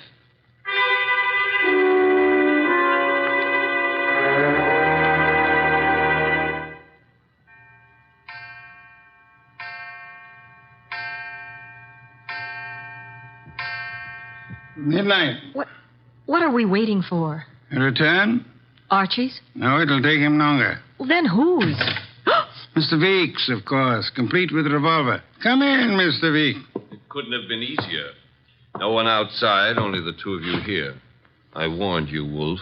Fiddlesticks, you merely tried to use me as a prop for an alibi and a rationalization for a motive. I don't understand. Mr. Wolf does. Indeed, I do. Did you really think me fool enough to believe your proposal, Mr. Veek? It was plausible. It was nonsense. You pretended you were handing James Collier plus the proofs of his guilt over to me in an effort to keep yourself out of the picture. But your proposition was silly. No matter how much I might have wanted to help you, I would have been powerless once James Collier went before a jury. You're too intelligent not to know that. That couldn't have given you enough to go on. It didn't. You yourself gave me more. I did. When you came to my room, you told me you knew Mr. Goodwin and I had come to Greendale, checked in at the hotel. I did. However, when I phoned you later and asked for an account of your movements between 10 and 10:30, you replied that you had driven to the hotel, signed in, and came directly to my room. Obviously, you already knew of my presence in the hotel. How? Only one way you could have known. You had seen Archie at some time prior to the time you checked in at the hotel, and the only place where Archie Was here, at the farm. Yes, which told me Mr. Veek had been here at the time of Marshal's death. What was Veek doing here? Only one thing. Murder. Then he killed the gunman. No other possibility. But, Jimmy, I thought he did it. James Collier couldn't have killed Marshal because at the time he was killed, James Collier was already dead. Archie! What's this? Leave it. Let's play. Undrop that gun first. My arm. That's nice and cooperative, so... You'll be quiet for a while. A cop is back in the rabbit pen, Mr. Wolf, guarding Collier's grave. Grave, Archie? Yeah, with James Collier in it. Oh, poor Jimmy. Veek knew the expose was coming. He had to shut Collier up. So he had his gunman, Marshal, kill Collier and bury him in the rabbit run back of the hutches. You spotted that, boss, because of... You dead rabbit. The others scuttled away from the man who bore James Collier's body to that lonely spot. But one rabbit overcame his fear. He was too friendly. And got killed for it. There was that and the dirty fingernails of Marshal, the gunman who killed and buried James Collier. Your description indicated extreme neatness. The dirty fingernails were a wrong note. Yeah, indicated he'd been digging. So we know now, don't we? Veek killed his own trigger man to frame a dead man for it. Collier would be thought guilty. He'd be hunted among the living. And all the while... Oh, I'm sorry, Claire. It's all right, Archie. I didn't love Jimmy. That was all washed up. Mr. Wolf, I understand everything, except why did Jimmy suddenly start staying at the farm with the rabbits? He knew he'd be watched. He couldn't risk conveying his information by telephone or the mails. Nor could he be seen holding conversation with men who might be traced to Veek. But who would suspect a truck driver delivering carrots for the rabbits as being the go-between for Jimmy Collier and Veek? Nero Wolf. Which is why I hope there's an adequate bed in this house for Mr. Wolf. I'm sure I'll be able to find one. Splendid, Archie. You will have the police remove Mr. Veek, and then... And then maybe Claire would like to go gathering rosebuds, huh? By moonlight? I would like to. Phooey. I shall go up to bed now. I've seen the moonlight more times than I care to remember. However, while you and Miss Claire stroll through the moonlight, Archie... Yeah? You might remember that rosebuds have thorns.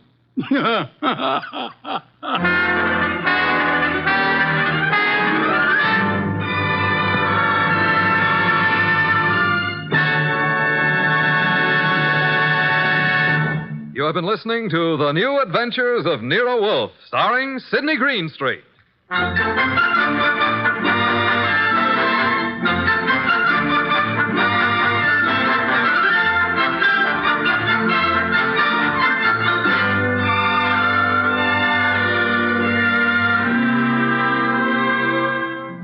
Tonight's transcribed story was based on the characters created by Rex Stout. This is an Edwin Fadiman program, produced and directed by J. Donald Wilson. In the cast were Larry Dobkin as Archie Goodwin, and Martha Shaw, Hal Gerard, Herb Butterfield, Howard McNear, and Bill Johnstone. Next week at this same time, Nero Wolfe and Archie will bring you The Case of the Impolite Corpse. Don Stanley speaking.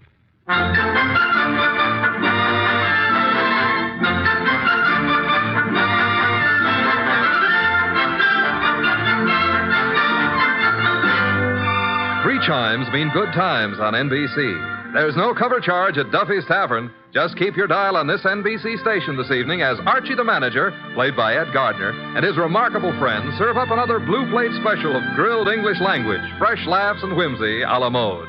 Another Friday fun favorite is the delightful Life of Riley, starring William Bendix as the beleaguered Chester A. Riley. Now it's Sam Spade. Then, The Magnificent Montague on NBC.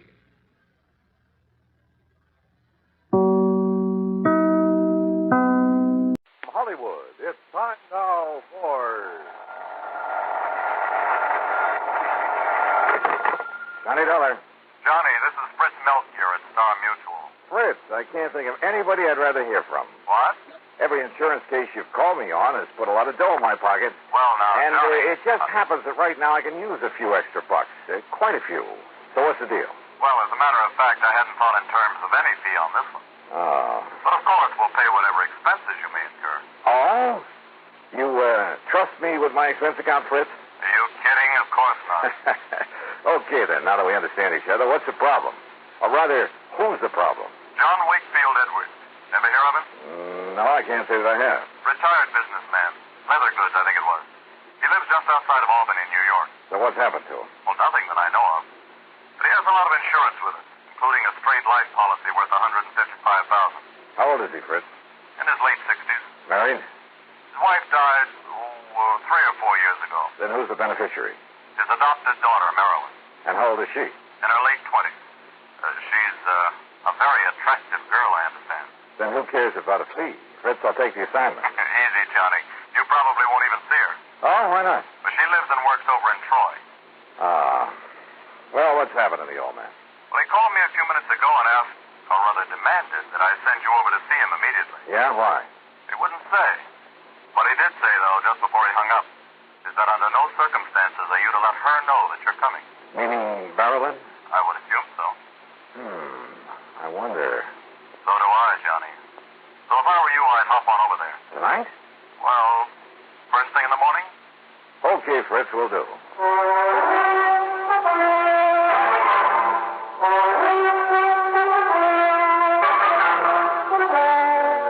Bob Bailey in the exciting adventures of the man with the action-packed expense account. America's fabulous freelance insurance investigator. Yours truly, Johnny Dollar.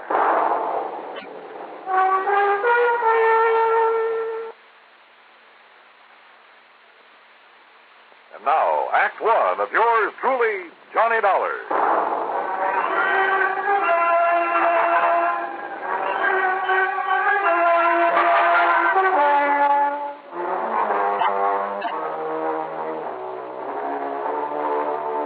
Expense account submitted by Special Investigator Johnny Dollar to the Star Mutual Insurance Company, Home Office, Hartford, Connecticut. Following is an account of expenses incurred during my investigation of the hair-raising matter.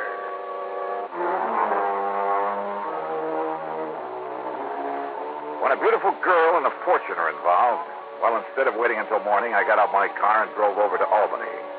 Item 1, 1720 for mileage. I arrived shortly after midnight, checked in at the Sheraton Ten Eyck, and although I was pretty tired, I ran up item 2, a dime for a phone call. Yes, this is John Wakefield Edwards. Johnny Dollar, Mr. Edwards. Well, why do you waste your time and money calling me? I told Fritz Melchior to send you up here. I'm right here in Albany, sir. Oh, good. Do you want me to come out and see you right away? It's pretty late. No, first thing in the morning will be all right. I'm sure nothing will happen before then. Nothing will happen. I'll expect you to have breakfast with me. I beg you. What was that? I said be here at breakfast. 7:30 sharp. Oh, okay. But now, just what did you mean about nothing will happen? I'll tell you about it in the morning. Goodbye, Mr. Dollar. Well, now, wait a minute. Look. You're the boss.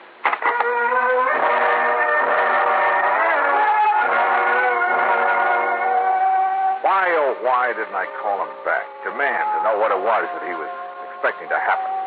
For it obviously tied in with his wish to see me. But I guess I was tired after the long drive, and he seemed to think the morning was time enough. So so I hit the sack. Early in the morning, some coffee sent up to my room, and then the hotel bill came to $9 even. That's item 3. And by 25 minutes after 7, I swung onto the long, winding drive that led up to the front of the Edwards mansion. It was in a wealthy residential section, a couple of miles north of the city proper, and sat in the middle of what must have been a full acre of beautiful trees and gardens. As I approached the house, I noticed a car parked out front, a sleek new little sports job. The door was open, and the good-looking chick got out of it and was just about to climb in. As I pulled her up to a stop, she stood there looking at me questioningly.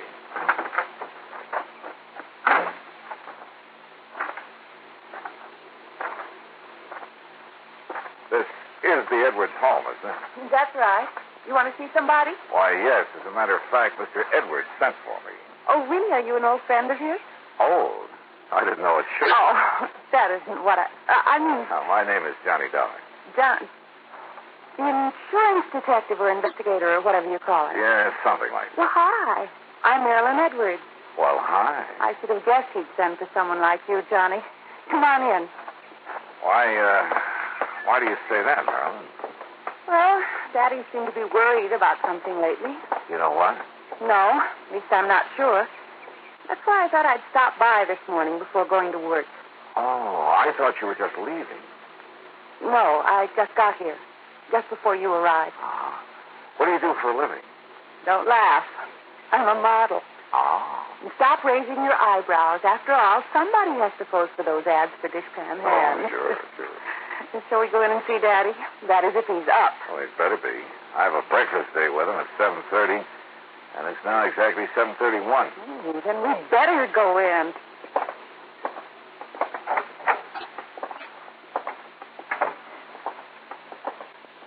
Hi, Daddy. Daddy? Durkin? Durkin! I hear you. Your foster father hasn't come down yet. Johnny, this is Durkin, Daddy's housekeeper. Now, what is breakfast prompt at 7:30, and I ring the bell, and he don't come down for it. Durkin, stop it. Stop it! There now. That's the third time. Third time? Daddy, not punctual? I think I better go up and see. I'll go with you. I heard his alarm clock go off 3/4 of an hour ago, so the ship don't...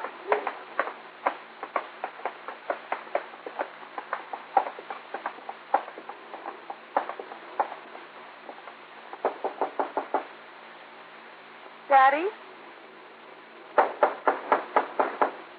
Wait a minute, What is it, Johnny? I thought I caught a whiff of cordite. Cordite? But no, I guess not. Daddy? Johnny? Johnny! Oh, no! I'm afraid so, Marilyn. He's dead.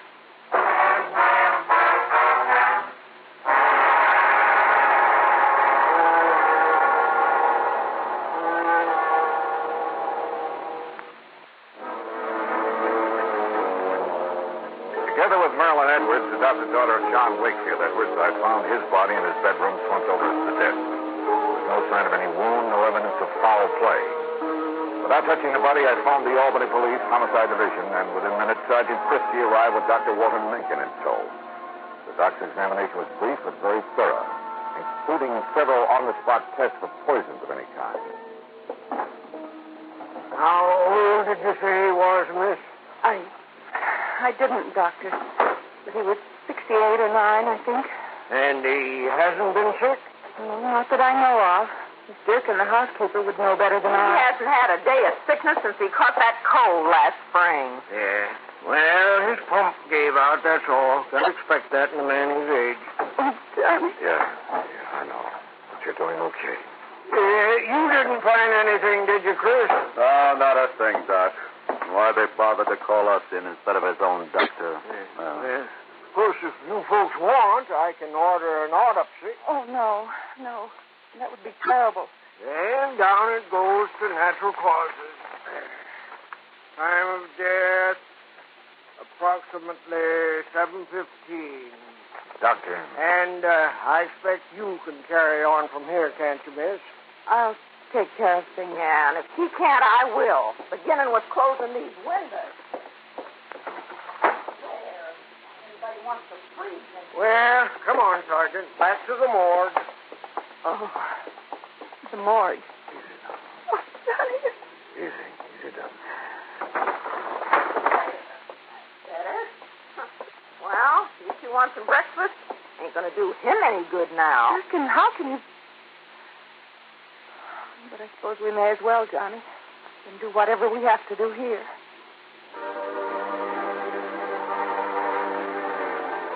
There was something mighty wrong here, yet I couldn't put my finger on it. Had I really caught the smell of cordite before we entered that room? It was too late to tell now, even with the windows closed. Those windows. It was a cold morning. Had he left them open while he dressed? Marilyn, heir to his big insurance policy. Had she really just arrived when I got there? If the housekeeper, Durkin, had been in the kitchen making breakfast, it would have been easy for someone to sneak in and... But who? And why? And what about Durkin? Now, wait a minute. The police medic said death due to natural causes. No poison, no wounds of any kind. So that's that. The undertaker must have been hungry for business because he got there before noon and took the body away. Meantime, of course, I'd questioned both Durkin and Marilyn pretty thoroughly. Enemy? Oh, no, Johnny. Daddy didn't have... Johnny, you keep talking as though you think he might have been murdered. Does anyone beside you benefit from his death, Marilyn? That's a horrid thing to say. I do. Durkin, what are you doing snooping around this way? Well, it's as much my affair as yours now that Mr. Edwards is gone. What do you mean by that, Durkin? I mean the money he left me in his will. And the codicil in his will, it says Marilyn's got to share the insurance with me if she collects. Durkin. What do you mean by that? Oh, everybody knows her and her father, her foster father, ain't been getting along too good ever since she decided to get out and earn her own living, or tried to. I've been getting along all right. Oh, sure. And all the attention you've been giving your dear daddy these last couple of years. Why, today's the first time you've been in this house, and... That doesn't mean that Daddy and I haven't... Durkin, we wish to be left alone.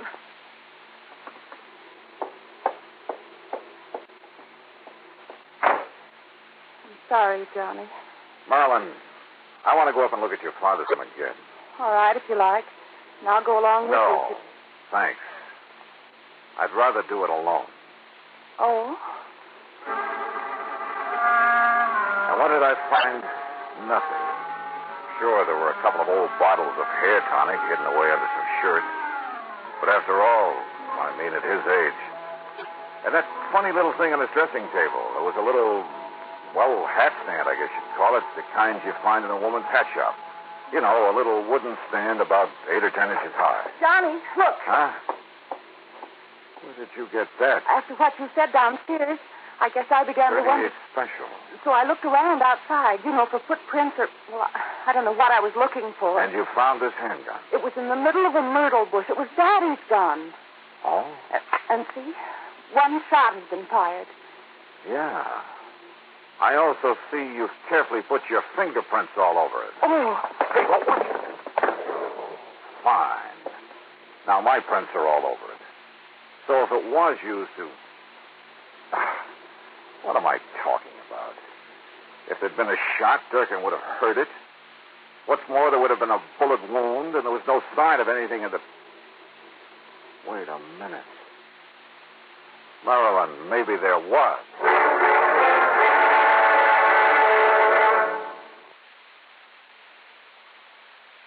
New 6 roll. And now, Act 3 of yours truly, Johnny Dollar and the hair-raising matter. My hunch was right. I was sure of it now. I told Miss Durkin and Marilyn to stay there at the house and wait for me, then jumped into my car and drove into Albany to the undertaker's.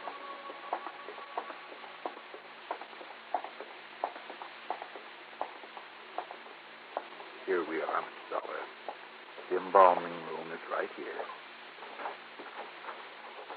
Though I must confess we haven't had opportunity to prepare Mr. Edward's body yet. Good. We've He's been rather rushed all day. Yeah, sure. Now, where is he? Right over. Here we are.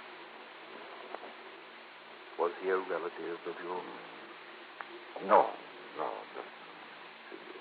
Wait a minute. What are you doing? Just, trying to make sure that a crazy hunch I had is... Look here now. Are you trying to pull his hair out? No. Off. What? I think.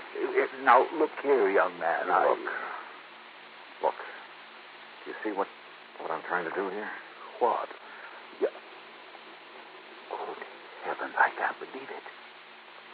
We would never have noticed it. I don't think anybody would have. But it's a hairpiece, all right. Just big enough to cover a small bald spot. It matches the rest of his hair so perfectly. Hey, you got some kind of a solvent? I don't want to have to rip it off. Why, yes, I think we have. To be here somewhere. Sure, those old bottles of hair tonic. Probably hadn't used them in years. But that little wooden stand, sure, he parked his wig on it. What did he say? And probably nobody knew that he wore it except himself. And somebody very close to him. Here, Mr. Dollar. Here, this will remove the toupee without damaging it. Yeah, good. But I don't understand why you want to take it.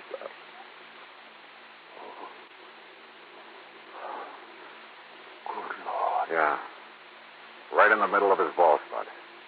Covered up by the hairpiece. And the bullet that made it was a .38 special.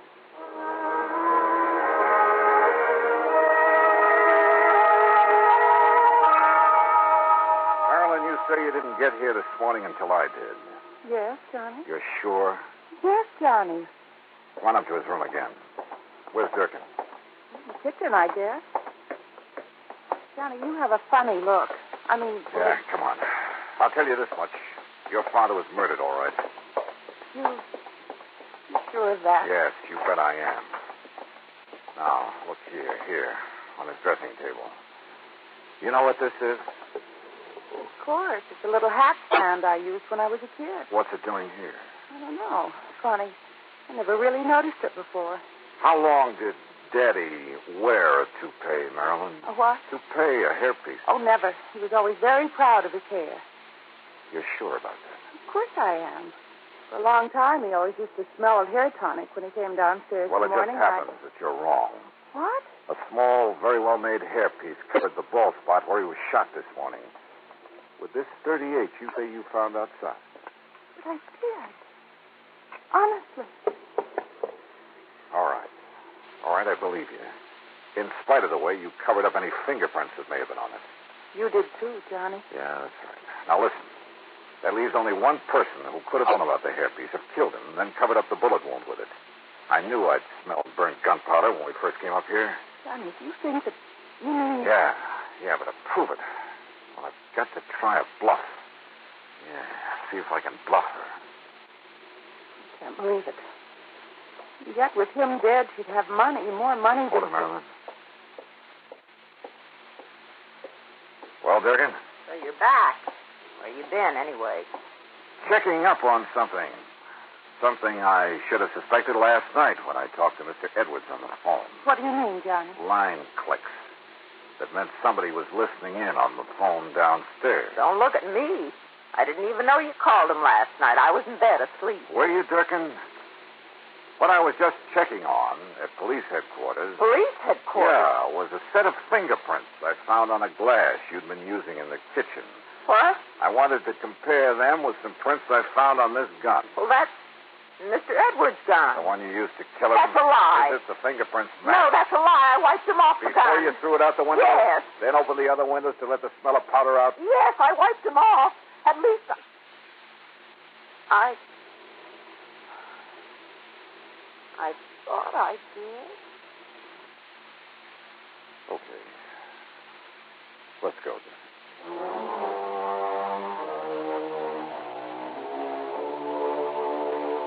Don't worry. There'll be no part of the insurance or any other money for Durkin. The courts will take care of that.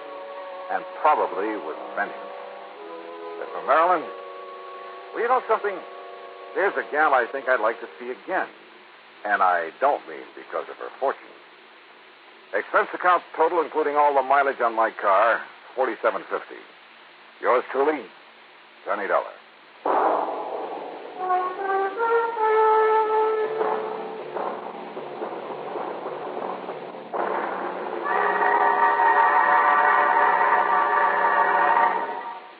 Our star will return in just a moment. Now, here's our star to tell you about next week's story. Next week, a little jade statue is the key to one of the cleverest plots I've ever seen. Join us, won't you? Yours truly, Johnny Dollar.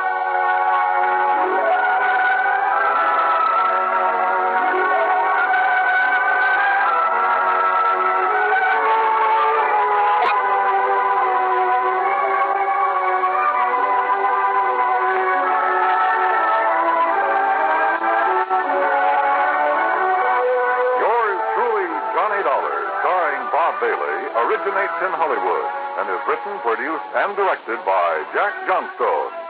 Heard in our cast were Virginia Gregg, Shirley Mitchell, Jack Edwards, Ralph Moody, Junior Matthews, and Parley Bear. Be sure to join us next week, same time and station, for another exciting story of yours truly, Johnny Dollar. This is Dan Cumberly speaking.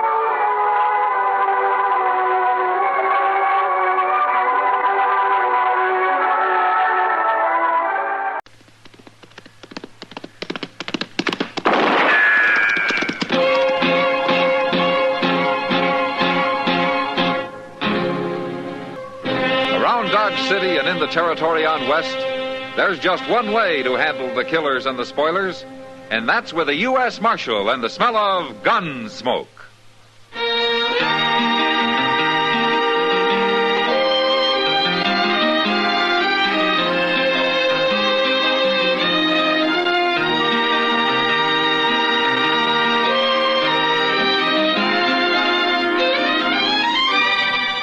Gunsmoke, starring William Conrad.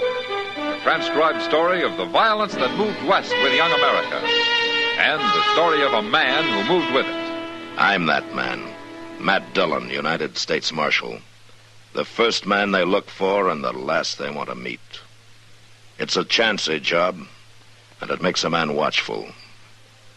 And a little lonely.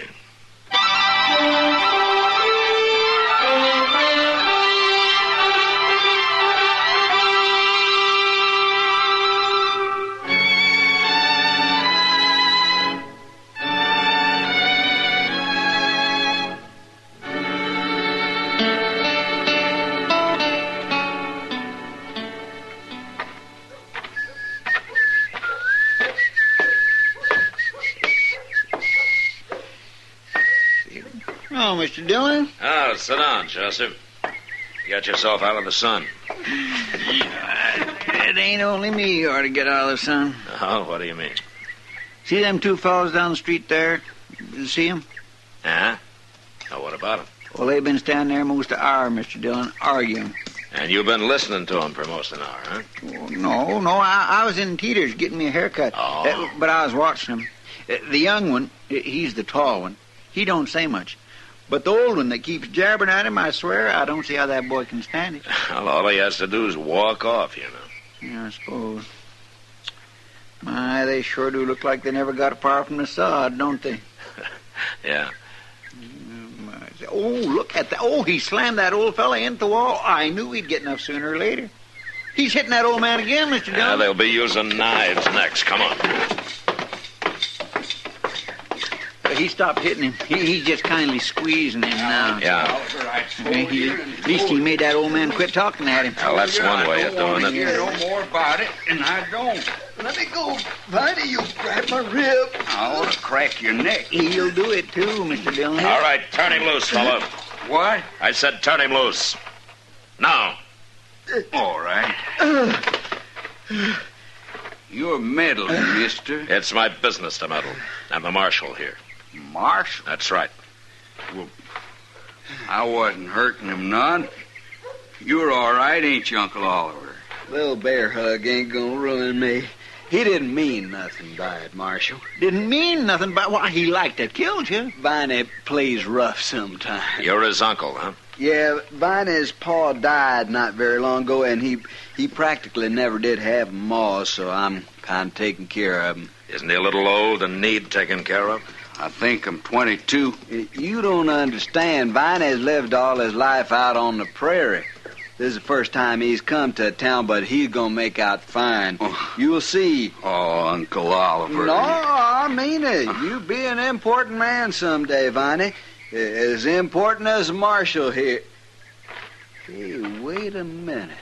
I got an ID. I know what it is, too, and I'd like it fine, Uncle Oliver. But I can't be Marshal. Now use your head. I am using it. Why can't you be Marshal? 'Cause they got him, that's why. I don't mean right now. You gotta learn how first. And you know how to learn how? By working for this Marshal. You follow them around, help wait a them minute. out, find out all the things they done. Oliver. Ain't I right, Marshal? No. What's wrong with it? Now, for one thing, I don't need a helper. Oh, everybody can use a little help. Chester Proudfoot gives me all the help I need. What's Chester Proudfoot? I'm Chester Proudfoot, doggone it. Oh. Well, there you are, Uncle Oliver. There I am, nothing. What do you want me to do? Get rid of Chester Proudfoot, shoot him or something? Now, here, look at here. What kind of talk is that? Are you darn people crazy? Yeah, he's right, Viney. That's no way to talk. I'm surprised at you. You'd be more surprised if I did it, wouldn't you? Yeah, now. I'm going to find our wagon and get me some sleep. I'm tired of talking to you. He don't mean nothing by it, Marshal. He's young and hot-headed. Well, I sure hope you're right. He come to the city to make his way, and I'm trying to help him. Now, there's nothing wrong with that. There is plenty wrong with that, the way he was talking. Well, no use arguing. I'm going to go do me some gambling now. I'll see y'all. Why didn't they stay out on the prairie where they belong? I wouldn't worry about him, Chester. Well, you don't have to. It's me they was talking about. Forget it. Come on, I'll buy you a beer. I thought you was taking Miss Kitty to dinner. Yeah, I am, but we got time for a drink. Oh, I could sure use one.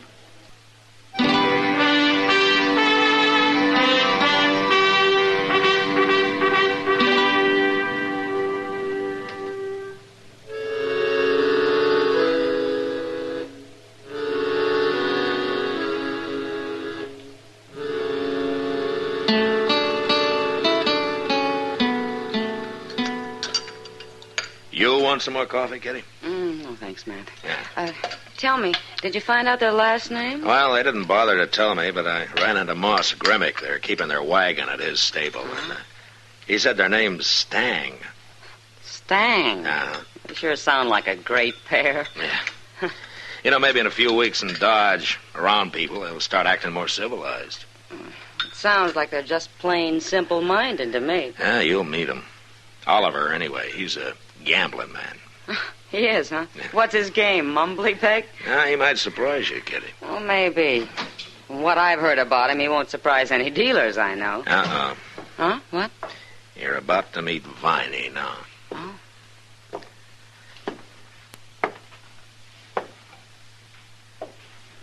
Marshal?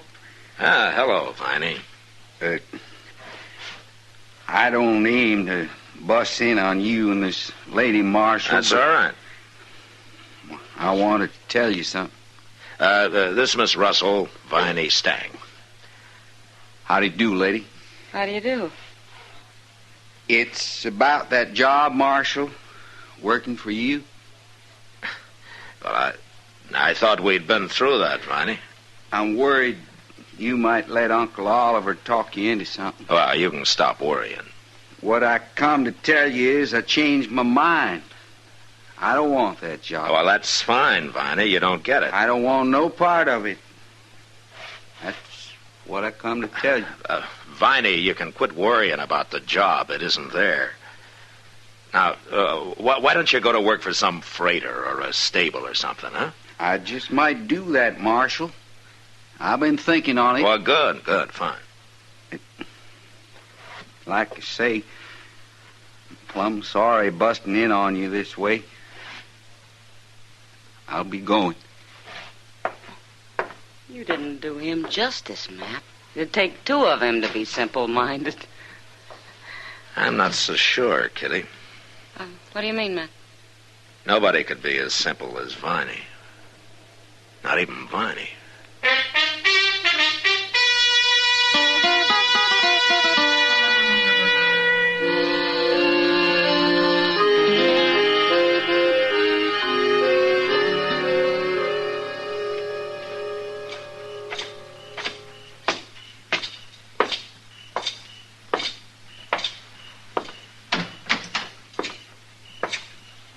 Evening, Mr. Dillon. Evening, Chester.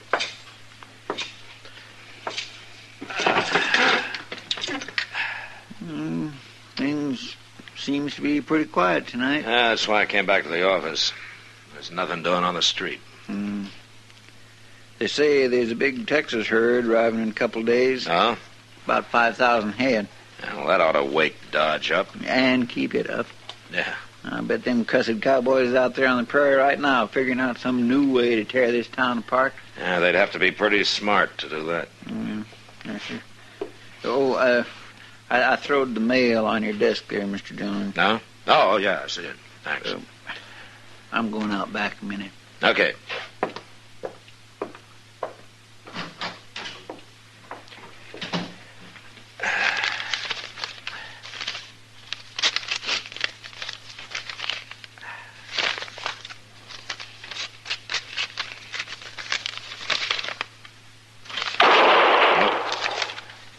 Chester!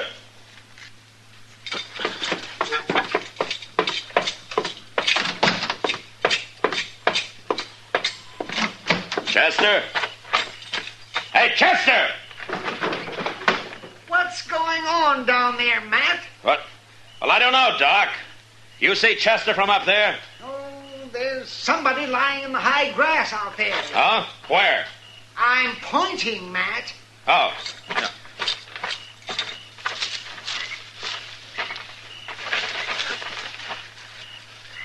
Well, who is it? What's happened? It's Chester, Doc. He's been shot. Chester, get him up here to my office. Now, hurry up. I'll get things ready.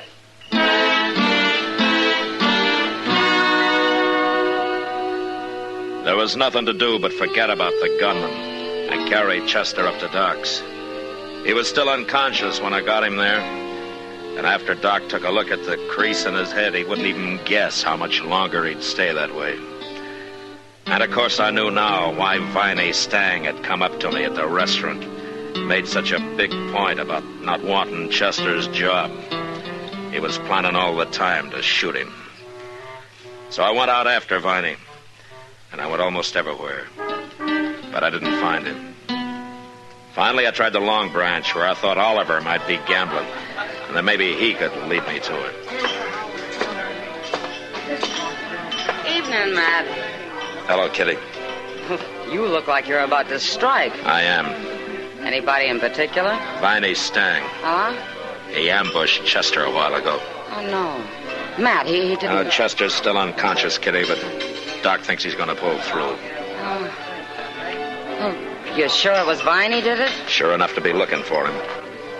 Last I saw him was in the restaurant. I thought Oliver might know something about him. Has he been in here? Well, he was till about an hour ago. He got sleepy. What? Well, that's what he said. He went out back, said he was going to have himself a nap. On the ground? Well, I'd be surprised if he ever slept in the bed. Yeah, you may be right. Well, he had supper out there, too. We quit the faro table and went to the bar and got some beer, and then he pulled some jerky out of his pocket and went out back to eat and sleep the whole thing off. Nothing's too good for Oliver. Well, I hope he won't mind my disturbing him. Matt, I'm going to go over to Doc's and see if there's anything I can do. Yeah, you tell him I'll be by later, huh? Yeah, all right.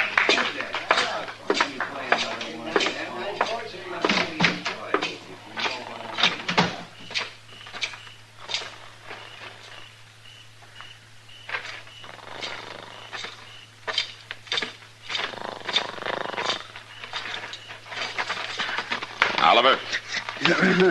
Oliver, come on. Wake up. Hello, Marshal. Wake up. I want to talk to you. Yeah, Come on. Sure, I'm awake. Come on. Man, Gotta get a little sleep now and then. Where's Viney, Oliver? Viney? I don't know. When did you see him last? Why, this afternoon. You haven't seen him since? No. What do you want him for, Marshal? Something wrong? Chester's been shot. No. Ambushed. Ambushed? That's right. Well, you think Viney did it, huh? Well, he didn't, Marshal. Viney never killed nobody in his life. I didn't say he killed him. What? I said he shot him. Hit him in the head. Chester's still unconscious.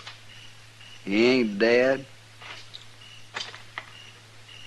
You seem disappointed. Now, look here, Marshal. We Stangs don't go around shooting people. I won't stand for nobody saying we do. I want Viney, Oliver, and you're going to help me find him. You know his ways. You know where he might be. Viney didn't do it. He threatened to. And tonight he tried to fool me. Said he didn't want Chester's job. Chester doesn't have any other enemies I know of. But you're going to help me find Viney, or I'll let you wait in jail till I find him. Now, you take your choice. Jail? That's right. You said Chester ain't come to? What's that got to do with it? Well, if he dies, that'll be real bad, won't it? Yeah. Real bad. Marshal, if Viney done it, I'm as strong agin him as you are, blood kin or not. I'll help you find him. I sure will.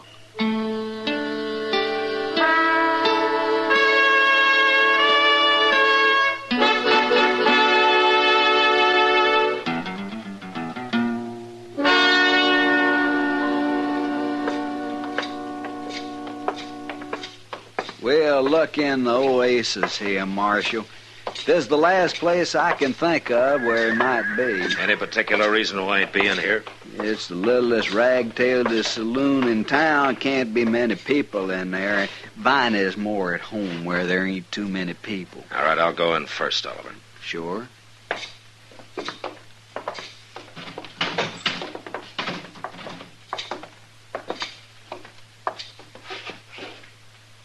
Well, there's nobody here but the bartender.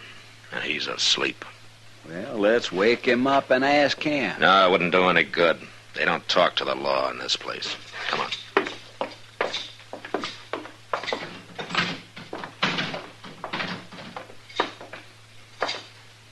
I'm just plumb confounded, Marshal. I don't know where to look now. We've been everywhere that boy might be. Maybe. Well, you think of some place then. You think of it, Oliver. I'm going back and see how Chester's coming along. You talk like you don't believe me. I'll believe you when you find Viney. All right, I'll find him. I'll look all night if I have Not to. all night, Oliver. It's about 10 o'clock now. You look till midnight. What do you mean? Have Viney in my office by midnight. Now, see, you don't believe me. I believe you. I just think you might have better luck without me hanging around. If he did it, I want him caught bad as you do. I told you that. And if he didn't do it, he's probably got a good alibi. But you find him. And don't you run. I'll track you down if it takes all year. Marshal, you're terrible wrong about me. I'll be waiting in my office, Oliver.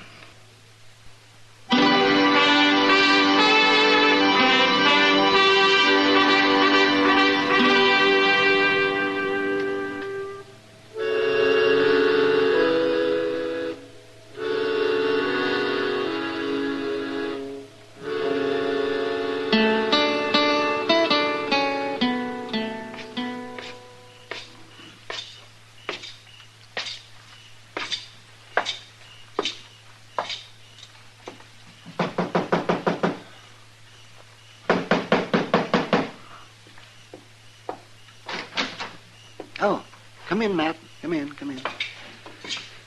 I got Chester in the back room. How is he, Doc? Oh, can't say for sure yet, but my guess is he's going to be all right. It'll take time, though, of course. Well, as long as he makes it. Is he conscious? No, not now.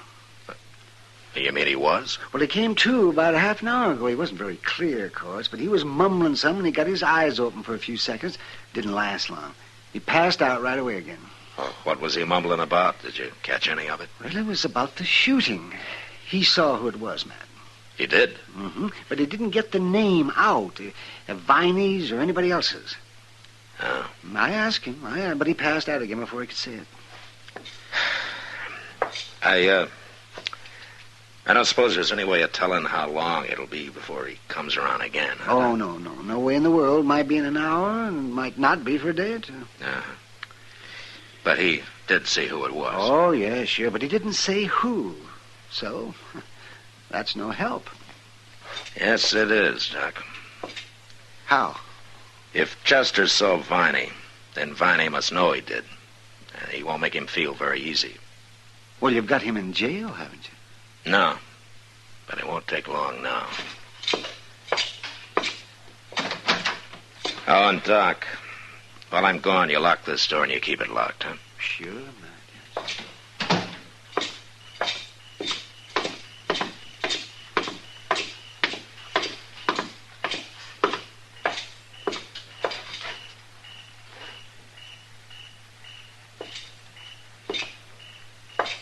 Hello, Oliver. I ain't found him yet, Marshal, but I'm going to. How's Chester? Well, Doc thinks he's going to be all right. He came to a minute or so. He dead? Yeah. Long enough to tell Doc he saw who shot him. But he didn't get the name out. Oh. When he does, it's all the evidence I'll need to put Viney in prison for a long time. But there's one good thing. If Chester don't die, Viney don't hang. What I'm worried about is that he's bound to hear Chester's still alive and try to finish him off before he can talk. Marshal, I swear I'll run him down before he does anything like that. He's in bad enough trouble now. Yeah, the way things are, I'm not going to wait for you to do it alone. You look where you think best, Oliver. I'm going to cover the south side of town again. If you find him, you take him to my office and wait. Okay, Marshal. All right, let's get started.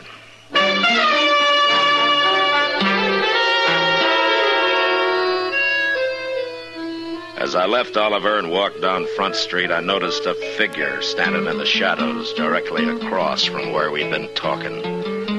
I guessed it was Viney, but I couldn't be sure. And at the moment, it didn't matter much anyway. I walked on a ways. Then I ducked up an alley and ran around back to the rear of Doc's place. A handful of pebbles brought him to his window, and he lowered the fire rope for me, and I was soon inside. We pulled the rope up and locked the window, and then went into the front office to wait. The door's still locked, Matt. He can't get in. Yeah, he'll knock, Doc.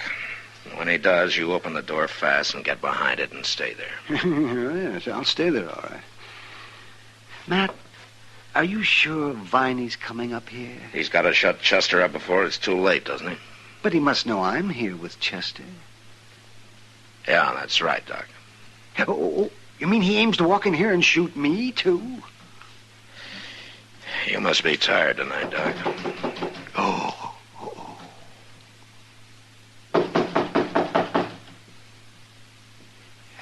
Shall I open it now? Well, I'm ready if you are. Now, you watch yourself, Matt. All right, go ahead, open it. Yeah, I'm coming. I'm coming.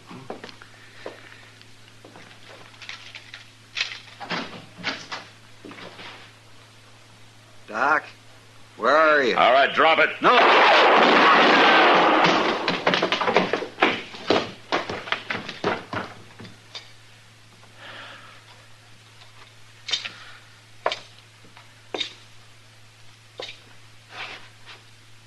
All right, Doc. He's through. Why, Matt, it's Oliver. Yeah. Wait a minute. Who's that? Stand back, Doc. I'm sure.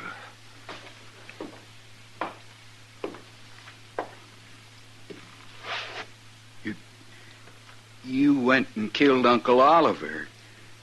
I had to, Viney. Well, why didn't you wait? I'd have stopped him.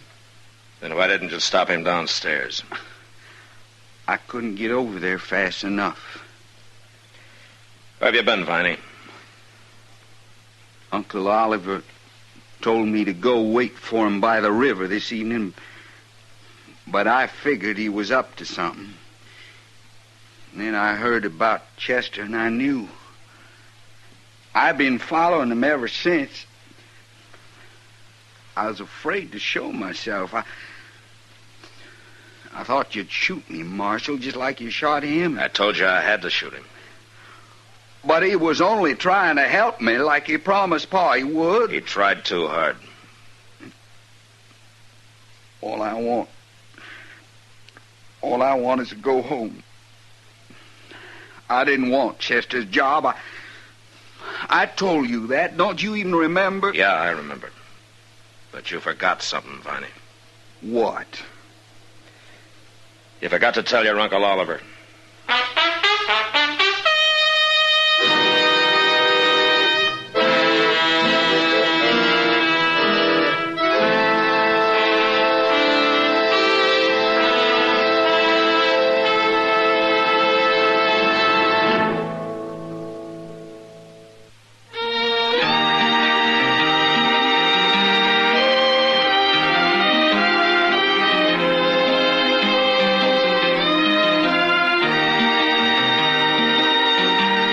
Gunsmoke, produced and directed by Norman Macdonald, stars William Conrad as Matt Dillon, U.S. Marshal. Our story was specially written for Gunsmoke by John Meston, with music composed and conducted by Rex Corey. Sound patterns by Tom Hanley and Bill James. Featured in the cast were Vic Perrin and Harry Bartell. Harley Bear is Chester, Howard McNear is Doc, and Georgia Ellis is Kitty.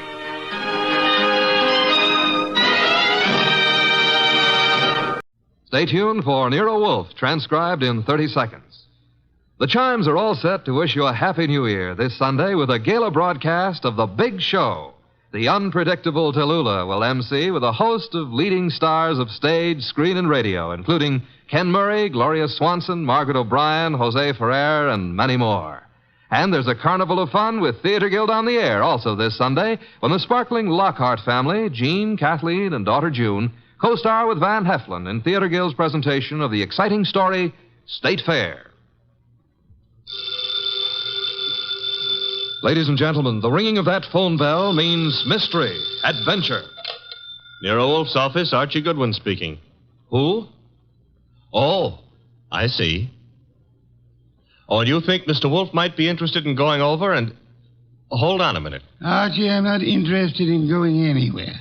Ill-considered movement is the curse of our times. Not to mention the mania for fresh air.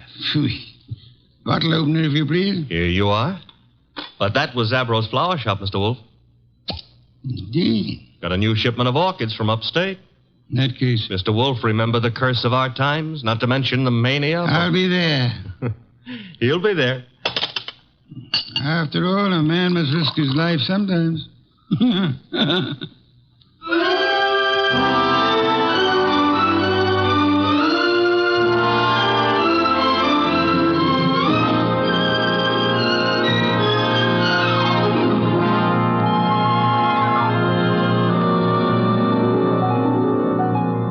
Ladies and gentlemen, it's the bulkiest, balkiest, smartest, and most unpredictable detective in the world. That chairborne genius, Nero Wolfe. Created by Rex Stout and brought to you in a new series of adventures over this NBC network in the person of Mr. Sidney Greenstreet.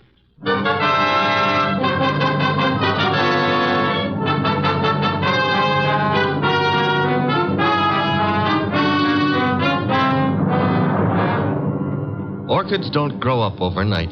They have to be carefully planted, tended, watered, and watched. And the same thing goes for murder. Take Zabro's flower shop minutes after we got that phone call. Zabro! Oh, Mr. Hansen, I did not notice you are here. I'm here, and what's more... You like the way I display your orchids, hmm? I don't like the way you've been avoiding meeting your obligation. Please, it is better not to shout. It'd be still better if you paid me what you owe me. Mr. Hansen, business has not been so good. I will pay. You'd better. I intend to... My lawyers aren't going to be satisfied by intentions.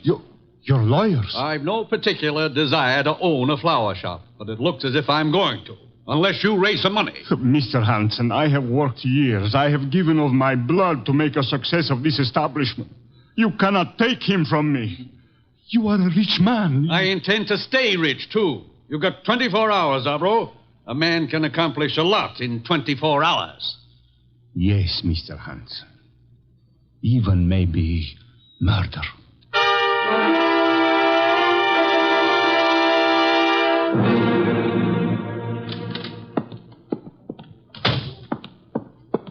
Mr. Zabro? Oh, good afternoon, Miss Hansen. Is Uncle here? Yes, he is here. At the display, towards the back of the store. Thanks.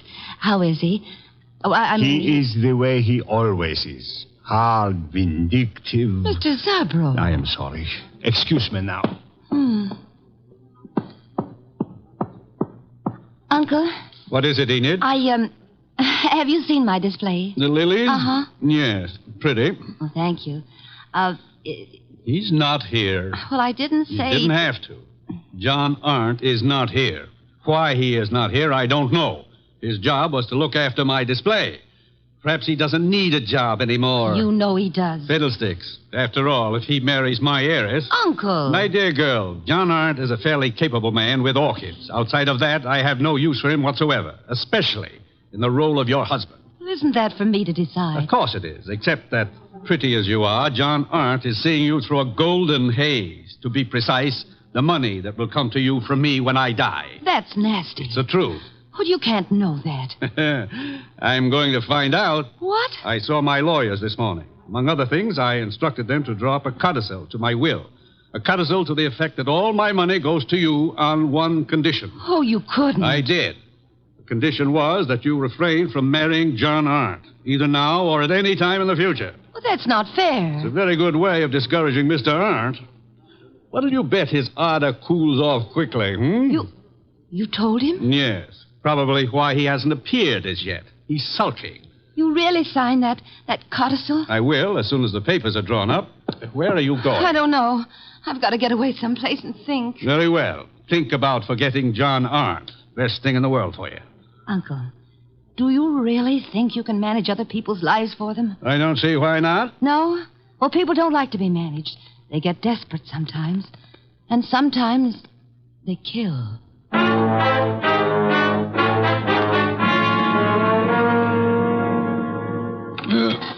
Mr. Wolf, what are you doing? Getting up. I'm up. Well, that makes you eligible for the Explorers Club or something. My coat and muffler, Archie. I got him here. Thank you. You're really going out into that weather outside? Archie, must you try to be witty? It amuses me no end. Haven't you seen enough of those weeds yet? An orchid is not a weed. Another muffler, Archie, the woolen one. You've already got two on. Please, fresh air clogs the lungs, Archie. Sure, everybody knows that, but they won't admit it. Of course not. A conspiracy of silence. Archie, I'm ready. You sure? I can see a square inch of skin showing. Come, you're driving me to Zabro's. Mm-hmm. All right, careful, and take a deep breath. I'm going to open the door. You ready? Yeah, very well. Open it. Be brave, Mr. Wolf. We'll keep the car window shut, and maybe you'll make it. Careful. The risks one takes. In you go.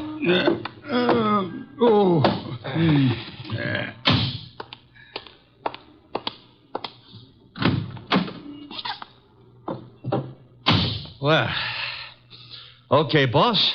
Now, where is Zabro's? 45th Street. Gee, 10 blocks. Grit your teeth, Mr. Wolf. We're off.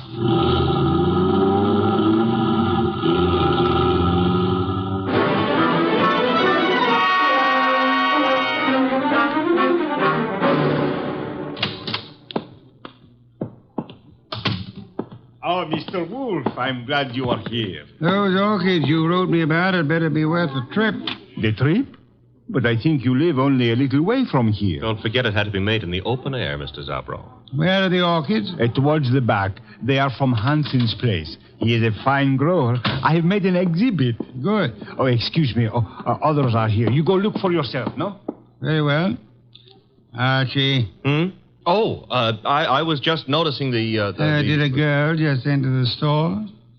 A girl, a goddess, tall, graceful, Venus de Milo with arms. Arms that were made... Never mind, let's go look at orchids. Thank you. Very fine. The exhibit is laid out like nature, huh? Reminds me of a spot in Central Park that I spent some of my happiest moments in. Then you do like flowers? I don't go to Central Park to look at flowers. I went there to, forget it. Gladly. Now go away and annoy someone else. Venus? I want to concentrate on these orchids. Goodbye. Okay. I'll leave you alone with your loved ones. Let's see, maybe I can arrange to be left alone with something I could very easily learn to love.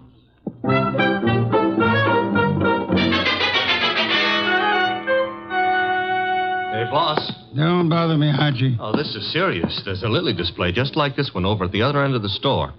Nothing connected with lilies could possibly be serious. Maybe not, but there's a corpse planted among these lilies. Indeed? A lot of ferns were banked up in back of the display. I saw a foot sticking out, so I slipped back, lifted a few ferns, and found a body. Fresh? Very. The wound was still bleeding. Knife wound. Sad, very. Now run along. Well, aren't you going to do anything about it? Why should I? Anyone who'll permit himself to be found dead or alive among a display of lilies is beneath contempt. Well, maybe the poor guy didn't have a chance to crawl into an orchid display before he died. However, if that's the way you feel, I'll tell the police all about poor Mr. Hanson and let them... Who? Hanson, the orchid grower. He's one of the finest in the country. Not is. Was. Wasn't me who pushed him under the lilies. Under lilies? Pah. He would have hated that. Have you told Zabro? No. Zabro's been busy up front. Where is this display? Ah, right along here. There's been a number of people in the store since we came. Someone else may have noticed that dead man's foot. I covered it. Satisfactory. At times you give the illusions of intelligence. Is this the display? Yep. Come around to the back. There's a little space between the back of the display and the wall. Yeah. Now here, right under this pile of ferns... Yes, Sergeant?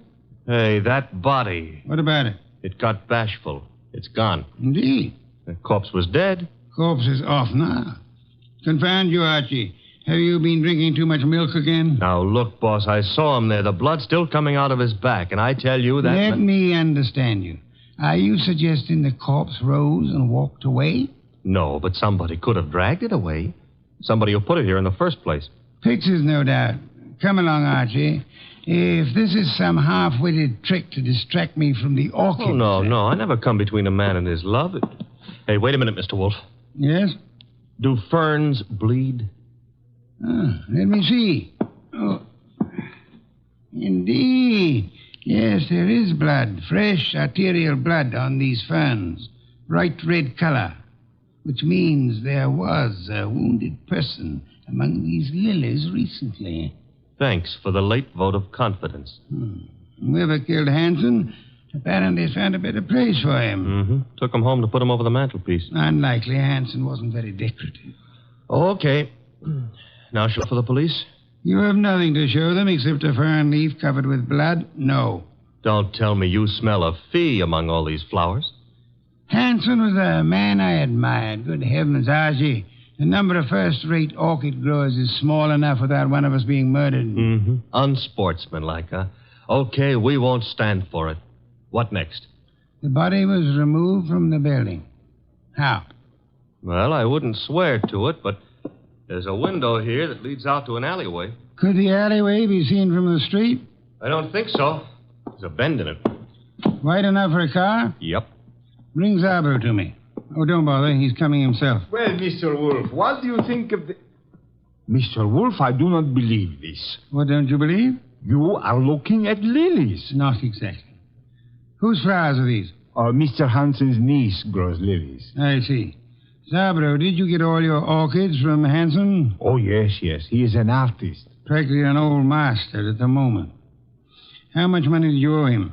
Who tell you I owe him? You do, don't you? Well, yes. Business has not been so good.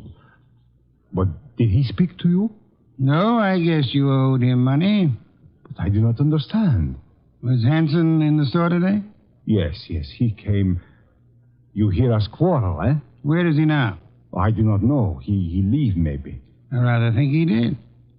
Zabro, who else was in the store within the last half hour who might have known Hanson? Oh, Miss Hanson was here, and John Arnold. He is Mr. Hanson's assistant, and how you say, sweet on Miss Hanson. Was she the tall girl came in shortly after we did, Mr. Zabro? Tall? Yes, I think so. Are either of them still here? No. They go. Together? Miss Hansen go first. Very well.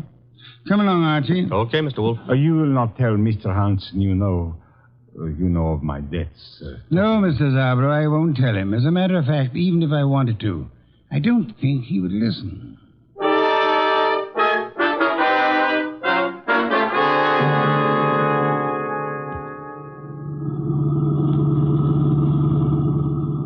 I love these long drives in the country. Where are we going? Hansen's place. Oh.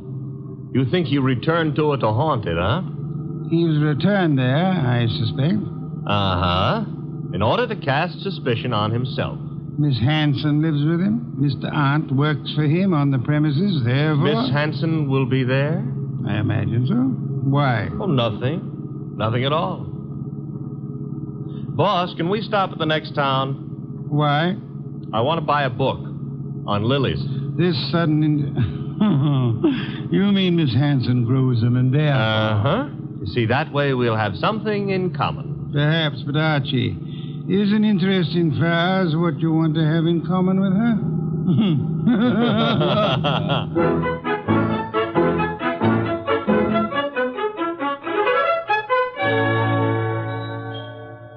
So this is the house that Orchids built, huh?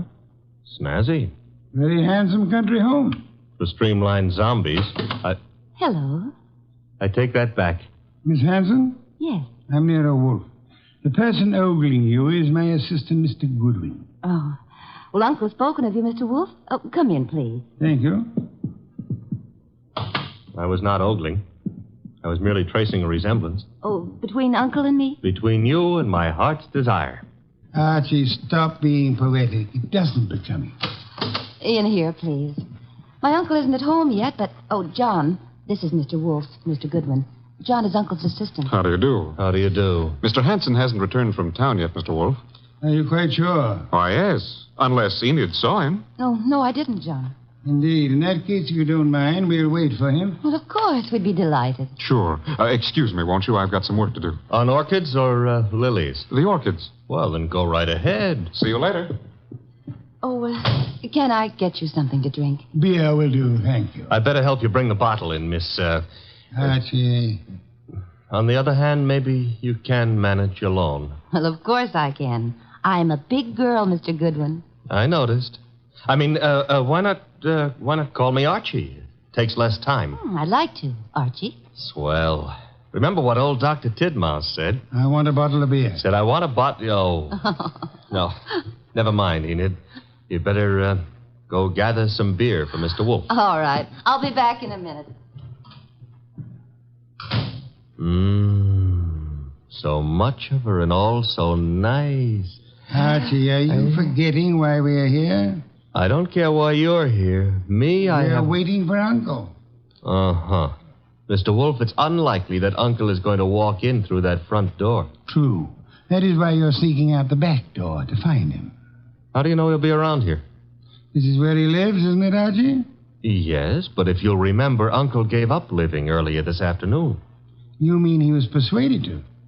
Nevertheless, I rather think he'll be around, body and all.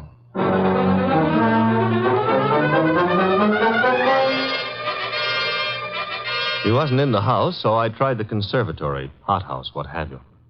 It was hot in that steam-heated orchid paradise. Also, it was full of orchids. Unfortunately, it wasn't full of Miss Hansen. I wandered hither and yon for a moment, dreaming of her, until I noticed a foot. Same foot I'd seen back at Zabro's, and peculiarly enough, the same corpse was attached to it. Uncle's. I was bending over to take a closer look when I felt a thud. I realized that thud was the sound of something hitting my head, and I began to realize, too, that I'd been knocked almost unconscious, which the second blow did.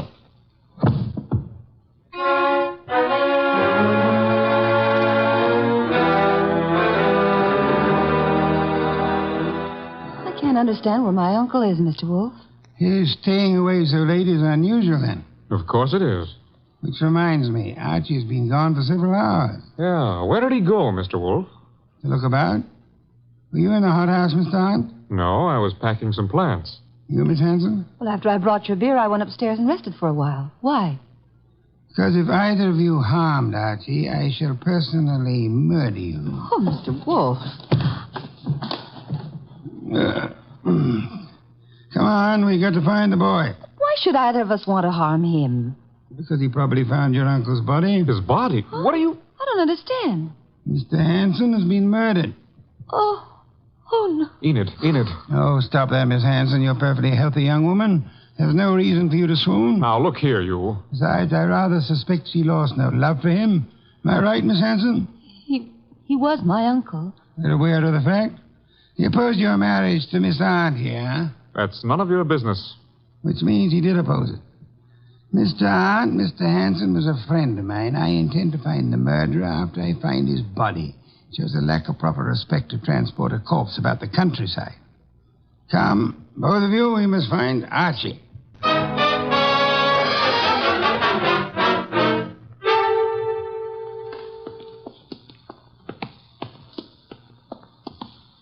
This whole thing's like a nightmare.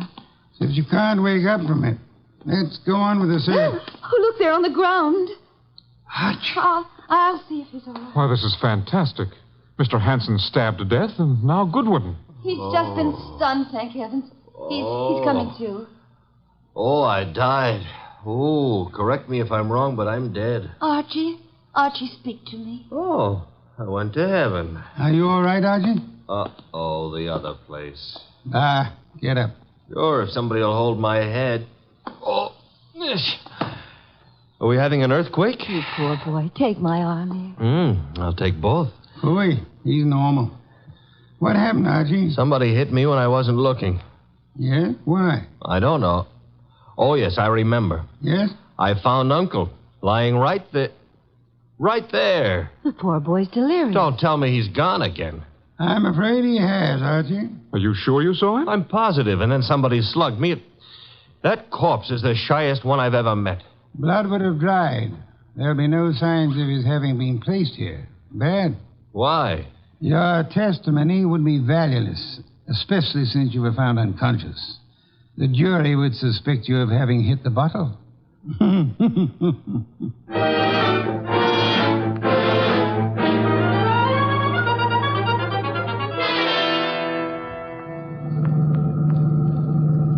Why didn't we stay the night? I'm a sick man. Enid would have nursed me. You're not sick. And I won't have you taking advantage of that girl. In my condition, I couldn't have. But maybe she would have taken advantage of me. Phooey. Is that what they called it in your day? The Zabros. Stop the car. Okay.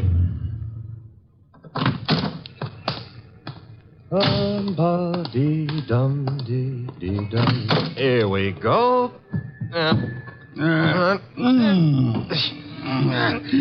Oh, I can manage. I'm not entirely helpless. Place is closed. Dark. I was afraid it might be. Don't tell me Zabro's gone traveling, too. Possibility, Archie. You mean he killed Hanson to cancel the debt he owed him, and then followed us out to the country house and dumped Hanson there, hoping to pin suspicion on Enid and John? Perhaps. Uh-huh. Slugged me when I found the body too soon, and then... Guess we better get into the joint. Door's locked? A guy I know got out of jail the other day. Yeah? He's reformed, so he gave me all his skeleton keys. You have them with you? Mm-hmm. And we'll find out in a minute just how good a burglar he was. Very good. Will you come in? Shut the door. Okay. Now. What's that? Somebody's been hurt. The lights. Nothing up front here. Back of the store where the exhibits are. I'll go see. Maybe you better stay here. Nonsense. Oh, where? Oh, among the lilies again. But this time there are two bodies there. Sabro. Quick, Archie. Mr. Zabro? Mr. Zab?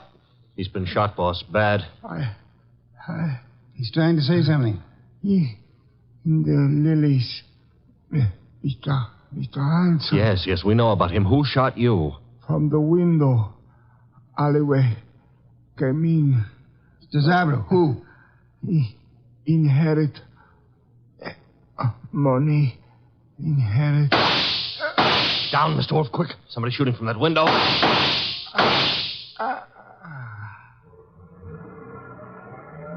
Archie. All in one piece. Are you all right? Yes, that car. It's gone. Brought the body here and... Zabro. He couldn't duck. He's dead. Yes. Police, boss, this time we've got more than a fern leaf smeared with blood to show them. Not yet, Archie. I'd prefer handing the murderer over to them along with the victims. I'm going home. Archie, get Miss Hanson and Mr.and there as soon as you can. Well, suppose they don't want to come. Knock them unconscious and drag them there. Not Enid, boss. Enid's... Hey, what Zabro said about inheriting. Don't anticipate, Archie.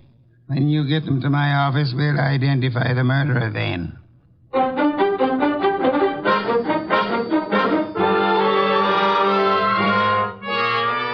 Mr. Wolf, don't you think this is all a little high-handed, dragging us here in the middle of the night?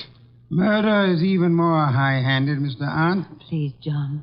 Miss Hanson, do you inherit? Well, I guess so. I'm Uncle's only relative, so I suppose. Wait a minute, Enid. Mr. Wolf, are you suggesting that she had anything to do with this invisible corpse? The corpse is no longer invisible, Mr.and. You've seen Uncle? Yes, dead in Zabro's establishment. Lying with a knife in his back in his own orchid display. Now you're trying to pin something on me. You know I set up that orchid display. Indeed. The police will be interested in that information. But he wasn't found in the orchids. He was... Yes, Mr.and. He was found where? I don't know. You were about to say the lily display, weren't you? I wasn't going to say anything. You're a little late. You already informed us that you knew his body was not placed in the orchid display. How did you know? I just guessed. The jury will be very much impressed by your remarkable clairvoyance, especially since, Archie asked Mr. Zabro to come in. Mr. Zabro? Okay. Don't bother, Goodwin. John, that gun. Shut up, you little fool. Enid's a big girl. I don't know how you tumbled, Wolf. Lucky guessing, maybe. Oh, come now. Neither of us has indulged in guesswork. You killed Hanson, placed his body in the lily display to attract suspicion towards Miss Hanson. You felt sure she wouldn't be convicted, so you were safe. She would inherit, you would marry her, a marriage which your uncle opposed. But when you saw that Archie had discovered the body too early for you to establish an alibi for yourself... Then he sneaked the body out of the window into his car and then dumped it in the hothouse. For time. Go on, Mr. Wolf.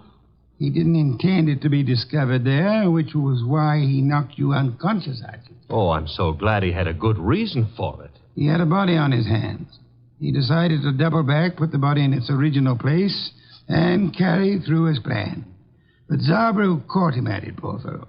I thought Zabro was in the other room. Lost you fool. Do you think I, too, am addicted to carrying corpses about? Zabro is dead. And you've given yourself away unnecessarily. Archie? All right. Archie, quick. Let go, Edith. I've got his arm. I'll give him mine with a fist attached. Very satisfactory, Archie. Now call the police. Inform them you have 2 corpses and a murderer for them.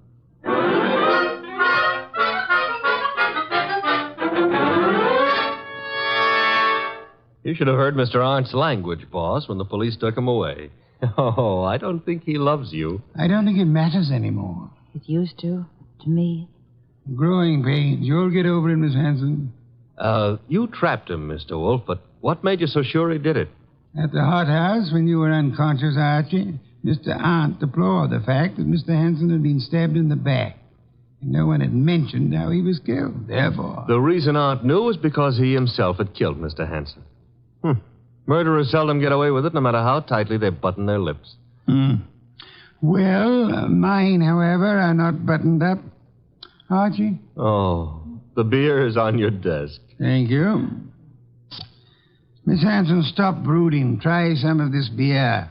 But, Mr. Wolf, my heart's broken. As a man who's lived a good many years, Miss Hanson, permit me to assure you that the easiest way of mending a broken heart is by filling the stomach.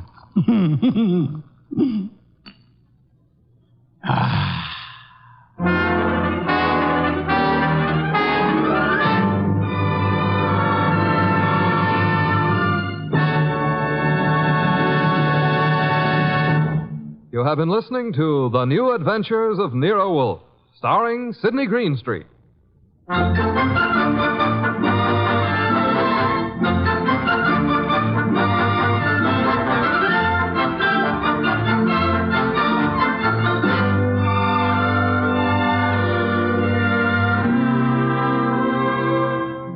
Tonight's transcribed story was based on the characters created by Rex Stout. This is an Edwin Fadiman program produced and directed by J. Donald Wilson. In the cast were Larry Dobkin as Archie Goodwin and Gigi Pearson, Jay Novello, Herb Butterfield, and Byron Kane. Next week at this same time, Nero Wolfe and Archie will bring you The Case of the Deadly Sellout. Don Stanley speaking.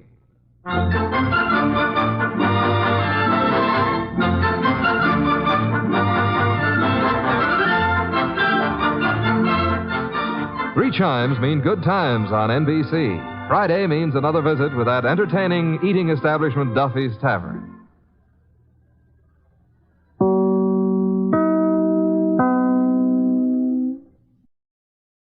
It's time now for Johnny Dollar. Hi there, Johnny. This here is Sidewinder Wilson. Oh, well, what can I... Who did you say? Sidewinder Wilson, you know, out here in Bumswung, Oklahoma. Oh, wait a minute. You mean that old friend of Durango, Laramie Dalhart? I sure do. Unless you've forgotten it, I'm the man that helped you find Durango that time he disappeared. Sure, of course you did, Sidewinder. If it hadn't been for you, we'd never have found the old coat. Yes, sir. Well, what's on your mind? Well, if you should just happen to mosey out here to Bumspung, well, Johnny, I think I could show you something that'd make your eyes pop out all over your head. Sidewinder, is this an insurance matter? Now, you don't think I'd be calling on you if it wasn't, do you? What's it all about? Well, I'll tell you when you get here. Well, now, Sidewinder, I'll be waiting for you at Durango's ranch. So long, Johnny. Well, now, wait a minute. Sidewinder.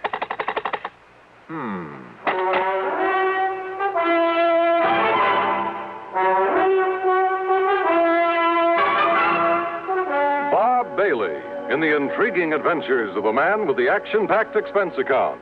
America's fabulous freelance insurance investigator. Yours truly, Johnny Dollar.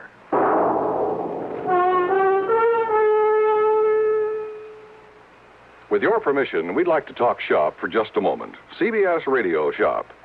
Recently, one of the foremost publications in the broadcasting field polled 465 critics and editors. The question, which radio network programs do you rate tops? When the answers from these 465 experts were tabulated, the final ratings were, to put it mildly, overwhelmingly one-sided. Total honors accorded CBS radio programs exceeded those of all the other networks combined. Let's put it another way. The final verdict of hundreds of critics, reviewers, and editors was that CBS Radio had more top shows than all other networks put together. CBS Radio was pleased, naturally, at the result of the poll, but not surprised. Great programming is no accident. It's long been a policy of this network to devote every effort to maintaining highest broadcast standards, to making sure CBS Radio listeners hear the best entertainment, the most authoritative information. Whatever listening fare is for you, you can be sure you're hearing the best when you're tuned to CBS Radio. And now, Act One of yours truly, Johnny Dollar.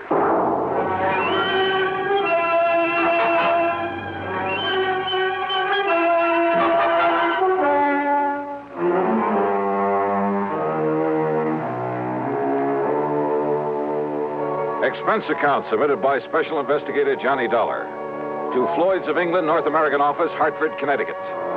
Following is an account of expenses incurred during my investigation of the Fairweather Friend Matter.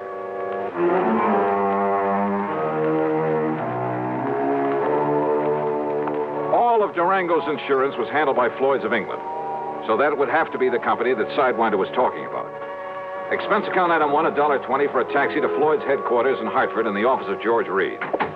Well, this is a switch, Johnny. You're coming here. George, I just got a call from that town out in Oklahoma with the unlikely name of Bum Spung. The old Indian name, I understand. It means bad spring, bad water. Yeah, it was from a friend of Durango, Laramie Dalhart's, an old character by the name of Sidewinder Wilson. You know, of course, that Durango was here a few days ago.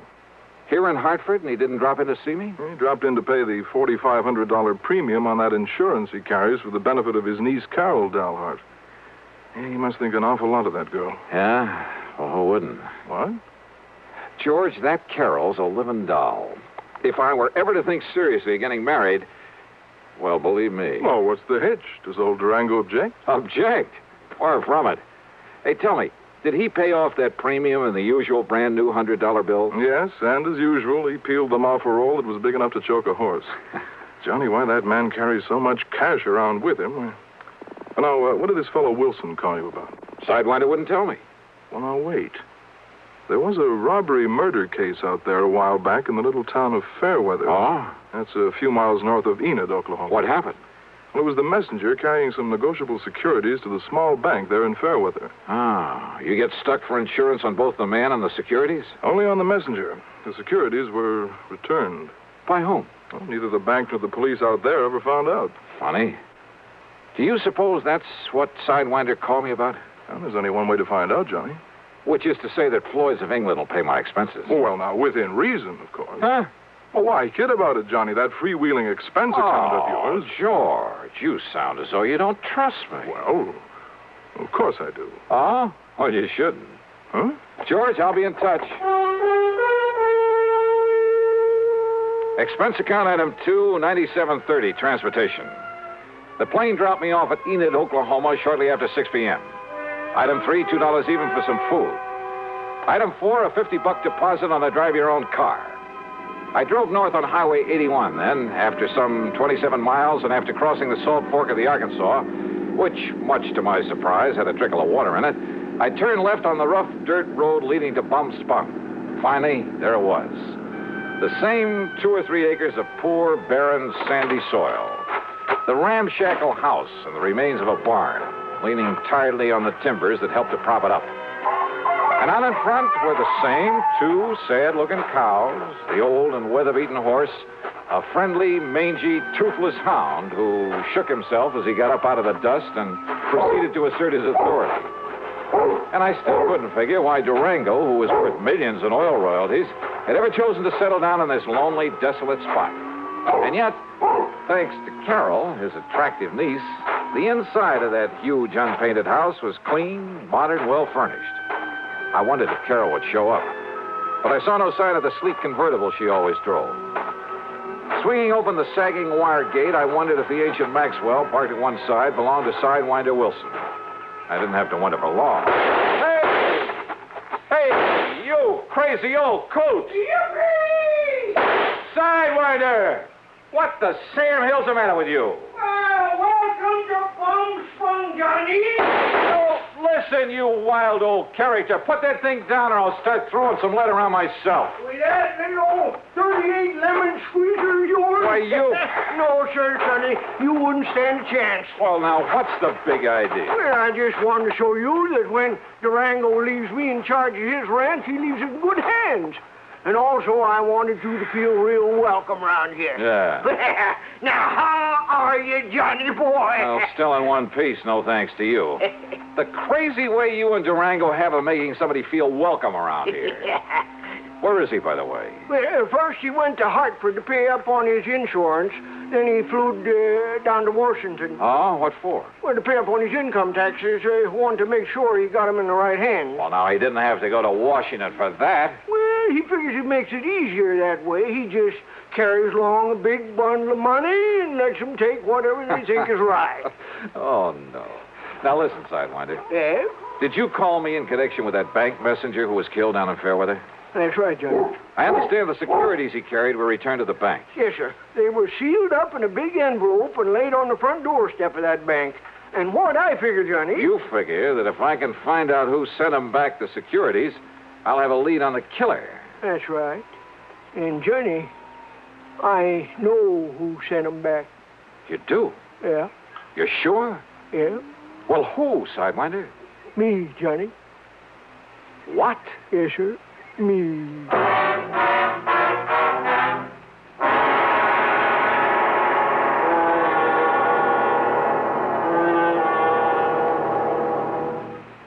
Act 2 of yours truly, Johnny Dollar, in a moment. Are you going to write that letter today or put it off until tomorrow, or maybe the day after? How about that spring suit you plan to have altered?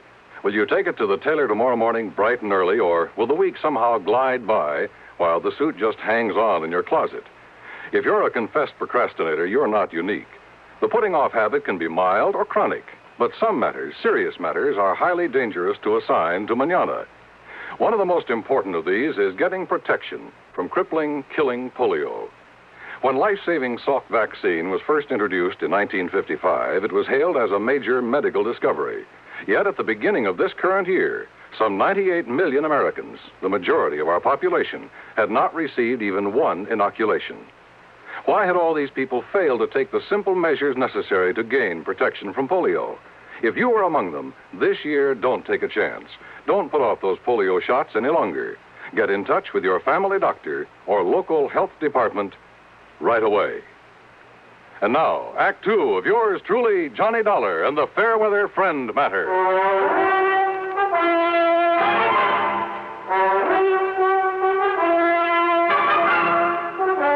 on in the house, Johnny, and I'll tell you about it. Now, just let me get this straight, Sidewinder. Huh? The bank messenger down there in Fairweather was held up and murdered. Yeah? The securities he carried were stolen by the killer. Then they were returned to the bank. That's right. And I'm the one who returned them. Sidewinder, you... Now, look. Don't tell me that you're the one. Me? You think that I'm the one that killed that messenger? I didn't say that. But that's what you were thinking, ain't it? Well, you said yourself that whoever returned those securities... I said whoever left them back at the bank. Now, just you stand real still, Johnny. Oh, come on now. Put that thing down, Sidewinder. And don't you move none. Look, will you listen to me? And maybe you even better stop talking, or that Sidewinder rattlesnake coming toward you might take it into his head to... Easy now. Oh, yeah. I can hear him. Easy now, whilst I get a bead on him with this study. There you be. Right in one eye, not t'other. And I'll just cut off his rattles and add them to my collection. Oh, brother, thanks. No wonder they called you Sidewinder. Yeah. That's the 427th rattle so I've taken off these varmints. I just don't like them, Johnny. They ain't like Diamondback. These Sidewinders around here will sneak up on a man. Just like that dirty snake that killed the bank messenger. And you know why he done it, Johnny? You still haven't told me who he is. It was to collect that insurance on him, that's who. Oh? Yes, sir. The man that killed him was his hair. What you call his beneficiary. How do you know, Sidewinder? Because I lived on the Fairweather. That is, when I ain't up here looking after Durango's place. Yeah? And that's how come I know that Claude Needles, that was the messenger, left his insurance to that no-count nephew of his and that Barney Gifford. Sit down. Barney Gifford, huh? Yeah. So what I done was talk it over with Durango and Carol Dalhart. Where is Carol, Sidewinder? I've been waiting for you to ask that, Johnny. Oh, she'll be around. Good. You're kind of sweet on her, ain't you? Wow. Nah, don't you try to fool me, Johnny boy. And you know how she feels about you, too. And if you don't think Durango knows, well, I'll tell you this. You say you talked it over with her. I'll tell you this, Johnny. Durango finds that you've been out here and went back to Hartford without hitching up with Carol. Sidewinder, Well, I'll tell you this. He's liable to shotgun you into it if he catches you around here. Oh. And don't you try to tell me you wouldn't like being married to her, too. Sidewinder. Okay. So anyhow, me and Durango and Carol. Carol. Hi, Johnny. I'm glad to see you. Carol, I'm glad to see you. Oh, then don't you stand there. Give me a kiss. Oh, you think I need an engraved invitation? Come here. Oh, hi. Oh, don't stop, Johnny. It's been a long time. If Durango could see this. Oh, drop that, Sidewinder. Yes, sir. He'd have that shotgun out so fast. Oh, man. Oh, it's been an awful long time, John. Oh, too long. I thought you were never coming back here. I'm here. Uh-huh. So let's make up for lost time. Oh, why not? Oh, come on now. Come on, you kid. Oh, it's good to see you. Johnny, don't you want to hear the rest of what I was... Now, look at here. If you don't cut loose from each other there, you know what I'll do. I'll walk right out of here, and I'll go back to Fairweather. And I'll send a telegram to old Durango, and I'll tell him you two are making out like this all alone inside of his house. And if that don't bring him out here to get you two married... Oh, why don't you mind your own business? Well, I tell you... You old goat. Why don't you go somewhere and get lost? But that's it. I'm going right down to Fairweather and send him a telegram. No. Just settle down there, Sidewinder. I'll settle down, Johnny, with you anytime, place. Oh, Carol, you're the only girl I know who makes me wish sometimes I was the marrying kind. But now listen. I'll bet I can make you the marrying kind, Johnny. You like to give me a chance, huh? There, that settles it. I'm leaving right now. No, you aren't, Sidewinder. Oh, let him go. Let's just be sensible for a minute, will I you? was trying to, Johnny. I mean about this murder case. And when we finish talking about it? We'll see. Well, then let me tell you about it. It won't take me so long. And Sidewinder, you stop making those silly eyes or I'll let you have one right between them. Well, I still think I ought to leave. So do I. But as long as you're already... Well, listen, Johnny. I'm listening. When Mr. Needles was killed, Sidewinder wanted them to make him a cop down there in Fairweather. Or even just a deputy, so as I could go out and hunt for that killer. Claude Needles was a friend of mine. But the police said no, they didn't need him, didn't want him. So that made me sure. So we talked it over about who could ever do a thing like that. And that's when I remembered Barney Gifford would get the money from Claude's insurance. So I told Sidewinder I'd have a date with Barney, and that would give him a chance to go through Barney's house and look for the security. And I found him, Johnny, under a loose board in the floor. Yes. So when he come home, I lassoed him, and I tied him up, and I took him and locked him up in the tool shed on my place. You didn't turn him over to the police? Oh, the chief in that little old hick town told Sidewinder that if he interfered in the case, he'd lock him up. That's what he said. Well, look, nevertheless, and that's when Durango, just before he left to go to Hartford, always has to be there right on time, you know, with that insurance payment. Yeah, I know. Well, that's when Durango said to call you up on the phone. Yeah. Sidewinder. Huh? I thought that was your idea. No, Durango's. And also for getting Johnny out here to see you again. What? Why, sure. Well, who does Durango think he is trying to run my life that way? What kind of a trick is that to pull on? Just you wait until he gets back here. Is that my cue to leave these parts, Carol? Well, it certainly... Oh, no, of course not, Johnny, but... Well... All right, now. Sidewinder, where is this Barney Gifford? Locked up in my tool shed. Well, who's looking after him? Oh, Pete Whaley, I told him not to let on to the police. You sure he can handle a man like Gifford? Oh, yes, Sidewinder. Well, I don't see why Hey, not. look, maybe we'd better drive on down there. Well, sure, but wait till I answer that phone. It's probably Durango saying to hold on to you, Johnny. He's probably on his way. If that's Durango, you tell him I've left. Hello? Now, you don't mean that, Johnny. I bet Durango really would make you marry me. Oh, Would that be so bad? Johnny. Johnny. Carol. Oh, why don't you stay on that... Sidewinder, what's the matter? Listen, that was old Pete. Yeah? Barney got loose. Like to kill old Pete. Oh, no. And now Barney's coming here. Coming for me. To kill me. Act 3 of yours truly, Johnny Dollar, in a moment. Be sociable, look smart, keep up to date with Pepsi, drink light, refreshing Pepsi, stay young and fair and debonair, be sociable, have a Pepsi. When friends drop in, let your hospitality show you're sociable in the modern manner. Pepsi, you know, is the favorite of the smart and young at heart.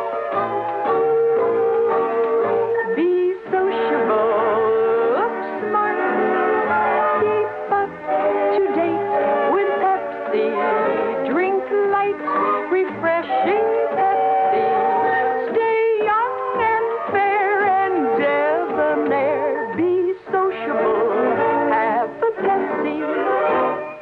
Have you tried a Pepsi lately? And now, Act 3 of yours truly, Johnny Dollar. Okay, then. If Barney Gifford's coming here, we'll be ready for him. Sidewinder, you aren't afraid of him, are you? He's a bad one, Johnny. But if Sidewinder was able to subdue him before... Well, I caught him off guard, Johnny. He didn't have no gun then, but he has now. He took old Pete. And Barney's a deadly shot. It's the only good thing you can say about him. And don't you see, it's dark outside now. If we stay around here inside the house, we'll be like a flock of sitting ducks. Yeah, but I don't think we'll stay inside. You mean we'll just run away from him? No.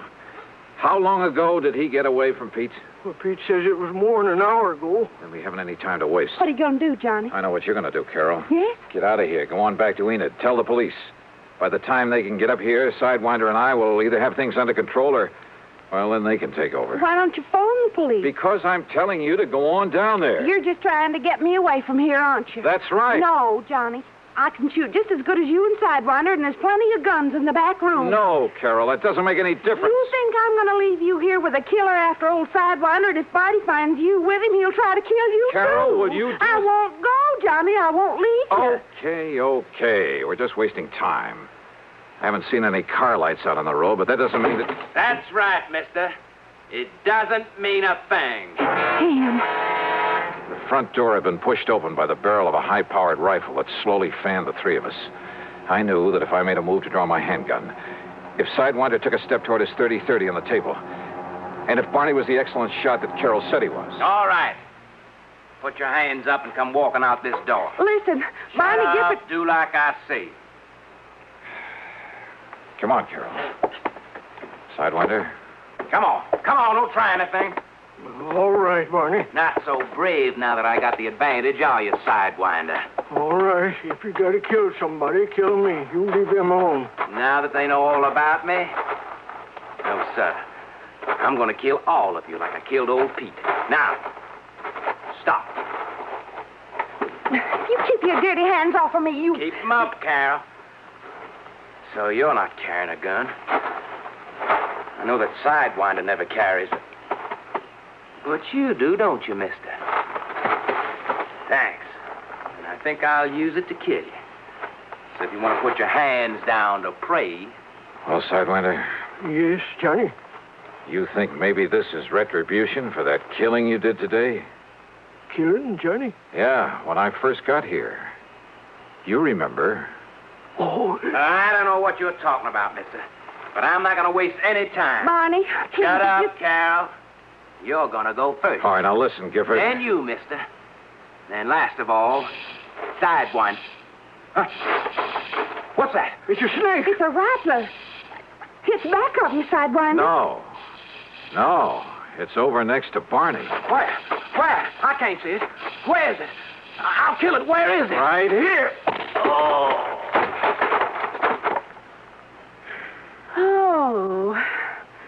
But that snake... Oh, thanks, Sidewinder. I'm sure glad I saved these rattles, Johnny. What? Yeah, so am I. But I never would have remembered them if you hadn't reminded me about killing that snake.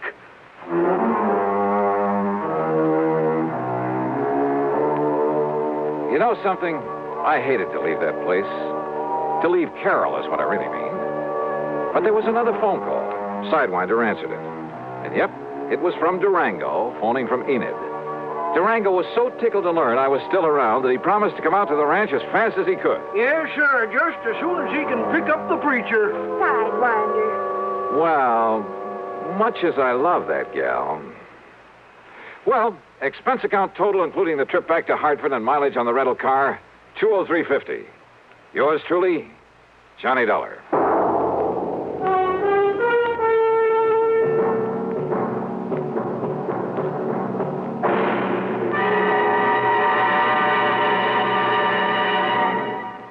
Our star will return in just a moment. Be careful, you're going to land in a bathtub. Who's driving this flying saucer, you or me? Well, what do you see? Oh, germs. Millions and millions of germs. Sure, here on Earth, disease, germs, and viruses live in bathrooms. Wait, here comes a lady. She's putting a dash of Lysol in with those suds, and she's mopping the floor. Wow, look at those germs and viruses drop dead. Boy, are you stupid. I thought all Martians knew that Lysol brand disinfectant kills disease, germs, and many deadly viruses on contact. Disinfects from one cleaning to the next as nothing else can. That's right. I remember my 7 grandmothers saying Lysol makes your favorite cleaner work better, including many that claim to sanitize. I'm sorry you learned to speak English by listening to commercials. And Lysol comes in regular or pine fragrance for as little as 29 cents. How much is that in Martian money? Now, here is our star to tell you about next week's story. Next week, Well, getting away from Durango Laramie Dalhart isn't as easy as you might think. Join us, won't you? Yours truly, Johnny Dollar. Yours truly, Johnny Dollar, starring Bob Bailey, originates in Hollywood and is written, produced, and directed by Jack Johnstone. Heard in our cast were Virginia Gregg, Junius Matthews, G. Stanley Jones, James McCallion, and Bill James. Be sure to join us next week, same time and station, for another exciting story of yours truly, Johnny Dollar. This is Dan Cumberly speaking. Suspense is next over the CBS Radio Network. WROW, Albany, New York. 10, 10, 10. Yes, 10 hours of price-shattering bargains at Henry S. Mantell Furniture, 343 River Street, Troy. This merchandise must be sold at once, at savings to you of up to 87%. Mantell's was unable to extend their Latham store lease, so the stock from the Latham store has been moved to Mantell's main store in Troy. Save on famous brand merchandise, Haywood Wakefield, Kraler, Simmons, Norge, Motorola, and many more. Buy a $339.95 two-piece living room suite for $199.95. Or a $34.95 famous Make Inner Spring mattress for $17.88. Or a modern bedroom set, regularly $259.95, now $139.95. This tremendous sale at Henry S. Mantell Furniture begins Monday, 6 p.m. to 11 p.m., and Tuesday, 6 p.m. to 11 p.m. The store will be closed during the day to mark down merchandise and arrange stock. Remember, there's no money down at Henry S. Mantell Furniture, 343 River.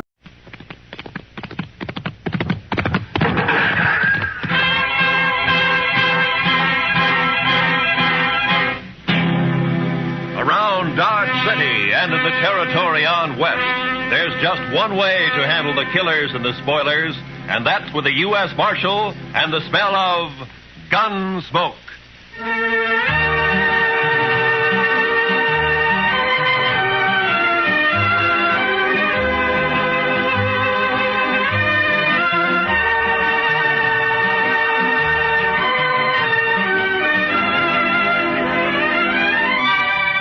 Gunsmoke, starring William Conrad. The story of the violence that moved west with young America. The story of a man who moved with it.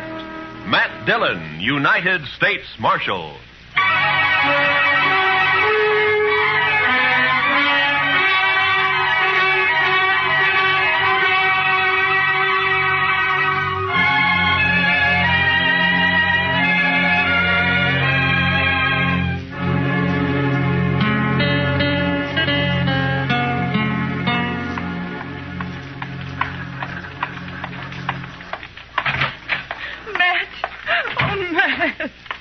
Jeannie, what's the matter? Good morning, Miss Wells. Good morning, Chester. Matt, I've got to talk to you. Sure. Chester? You folks will have to excuse me. I can't be puttering around the office all day. I'll be in the back if you want me. Yeah? Matt, he's here in Dodge City. I just saw him. He came in on the morning train. You mean Ed Beaudry? Yes. It's been 4 years, Matt. I'd begun to hope he'd forget. Hope he wouldn't find us. From what you've told me, Beaudry doesn't sound like a man who ever forgets. He's come here looking for Bert. To kill him, he swore he would. Matt, what are we going to do? I don't know. What's Bert think about it? He doesn't know yet. He's busy at the blacksmith shop. Matt, you've got to help us. You're the only real friend we have out here. It might make it easier if I weren't, Jeannie. I'm supposed to maintain law and order in Dodge. That's my job. Doesn't leave much leeway to mix in on personal quarrels. Well, there's no quarrel. It's just that Ed Beaudry's a hot-tempered fool. Bert never did anything to him. He married you, didn't he? A woman has a right to change her mind, Matt. Maybe Beaudry doesn't think so. Matt, you promised me once in Louisville. Yeah. Yeah, I know. All right, Jeannie, go on home and don't say anything to Bert. I'll talk to Beaudry. Thank you. I'll never forget it. Goodbye, Matt.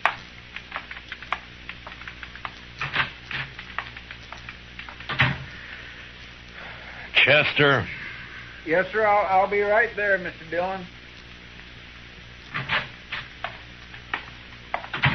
Did Miss Wells leave? Yeah. Fine couple, the Wellses. Did you know them before they came out west? Not Bert. I knew Mrs. Wells. I guess we better drop over to the Texas Trail, Chester. There's a fella in town planning to do some killing.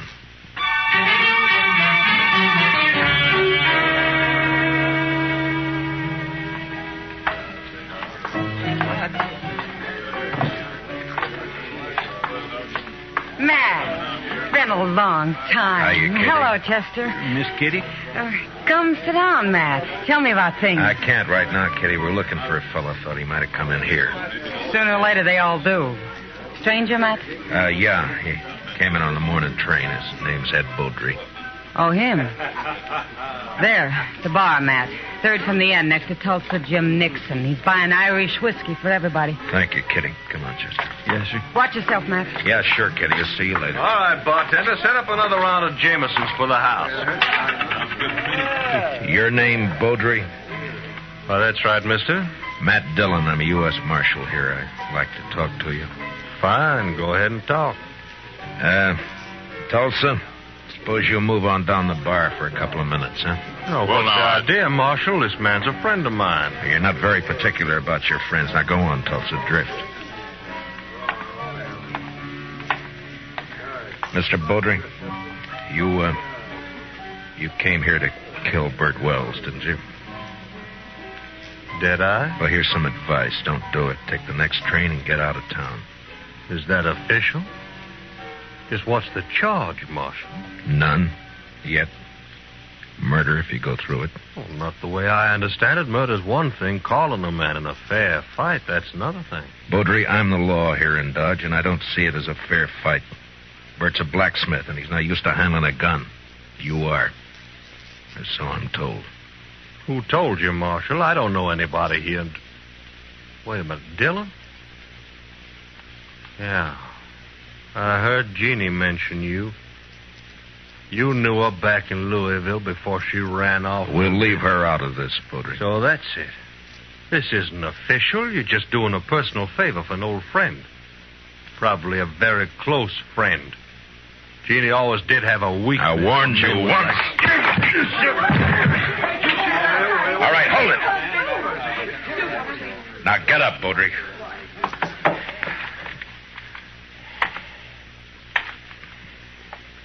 That was a mistake, Dillon. Now I'll have to kill you, too. I'm not a blacksmith, Beaudry. I'll look you up just soon as I've finished with Bert Wells. If you kill Bert, you won't have to look me up.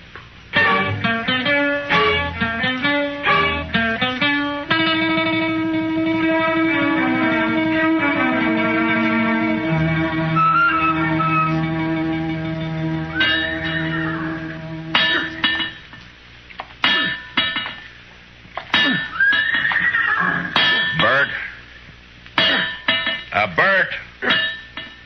Huh? Oh, Matt. I didn't see you come in. I wanted to talk to you, Bert. About what, Matt? Ed Beaudry's in town. Beaudry? Well, it was bound to happen sometime. Has he been bothering Jeannie? No, she just happened to see him get off the train this morning. She came and told me. She shouldn't have done it, Matt. It's not your problem. Maybe it is, Bert. I'm the law in Dodge, and the law doesn't like the idea of personal grudges ended up in a killing. What do you aim to do? Prevent it if I can. Well, I wish you luck.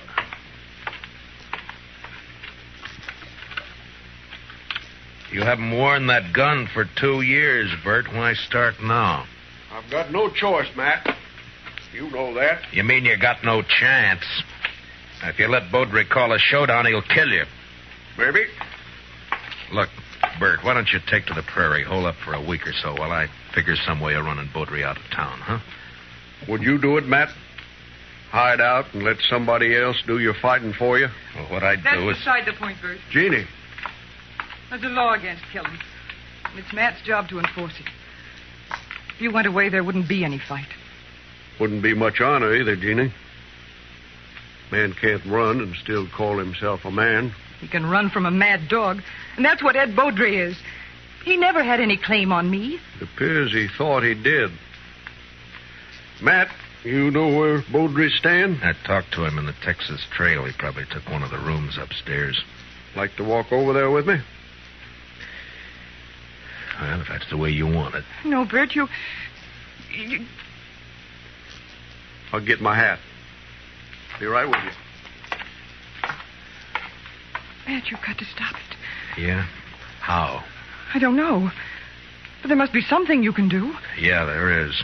The way it's shaping up, I can probably arrest the survivor.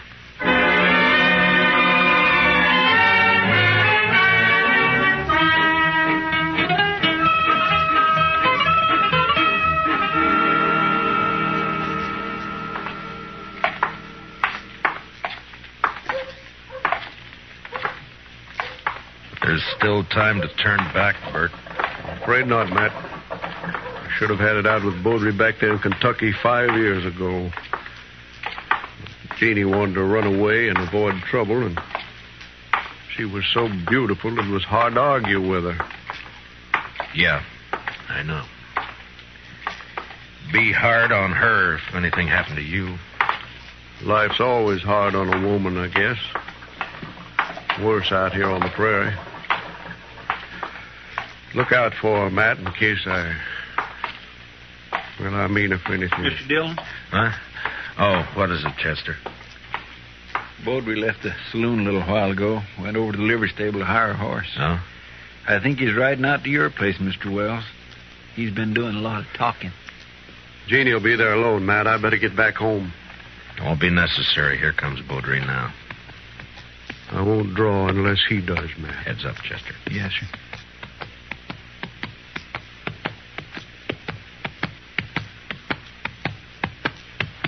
Oh, boy. Oh. Just riding out to call on you, Wells. I decided you'd had plenty of time to look me up. No reason to, Beaudry. Most men would figure they had reason. Somebody been in a local saloon, telling their wife's history. What? Beaudry, you... All right, hold it. Don't draw, Bert. Chester, cover Beaudry. Just keep your hands still, Mr. Beaudry. You're fast with that gun, Dillon. Fast enough, Mr. You make Beaudry. a good bodyguard. Too bad you can't ride her 24 hours a day. I told you what to expect if you keep pushing this thing, Mr. Beaudry. Now use some sense and get out of town while you're still alive. I've been in lots of towns, Dillon. I left them all alive. Wells, I've been planning to kill you for 5 years. Plans don't always work out. Listen, Will. You got till sundown. After that, I'm going to shoot you on sight. All right, Mr. Beaudry. If you've finished speaking your piece, move along. Why, surely, Mr. Dillon. See you later. Well, still a couple of hours before sundown. I think I'd like to spend them with Jeannie. I'll see you, Matt. Yeah, sure. Goodbye, Bert.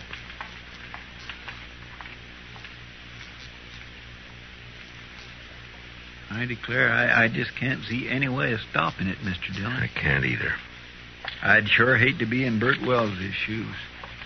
I'd hate worse to be in Beaudry's. He'll never submit to arrest. Chester, I'm going to have to kill him.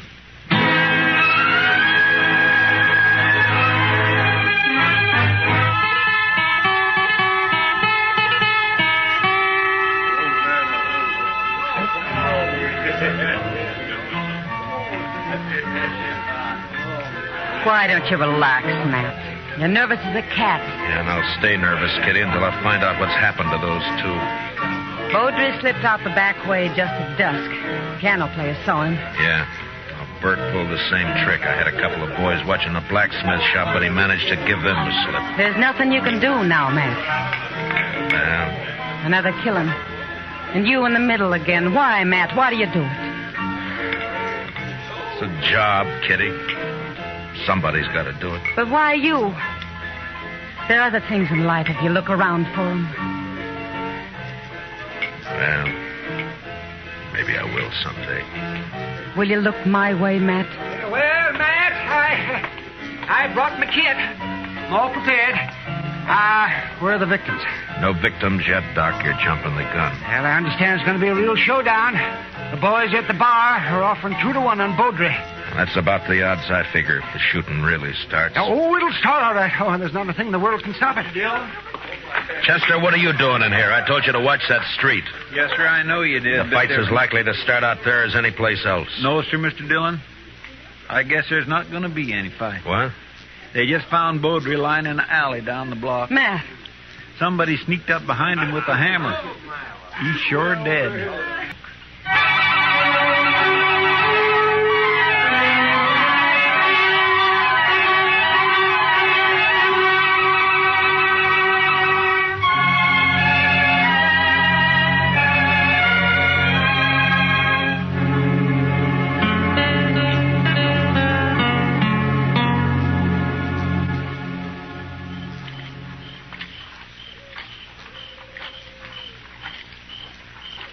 Light showing around the house, Mr. Dillon.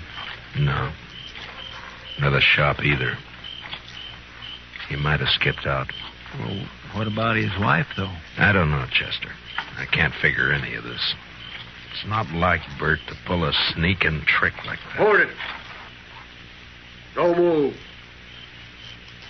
He's there by the tree, Chester. Yes, sir. Bert? Who is it? Who's that? Matt. Chester's with me.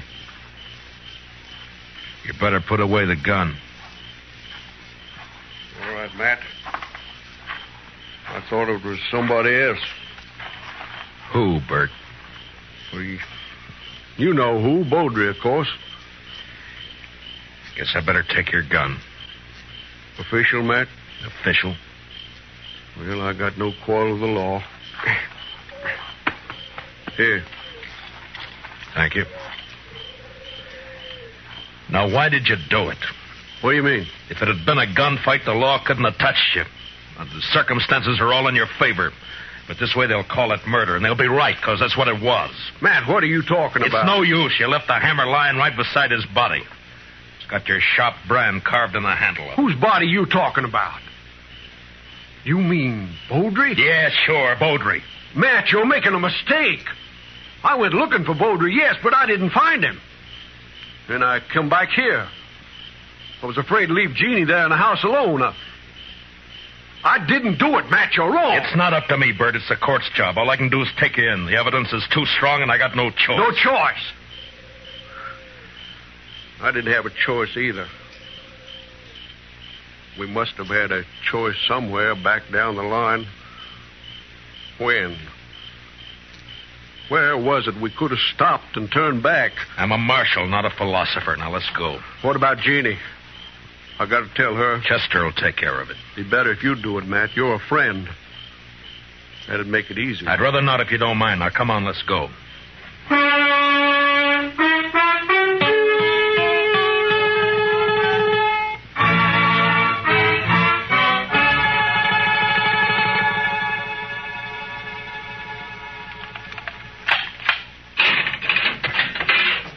All right, Bert, step inside. 4 years we've been friends, Matt. I never thought it would come to this. Neither did I. You said you didn't find any money on him. It could have been robbery. I made to look like robbery. But either way, there's nothing I can do. Now, you better step inside.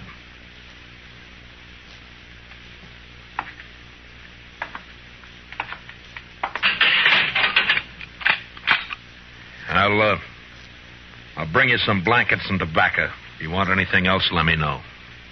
Wish I knew how Jeannie was taking it. She'll be all right. She's a fine girl. Matt, look out for her, will you? Bert, a man's job is one thing, friendship's another.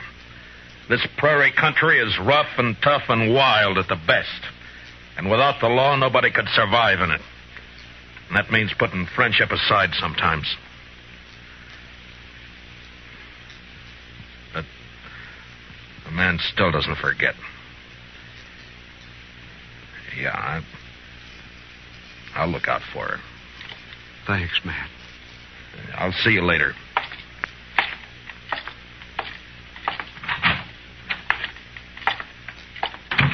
Well, you get your prisoner tucked in safely, Matt? What about Beaudry? He's dead. Absolutely dead. Like I never saw anybody any deader. Blacksmith hammer makes a mighty fine weapon. Yeah, at least for sneaking up behind. I can't figure Bert doing that's not like him. Sometimes a man changes under pressure, Doc. Yeah, I can't figure it either. What would you say his chances are? Bad. Straws all point one way. Yes, maybe somebody's been messing with the straw stack. Who? That's a good question, man. Well, the court will ask it. Yeah, if he ever gets there. What do you mean? I just come from Texas Trail a while ago, and some of the boys are kind of riled up. They're talking real loose. No law against talking. Doubt if they aim to leave it at talking, Matt. They figure the evidence is a little on the weak side. A court might turn Bert loose. So they're saying it's up to them. Yeah, they're just mad because they lost their source of free drink. Well, maybe so, but you better keep your eyes open, Matt. Yeah, I know that pack, Doc. They hunt in the dark and pull down stragglers, and mostly they just talk. So don't worry. Bert's in jail, and that's where he's going to stay.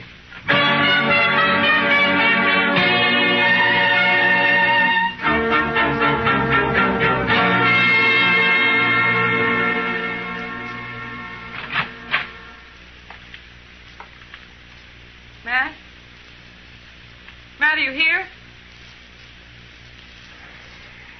Yeah, I'm here. Wait a minute, I'll light the lamp.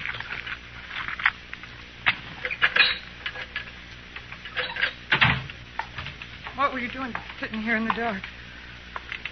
Yeah, just thinking, wondering. You shouldn't have come here, Jeannie. Matt, I want to see Bert. No visitors after dark. It's a jail rule. Rules don't have to be enforced. Mine do. Bert's a prisoner, same as any other prisoner. He's charged with murder. He didn't do it, Matt. It's not for me to say. But you know he didn't.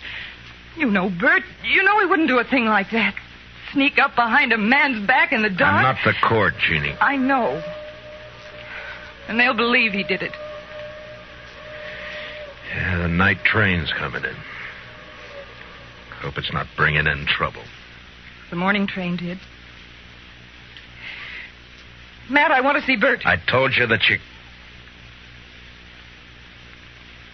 Why, you little fool. Give me the gun, Jeannie. No. I warn you, Matt, stay back. Give me the gun. No, Matt. So help me, I said hand it over.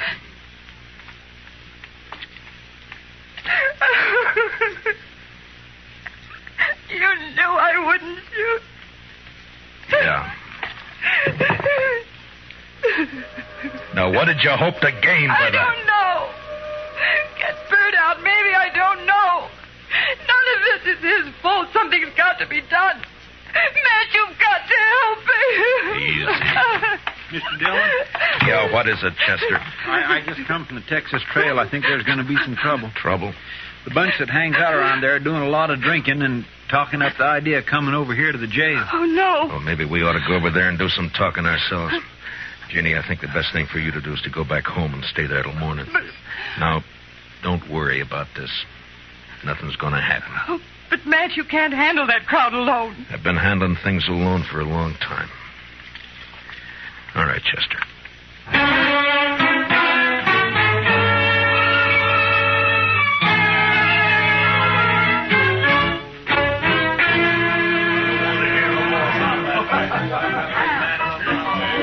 Tulsa Jim Nixon's the one who's been egging them on, Mr. Dillon. Over there at the end of the bar. Yeah, he struck up an acquaintance with Beaudry when he first got off the train. Guess he figures he's an old partner by now. Well, come on. Yes, sir. Matt, wait. Later, Kitty, I got some business with the boys at the bar. That's what I mean. Tulsa Jim's been buying them drinks for the last 2 hours. They're in a real nasty mood. So? So be careful, Matt. That's all. Just be careful. Kitty, I'm the carefulest man you know. Sure. We got the law here in Dodge. Supposedly.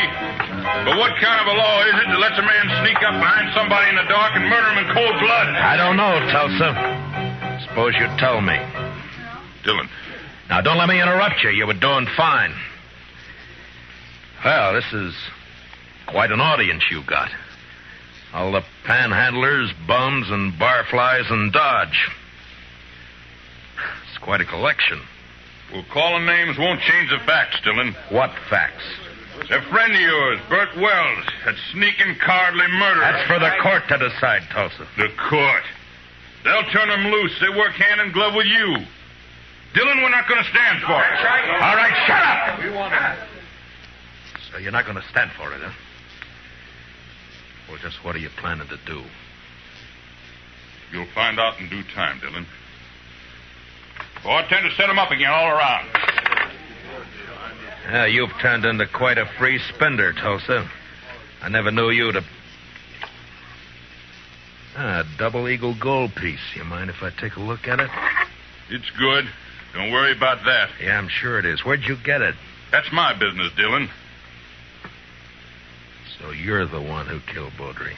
That's a lie. I thought robbing him was just a cover-up, but it wasn't. There aren't many double eagles around Dodge. Baudry had a lot of them. Now you. Why would you get a pocket full of gold pieces, Tulsa? Wells killed Baudry. The blacksmith hammer was lying right beside him. Yes, where you left it. What does she mean? Tulsa Jim came into my husband's shop late this afternoon. His horse had thrown a shoe. He had plenty of chance to steal that hammer. She's lying. Where did you get the gold, Tulsa? A lie. I won it in the poker game. Last week when the trail herd would... Tulsa, you're under arrest for murder. No. No, you'll never take me. Get down. All right, Doc. You better get up an inquest. Confound it, Matt. You never give me any chance to practice on live people.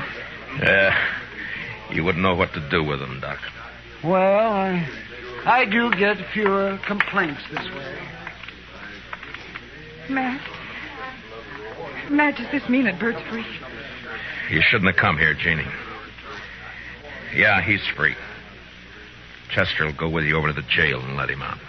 Thank you, Matt. Thank you for everything. You told me one time in Louisville that... Louisville? That was a long time ago and a long way off. So, goodbye, Jeannie. Goodbye, Matt.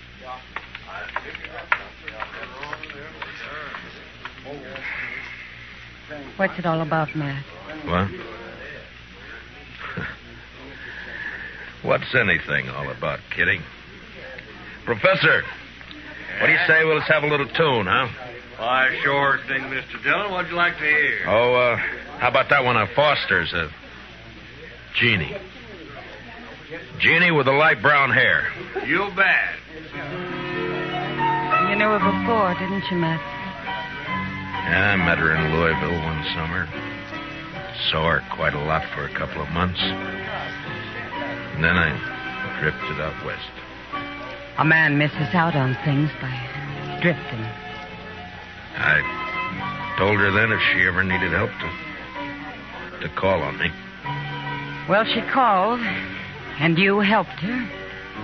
Yeah, I guess. Well, anyway, that's that. Matt. Yeah. Yeah, Kitty. When are you going to help yourself?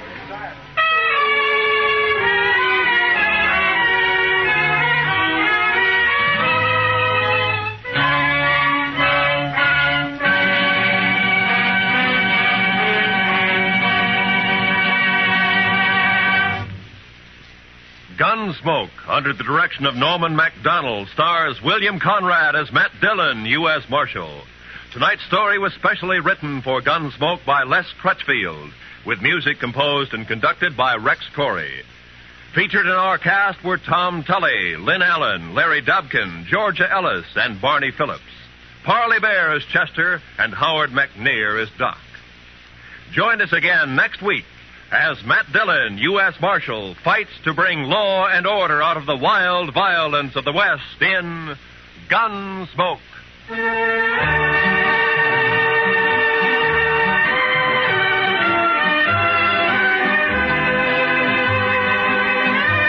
Stay tuned for Nero Wolfe. If the chimes shudder a little on Sunday afternoon, well, they know there's mystery in store Sunday with men of action like Mike Waring, better known as the Falcon, who brings his fearless and romantic touch to the solution of another mystery. After the Falcon, it's high adventure. Then the big guy steps in. The new private eye Charlie Weil concludes with a few casual homicides. The chimes mean mystery and action this Sunday afternoon on NBC. Transcribed. My boss is the smartest and the stubbornest, the fattest and the laziest, the cleverest and the craziest, the most extravagant detective in the world, Nero Wolfe.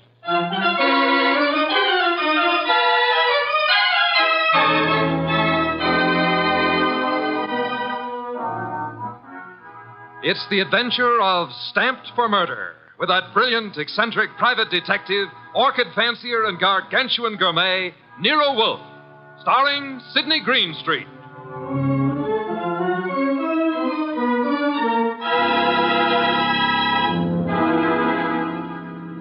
Instructions for this morning, Archie. Your notebook, please. First, Mr. Salinsbeck. Inform him that the Long Island peafowl he sent were most unsatisfactory. Peafowl's breast flesh is not sweet and tender unless it is well protected from all alarms, especially from the air, to prevent nervousness. Long Island is full of airplanes. Look, Mr. Wolfe, I shall want a dozen chickens that have been raised on blueberries and a fresh-killed lamb for tomorrow. Mr. Wolfe, please listen. There's... Mr. Goodwin, be quiet, and then dinner on the following day becomes a problem. Mr. Wolfe, dinner any day is going to be a problem if we don't pay Sausenbach's bill. Then pay it. With what? The bank account's empty. Ridiculous. There were $4,000 yesterday. But you bought that shipment of orchid bulbs from Winold Gluckner. Mr. Wolfe, we need money. You've got to stop eating and drinking beer long enough to earn some. Shush. You're an alarmist. Will you, for the love of heaven, stop turning down clients and turn an honest dollar? I've got a couple of prospects right outside the door. Send them away. No, sir. Send them away. Tell them I've gone to Egypt. Nothing doing, sir. Confound you, Archie. Obey orders. Send them away. Miss Kent, Mr. Rodman, come in, please. Thank you. Confound you, Archie. You're mutinous. Yes, sir, and you're stuck with it.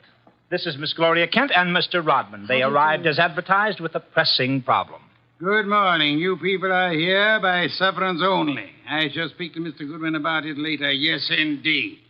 I don't like pressing problems, Miss Kent. What are yours? My father. Indeed, I'm not a court of domestic relations, Miss Kent. What did your father do? Beat you? Withhold your earnings? Discourage your suitors?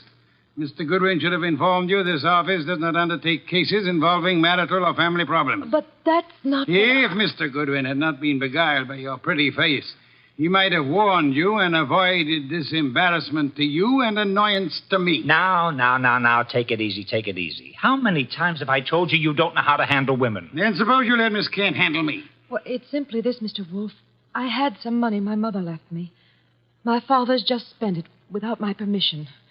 I want it back without a scandal. Thanks, Miss Kent. How much? How spent? $10,000.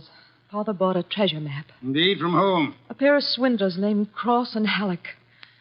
They've driven him crazy, talking about fortunes salvaged from the SS this and the SS that. He's got a map and old letters he studies. He's childish. Many fortunes have been recovered. Many more await on the sea bottom. How do you know your father has been duped? Well, I know. You do, Mr. Rodman. Yes. Cross and Halleck bought some old letters from me, written by my grandfather from Hawaii. They used them to manufacture the map and evidence. And that's what they sold to Kent. Father thought he was being so clever. He had the paper analyzed. Of course, the document research laboratory said the letters were genuine. They were.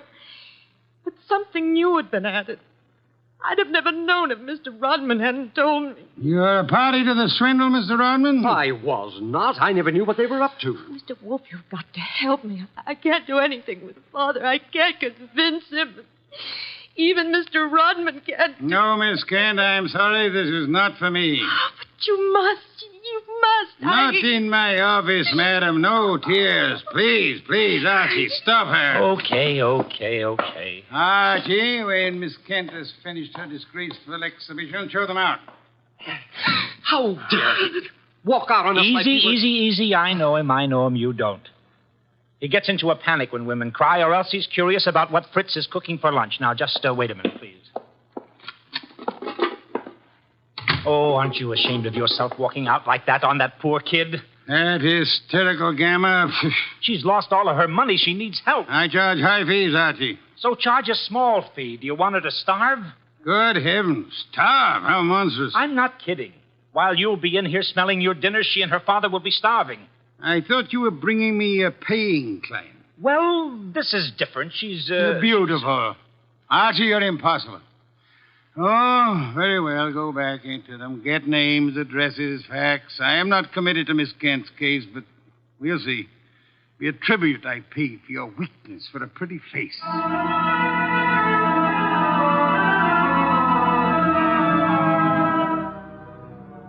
Rodman and Gloria Kent were gone, however. So all I had were the few facts they'd given me before they met Wolf. I felt guilty about that when he came back into the office and sat down in his specially built chair. He closed his eyes, and I glared at him. Well, how much of you is awake? Mr. Wolf? Well, they disappeared. Did you tell me you were going to help this girl just to get her out of the office, or did you mean it? You're a gadfly. No, sir. You made a promise, and you're stuck with it. What did you get from Rodman? Name, address, occupation. He's a librarian, that's all. Very careless, Archie. You missed a significant point. Such as, How did Rodman discover the letters he sold were being altered by forgery and used for swindle? How did he locate the dupe, Mr. Kent? I guess you're right. I'll ask him next time. But what about now? Are you going to get Gloria's money back? I assume you call Miss Kent Gloria solely in order to annoy me. It does. Stop it. Get Cross and Halleck. On my way. You'll find them at the Hotel Bogart. Wrong, sir. According to my notes, their address is... Never mind their address. The Hotel Bogart is the headquarters for successful, confident tricksters. They celebrate their victories there while the money lasts. You will possibly find Cross and Halleck drinking whiskey or lunching, probably both.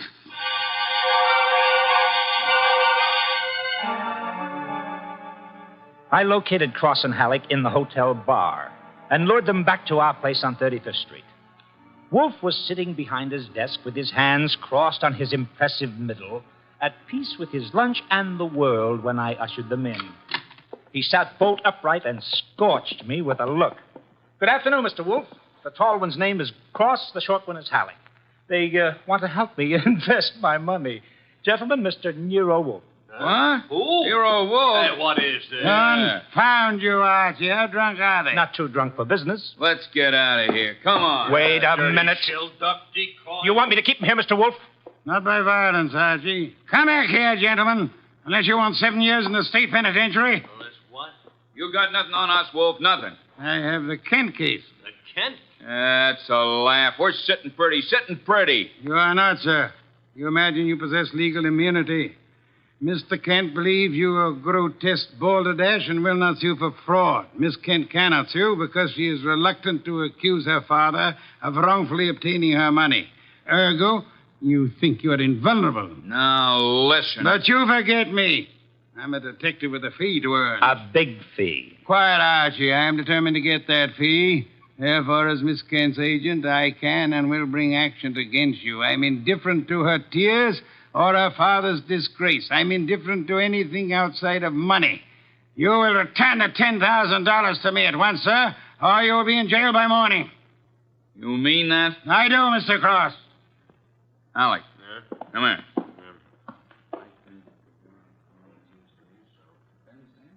Come on, hurry. Okay. Here, Mr. Wolf. Alec and I have decided we don't want to get in any trouble with you. Here's your $10,000. Let's have it. Give the dough to Kent, Mr. Wolf, and get the letters and map back for us. You got a reputation for being tricky, but honest. We trust you. Come on, Alec, let's go. Well, how about that? Preposterous. No, sir. Take a look. $10,000, genuine coin of the realm. That man Cross is a fool. Does he imagine I'm to be fooled so easily? What do you mean? He left the money. He surrendered too quickly, Archie. Too easily. And that money in the envelope he was carrying all ready to refund. Why? Well, maybe he's got a better sucker. I heard him mention a Ben Sanford. Nonsense. Does he need Kent's forged letters and map to cheat this Ben Sanford? Couldn't he prepare another set? I guess you're right. Something's fishy. In any event, it's no concern of mine, thank heaven. Why not? I'm not committed to Miss Kent in any way. As a favor to you, I undertook to regain her money. I have done that. You may take it back to her and obtain the forged papers in return. But, Silence, Mr. Goodwin. Go to your red-haired charmer. Leave me in peace. I intend to spend this afternoon with my New World Atlas.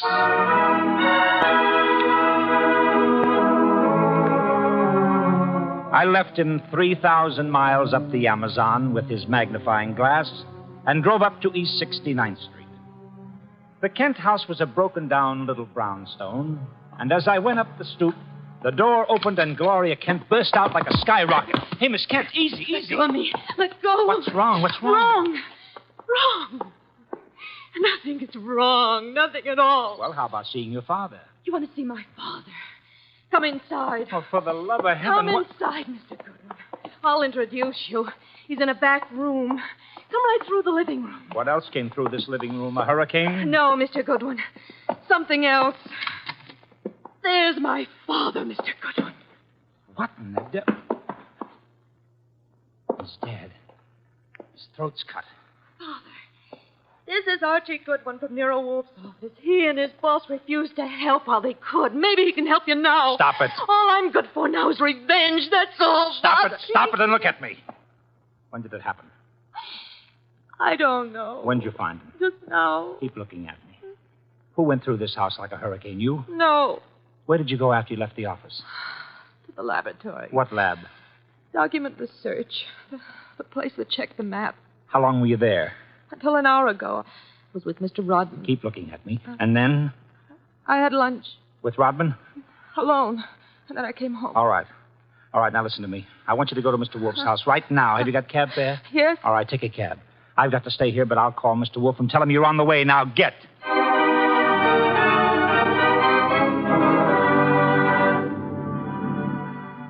I called Wolf, told him everything, and he instructed me to advise Inspector Kramer, who arrived with the homicide squad. I gave the inspector everything while the squad photographed and measured, print dusted and detected. At 3:30, Kramer took me back to the house on 35th Street for a fight with Wolf. It's a great story, Wolf. Great. Kent buys a phony treasure map. Everybody knows it's phony except Kent. But Cross and Halleck try to buy it back, and Kent gets himself murdered. Did you find the map and letters in the house, Inspector? No, I didn't. The killer was after the map. The phony map? Certainly. Why? Well, if we knew that, we would know why Cross and Halleck so willingly paid back the money and why Kent was murdered. Maybe it's not phony. I'd better see the girl now. No, you fancy her for the murder. Well, I'll know after I ask a few questions. Tonight. She's had a shock, Mr. Kramer. She needs rest. Look, Wolf, I want her. Why bother with her when there's so much to be done? Yes, such as? Cross and Halleck, find them. And the mystery man they spoke of, Ben Sanford. These are the men you want now, not this poor, overwrought girl. Yeah. All right. The girl will be here for questioning tonight, though, huh? Tonight, Mr. Kramer. Okay. You'll hear from me later on. Well, you buffaloed him out of that, okay. Say, why don't you want her questioned? Is she guilty? I don't know. Well, what did she say when she got here? She said nothing. She never arrived. She never what? She never arrived.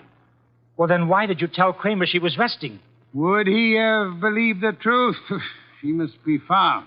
More important, we must learn why forged letters and forged map produces turmoil. Find the killer and you find the map. You said so. I said the reverse, which is an altogether different statement. Archie, I want a photograph of that map. Get it. Oh, sure. Any particular camera you want me to use? You'll find a photograph of 200 Vanderbilt Street. Are you kidding? The lab cannot check the authenticity of old papers without photographing them in ultraviolet light, infrared light, and so on. If this document research lab has examined those papers, they will have photographs. Get them.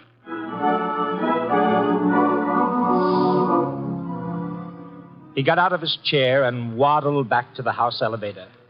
It was 4:00 and time for his regular afternoon session with the orchids. I drove down to the document research laboratory on Vanderbilt and got such a shock that I grabbed the office phone and dialed Wolf at once.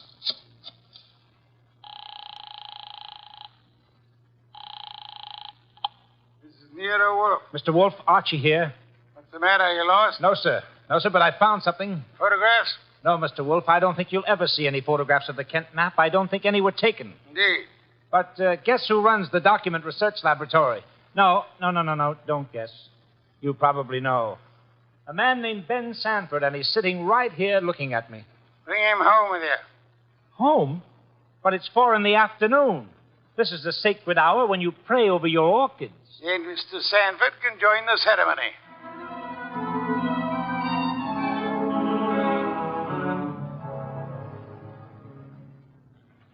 Hey, how about this place? How about it? There must be a million flowers up here. No, not flowers. Orchids only. Mr. Wolf has 10,000 plants.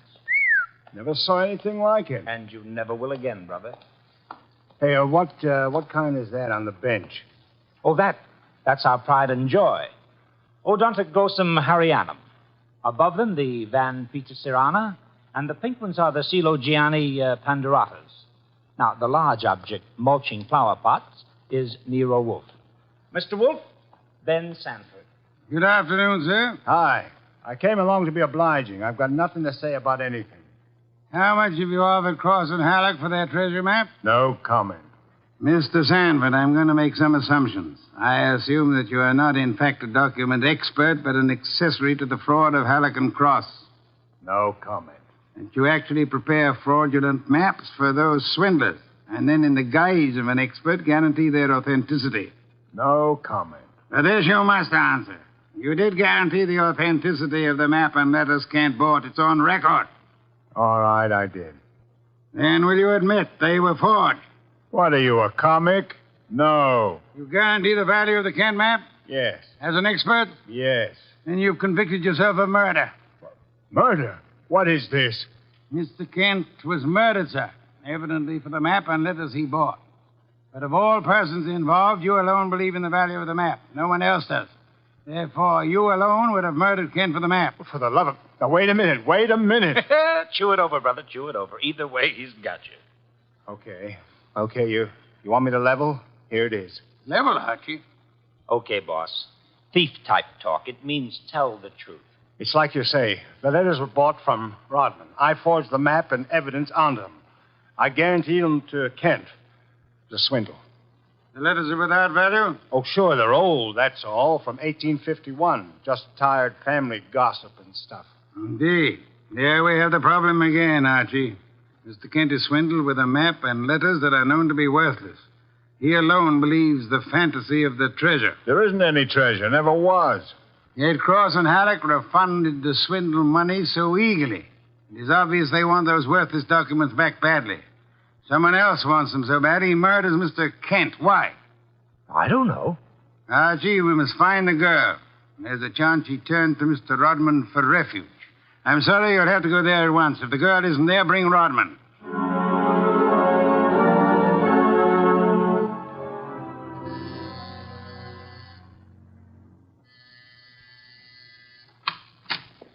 Yes? Hello, Rodman. Remember me? I'm Archie Goodwin from Nero Wolf's office. Oh, yes, of course. I came to get Gloria Kent. There's been a change in plans. Tell her to come out, please. Gloria? Well, she's not here. Why should she be? Haven't you heard? Heard what? Well, I guess you'd better come down and see Wolf. Mr. Goodwin, I'm afraid I can't. I'm rather busy. Look, Rodman, maybe you ought to know. Old man Kent was murdered. What? Yes, just after you and Gloria left us. Kent murdered? Well, this is awful, Mr. Goodwin. You want to see Mr. Wolf now? Get your hat. Murder? Well, believe me, I never wanted this. I'm going to tell Nero Wolf the whole mess. Every word of it. Okay, then. Come on, let's go. Yes, of course. Just a minute. I'll get my hat in the bedroom. Murdered? Kent? I never dreamed. Oh.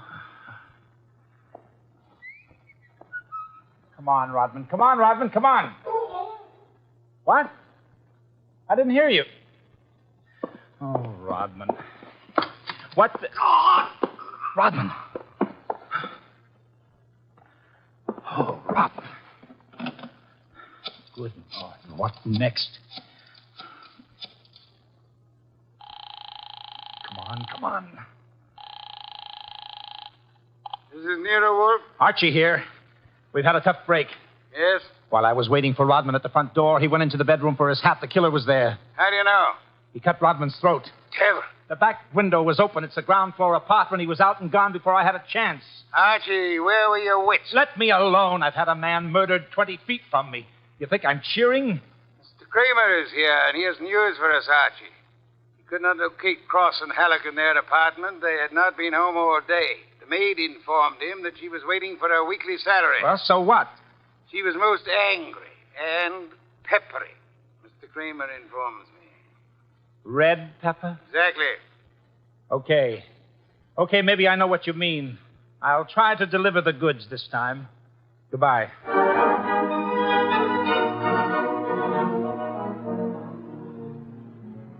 I drove down to the apartment house on Gramercy Square where Cross and Halleck lived, took the elevator up to the 10th floor, found the right door, and slipped in with a pass key.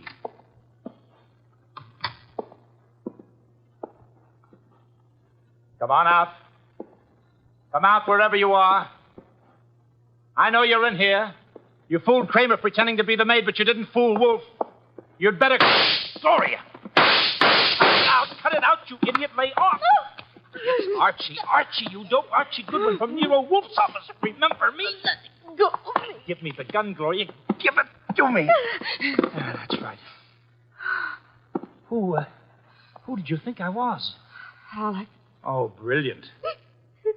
So Wolf figured you out, huh? Well, you are a brave girl. They killed your father. You came up here and waited for them. You were going to kill them right back, huh? Oh, that red-headed temper. And you bluffed Kramer into thinking you were the maid. I had to do something. It was the only thing I could think of. To come here and kill him. Well, you're coming home with Archie. And just remember one thing. When Wolf's working for you, don't try to do any thinking. It only gets in Wolf's way.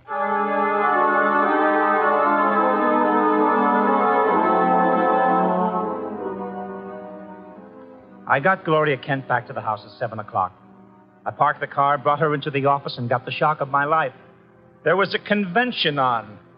Wolf was there, with Inspector Kramer representing the cops. Cross, Halleck, and Sanford were there representing the crooks. When Kramer saw Gloria, he scowled first at her and then at Wolf. So it was a slick one after all, Wolf. You didn't have the girl. You had no intention of producing her. Please, Mr. Kramer, that can wait. There are other matters more important. I dine at 8. That leaves me 1 hour to solve your murders. Murders? More than one? Yes, 2. Elmer Rodman. By heaven, Goodwin, if you... Please, Mr. Kramer, not now. First, Miss Kent. Good evening, Miss Kent. I presume you have met these gentlemen, Cross, Halleck, and Sanford? Yeah, I'll take your purse, please. Well, why? Don't think me as naive as Mr. Goodwin, miss. When you left your home after the murder of your father, you took the map and letters with you. They are in your purse well, now. That's true. Archie, the purse. Thank you. We have here an interesting situation. There exist some old letters and map, forged and fraudulent.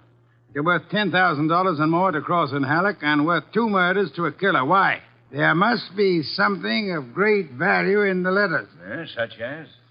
Something which Mr. Sanford could not see, although he worked on the document closely. Yet something which could be made manifest. What is the answer, Miss Kent? You know it? I swear I don't. Secret writing, Archie. Bring the chafing dish from the dining room. Right. Secret writing? I saw nothing when I worked on those letters. Naturally, Mr. Sanford, the writing is invisible. The heat is an agent. It makes most forms of secret writing visible. The chafing dish, boss. Thank you, Archie. Place it before me and light it. Right. Now I open Miss Kent's purse. From it, you see, I withdraw these ancient letters which he took from her house after her father's murder. That's not true. Archie. That's enough, Gloria. That's enough. From now on, you just listen. We remove the letters from the envelope and toast them gently. Secret ink vintage 1851 will easily succumb to the agency of heat. Careful. Those envelopes will catch fire. Hey, they're caught. Don't be upset, Mr. Cross, Mr. Halleck. The envelopes. They'll burn safely in the dish. We can concentrate on the writing. Watch closely.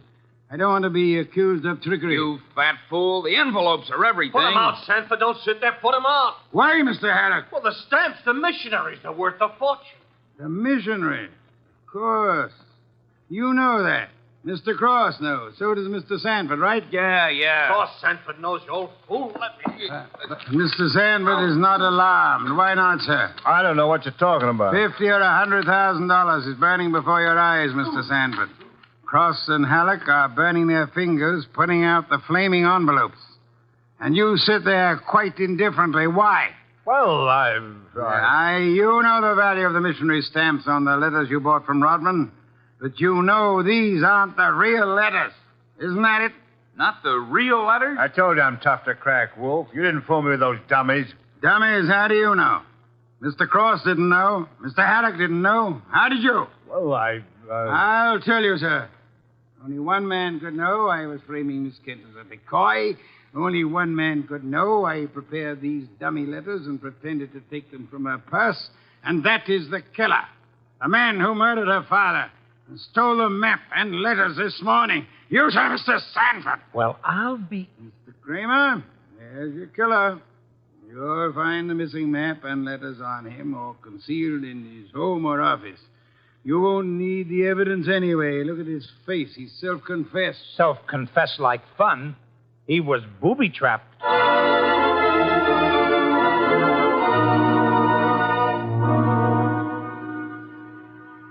No, Mr. Crane. Not a complicated case, really. Very simple. Elmer Rodman sold a packet of old family letters to the swindlers for a small sum. They used the letters to perpetrate their fraud on Miss Kent's father. And the stamps on the letters were valuable? They were a special Hawaiian issue 1851, Miss Kent. Nicknamed missionaries, because missionaries used them for writing home. They are extremely rare stamps worth upward of $25,000 each. Hey, no wonder they were worth 2 murders. We found 5 of them on Sanford. Excellent. Somewhere or other, Rodman discovered the value of the stamps after he sold the letters. In his effort to get them back, he communicated his discovery to the swindlers, Cross, Halleck, and Sanford. So that's why they refunded the money so fast. Precisely, in an effort to have the sale rescinded. Rodman sought out Kent and tried to convince him of the fraud. Alas, he would not listen to the truth, Mr. Kramer. Oh, I get it. And while the others were hassling around, Sanford tried to steal a march and quietly resorted to murder. There you have it. Ha-ha! Great job, boss. Great job. So Gloria not only gets her 10 grand back, but 5 times 25, which is about 125,000 worth of goodies. Now, figuring your rates by the hour, that means you've done a gratis job worth about... Miss Kent, I did not know will I demand a large fee for what I've done. I will not go back on my word. But I can beg for a favor. I'll only be too happy to... Wait. I ask something that will not be easy to grant. What is it? Will you use your red hair, your pretty face, your admirable figure, and your ample fortune to lure Mr. Goodwin away from this house tonight? I would like to enjoy my dinner in peace. That won't be difficult, Mr. Wolf. Let's have an understanding right now, Gloria. Difficult for you or for me? I'll be delighted. Indeed. To spend an evening with Mr. Goodwin, there is only one word for you, Miss Kent. Intrepid.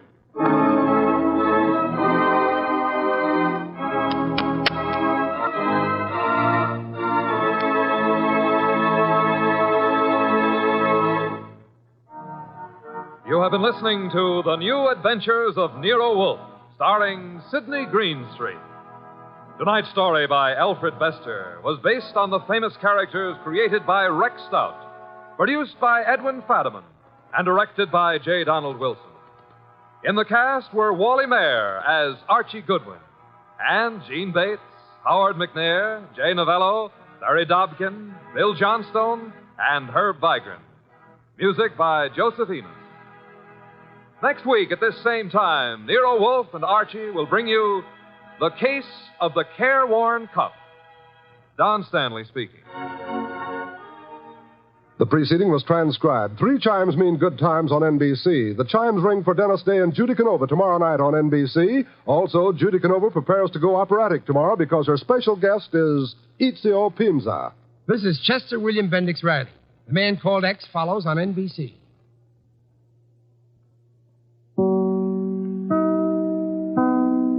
From Hollywood, it's time now for... Johnny Dollar. Earl Foreman, Johnny. Hi, Earl. How are things in sunny Florida? I think I'll move to California. What? I mean, get away from this crazy insurance business as far as I can. You sound like you have a problem. I sure have, a real wild one, trying to get rid of $65,000. That's a problem? It's insurance on a policy bought and paid for by one Albert Schuyler Kingman. Well? He died and left the money to his only child, his son Henry. Well, what's the matter? Can't you find him? Find him? That's just the trouble, Johnny. I've found 2 of them.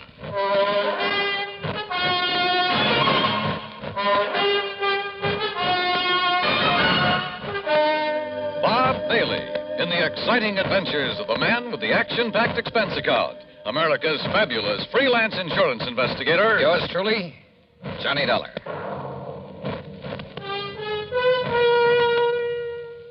And now, Act 1 of yours truly, Johnny Dollar.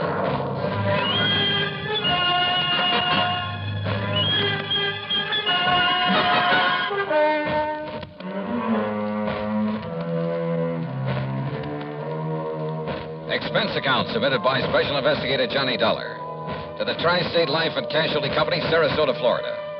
Following is an account of expenses incurred during my investigation of the Double Trouble matter.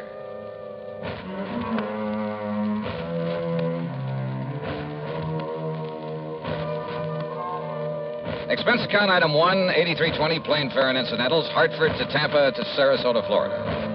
Item 2, $1.75 for a cab to Earl Poorman's office in the Conroy building. That's right. After waiting 20 years for this sole beneficiary to show up. 20 years? Well, like I told you, the insured was Albert Schuyler Kingman. $65,000. Yes, he was a widower, lived up near Elizabeth City, North Carolina. And he had a son named Henry. Henry was his sole heir and beneficiary of his policy. Okay. And you say that Kingman died 20 years ago? Yes, during that big hurricane back in 38. Remember it? Did about $40 million damage up and down the coast. Earl, I was a mere child at the time. Oh, sure. How old was Henry? Well, he was 10, just a kid. Anyhow, it was several days before the old man's body was found. And the boy? No trace of him. Disappeared. In due course of time, because of the statute of limitations, the old man's estate was, well, I guess it went to the state. But not his insurance, huh? No. We kept the matter of the insurance open, company policy. Requires a lot of legal finagling, but in the company's history, they've turned up beneficiaries as much as 15, 18 years after death. How? By advertising. And that's what accounts for the sudden appearance of 2 Henry Kingmans, each claiming to be the beneficiary of Albert Kingman's policy, and each having a logical, legitimate story. Each saying he didn't know about the insurance until he saw the ad. Where are these boys, Earl? Right here in Sarasota. They arrived yesterday. They arrived together? No, a couple of hours apart, unknown to each other, they say. I hope you made it perfectly plain that one of them has to be a phony and that when he's found out it's going to go pretty rough with him. Naturally. But, Johnny, I can't find anything wrong with either of their stories. You know, their background, where they've been, and so on. Where are they staying, Earl? A couple of dingy little motels on the edge of town. Now, look. Here's the file on them, or rather on the old man. Well, I don't know that that's going to be much help. There's information about not only Kingman, but his wife, who died before him. There's a lot of miscellaneous information about the boys. The boy, where he went to school and Sunday school, who his teachers were, the names of some of his friends. There's a lot of stuff here. Well, then, maybe I'd better go through it. Sure. Now, look, it's getting late. You're going to stay with Gertrude and me, as usual. Oh, that isn't necessary, Earl. Well, she'd kill me if I didn't bring you home. So, come on, we'll drive on out to the quay, have cocktails and some dinner, and you can spend the evening poring over that material. Come on.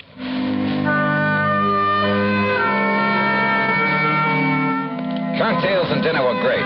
They always are with the Poormans. Only poor man is a misnomer. That home of theirs on St. Armand's Key is not only big and new, but beautiful. They have their own private dock and speedboat on the bayou directly back of the house. Yeah, they own a couple of spanking new fancy air-conditioned cars. I decided that if I ever get enough to retire, this will be the kind of a setup for me. It was nearly 10 o'clock by the time I got around to the folder on Henry Kingman. But by 2 a.m., so help me, I knew more about him than he himself could. Yes, I was all set to expose one of these claimants as a phony, a fraud. Had the whole situation right in the palm of my hand. I thought.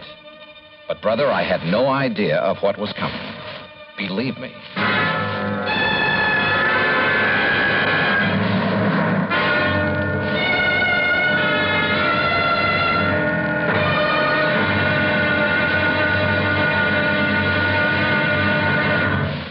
Act 2 of yours truly, Johnny Dollar, in a moment. And now for another episode in the life of Sergeant Donald Bellwether, my husband.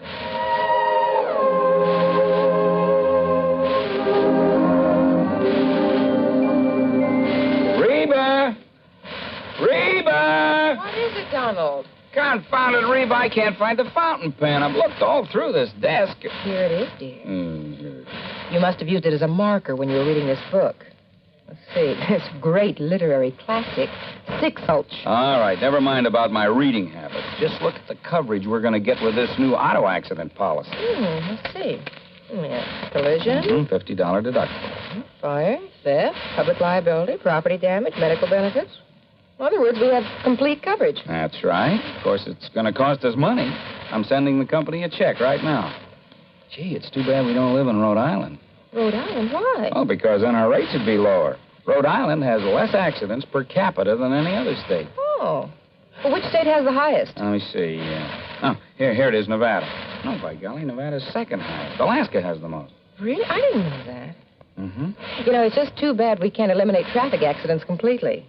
Not only would it save life and limb, but it'd be a lot less strain on the pocketbook. Yeah, that's for sure. These automobile accident policies get more expensive every year. Just because there's so many costly accidents. Well, I'm glad we've got some good insurance coverage, Donald, but just remember one thing. Oh, what's that, honey? Well, some auto accidents ruin a fender, and some ruin a family. Yeah, that's true. Very true. But as far as I'm concerned, I don't want any of your old insurance money. I want you here at home, safe and sound. You'll always drive carefully, won't you? Yes, I will, dear. That's my Donald. That's my doll.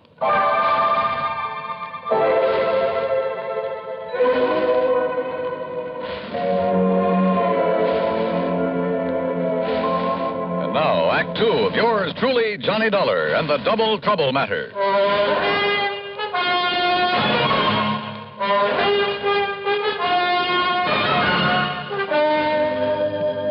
By 9:30 the next morning at a cheap little motel on the north edge of Sarasota, I'd spent nearly an hour carefully questioning Henry Kingman, number one.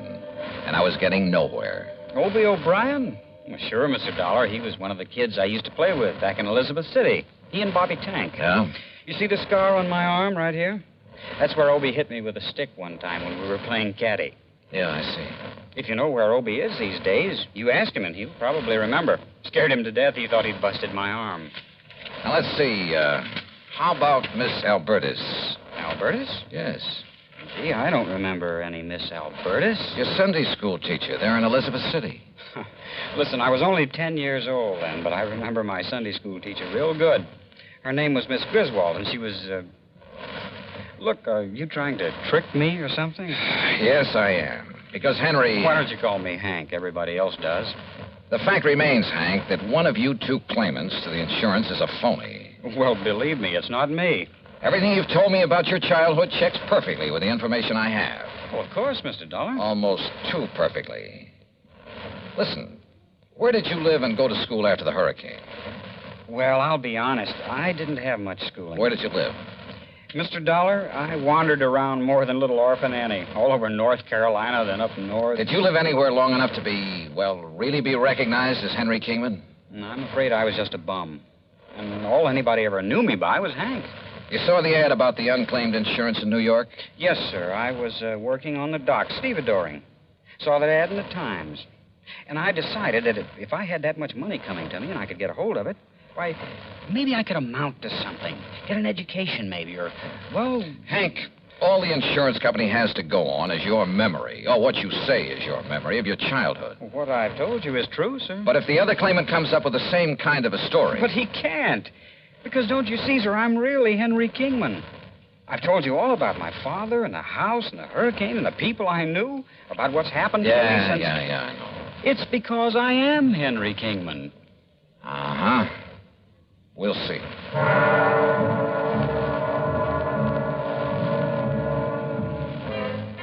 I tried to trip him up in a dozen ways, but with no success. He had a logical, reasonable answer for every question about his past and present. As for not being able to produce anyone who could identify him as Henry Kingman, well, it was simply because of his rather aimless life spent wandering from city to city, never having any close friends because he chose to go it alone. He was a tall, well-built lad with a mop of blonde hair and clear blue eyes. And I must confess I kind of liked him, his open frankness. But you know something? I could have been awfully wrong.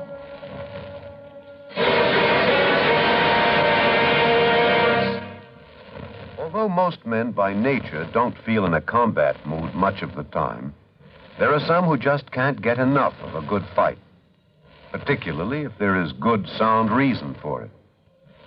In July 1900, when American fighting men were protecting the rights and liberty of their fellow countrymen during the Boxer Uprising, the battle was a furiously fought affair. Army Private Robert H. von Schlick, serving with Company C of the 9th United States Infantry Division, was in the thick of the fracas. Although he had been wounded previously while carrying a wounded comrade to a place of safety, he rejoined his command, which partly occupied an exposed position on a dike. Private von Schlick remained there after his company had been withdrawn, and in spite of the hail of bullets around him, single-handedly continued to fire into the enemy ranks. Oblivious to the fact that he was a conspicuous target, he refused to leave the fight until he was literally shot off his position by the enemy.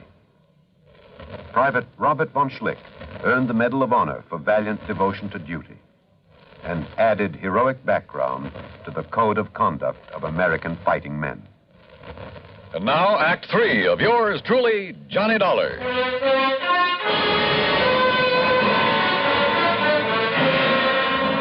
I got into the car that Earl Portman had loaned me and drove to the motel east of town to see Henry Kingman, number 2.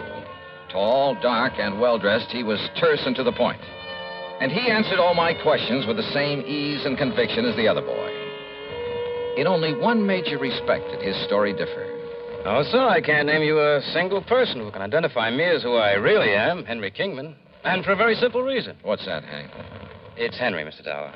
And the reason is that right after the hurricane, I was adopted by a family that just moved into nearby Bridgeton. Their name was McGovern, so I took their name. Go up to Bridgeton, ask them. Show them my picture, anything you like. They'll all tell you I'm Henry McGovern. Only my foster parents knew that I was really Henry Kingman. Knew? They both died about 7 years ago. And they told nobody else who you really were? No, not even the preacher. They'd wanted a son for years. Now they had a son. And they didn't want anyone to come along and take me away from them. Then how did you find out that you're Henry Kingman? If you are. I'll ignore that last part of your question, Mr. Dollar. They didn't tell me until my 21st birthday. Bridgeton. Isn't that the little town up near Currituck that was completely destroyed by fire a couple of years ago? Oh, yes, of course. I'd forgotten. There isn't a living soul up there anymore. Oh, but I'm sure a man like you could track down some of the people who live there. Uh-huh. When were you last in Bridgeton? I went up north right after my foster parents died. As I told you, I've been living and working in New York. Now, look here, Mr. Dollar. Well? Hasn't everything I've told you checked perfectly with what you know about my father, my childhood, everything? Hasn't everything I've told you proved to be true? Isn't it proof that I'm Henry Kingman? There's only one trouble. What's that? You're not the only one who has that kind of proof.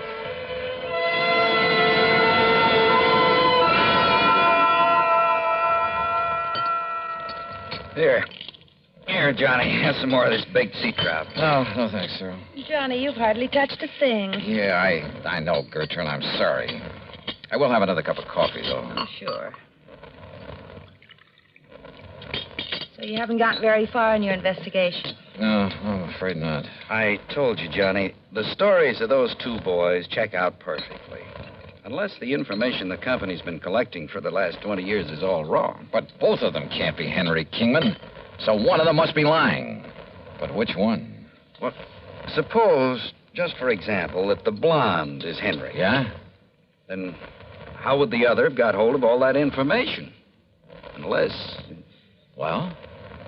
Do you suppose they've known each other sometime in the past? You certainly don't like each other. I mean, each other's being here. I asked them, Earl, and they both deny having ever seen each other until they came here within a few hours of each other.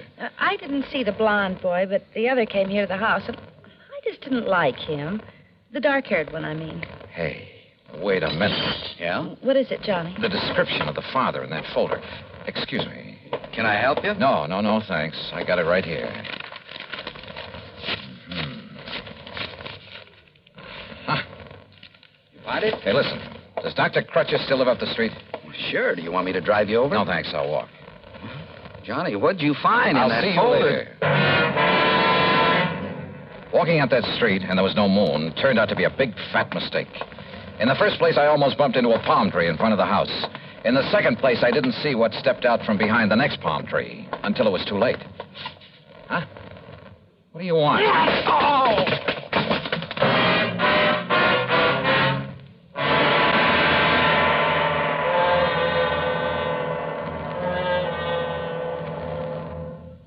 Times have changed, and so has the man. Through the ages, man has advanced both physically and mentally. Prehistoric man's concept of war and living was like that of an animal. His implements were crude, his knowledge simple. It was survival of the fittest. From his club and stones to bows and arrows and spears, from muskets and sabers to atomic rifles and missiles, man has progressed in the art of attack and defense. With each new phase, man's knowledge has developed. Today, the warrior, if he can be called such, is not a stone thrower, a bowman, or a swordsman. He's a technician who needs knowledge of all that science has developed. He's a sonar man, a radar man, a rifle man, or a torpedo man, a missile man, or a pilot. But whatever his job, he needs the skill and the technical know-how to do the job and do it well. Yes, times have changed, and so has the man. And now, Act 4 of yours truly, Johnny Dollar.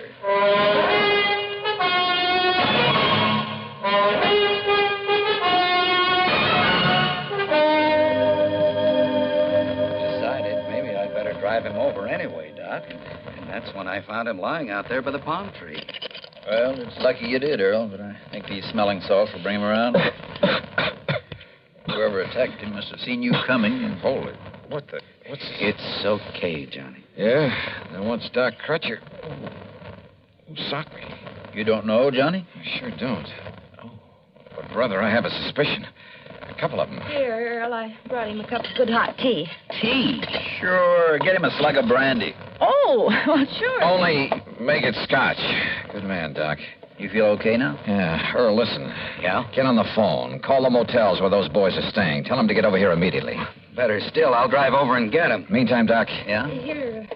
Here's your scotch, Johnny. Thanks. And if you want some more... Just a minute, woman. Where's mine? Oh, of course, Doc. I'm sorry. Neglect me, huh? Hey, listen, Doc. I want to ask you a couple of questions. What about? Heredity. Heredity? Yes. Okay, shoot.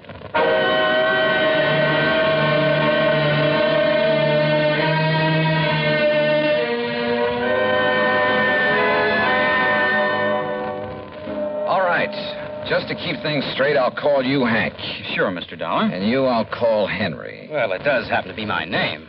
Now, Earl tells me he found you both in Hank's motel just now. That's right, sir. Comparing notes? I went over there to tell him that he's a phony. But if he doesn't get out of town... Oh, sure. Hank, let me see your hands. Huh? Oh, sure. Here, sir. What about them? Look, Doc. By golly, you're right. Right about what, sir? How did you bruise these knuckles? Well, it was kind of clumsy, but my hand slipped trying to open one of the windows in that cheap motel. Don't you believe it, Johnny. He's the one who... Wait a minute. This one has a bruised knuckle, too. Oh? Now, what's your excuse, Henry? Well, you can believe it or not, suit yourself, but exactly the same thing happened to me. What? You ask me, Johnny, they both attacked you. On the other hand, Earl, they may both be telling the truth about this. Of course it's the truth, sir. What did you mean about this? I mean that at least one of you was lying about being the son of Albert Schuyler Kingman. Well, of course you did. I told you. All right. Just pipe down for a minute. I suddenly realized that the laws of heredity could solve this case a lot quicker than detective work. What's heredity? So I checked with Dr. Crutcher to make sure I was right. Then I checked descriptions of Henry Kingman's father and mother. Did you, sir? Both of them had brown hair and brown eyes. So what? Where both parents have identical color hair and eyes, any offspring will have the same. Hank, your hair is so blonde it's almost white, and your eyes are blue. Now, Mr. Henry, Dollar. your hair is almost black. Your eyes are also blue. Now, Henry, Dollar. you crazy fool. I told you this wouldn't work. Crazy fool, huh? If you'd let me come here alone. Yeah? Then you'd never have cut me in. Of course, I got suspicious. So I... You get out of the way. I got here first, didn't I? Well, how was I to know you were coming? Why didn't All you get up? right, boys, all right. No, it isn't all right, Dollar. Come on, now, put that thing You down. make one move and I'll kill you. Come on, Hank. No. Go ahead and kill him. If you got... No. Get back. Get back.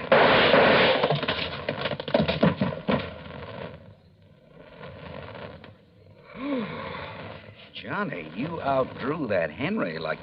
Wow. Yeah. Take a look at what happened to Hank. Huh? Is everything all right, boys? Holy... Gertrude, what did you hit him with? Girl, I never did like that old bass anyhow.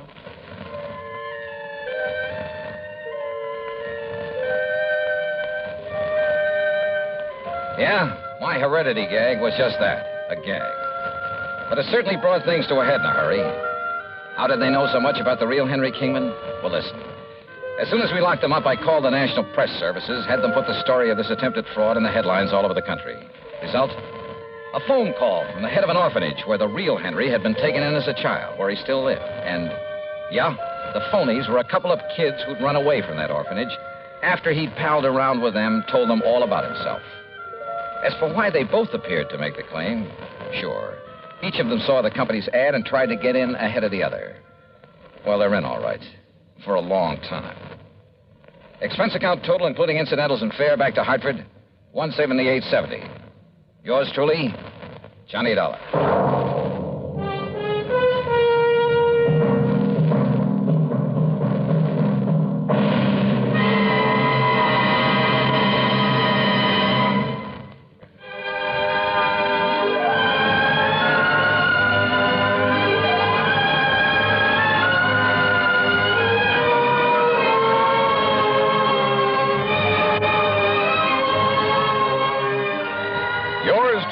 Johnny Dollar, starring Bob Bailey, originates in Hollywood and is written, produced, and directed by Jack Johnstone. Heard in our cast were Virginia Gregg, Vic Perrin, Sam Edwards, James McCallion, and Parley Bear. Be sure to join us next week, same time and station, for another exciting story of yours truly, Johnny Dollar. This is Dan Gubberly speaking.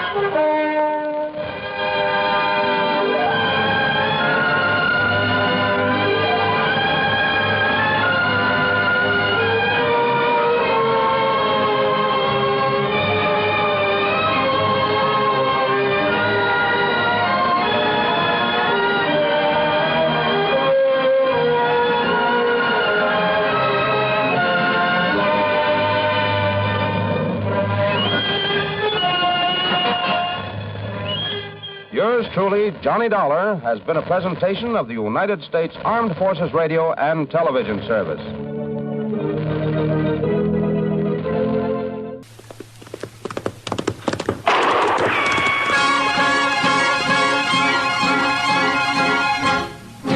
Around Dodge City and in the territory on west, there's just one way to handle the killers and the spoilers, and that's with the U.S. Marshal and the smell of Gunsmoke.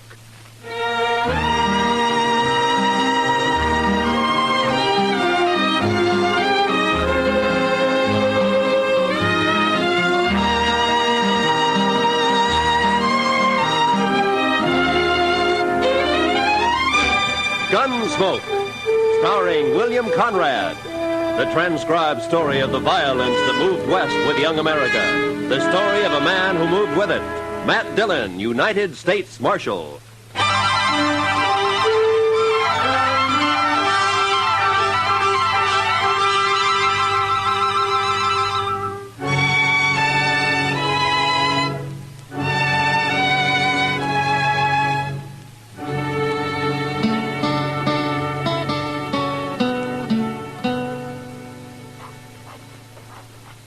My goodness, Mr. Dillon, come over here at the window and take a look at this fella. I'm busy, Chester. Yes, sir, I know, but you just gotta. Why, he's the doggonest thing you ever saw. Please, Mr. Dillon, before he goes away. Well, I can't write while you're talking. Look at there. See? In the coonskin hat across the street there? Why, he looks to be 8 feet tall. That's 'cause he's so skinny. And that long rifle. Looks like a fish pole. How's he going to shoot buffalo with that? He's a squirrel hunter, Chester. That's a southern mountain man. Now, that fella he's talking to now is pointing this way. Oh, here he comes. Howdy. Hello. Well, come on in. Be you the... what you call 'em? Oh, the marshal? I'm again schools and education. Never heard nothing called a marshal. I'm a peace officer. I'm a country man. I'm again towns, too, and jailhouses. Well, so am I, but sometimes they're necessary. No, they ain't. No more than the law is. It ain't fitting for some folks to be meddling in other folks' business. Oh? Well, where do they figure it like that, stranger? The Ozark Mountains? Better country than this. My name's Luke Humbird. Mine's Dillon. This is Chester Proudfoot. How do you do? I knowed a fella called Proudfoot once. That so? Yeah. Well, there ain't too many of us. It might be a relation of some kind. All I remember is how he crimped up every time I kicked him in the belly. You did? Marshal, man outside said you'd help me find where Hank Witherspoon's living. Witherspoon? Yeah. Oh, the one who came out here about a year ago? He's got an old mountain gal with him. They're married. Sure, I know them. They got a place up near Rock Springs, about 10 miles north of here. What kind of place? Oh, just a shack and a patch of corn, as I remember. I'll find it. Well, you come a long way to see your friends, Humbird. The Witherspoon ain't exactly a friend, Marshal. I gotta get going. It being Saturday and all. Wait a minute. Huh? What are you talking about? Nothing. Except I won't kill no man on a Sunday, Marshal. I never have, and I never will.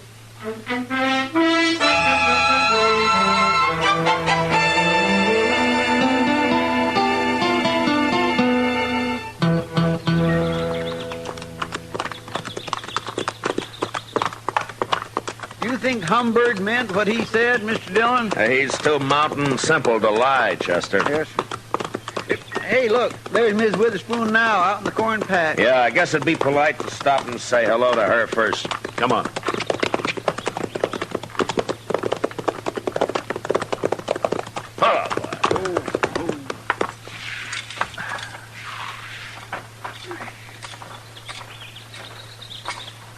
Hello, Miss Witherspoon. Howdy, Marshal. You too, Chester. Sorry, ma'am. Poorly. Hank's done heeled it into Dodge, Marshal. Don't you know today's Saturday? Oh, what's Saturday got to do with it? Every Saturday Hank's in Dodge. He don't come back till Sunday night. Well, that's funny. I don't recall seeing him in town much. He's got his ways, Hank has. He goes to town, but he ain't too sociable. I see. Miss Witherspoon, do you and Hank know a man called Luke Humbird? Humbird. Don't say his name round us, Marshal. Oh, there's trouble between you? Trouble. Marshal, Hank's the only Witherspoon left, and Luke's the only Humbird. Both families been whittled down to just them two. Oh, a feud, huh? Their grandpa started it. Now there's only one man left on each side. Well, don't you think it's gone far enough? Hank or Humbird. Either one of them could call it off, only they're both too muley for that. Well, didn't Hank come out here to, get away from it? Course not. He's always talking about going back long enough to kill Luke Humbird. How'd this feud start, ma'am? Well, they say Hank's grandpa stopped by the Humbirds one day and they asked him to sit and eat. He did. Dinner was slow cooking and he got to hollering about it. Sat there pounding on the table with his knife just a-faunching and a-slavering for his victuals until Luke Humberg's grandpa, he took offense and told the women not to feed him at all. He went off mad. They've been feuding ever since. Well, forever. You mean they're still fighting over that? Of course they are. Where'd you see Luke Humberg? Well, he was in Dodge asking about Hank. That's bad, Marshal. Hank don't even know he's around. Well, that's why I came out here. Hank ought to be told. He's better shot than Humberg any day. Look, Miss Witherspoon, the law doesn't recognize a feud as justification for murder. If one of them kills the other, he's going to hang for it. I never heard tell of no such law, Marshal. You're making that up. No, it's true, Miss Witherspoon. I've warned Humberg, and I'm going to warn Hank. They'll shoot you start meddling. These people just don't understand nothing, Mr. Dillon. I'm worried about Hank. He'll be drunk soon as it's dark. Oh, well, I'll find him. Goodbye, ma'am. You better find him, Marshal. He'll get killed, sure, if you don't. Yeah. Come on, Chester.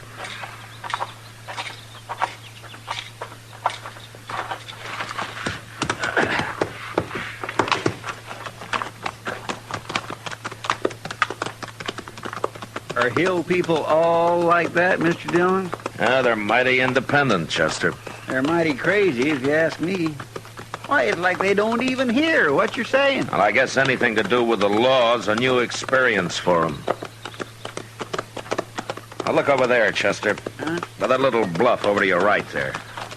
Well, how'd he get out here? Well, let's go ask him.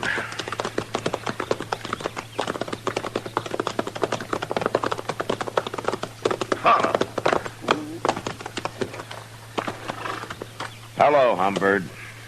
That Witherspoon's place, Marshal?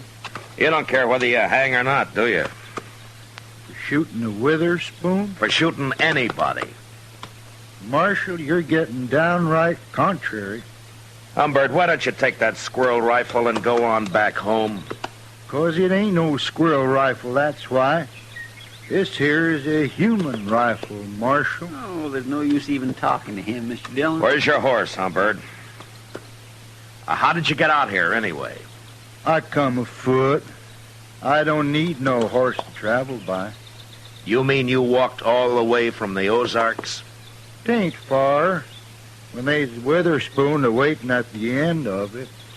Maybe I ought to just throw you in jail for a while. Well, then nobody get killed, Marshal. At least not till I got out again.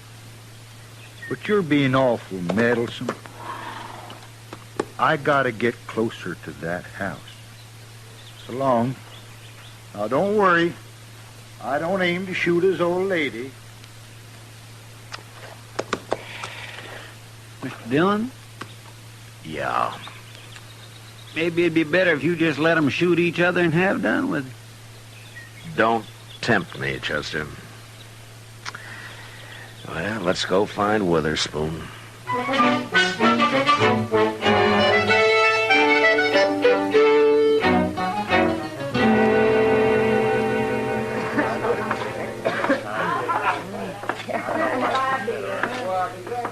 Go ask Sam if he's seen Witherspoon, Chester. All right, sir.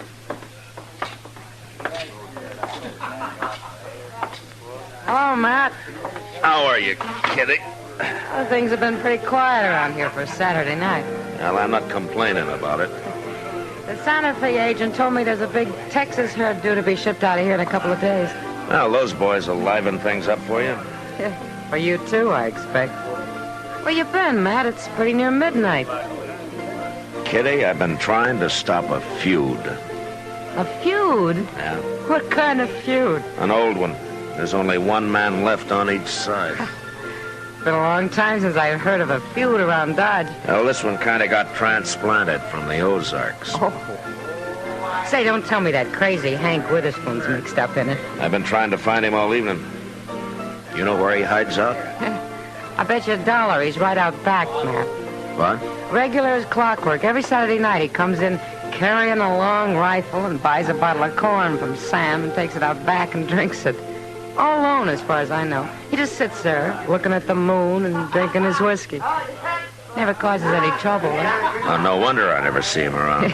Mr. Dillon? Yeah, I know, Chester. Kitty just told me. Go see if he's there.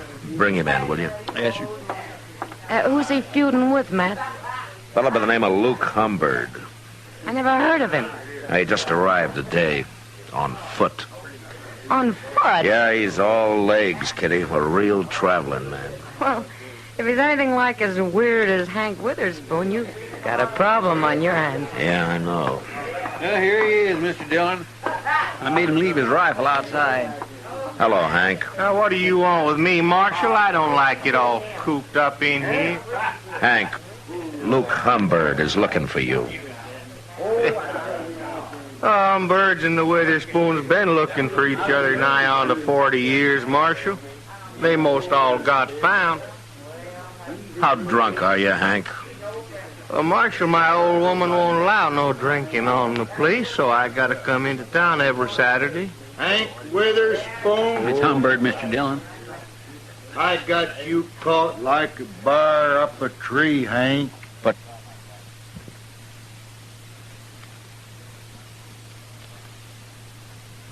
Down that rifle, Humbird. If you're gonna kill me, I ain't even got my gun. Put it down, I said. Get out of the way, Marshal. I'll shoot you, too, if you don't. Now, you listen to me. Hey, wait a minute, everybody. I just thought of something. Why don't all you folks stop meddling in this? It's after midnight, Humbird. What? It's Sunday. Sunday? Oh, no. Yeah, he's right, Humbird. Well, of all the gall-blamed luck. Now I'll have to put off killing you, Hank. I won't shoot a man on Sunday. Even a Witherspoon. Well, of course you won't. Hey, Luke, you sure travel a long ways. Well, I got tired waiting for you to come back home. I was figuring coming back this summer for a spell. Alone. I know. I seen your old lady scratching around in that corn patch. She said she ain't never going back, hard as it is here. Oh, well, fellers can make a crop here sometimes, Luke. Yeah. But it's a hard fight with a short stick. You got no hogs out there. Where are your hogs, Hank? I'll be getting some. Oh. Hey, Luke, I'll tell you something. What? I got me a little jug out back. It's most empty now, but we could maybe buy us another one and set out there for a spell and kind of get soured on the cob. Well, might as well. We can't do no shooting till Monday. Where do we buy this whiskey? I'll show you. Feller over here, he sells it. You'll have to lend me some money, Hank. I didn't bring none with me. See the Marshal. Well, if that don't beat all. Matt, why don't you put them in a cage and send them back where they came from? I'd like to, Kitty. People here are getting quite a kick out of this. Yeah, I know. Those two hillbillies are making me look like a fool, and I don't know what to do about it. Handling them's about as easy as trying to stop it from raining. Well, I'm going to bed.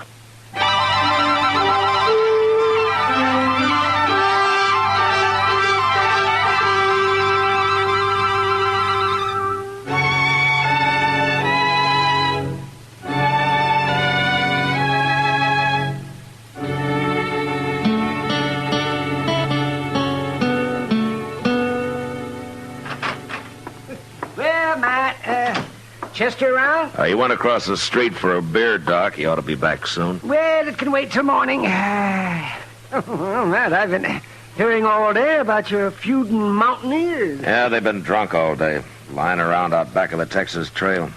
The shooting won't start till midnight. Oh, you're going to let them go ahead with it? And I've about decided to throw him in jail. Give me time to think of some way to get rid of him. Well, that's a good idea, Matt. People are saying that this is the first time you've run into something that you can't handle. Yeah, they're kind of enjoying it, too. I'll bet they are. Yeah, and all over a couple of crazy... What's that? That was a rifle shot, Doc, a long-barreled human rifle. Now, you might as well come along.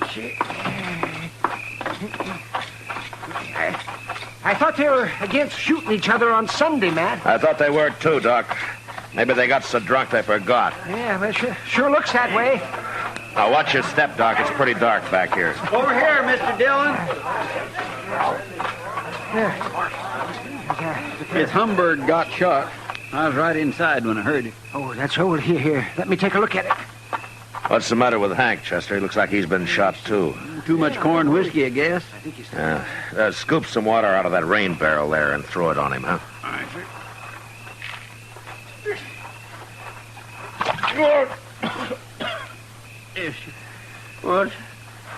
What's that you're doing now, Luke? Give him some more, Chester. Okay. Oh! Here, now, stop that. You're making me all wet. Say, Matt, this man over here is still alive. Let's get him over to my office. Give Doc a hand there, a couple of you men, huh? Luke, huh? Where's my rifle? I got your rifle right here, Hank. Did you shoot him, Hank? Well, sure. I was aiming to, I guess.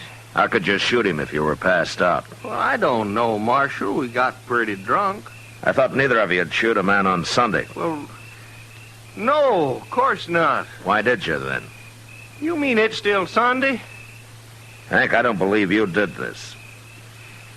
Marshal, you quit messing around. I'll shoot you next. Chester. Yes, sir. Throw him in jail. I'm going to take a look around. Jail? I ain't going to jail. Come on, get moving, Hank. No. Come on, I'll poke this rifle right through you. Quit that. Well, then start walking. If you put me in jail, I'll just bust right out again. Oh, no, you won't. Not if I have to break your leg to keep you.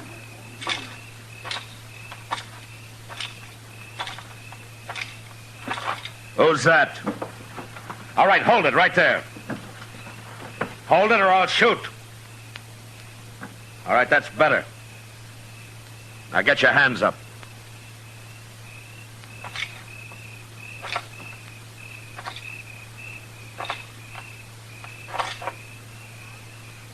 Well, I'll be... I ain't armed, Marshal. Put your hands down, Miss Witherspoon. What are you chasing me for? I'm a woman, Marshal. Come along, ma'am. I'll put you in the same cell with your husband.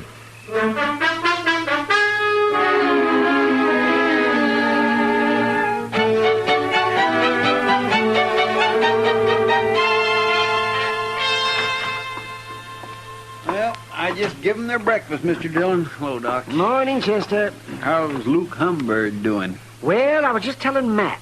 It's like shooting a bullet through water with that man. Oh, he's not about to die. Yeah, that's good news, I guess. Well, I'm going to talk to the Witherspoons. You two waiting here, huh?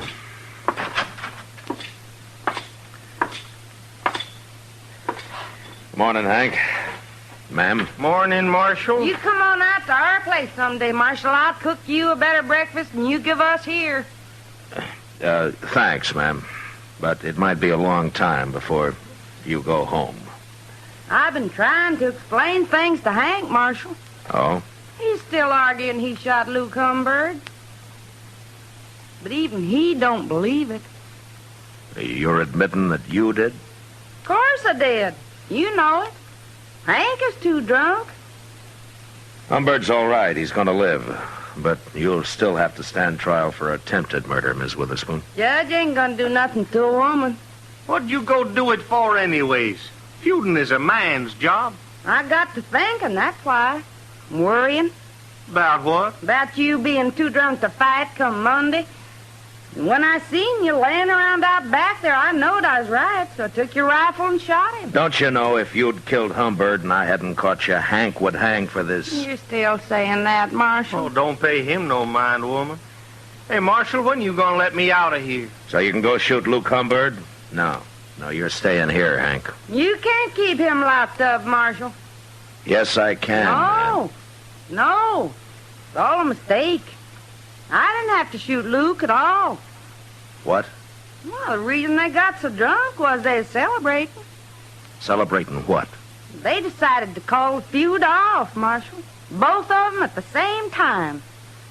Luke Humbird's gonna come out, go to work for Hank, and he's gonna live on the place. They got it all figured out.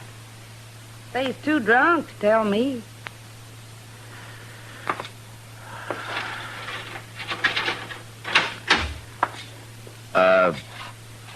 Ms. Witherspoon. Huh? I'll go talk to the judge. If you'll do me a favor. Huh? Why, sure, Marshal. Go on home and take Hank with you, and I'll send Humbird out as soon as he's well enough to travel, and keep him out of Dodge. Will you? Please. Both of them. Sure, I will. Come on, Hank. Your drinking days is over.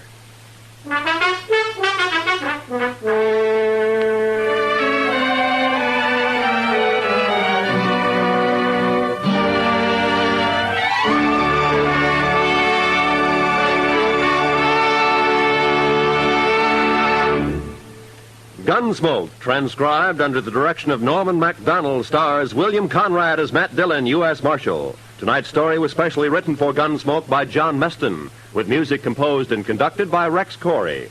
Featured in the cast were Virginia Gregg, John Daner, and Lawrence Dobkin. Parley Bear as Chester, Howard McNear as Doc, and Georgia Ellis as Kitty. Join us again next week as Matt Dillon, U.S. Marshal, fights to bring law and order out of the wild violence of the West in Gunsmoke.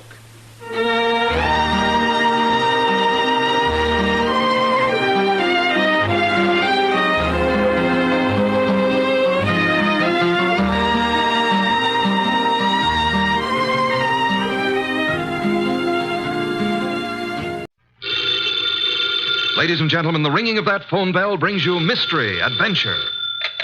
Nero Wolf's office, Archie Goodwin speaking. Who? Oh, yeah. Hello, Doc. How are you? What? In trouble, you? More trouble. You attract trouble, Archie. Hang up. It's our dentist, Dr. Thrummig. Let him wait. We never can find him when we need him. Tell him it's after office hours. Doc, you're talking so fast I can't make head nor tails of it. Look, listen, Doc. Come on over here and we'll be able to hear you. It'll only take you a few minutes. Right. You consistently disobey me. I want to work on my paper about odontocosms. Doc Thrummig has a friend who's in some trouble, and he needs our advice. Besides, we owe Doc a fair-sized little bill, remember?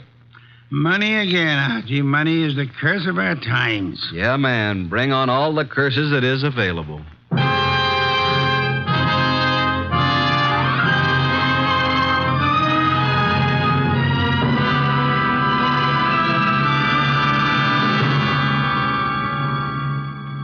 Ladies and gentlemen, it's that renowned genius who is the bulkiest, balkiest, most ponderous, and most brilliant detective in the world. Yes, none other than that chairborne mass of unpredictable intellect, Nero Wolfe, created by Rex Stout and brought to you in a new series of adventures over this NBC network in the person of Mr. Sidney Greenstreet.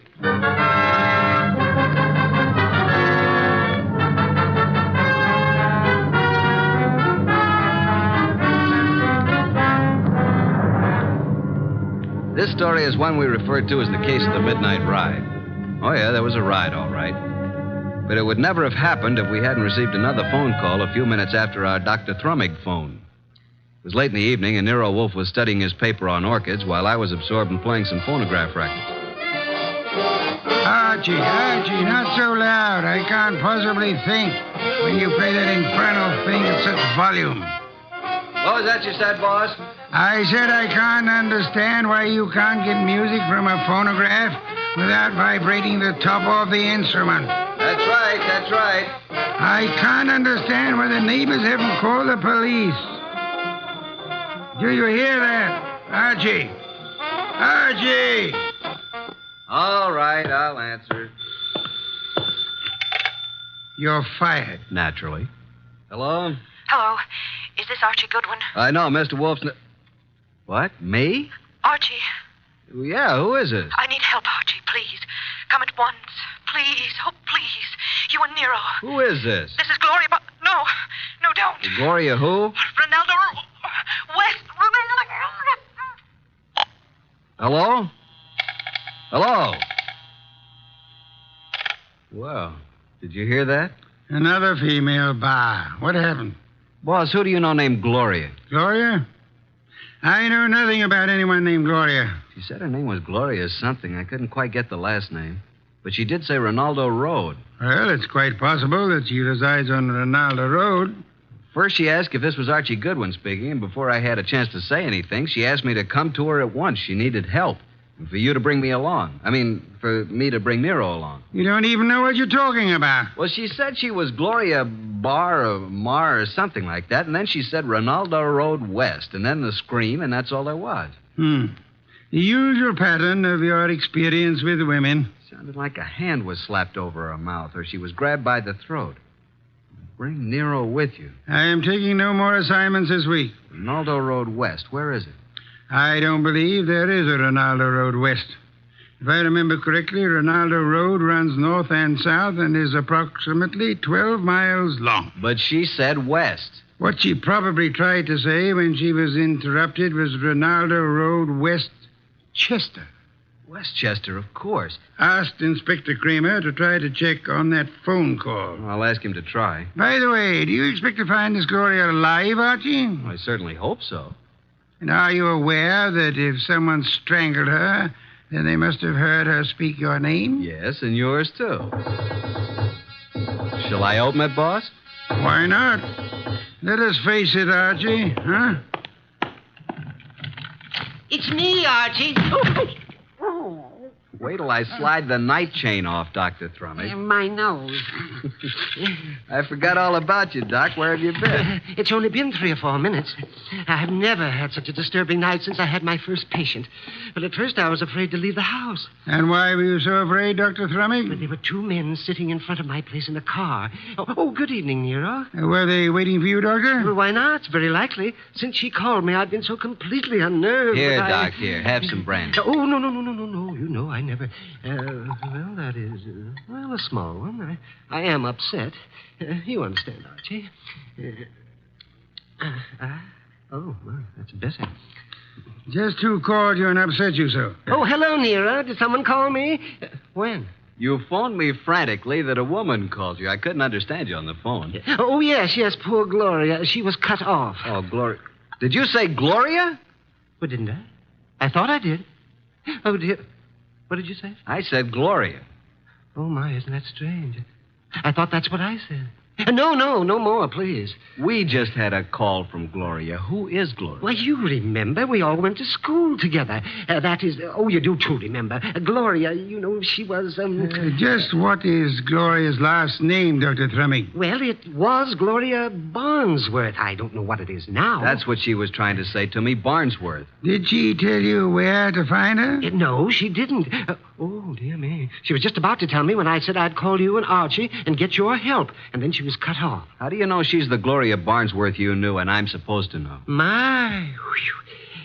Could you open the windows? Why, yes. Archie. Oh, sorry, Doc. The air outside's contaminated. Oh, is that so? With what? Oxygen. These factories. Oh, well, I found her picture in an old class photo. Here it is. Oh, yeah, now I remember. But, Doc, you and this gal were several years ahead of me in school. I'm not in this picture, so she must be about 40 now. Well, gentlemen, you both seem to have the situation well in hand now. So, if you'll excuse me, I will retire to my room. Oh, yes, but we don't have anything figured out yet. But you will. Let me know in the morning how successful you have been. Good night. Well, anyway, a woman called here, and just as she was about to tell me who she was and her address, she was cut off as though she was strangled. Yeah, Archie, did you say someone strangled her? I don't know, Doc. I hope not. Well, let's start our search along Ronaldo Road. Archie, don't answer it. They're after me. The men in the car, they saw me come in here. After you, nonsense. They found out Gloria phoned me. Don't let them in. Now, how could you know all that? Oh, dear me. Do you mind? A short one? I'm so weak tonight. Please, Archie, don't open it. I warn you. Now, just relax, Doc. I'll handle this. Good evening. Evening. Are you Archie Goodwin? No, he is. Yes. No, I'm not. He is. Put up your hands. Unhook the night chain. Now just turn off this light. Oh, I told you. Where's Wolf? Oh, he's been in bed for hours. And who is this little man? I'm... Don't you know? This is my Brother Cuthbert. Yes, he's quite right. I'm a bit older than he is. Shut up, Cuthbert. All right, get your coats and hats off that rack. What for? We're all going for a little ride along the river, and it's a bit chilly. Oh, dear me. I feel faint. I'm getting dizzy. Get your hat. Yes, sir. And put that bottle down. Yes, but it's so cold out Get along.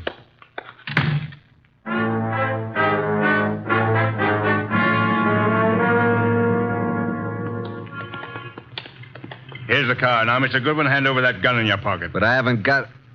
Okay, there you are. Thank you. Now get in the car. You get in the front seat with the driver, Goodwin. Your brother can get back with me. Okay, you know where we're going, driver. Yeah, but what? Get going. But do you know who this guy is? I do. Why? Well, now, look, Well, this guy is Archie Goodwin. What if he is? Well, this won't work. I mean, I didn't know it was going to be Goodwin. He's with Nero Wolf. What's your name, pal? I can't see you, but I seem to recognize your voice. Well, you see, it was like this. I was in a... Are you going to shut up and start driving? Okay, I'm going.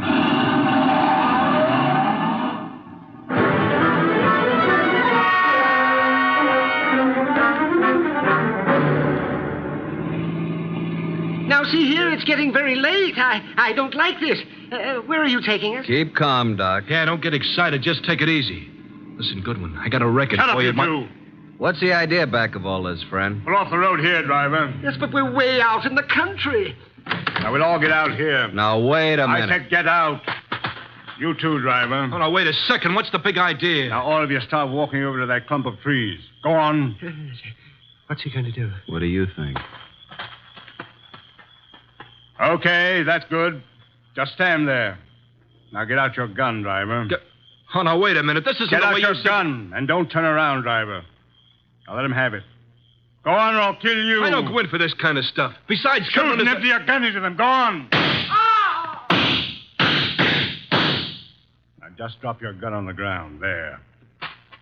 Now, I will take Goodwin's gun, and after I finish with it, I'll just toss it over beside his body. You what? Hey, now, wait a minute. You'll notice I have gloves on.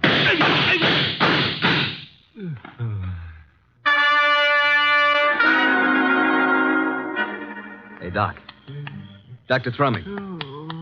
You all right, Doc? Oh, Archie, I'm sorry. I'm sorry I got you into this. I can't last long. Where are you hit? Tell Nero I make him a present of his new bridge work I put in. Let me have a look at you. I wanted to die in my bed with my friends around You're me. not bleeding. I wanted the choir to sing. What? I'm not bleeding? No. Are you? No. Your driver was a bad shot. He missed both of them. Then what am I doing down here on the ground? You fainted at the first shot. I dropped purposely on the second shot. He missed every time. Come on, get up from there. We're very lucky people. What became of them? Hand me my gun. Oh, is this your gun? Wrap it in his handkerchief. Come over here. Yep. Here he is, the driver. And he's dead.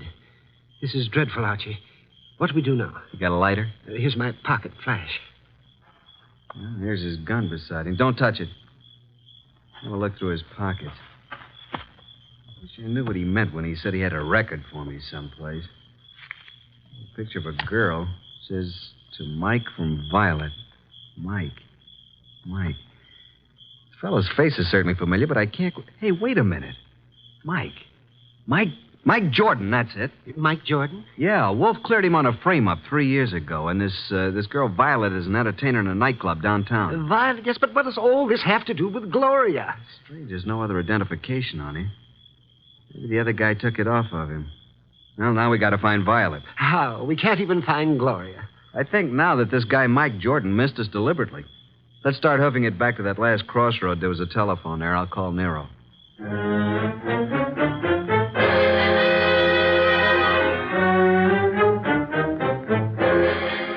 So that's the story so far, Mr. Wolf. Sorry to wake you up, but we wanted you to know. Yes, we did. Oh, such a night. What was your reason for telling the man that Dr. Thrumming was your brother? Well, I didn't want him to know that it was Doc because Gloria had called Doc, and he must have known about it.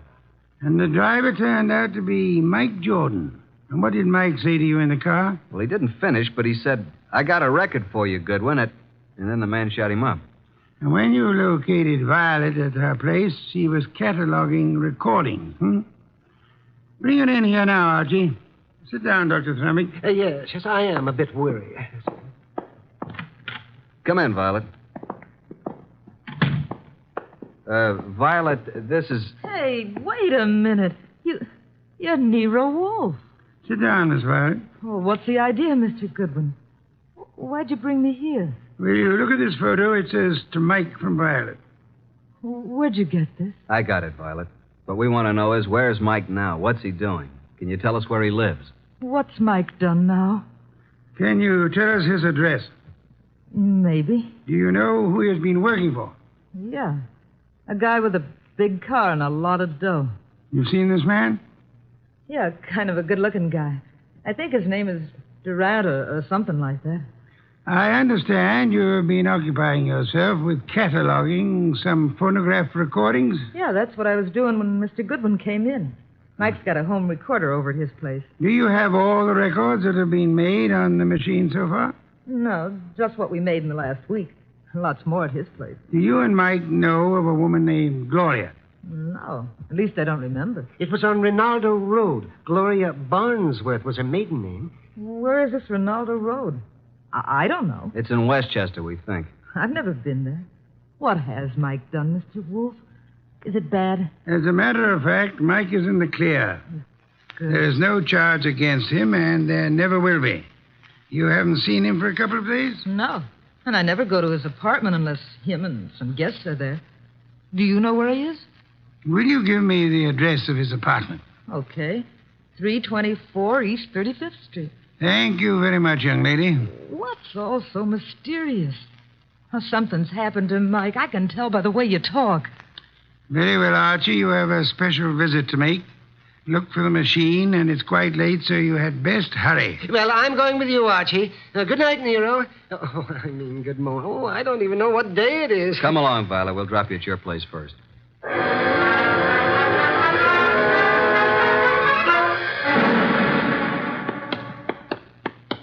Well, here we are, Doc. Yes, has his name right on it. Mike Jordan. No, we're fairly certain that no one's in there. Hey, what do you know? It isn't locked. The lights are on. I know.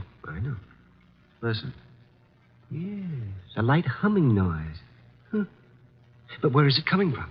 Over in that corner, those wall cabinets. There it is. A radio. And a phonograph combination. Yes, and a recording machine. And the recording arm's still down on the record. Just lift it off and put the playback needle on. Yeah, there we are. But look, I don't go in for that kind of stuff. You've been working for me for several weeks now, haven't you? Well, sure, boss, but I never went in for no kind of... We're going to pick this guy up and take him for a little ride. It ain't my line. All you do is drive the car. Okay, I'll take a chance, but remember, I'm just the driver of your car. If anything happens, I didn't know nothing. You'll do just as I say. Incidentally, I know a lot about you. Things the police would like to know. Okay, I'm working for you. I came out to Rinaldo Road to make an honest living. But I see I'm right back where I started. And worse. The guy just ain't got a chance. Oh, remind me. I've got to phone the place.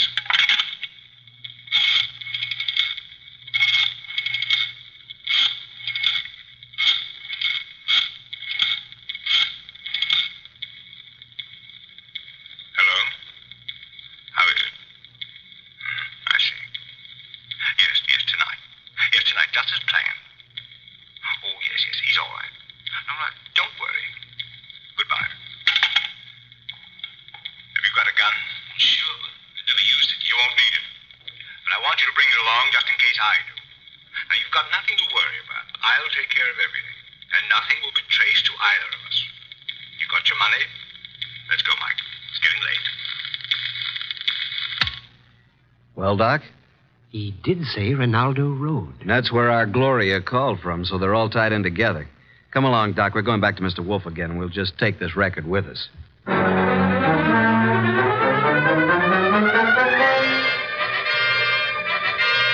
Well, Archie, I guess this phonograph was worthwhile after all. Yes, indeed. Don't you find this a very interesting recording, Nero? I'm sure we're going to add it to our collection. And these are the two men who took you on the ride. That's right.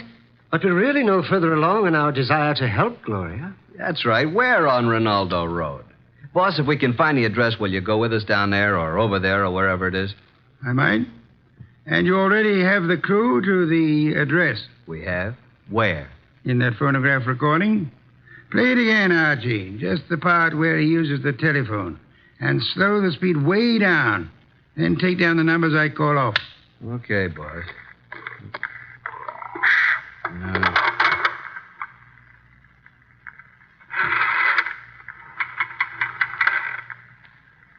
Six, 5, 3, 2, 2, 3. That's enough. By slowing down the record, we were able to count the clicks of each number he used on the dial. Now, there's the number the man called. We hope it is on Ronaldo Road. Have Inspector Kramer get the address of that number combination, and we are ready to make our assault. I'll call Kramer, and then I'll get the car out. It hadn't been out for weeks. Maybe it won't start. No such luck, Archie, I assure you. No such luck.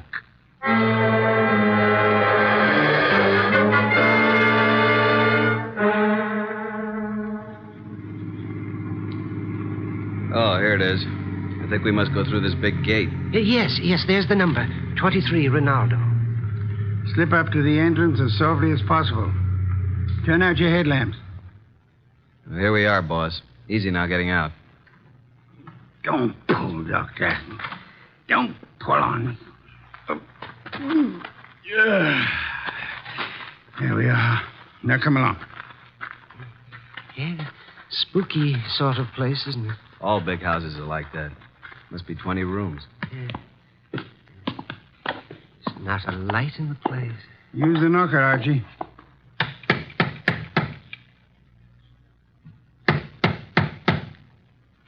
Uh-oh, stand back. Here comes somebody. Yes? Is Gloria in? What? Gloria? And who are you? We are here to see Gloria. Come. It's this hour of the night? Certainly not. Just a moment. She's an old friend of mine. Yes, and his too. He's Archie. My good man, what is your name? Jennings, sir. And the household is in bed at this hour. What is it, Jennings? Who's at the door? They're asking for you, Miss Gloria. For me? Well, come in, gentlemen. You may go, Jennings. Please. Very well, miss. Just as you say. Now, what did you want? Say, Doc, is this the Gloria? Well, I don't know. It doesn't seem... Are you Gloria? Yes. Well, why did you call us? Oh, then you're Archie Goodwin. Yes, and I'm Dr. Thrumming. But you are... I called you because I need your help. Desperately. Gloria, what is going on here at this hour? Oh, and who are these gentlemen? Well, you see, Uncle, Mr. Goodwin came... Came to see you? Why? Well, because I think you'd better go to your room, my dear. Don't you think that is best? Your room and rest? No, I don't want to. I won't. Go to your room. No, I won't. I can't. All those people walk in and out. They want to kill me. Jennings, take her to her room. Yes, sir. Come along, miss. No, I won't. Let me go. There are hundreds of people. They'll kill me. Come along. No, please. No. I'm so sorry, but there's nothing we can do with her. Now, Mr. Goodwin. Yeah? What is it you wish? The girl called you Uncle. Oh, pardon me, I'm Nero Wolf. How do you do, Mr. Wolf? Yes, she called me Uncle, but I'm not really a relative. I'm Dr. Gunther, retained by the family. As you can see, the girl is quite ill. Oh, well, we're old friends of Gloria's, and we'd like to see her. But you just saw her. We don't refer to this young lady. We have in mind the elderly Gloria. Now, come, Dr. Gunther. You know to whom we refer. What? You mean the girl's aunt? Well, it's very strange. If you are a friend of the aunt's, that you are not aware of her condition. Her condition? Yes. The aunt has been bedridden for nearly a year. Paralysis. And it seems to be most coincidental with your visit, but she passed away this afternoon. Died? Gloria? This afternoon. But how could that be? We'd like to see the remains, Dr. Gunther. Yes, we'd like to see the remains. Just where are they? They are here, Mr. Goodwin. And if you and your brother and Mr. Wolf will step this way to the small parlor. There you are, gentlemen. I'll leave you alone. I'll be in the library. Well, gentlemen, there she is. What do you say? Do you recognize this woman? Well, yeah. It's been many years, but that is Gloria Barnsworth. Well, good heavens, yes. It's Gloria, all right. Poor woman. I remember now. She married a very wealthy manufacturer named Kenton, who died. She's remained a widow, I guess. He said she died this afternoon. Are you sure it was an elderly woman who called you this evening?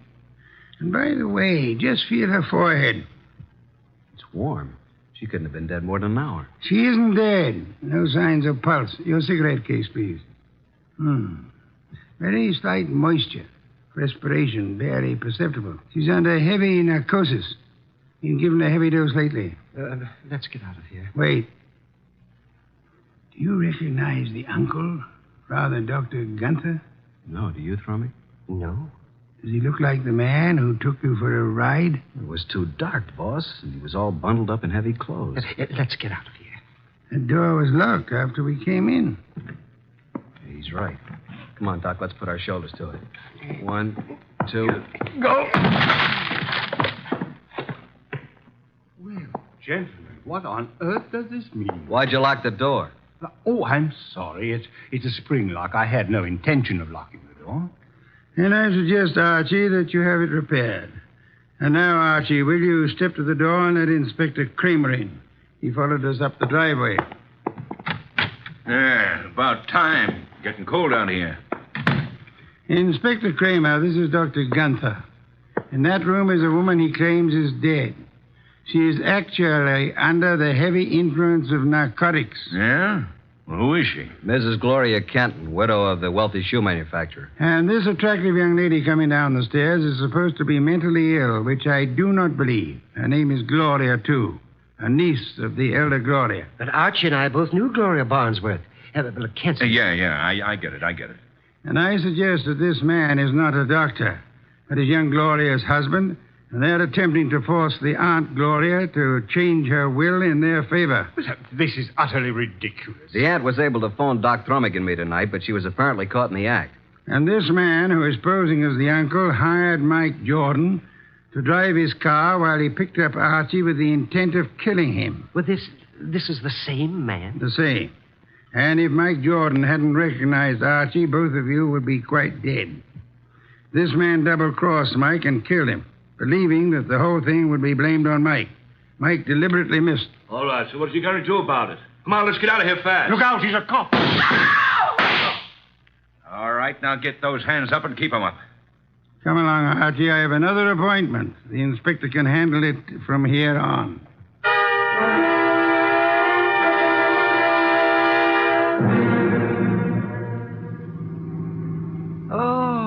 Oh, dear me.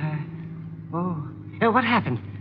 Am I all right? Yeah, you just fainted again when the shooting started. It's really quite fortunate that Mike Jordan recorded that conversation. Fortunate indeed. How did you know this uncle was the same guy who took us for a ride? First, by his speech pattern, he is undoubtedly a Canadian. But you must have missed the most important slip-up. What was that? When he escorted us to see the body, he said to you, Archie, if you and your brother and Mr. Wolf will step this way... Now, how would he believe that Dr. Thrummig was your brother? No one mentioned it. Of course, the clue I planted and then missed myself. Quite right, Archie, quite right. What time is it? 8 a.m. I certainly appreciate your coming out for me on this deal. Oh, but I didn't do it just for you. There is an Orchid Lovers Convention this morning at 9 o'clock. What? And you mean... Yes. I'm sure you'll enjoy it tremendously. Both of you. Oh, brother. What's that? Nothing, Doc. Nothing at all.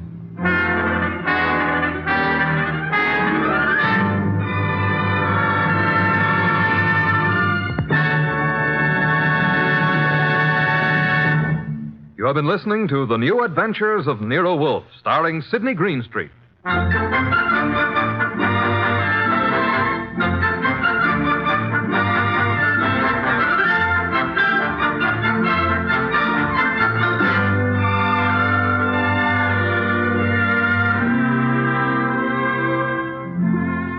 Tonight's transcribed story by John Edison was based on the characters created by Rex Stout. This is an Edwin Fadiman program produced and directed by J. Donald Wilson.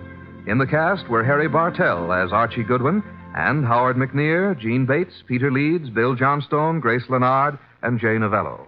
Next week at this same time, Nero Wolfe and Archie will bring you The Case of the Final Page. Don Stanley speaking. 3 chimes mean good times on NBC.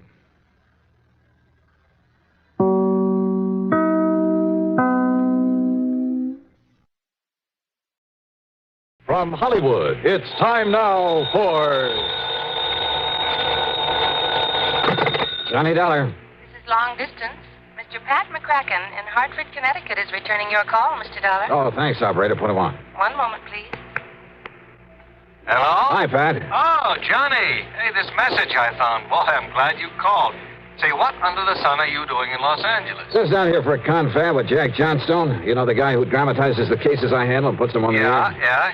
Give him my best. And I just wondered if you had anything out here I can do before heading back to Hartford. And if so, it'll give you a chance to put your travel charges on the expense account. What else? Well, Johnny, I got a wire from him just a few minutes ago. You contact Herb Schilling at the Greater Southwest Insurance Company right there in L.A. Okay, will do. And you can address your expense account to them. Right. Oh, Johnny? Yeah? Have you got a gun with you? Sure, Pat, I always... Huh? Why do you ask that?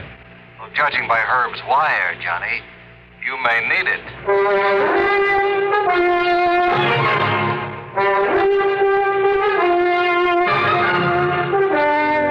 Bob Bailey in the exciting adventures of the man with the action-packed expense account.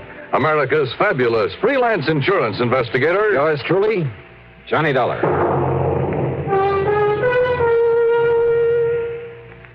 A young lady by the name of Scheherazade kept her audience of one enthralled for 1,001 nights with one of the longest stories in history.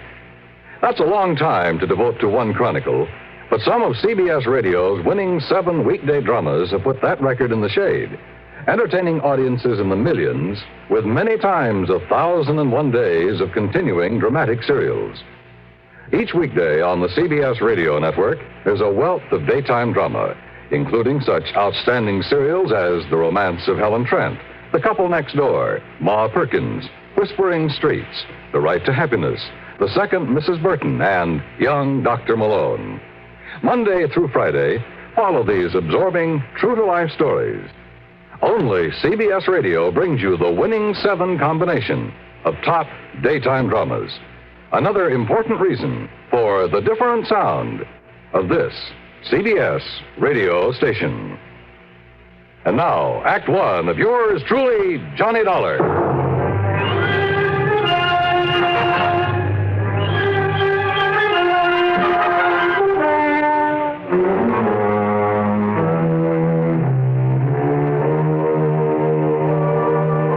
Expense account submitted by Special Investigator Johnny Dollar to the Greater Southwest Insurance Company, Los Angeles office.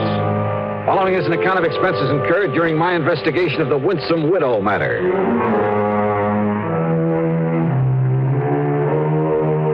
Expense account item 1, $1.40 for a taxi from my hotel in West L.A. to Greater Southwest Insurance at one of those big office buildings on Wilshire Boulevard's Miracle Mile. Herb Schilling almost fell off his chair when I barged in on him. Huh? Dollar? Hiya, Herbie. Look, I know that some of those new jet flights are pretty fast, but I only sent that wire to Pat McCracken a couple of hours ago. I didn't waste any time trying to make plane connections, Herb. Just flew out under my own power. You're kidding, I know. But where were you when you got the word from McCracken? Right here in your own fair city. Oh, I wish I'd known that. Even those couple of hours could have been saved. Oh? What's the big problem? A little matter of a liquor store holdup. Only I'm afraid this one wasn't so little. Then tell me all. Yeah, sit down. Johnny, for some reason or another, these places that sell bottle goods are a pretty frequent target for stick-ups. Here in Los Angeles, there have been quite a few of them over the years. I'm surprised you insure them. And needless to say, premiums are pretty high. And at least so far as our company's concerned, the policies are somewhat limited. That is, insofar as maximum allowable coverage is concerned. Makes sense. On the whole, we've been pretty lucky. By that I mean we've had to pay off relatively few claims. But now in the case of Willie Lehman... Who's Willie Lehman? His store is out in West Los Angeles at 10921 Santa Monica Boulevard. And that's only about a mile from where I'm staying. And the old man opened up his place late in 1951. Oh? Yes, 61.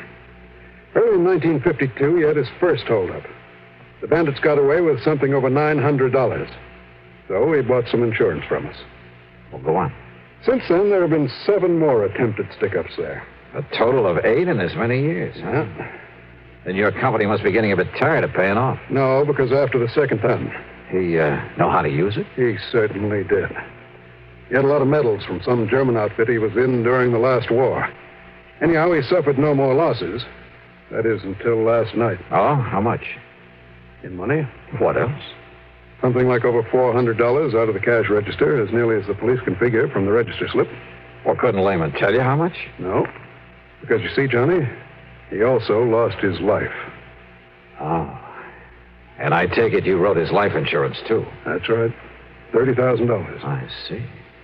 Look, it's a little late in the day, but you want to go out there, check with the police? Sure. I'll be in touch. Item 2, $50. Deposit on a drive-your-own car.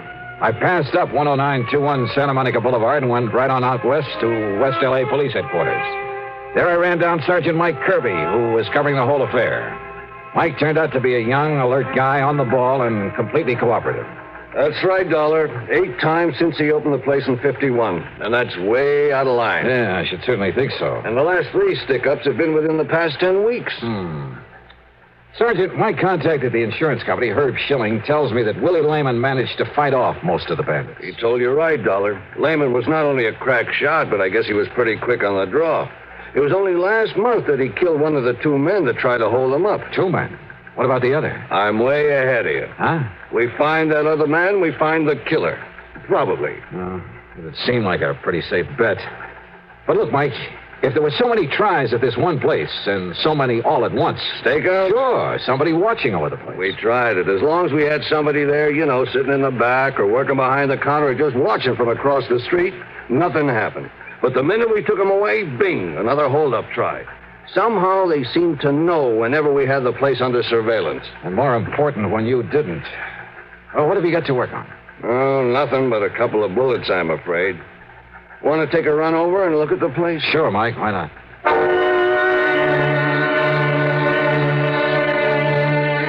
The liquor store was closed, but there were lights on in the living quarters above it. We knocked a couple of times, but got no answer, so Mike used the key that he had. He and his men had been careful to leave things as they'd been at the time of the killing. He was lying right there, Dollar, as though he'd come around the end of the counter. Uh-huh. Near that door to the back room, huh? Yeah. That door also leads upstairs to the apartment. He must have taken a couple of shots at the bandit. You see where the bottles were broken over on the shelf? Yeah. No bloodstains or anything. I guess he missed for once. But not the bandit. Caught him right in the heart, Johnny. Bullet went in at the right shoulder, then down through his heart and stopped against the lower left rib. Of course, until you get a lab report on that bullet. Huh? Well, it must be his wife. The wife, she didn't answer when we knocked on the door. Good evening, Mrs. Lehman. Oh, no. Are you here again? Gee, Sergeant, do you have to come around at all hours, Oops. Hold everything. Lehman had been 61, but his wife, Gloria, couldn't have been more than 30. Tall, dark, she was obviously very proud of her highly commendable figure. Yeah, and she was pretty. That is, almost. Maybe it was just a little too much makeup, especially around the eyes that she knew how to use so well. But a little bell had rung in the back of my head. Yeah. And since I'd noticed a phone booth at the gas station next door, item 3, 10 cents for a call. Johnny. That's right, Herb, and I'm sorry to call you at home. That's all right, Johnny. But there's one thing I forgot to ask you about when I talked to you. Yeah, what's that? Who's the beneficiary of old man Lehman's life insurance? Why, his wife, Gloria, Johnny. Thank you, Herb Schilling.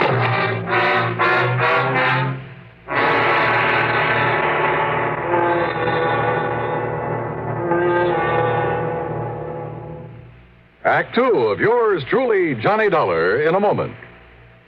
When Fidel Castro was biding his time in a remote fastness in Cuba, only a network like the CBS radio network had the equipment and manpower to go in and bring out the background of his revolutionary movement, his own words on what was to come and how it would come about. When major news breaks anywhere in the world, only a network like CBS Radio has correspondents on the scene or within short range. Only news like CBS News is global in scope and is up to the minute as a direct report from on the scene. That's why millions prefer CBS News on CBS Radio and its affiliated stations to every other reporting medium for speed, for accuracy. Remember, when the story is big, only a news gathering force like ours can scoop it up and send it slicing through space to your set, packaged for immediate delivery. Get it first and get it right. Make CBS News on CBS Radio your listening post on the world. And now, Act Two of yours truly, Johnny Dollar and the Winsome Widow Matter.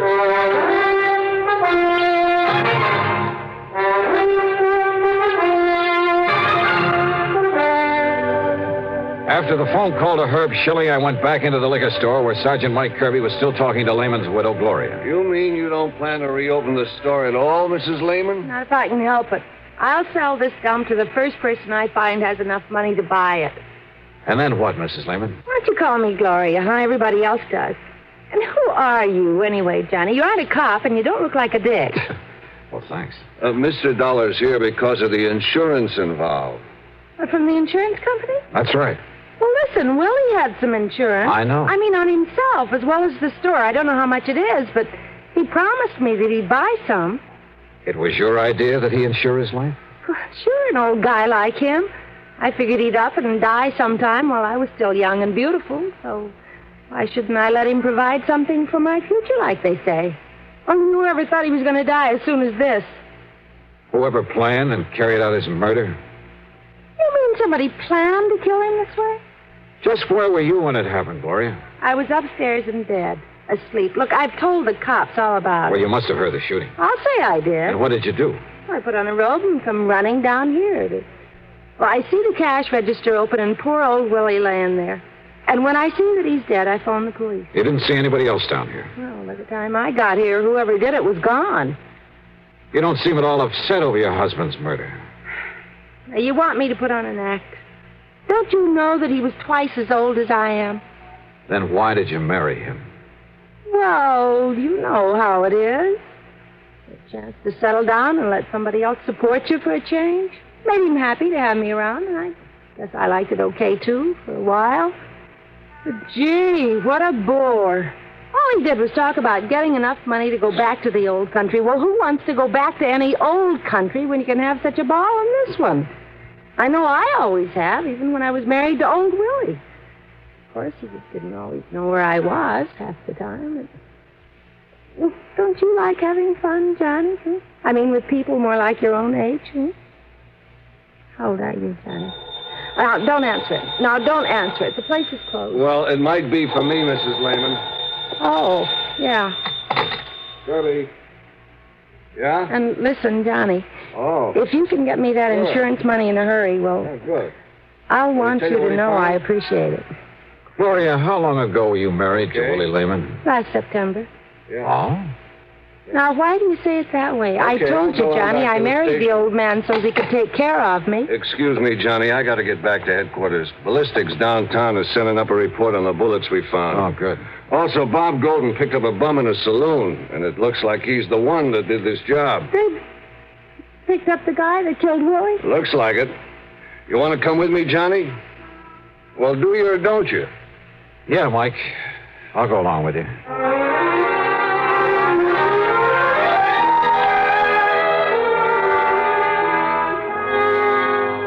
I told all those other cops. I'm the guy that heisted the dough out of Lehman's Liquors last night. Then you shot and killed him, Benny. Oh, no.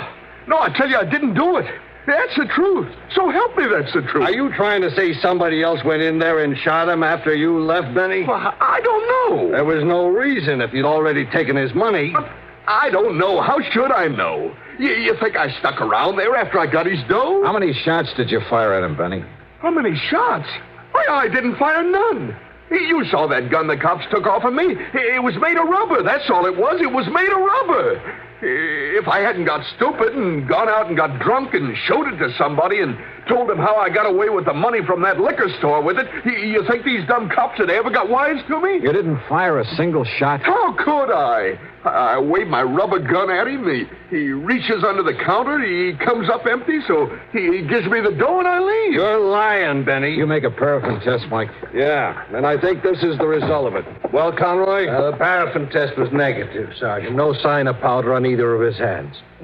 Also, Sergeant... Yeah, you see? I told you I never had no real gun. All right, Benny. I told you all I did was rob that joint, so Shut up, what do you want me to Shut do? up! Yeah, Conroy? Also, Sergeant, here's the report from downtown on the bullets from ballistic. Good, yeah, let me have them. And also, they returned that gun to Mr. Lehman's that they found beside his body. There's no prints at all on it. Now, Johnny, is there anything else? Take a look at this. Yeah? Conroy? Yes, sir. Get this bum out of here. Lock him up upstairs. Yes, sir. Come on, Benny. You wise guys can't pin no murder rap on me. You wait till I get a lawyer. Oh, yeah, we'll wait. What's it say, Mike? Listen, the bullet that killed Willie Lehman and the bullets we pulled out of the wall of that store, Well? Johnny, they all came from Lehman's own gun. Well, how about that? In other words, with the help of that phony rubber pistol, Benny somehow got Lehman's gun away from him. Maybe Lehman had already pulled off a couple of shots and missed, but the one that killed him... Oh, yeah. The paraffin test showed no powder on Benny's hands. Then he must have worn gloves. He must have killed Lehman. You want to bet? Then who did? Well, first, I think I'd better get some proof. Act 3 of yours truly, Johnny Dollar, in a moment. Be sociable, look smart, keep up to date with Pepsi, drink light, refreshing Pepsi, stay young and fair and debonair. Be sociable, have a Pepsi. When friends drop in, let your hospitality show you're sociable in the modern manner. Pepsi, you know, is the favorite of the smart and young at heart. Be sociable, look smart, keep up to date with Pepsi, drink light, refreshing Pepsi, stay young and fair and debonair. Be sociable. Have you tried a Pepsi lately? Now, Act 3 of yours truly, Johnny Dollar.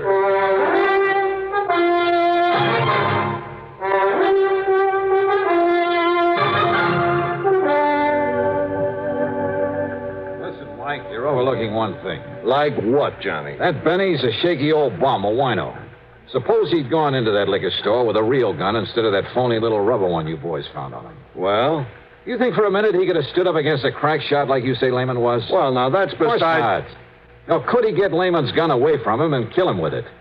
Ever since he kept the gun in that store, not a single hold-up man has got the better of him. He even killed one of them a month ago. That's very true. All right. Now, I think I can get your killer for you. Only you have to let me get her my own way. Her? That's right. You mean Lehman's wife, Gloria? That's right. Johnny, I thought of her, too. Motive, opportunity, everything. But proof. Let me handle it my own way. But if she didn't do it... If I'm wrong, it won't be any reflection on you, on your record. Oh. I see what you mean. Okay. We'll take my car. And you gotta promise me one thing. What's that? That you'll stay outside, that you won't make any move until I ask you to, no matter what happens. Well, now, Johnny... Otherwise, you can try hauling her in yourself. But, of course, if you're wrong about her. Okay, Johnny, let's go.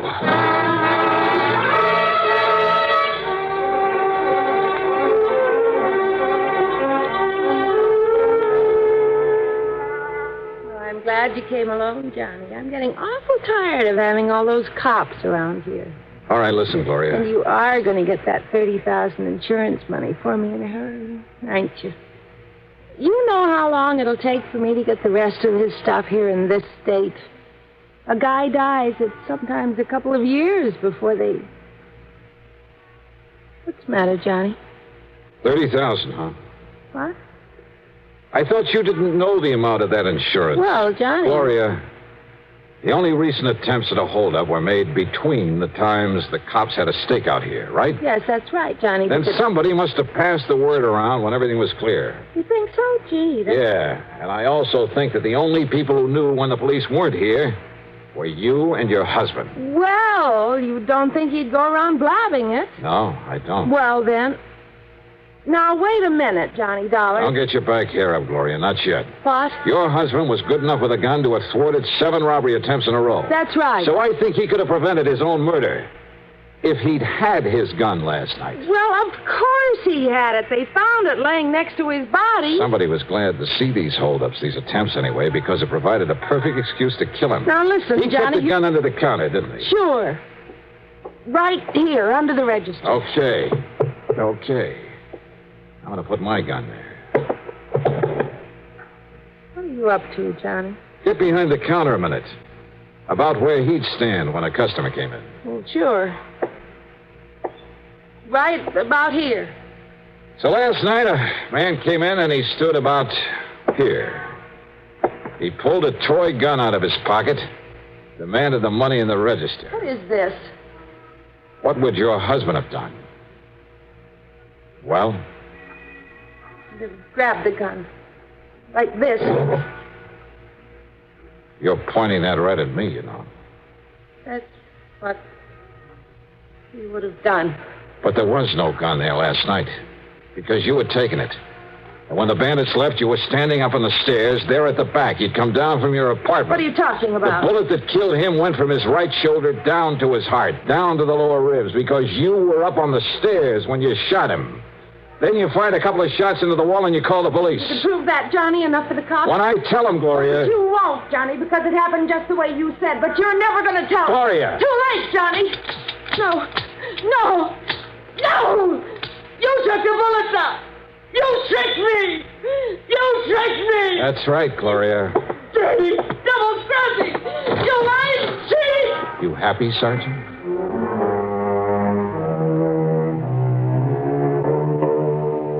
Pretty obvious, I guess, right from the beginning. But as I said, getting proof, or in this case, a confession, isn't always so easy. Anyhow, expense account total, including mileage on the rental car and the trip back to Hartford, I'll call it $250 even. Okay? Yours truly, Johnny Dollar.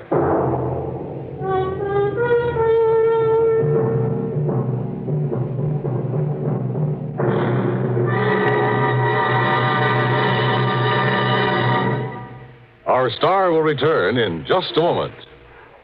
Can you get premium gasoline performance at regular gasoline price? Find out what so many other car owners have found. In 3 out of 5 cars, regular priced Sinclair Dyno gasoline matches performance of premium gasolines, saves you up to 4 cents a gallon. Almost anywhere you see the Sinclair sign, you can save up to 4 cents a gallon with Dyno and still get premium performance and mileage. Drive with care and buy Sinclair Dyno gasoline.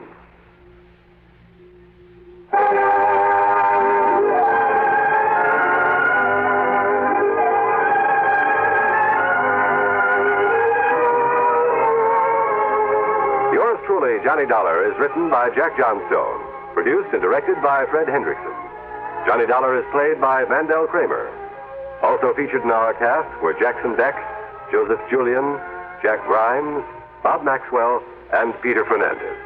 Music supervision by Ethel Huber. Sound patterns by Walter Otto. Tomorrow begins a new week's hilarity with Arthur Godfrey Time on the CBS Radio Network.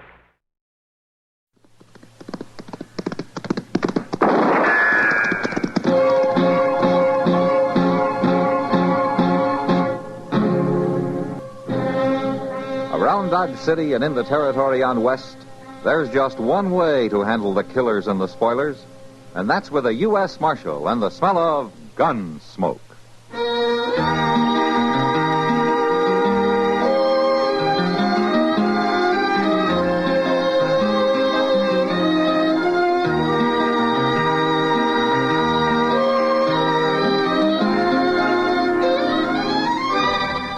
Gunsmoke, starring William Conrad.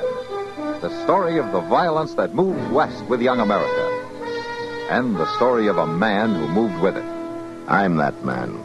Matt Dillon, United States Marshal. The first man they look for and the last they want to meet. It's a chancy job, and it makes a man watchful. And a little lonely.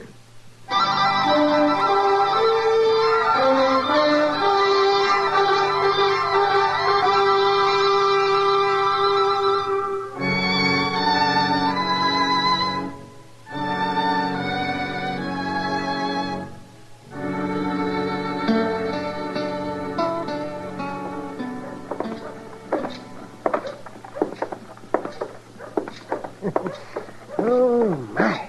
Deer liver, by golly. Yeah, deer liver.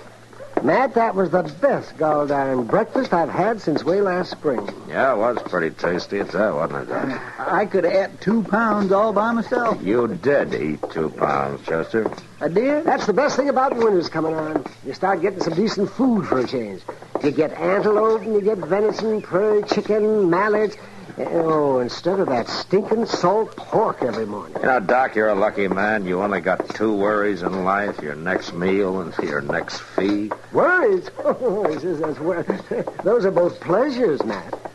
Oh, and speaking of fees, there hasn't been a killing in town for quite a spell. Why don't you stick to curing people, Doc? Because I can't live on fine promises from starving sodbusters. That coroner's fee is cash in the pocket. Oh, well, here we are. This is where I leave you, gentlemen. See you later, Doc. Yeah. What are you aiming to do, Matt? Go down to your office and prop your feet up and cheat the government for the next 12 hours? No, I'm going to ride out to the Traich place. He's been losing some stock the last few nights. You talking about old Silas Traich? Uh-huh. He called me out there 3 years ago when his wife died, after it was too late to help her. And he talked me down to half fee. And then he didn't even pay me. Well, I'll admit he's not too easy to get along with. Hey, Doc, look. Yeah? Up there in front of your office. Well, I got a patient already. Well, that's just a kid. He's hanging onto the door. He can't even stand up. Come on.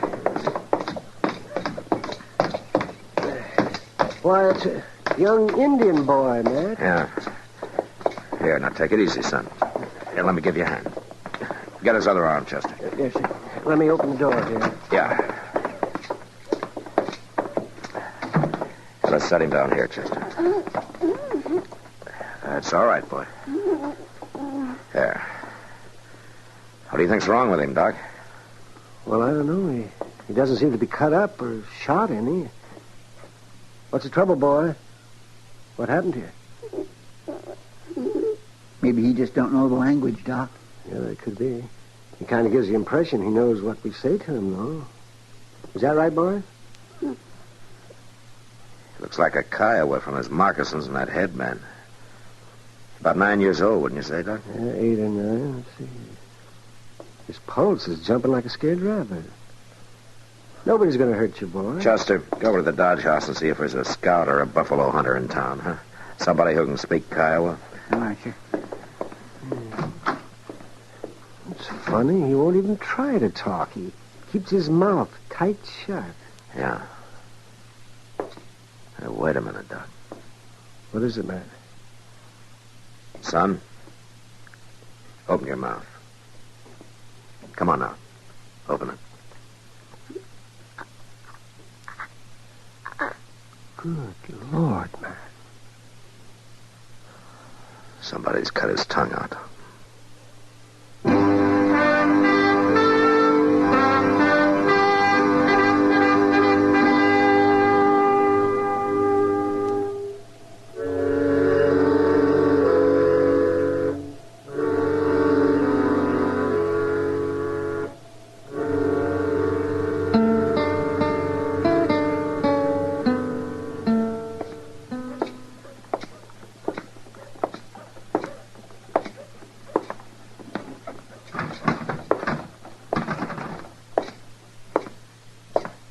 Morning, Matt.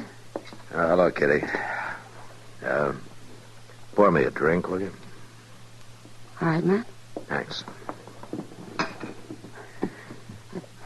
It isn't often you have a drink before noon.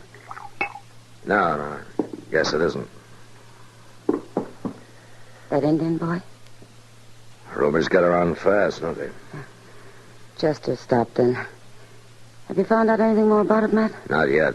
Chester's asking around town, trying to get some line on him. Does Doc think he's going to live? Yeah, he'll live all right. Might be better if he didn't. It's always better to live, Matt, no matter what. Yeah, I guess so. It'd take a monster to do a thing like that. Well, it might even have been some of his own people who did it. I like him, though. The Kiowas don't ordinarily mutilate that way, even in battle. The Apaches might, but there aren't any this far east. Besides, I'd only treat a warrior like that. This kid's only 8 or 9 years old. Horrible. He's still in pretty bad shape. Oh, there you are.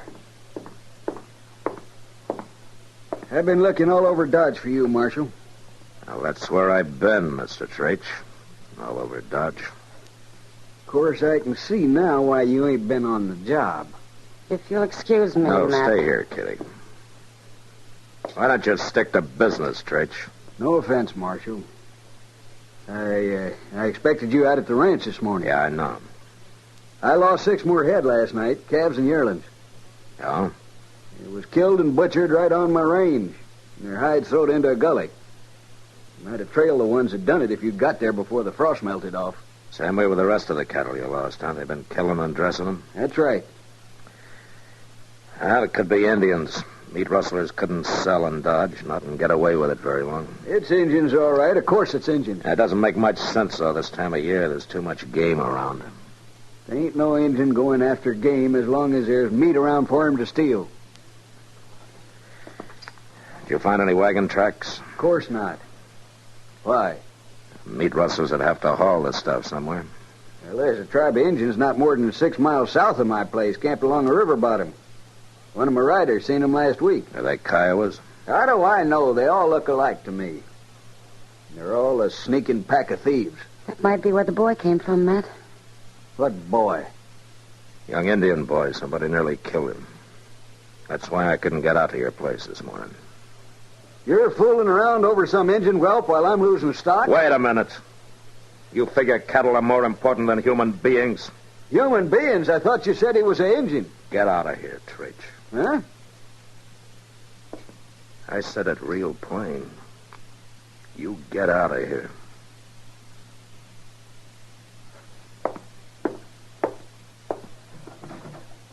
What about my cattle, Marshal? Whenever I get time off from more important jobs. It's a fine thing when the law spends its time with Injuns and dance-hall girls while an honest rancher gets robbed. It takes all kinds, Matt. I'll argue that with you sometime, Kitty. I'll see you later.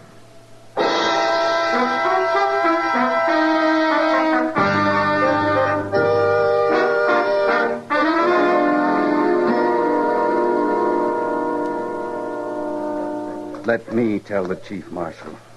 It's his own son. He's going to take it hard. Yeah, I imagine. How'd you find out the boy was Koto if he can't talk? Just Smiley's been buying game for his restaurant from a Kiowa boy by that name. He came over to Doc's office and identified the kid. That's where the boy was headed this morning. He left camp here just before dawn with a dressed antelope carcass he was taking into Smiley. We've been trying to sell all the game we could to get some rifles and ammunition. Right now we have to hunt with bows and arrows. What do you mean, we? I am part Kiowa, Marshal. I scout for the 7th Cavalry most of the year, and I live with the Gray Feather Clan for the winter. You're making out with just bows and arrows, huh? You getting enough meat for the tribe? Right now, this river bottom is filled with game. Later, I don't know. 2 men came down here in a wagon night before last. Had 8 or 10 carcasses of young beef they wanted to trade for horses. We laughed at them. They left mad. You know who they were? No, Marshal. But they must have rustled the meat someplace. Now, the Traich Ranch, about 5 miles north, has been losing stock. They must be the ones getting it, then. And they're hanging around here somewhere. Look, when Koto took game into Dodge, which way did he usually ride? He would head out north, cut through the Traich Ranch, then pick up the Cimarron stage trail. The two men said they'd get even with us, Marshal. Yeah? Well, looks like they did.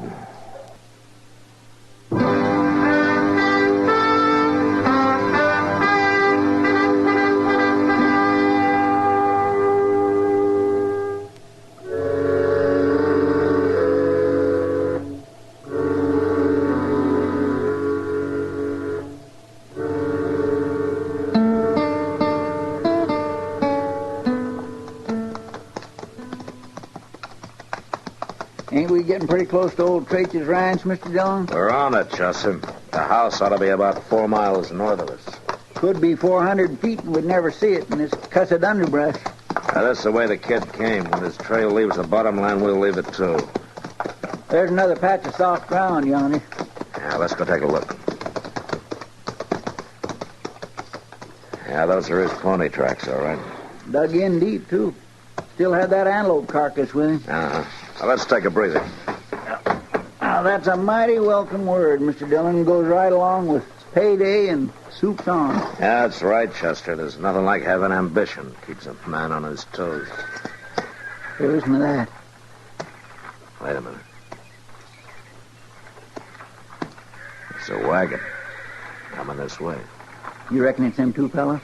I don't know, but let's get these horses off the trail. Come on.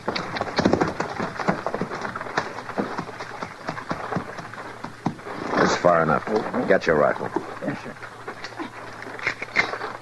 Now, let's get as close to the trail as we can.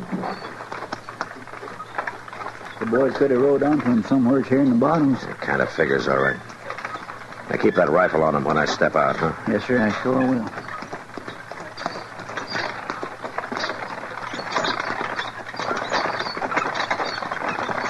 Hold up there. Hold up. Come on. What's the trouble, mister? Get down off that wagon. Is this a hold-up? Down on the ground, both of you. Come on. Now, keep your hands up. Chester, come on out. Take our guns. Yes, sir. Well, we ain't got nothing worth stealing. Stealing? But he's a U.S. Marshal. A marshal? That's right. Where you heading? Well, we was just going through. Going through from where? Oh, look, Marshal, we ain't done nothing. Well, what are you hauling back there? Just supplies is all. Mm-hmm. Keep them covered, Chester. I am. Oh, you're making a big mistake, Marshal. It ain't the way it looks, Marshal. Can you explain a half-dozen beef carcasses in the back of your wagon, mister? We bought them from a ranch down south. One of them still got the hide on it, showing the Traitch brand.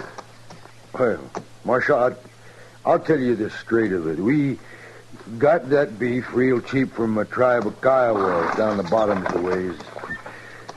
I reckon they stole it, all right. Those Kiowas got nothing but bows and arrows, mister. That calf in the back of the wagon was shot with a rifle. You've been hanging around here killing Traitch stock for the last 2 weeks. Now, where have you been selling the meat? To the quartermaster at the fort. We told him we was commission agents. And you're under arrest for cattle theft. Now get back in the wagon.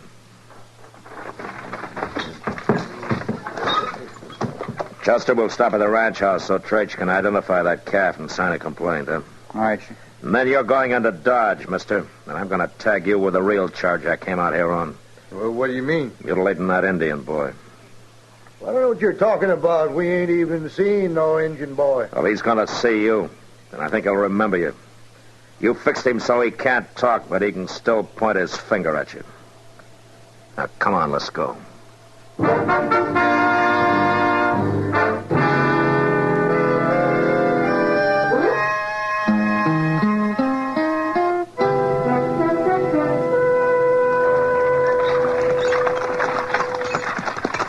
All right, you, pull up that team.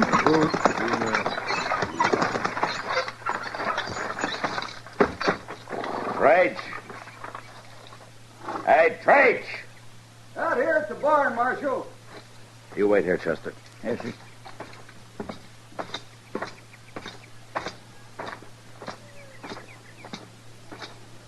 Well, so you finally did make it out here. Yeah, I made it, Trach.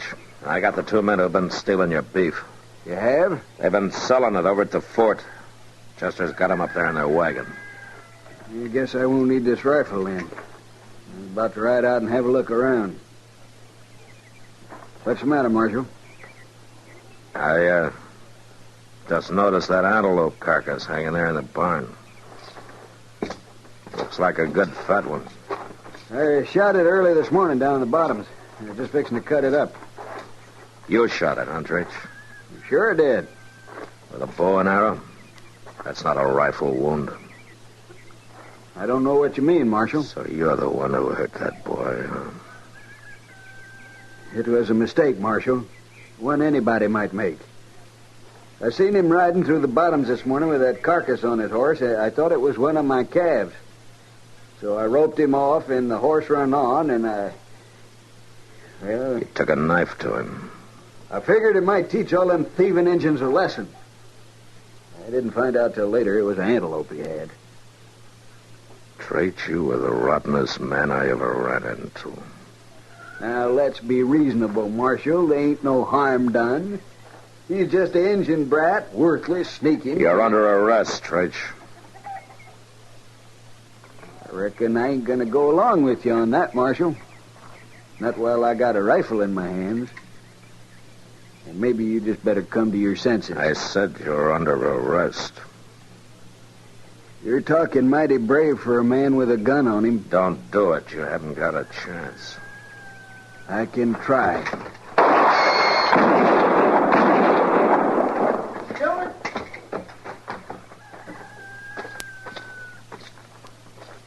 I'm glad you tried. Mr. Dillon? You all right? Yeah, I'm all right, Chester. Why, that's Silas Creech. What happened? What did he do? What did he do? That little boy back in Dodge would tell you, Chester. If he could.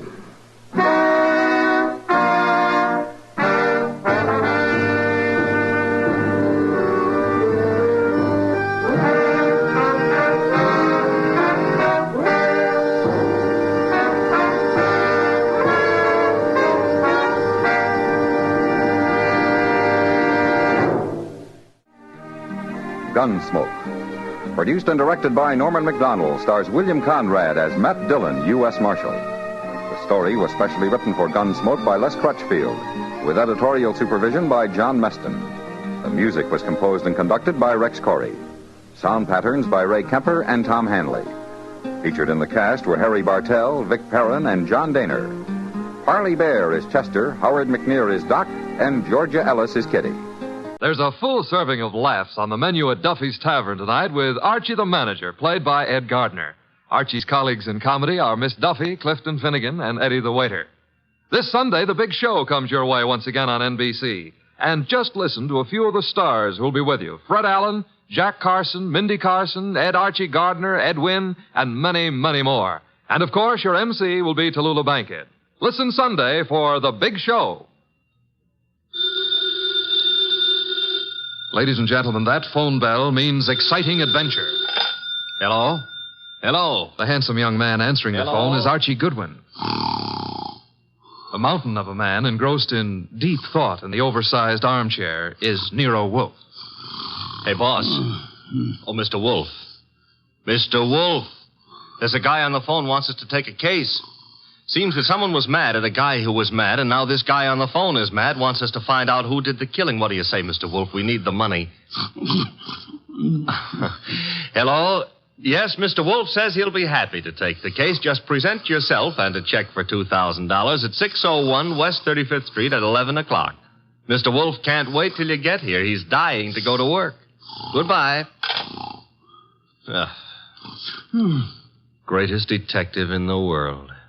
The only trouble is, he is.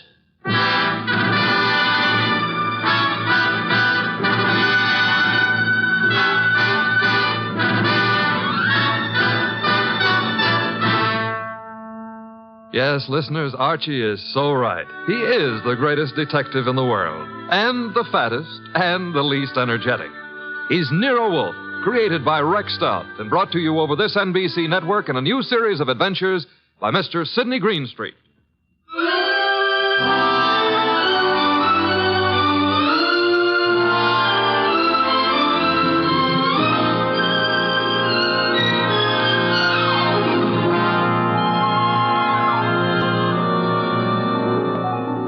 Tonight, it's The Case of the Beautiful Archer.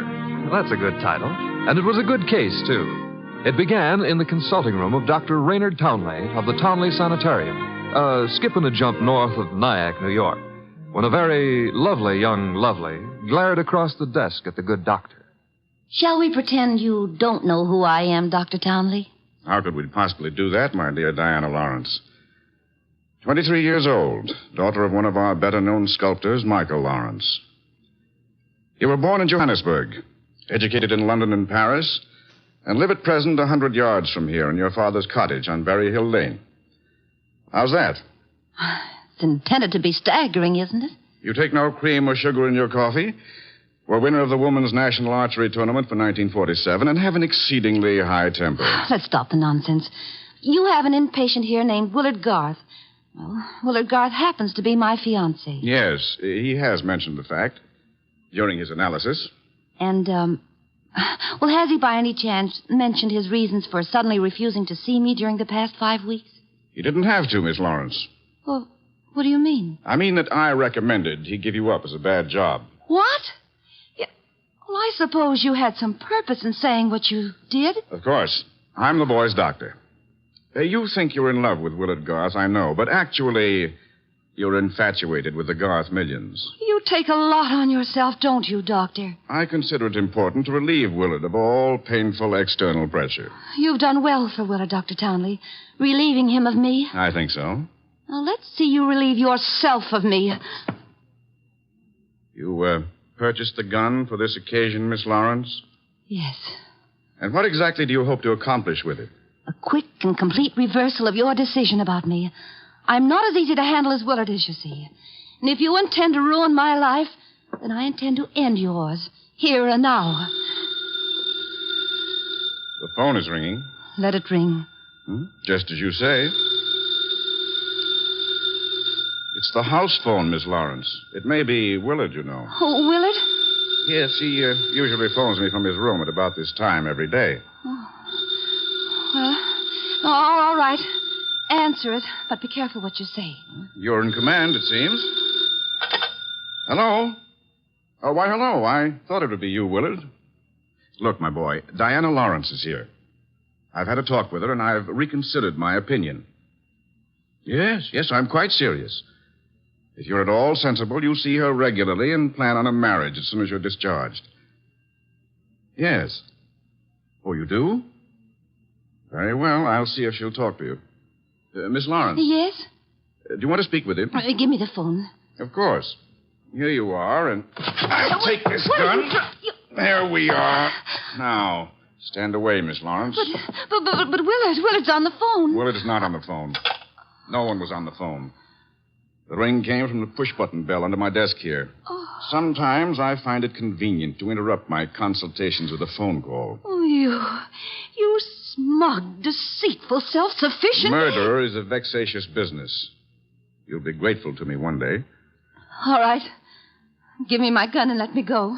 The gun, I'm afraid, stays with me. Here in this Majolica cabinet. I'd scarcely feel justified in trusting you with it. And now, with your permission, or without it, the interview is ended.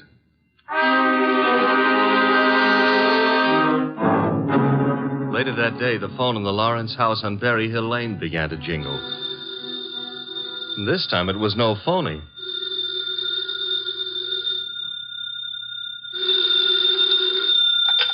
Hello? Diana? Yes? Willard, darling. Diana, darling, it's Willard. Imagine. Has the doctor let you use the telephone just as if you were a great big adult? Oh, I've got to see you, sweetheart, and I didn't call you to argue. Love, beauty, understanding, that's what matters. Isn't it? Isn't it? Do I hear the overtones of a change of heart? Oh, Diana, what's happened wasn't my fault. He poisoned me against you. Then why don't you walk out of that amateur nut house and stand up like a man? I probably shall, Diana. please listen to me. He's letting me have the limousine tonight from 8 until 12. I want us to go for a ride and talk until everything is clear. Clear as a bell, my baby. Don't tell me he's trusting you to drive. Oh, no. No, one of the handyman here will chauffeur us. Oh, say you'll come, Diana. Will you? Say it. Say yes. Say you will. Well, yes, Willard. I'll be glad to. 8 o'clock, then? 8. Oh, bless you. Bless you, my angel.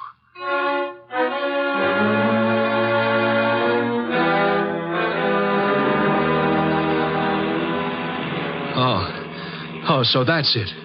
You want my father's money. That's what you love, not me. Willard, the chauffeur will hear you. It's the way Townley says it is. He's right. He's right. Oh, why did I let you talk me into this? What a fool I was to have come at all. You're sick inside, Willard, so utterly, hopelessly sick. Oh, so now I'm hopelessly sick. Yes, you are. You're trying to confuse me. Take advantage of me. Wind me around your finger. Just because I love you too much. That's it. That's my illness. Of course, I see it now. You're the thing I must get rid of. You with your beautiful, beautiful face and your twisted values. You're at the bottom of all my agony. Willard! Willard! I'm saving myself. I'm saving myself. Once you're dead, the sickness is ended. I'll be safe. I'll be safe. I'll be safe. Willard.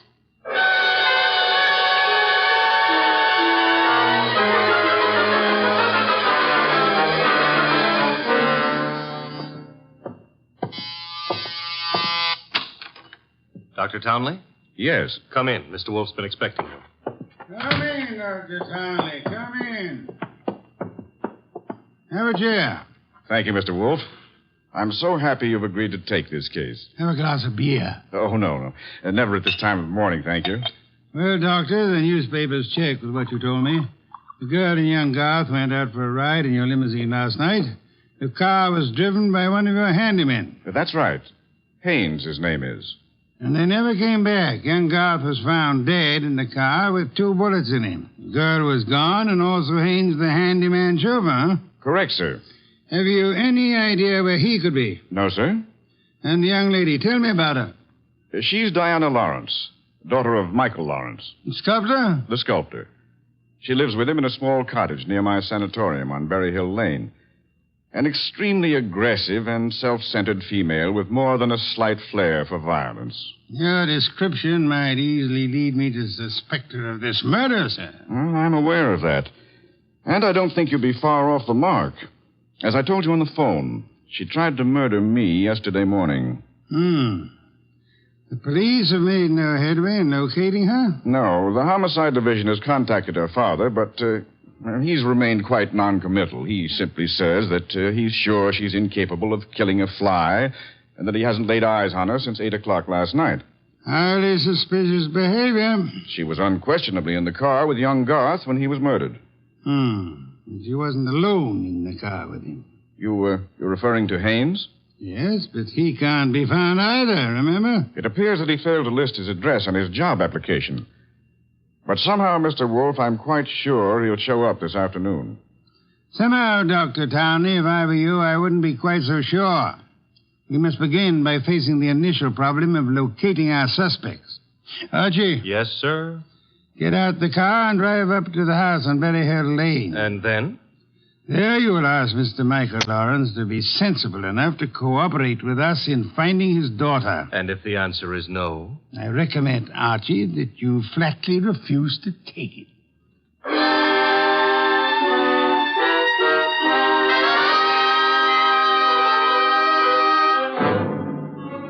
Mr. Lawrence was no simple baby to handle.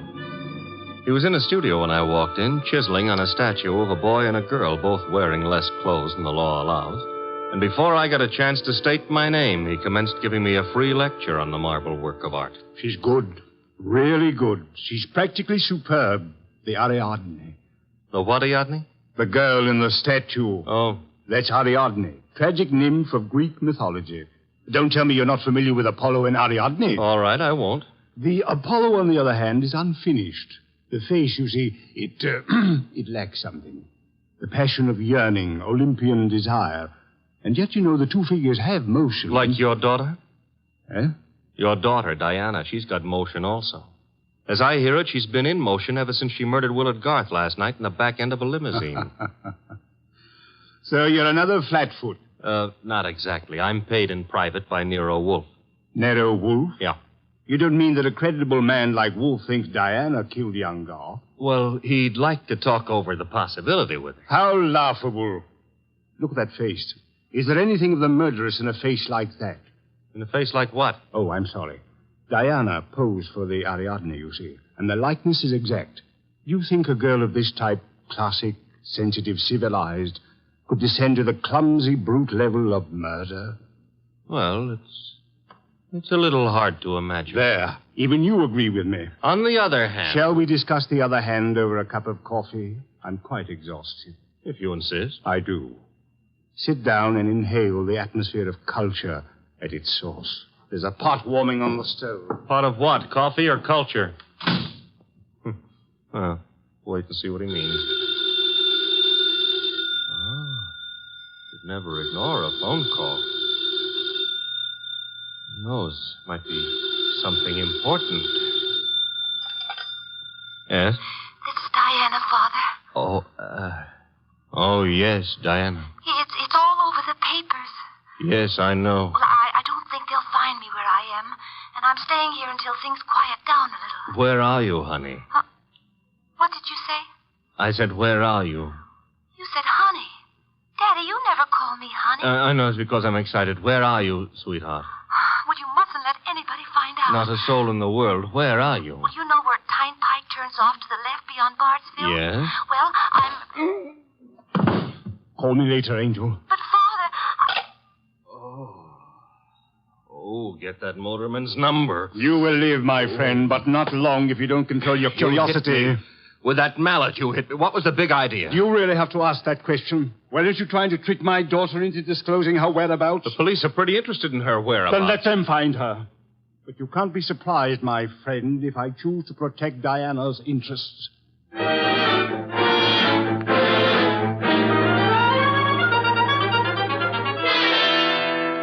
So he's working on an Apollo and Ariadne, is he, Archie? Who cares about Apollo and Ariadne? The point is how he worked on my gourd. That, of course, was unfortunate, my boy, but...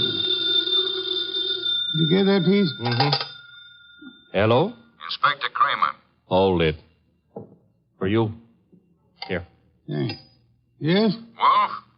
How are you, Inspector? I hear you're in on the Garth killing. Not very deeply, I am afraid. We are still trying to locate the Lawrence girl. Well, you can forget about that. Yeah? Yes, we've already located her and released her on a habeas corpus. That sounds interesting. Her father had a lawyer on our heads before she was in here 10 minutes. Too bad you couldn't have held on to her. Oh, I don't know. I'm not so sure we want her. Why not? Well, first of all, it's not likely she did it. No? No. Ballistics stated that the bullets that killed Willard Garth were not fired from point-blank range. And she was sitting beside him on the back seat. I see. Also, we found the murder weapon in the grass near where the limousine was parked, and she admitted it was hers. That sounds like a poor reason to release her. Well, the point is she wasn't in possession of the gun when the killing happened. At least so she says. No, who what? That doctor. What doctor? Townley. The guy who runs that sanitarium. According to her, he took the gun away from her for safekeeping at noon yesterday.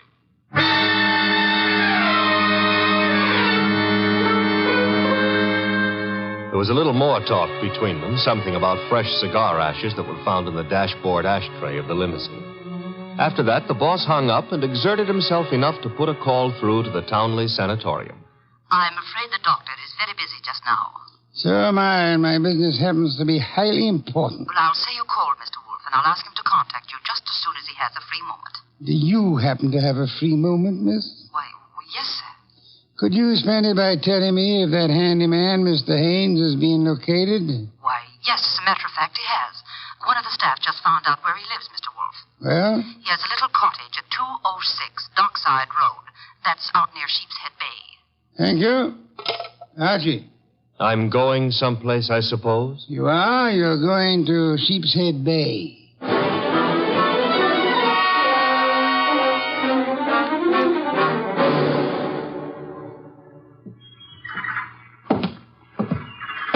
Hello there. Looking for a guy I can't find. Oh? Yeah, his name is Haynes. Stopped at the cottage up there, but there's no one there. I saw you here on the wharf fishing, so What did you say his name is? Haynes. Haines. Oh, Haynes. Yeah, do you know him? Well, there's a fella named Hines used to fish out here. No, not Hines. Haynes. Couldn't be Huntingburg? No, it couldn't be. The name is Haynes. Hain. Haynes, give me a hand here, eh? Well, what do you know? Funny, huh? That guy seems to think my name is Haynes. Yeah, so do I. You do? Yes, I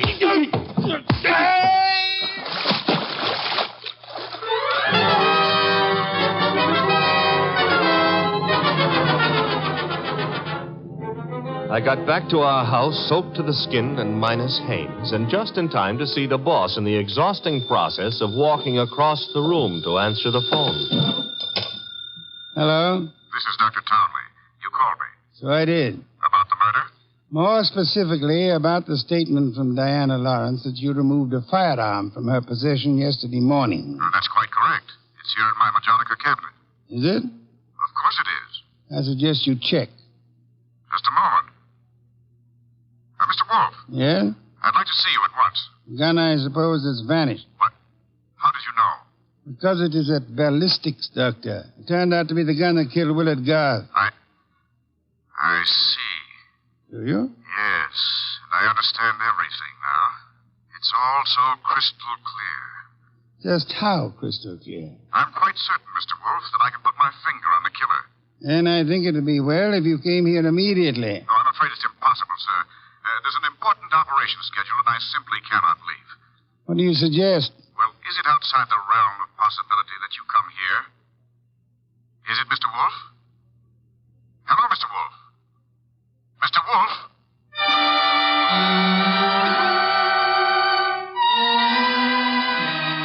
When my boss has to leave the house, it's a major tragedy. Sometimes he rages, sometimes he curses the whole detective business, lock, stock, and barrel.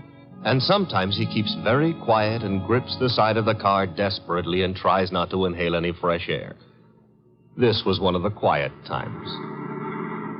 Just go slowly, Archie, but get there as quickly as you can. Oh, you don't want a chauffeur, Mr. Wolf. What you need is a magician. Keep your eye on the road and don't strain yourself to make superfluous witticisms. Why don't you try relaxing a little? I hear there hasn't been a man-eating tiger sighted on the Sawmill River Parkway in the last 500 years. Your liberty is out of order. Don't try to make light of a deplorable situation.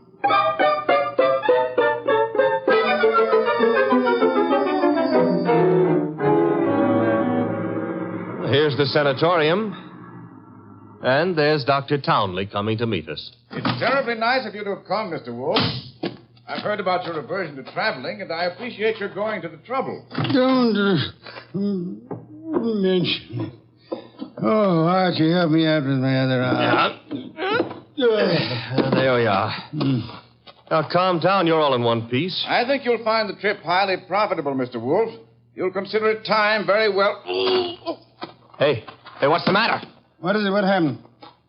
He's been shot. It's hardly likely. There wasn't a sound. This kind of shot doesn't make a sound, boss. What do you mean? Better take a look for yourself. There's an arrow in his back, and he's dead.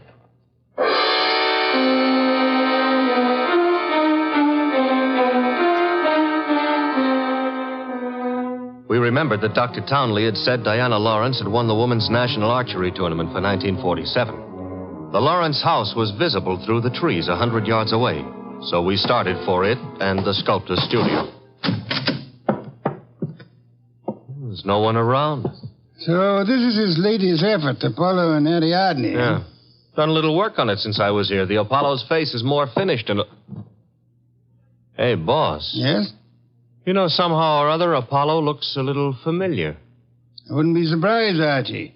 I think if you examine it closely... Mr. Wolf. Our host. You remember me, don't you? I met you once at a dinner party at your house, the time they opened the new museum on 67th Street. Of course, Mr. Lawrence. And to what do I owe the honor? It's not much of an honor. Dr. Townley has been murdered. No.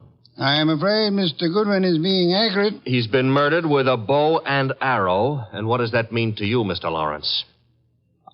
I'm sorry. I've been a fool. An awful fool. You can't blame yourself too much. If you'd cooperated with the police instead of looking out for your daughter's interest, the man would still be alive. But I assure you Where's the girl? She should be here now. She phoned me a while ago and said she was coming by for passage money to Rio. You were looking for me? Lost. Diana.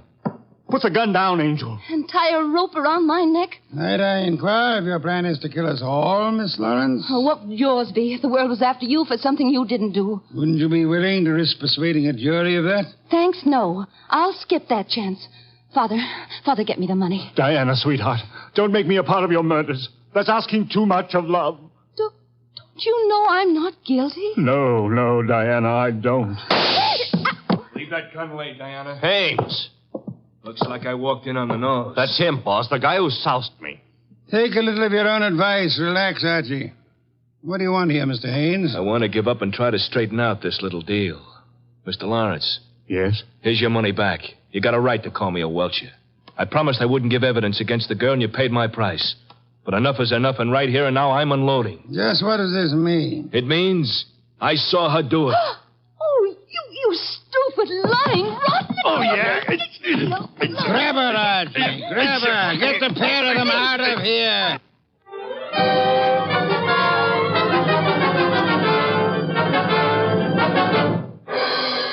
What can I say to myself now? What can I do? I'm sorry, Mr. Lawrence, but it's not necessary to eat your heart out. Many fathers before you have done their best and failed. But I had a special duty toward Diana. Special duty? Yes. Well, you see, you'll find it out sooner or later, so I'd best tell you now. I'm not a real father. I adopted her 9 years ago, and she was 14. I see. And I should never have done it. I realize now that I wasn't equal to the task. Well, all's not lost yet. They may not convict her, you know. Yeah? I said they may not convict her. But how could they fail to convict her? She killed Garth, didn't she? Did she? She shot him. But the gun was in Townley's possession. She could easily have stolen that. She could have broken into his office later. It wasn't locked. What wasn't locked? The Majolica cabinet. I believe you mean what you said, Lawrence, the Majolica cabinet. For the life of me, I can't see how you could know whether it was locked or not unless you had the experience of opening it. Could it be that you went looking for the gun yourself after Townley said he had confiscated it? That you killed Townley with a bow and arrow, which you handled as well as your daughter, because he was just on the point of telling me that you knew where the gun was? And that you were the likeliest murder suspect? You must be mad. Oh, sir, not I. But you are mad and more than a little. You hated Willard Garth. It was you who were making the marriage impossible. You loathed him, and in the end, you killed him. How could I have killed him? I'll tell you a little secret, Mr. Lawrence. The police found cigar ash in the dashboard tray of the death car. Chemical analysis showed that the ash was from an El Adoro cigar. What have you got in your left hand, sir? In my... an El Adoro cigar. And in my right hand, a Derringer. Powerful and admirable little weapon, Lawrence. I suggest you show proper respect for it by dropping all this here and now. You don't wish to hear me say the rest, that you were horribly in love with Diana, your own adopted daughter? In love and hopelessly, eternally frustrated? You begrudge me the triumph of accusing you of having bribed Haynes to let you take his place at the driver's seat of the limousine, and further bribed and threatened him into putting on his show of merry pranks and false confessions to confuse us all beyond measure. You said I loved Diana. Would I do all this to her if I did? Oh, but of course, such love as yours is really hate. You were content to see her dead rather than relinquish her. Like all miserly, small-hearted men, you would rather kill the thing you love than muster the generosity necessary to seeing it attain happiness. That's enough out of you. I should think it was much too much. It is.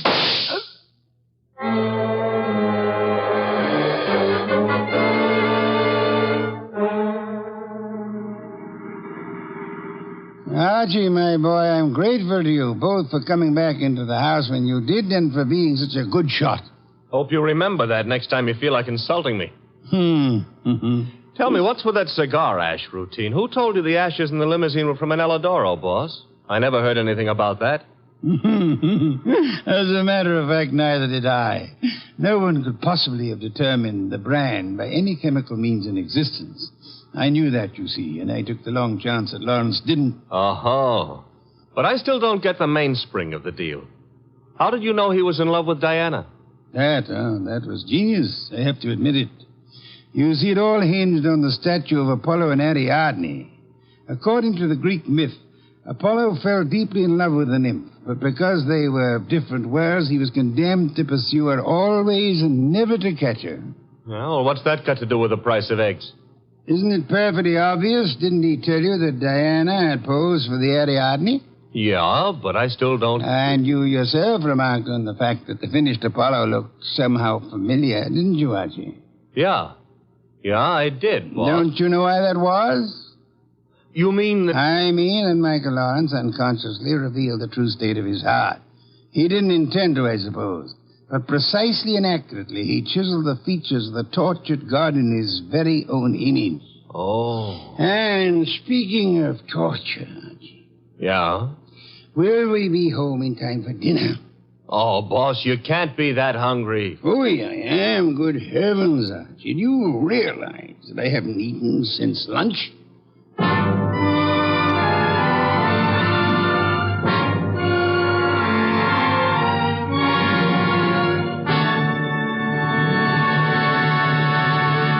You have been listening to The New Adventures of Nero Wolfe, starring Sidney Greenstreet.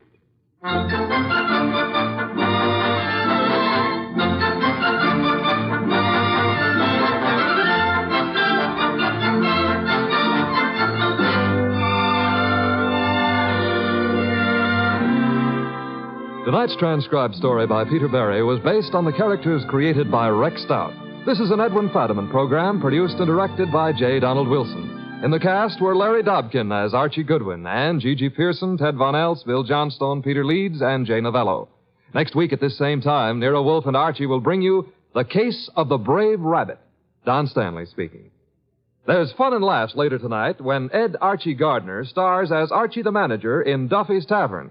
As usual, Duffy won't be there, but Archie will be there, armed with his own whimsical version of the English language. Another Friday favorite you'll hear later is The Delightful Life of Riley, starring William Bendix as Chester A. Riley.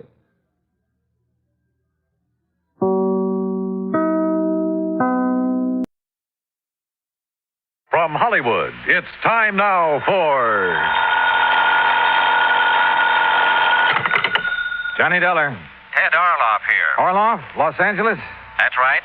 Tri-Western Indemnity Company. Well, hi, Ted. Look, are you free to come out here in a hurry? What's up? A wayward truck. A wayward? That's right, truck. Lost, strayed, or stolen? That's what I hope you can find out. It's a big one, insured for nearly $20,000. That is a big one. And aboard it, when it disappeared, was the driver. Insured? For $10,000. And a cargo of copper tubing worth $9,500. Also insured. Holy. Ted, I'll grab the next plane.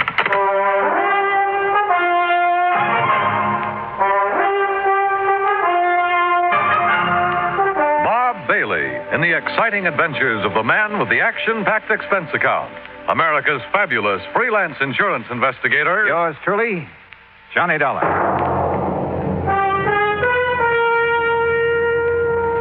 And now, Act One of yours truly, Johnny Dollar.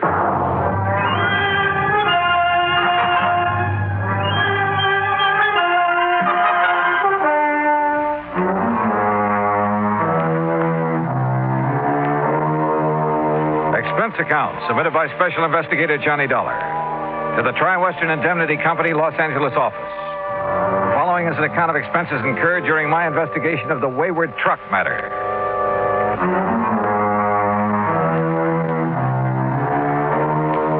Expense account item 1, $194.65, airfare and incidentals, Hartford to Los Angeles, California. When my plane set down at the International Airport shortly after 9 a.m., Ted Orloff was waiting for me. He led me on out to the parking lot. Here we are, Johnny. This car right here. All right. Go on, hop in. Okay. You reserve a hotel room for me in town, Ted? Huh? Why? Well, after all, I've been sitting up in a plane all night and wouldn't mind a chance to shower and slick the whiskers off my pussy. change clothes. Don't want to take the time. That's why I'm glad you could make it out here right away. See, this thing only happened Wednesday night. Well, just what did happen, and who suffered the loss? And how about stopping somewhere so I can grab some breakfast, huh? Sure. Find a place along the way. Like I told you, Johnny, a truck loaded with $9,500 worth of copper tubing has disappeared. What kind of tubing? The kind they use a lot of in building airplanes, that sort of thing. Go on. It was shipped from Marlowe Copper Products over in East Los Angeles. That's where we're heading. Marlowe is a big jobber, distributor. Okay, so what happened? Well, late Wednesday night, a driver by the name of Jackie McAllen was scheduled to haul this order of tubing over to the Belden Aircraft Corporation over in Victorville. That's about 100 miles east of here, out in the desert. Yeah, I know. So? Well, the truckers usually drive that route at night, not only because of lighter traffic, but to avoid the heat during the daytime. Brother, you can say that again. Yeah. Well, anyhow, right after midnight Wednesday, 12:05 to be exact, Jackie signed out of the Marlowe warehouse with his load of copper tubing.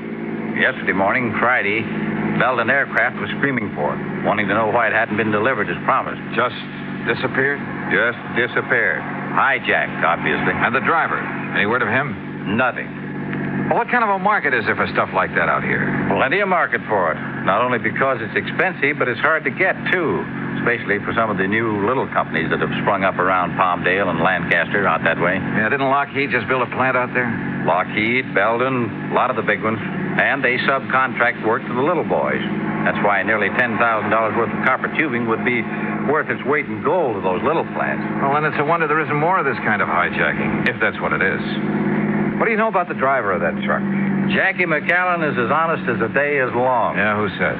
His employer, and he should know. Jackie's been driving for Marlowe Copper Products for years. They trust that boy with a load of pure gold. Yeah. What's that mean? Yeah. Man might have some trouble selling off a load of pure gold. Huh? But if what you say is true about the demand for copper tubing in this area... Oh, now, wait a minute. Well, every man's supposed to have his price, you know, Chet. Look, Johnny, I see what you're driving at, all right, but not Jackie McAllen. You sure? 10,000 is a lot of money. Wouldn't be worth 10,000 sold undercover.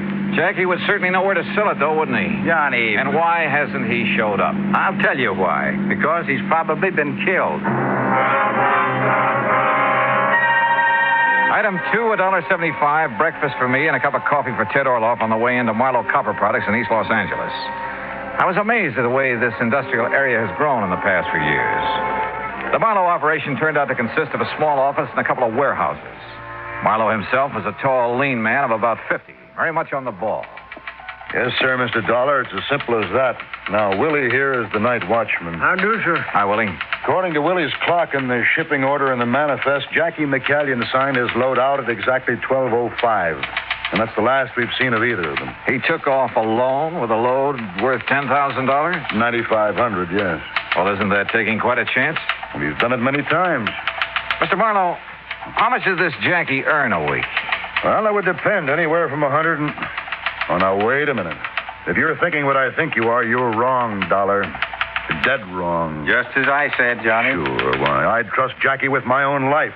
And believe me, whoever's done him in, well, he's going to have to deal with me. I'll see him hang. Well, what makes you so sure he's been done in? Well, it's the only thing that could have happened to make him give up a shipment of goods. A hijacker'd have to kill him.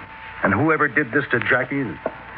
Tell me, do you think there's any possibility of his having been approached beforehand by hijackers? Perhaps threatened into turning the shipment over to them? No, not a chance. He would have told me of anything like that immediately. If he had time, maybe. Who's working on the case now, Mr. Marlowe? The L.A. Police Department and the Sheriff's Department of every county in Southern California. Are all your trucks like those two I see out the window there? Jackie's was. We got 4 of those big singles. Did have. Now it's 3. And 3 big tractor-trailer rigs. Mm-hmm. A truck like one of those is a pretty big hunk of stuff to just disappear. Willie. Yes, sir. Were you on duty Wednesday? Yes, sir, I was. Did you notice anything unusual about Jackie that night? Why, no, sir. Not that I noticed. He came to pick up his truck alone, huh? I didn't see nobody else with him. Well, did he look worried, anything like that? Well, not that I could see, no, sir. And he didn't say anything that might have indicated things weren't as they should be? Not that I heard, no, sir. Just exactly what did he do? What the driver always does, come in, signed up the manifest, putting down the time, and then drove off with his truck like always. Nothing unusual at all? Not that I saw, no, sir. Mr. Marlowe, Where did Jackie live? Somewhere over on West 3rd Street. He lived alone. Naturally, the police looked for him there first thing. May I have that address, please? I'll have my secretary get it for you. You all through with me, boss? Yes, Willie. If you're going to work tonight, you better get some sleep. Go ahead. Yes, sir. Thank you. And believe me, nothing's going to happen to anything this time. If I were you, Mr. Marlowe, I think I'd have more than that for a night watchman in a place like this. Just what were you thinking of, Mr. Dollar? Jackie's address, I mean. Look, if the police and sheriff's offices haven't been able to turn up anything, well, in spite of what you said, there's always the possibility of collusion in a case like this.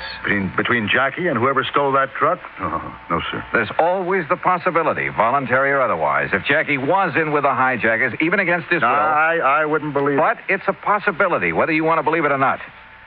For one thing, how would the hijackers know when and how the shipment was to be made? From any one of a number of sources. The man who supervised the loading here, for instance. Who? Red Kingsley, or almost anybody in the place, or just as easily anyone over at Belden Aviation in Victorville. Belden would know exact time of departure from this warehouse? Well, no. Close timing in a hijack operation is usually pretty important. But they knew the stuff was due at their plant early Friday morning. They've been hollering for it ever since. I'll lay my money on the tip-off coming from this end.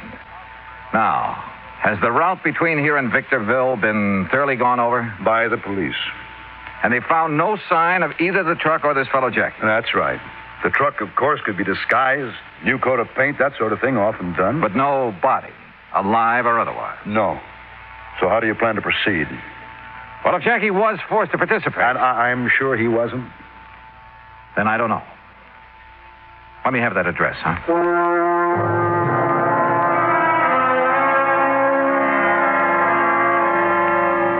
Frankly, I didn't have the least idea what I was looking for. But I couldn't just stand around, so I borrowed a company car with a name and a number plastered all over the side and drove to the West 3rd Street address, hoping I'd have no trouble persuading the manager to let me in. Manager? Not in that old ramshackle frame house. The front door was wide open, and the mailbox had the number 4 opposite Jackie's name. I went upstairs. As I reached the second floor, I could see that the door of number 4 was slightly ajar. And I could hear somebody moving about inside, opening closets and drawers. Quietly, I slipped close to the door. Inside, his back toward me, was a big, broad-shouldered brute, hastily emptying one of the bureau drawers. He was dressed in dirty work pants and wore a heavy, tattered blue sweater. Hey, who? Maybe you better let me ask the questions, huh? Oh, yeah? Now, look, buddy. What are you doing here? What are you putting into those handbags? None of your business. Now, you get out of here. Not until I find out what you're up to. I said get out. Didn't you hear me? Oh, take it easy. Oh, yeah? You want to play that way, huh? That's right. Brother, that was a big mistake. Oh, you asked for it. Oh, no, you don't. All right. Now, start talking. What were you doing here in Jackie's room? Well, what was I doing here? Hey, look. Who do you think you are, the law or something, barging in here like this? That's right. Who are you? I said, who are you? I'm Dick McCallion. What? That's right. Jackie McCallion.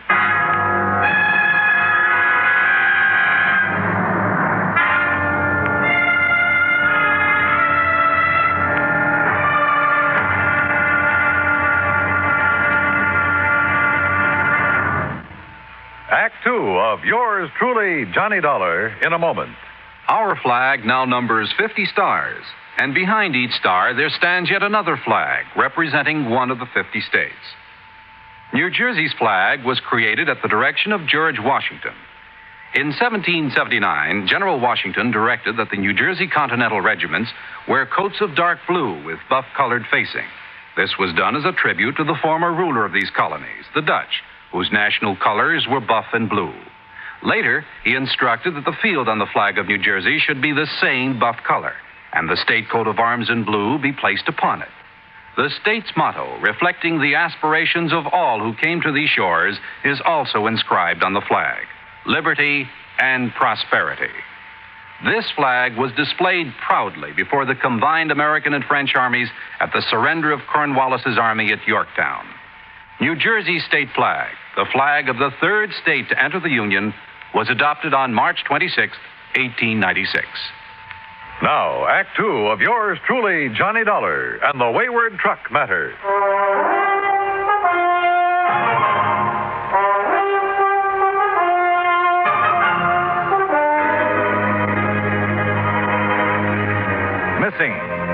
$20,000 truck from the Marlowe Copper Products Company of East Los Angeles. Also missing, its cargo of copper tubing insured for $9,500. Also missing, also insured, the driver, one Jackie McCallion.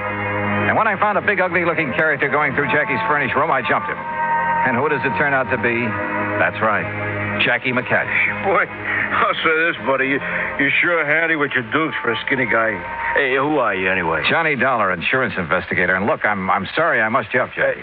Insurance what? Well, I came here to find out what happened to you and that truckload of copper tubing that never got to build an aviation over in Victorville. What are you talking about? Of course it didn't. Of course not. Well, why? Because the shipment was called off, that's why.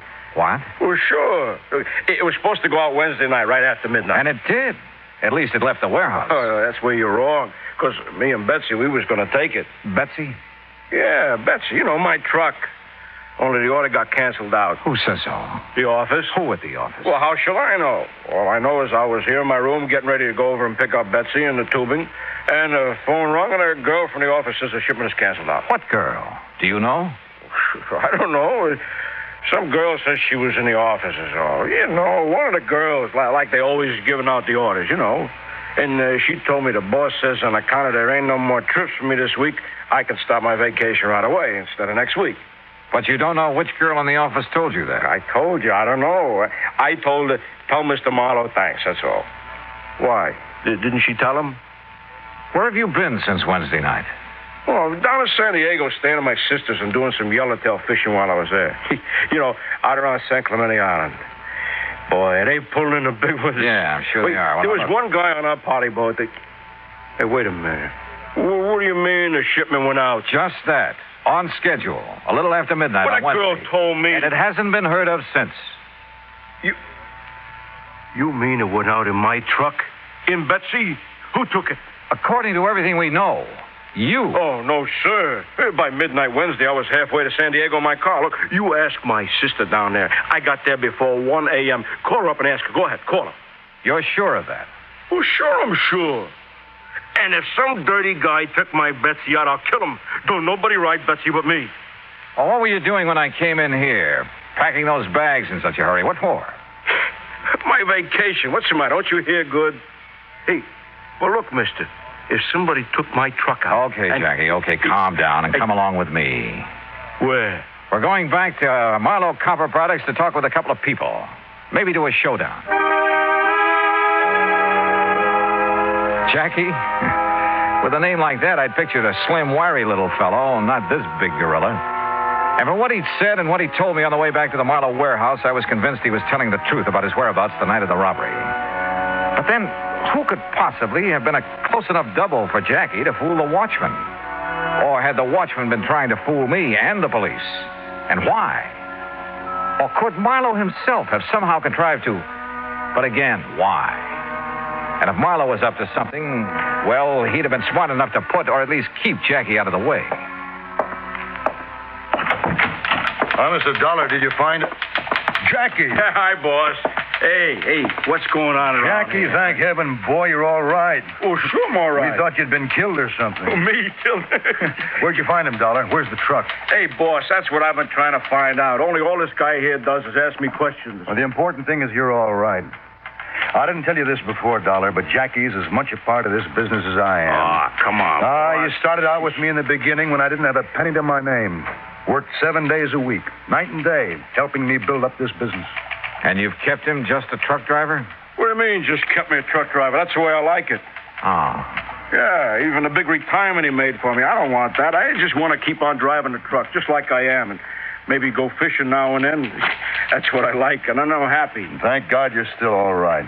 Hey, but what about Bessie? Yes, Dollar, what about the truck? Any ideas, any leads? Mr. Marlowe, I want to talk to that night watchman of yours again. Oh, Willie? That's right. Let's just hope he hasn't skipped town. Skipped town? Would you see if you can locate him and get him down here? Well, of course. Do you think he was involved in the hijack operation? Well, let's get him in here, if we can, and we'll see.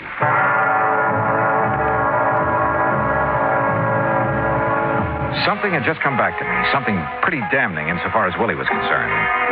It was the way he had answered my questions when I talked to him before. Was there anything unusual about Jackie when he came to pick up the truck? Well, not that he'd noticed, he said. Had Jackie picked up the truck alone? Well, he hadn't seen anybody with him. What had Jackie said? he hadn't heard anything. Not one really positive answer in the lot, or to the other questions I'd asked him. Much to my surprise, Marlowe's phone call brought assurances from Willie that he'd come over to the plant right away. And I told him I'd get somebody else to fill in for him tonight because of the sleep he's having to miss. Yeah, well, tell me this. Do your watchmen carry a time clock? That's right. There are punch key boxes located in a dozen or so spots all over the warehouse and one in this office. They register on a paper dial on the time clock, Yeah, that's right. That way there's a record of what time he reaches every station on his nightly round. Would you get me that record for Wednesday night, please? Well, of course. And while you're at it, I'd like a copy of the shipping order and the manifest for that truckload of copper tubing. I'll have my secretary get them for you. By the time the secretary dug the punch clock record out of the files, old Willie arrived, looking somewhat the worse from lack of sleep, but apparently willing to cooperate in any way he could. I took him out to the watchman's booth, which was just inside the warehouse gate. Yes, sir, Mr. Dollar. This here's my own private office every night. And this is where you were when Jackie McCanyon came to pick up his truck Wednesday night, huh? Well, now, where else would I be? Well, now, that answer is just as definite as the ones you gave me before, Willie, and it won't do. Why? I asked you if Jackie said anything that night that might have made you suspicious. And I told you. Not that I heard. No, sir. Well, did you talk with him at all? Well, no. No reason to. There were just the two of you here in the middle of the night. Yes, sir. And you didn't even say hi to each other? Well, no. No reason. Driver comes around to pick up a shipment.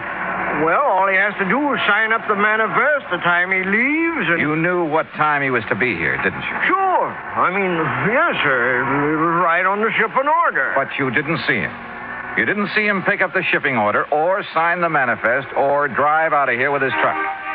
Knowing he was coming, you left the gate open for him. Or knowing somebody was coming. That's against the rules, mister, leaving the gate. You weren't here when that truck went up. I didn't say that. No. So far you haven't said anything. You've just given a lot of evasive answers to all my questions.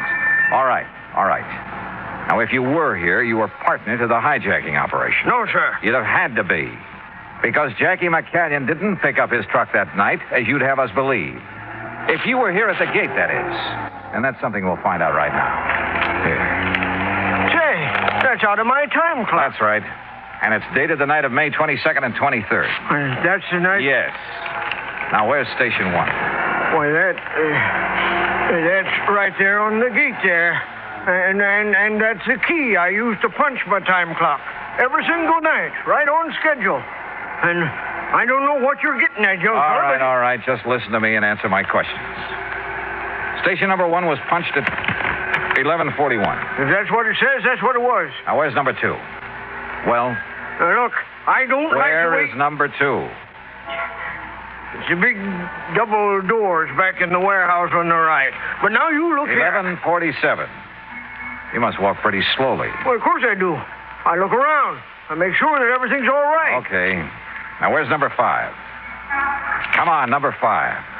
On the back gate, way around the other side of the warehouse. Yeah. A good quarter of a mile from here. And according to this time clock record, that's where you were at exactly 12:04 that night. And, brother, I'd like to see you do a quarter of a mile around these buildings in less than a minute to get back here at exactly 12:05 when you claim Jackie signed out that truck. Well? You're right, Mr. Dollar. Yeah? Which way am I right? I wasn't here. I left the gate open for him, like I often done when I wouldn't be right there for a night shipment. Like you often did? Don't you see? Nothing like this ever happened before. And when I seen his name on the manifest, I know that... You weren't here when the truck went out, so you don't know a thing. I mean, I thought Jackie took it because I left the catch on the main gate so it looked like it was locked. You ever done that before? Well, not for Jackie. He was always too close to the boss. He and the boss... Yeah, I know all about that. But I have for the other boys. Yeah. Jay, you've left this whole place wide open for anybody who wanted to come in and take anything he could lay his hands on. And this time it was a $20,000 truck with a $10,000 cargo. Willie, you're in trouble. Plenty. I questioned him further and got nothing more than a few tears and a plea for mercy, and then I turned him over to Marlowe. Willie was his problem now. But my own was still far from solved.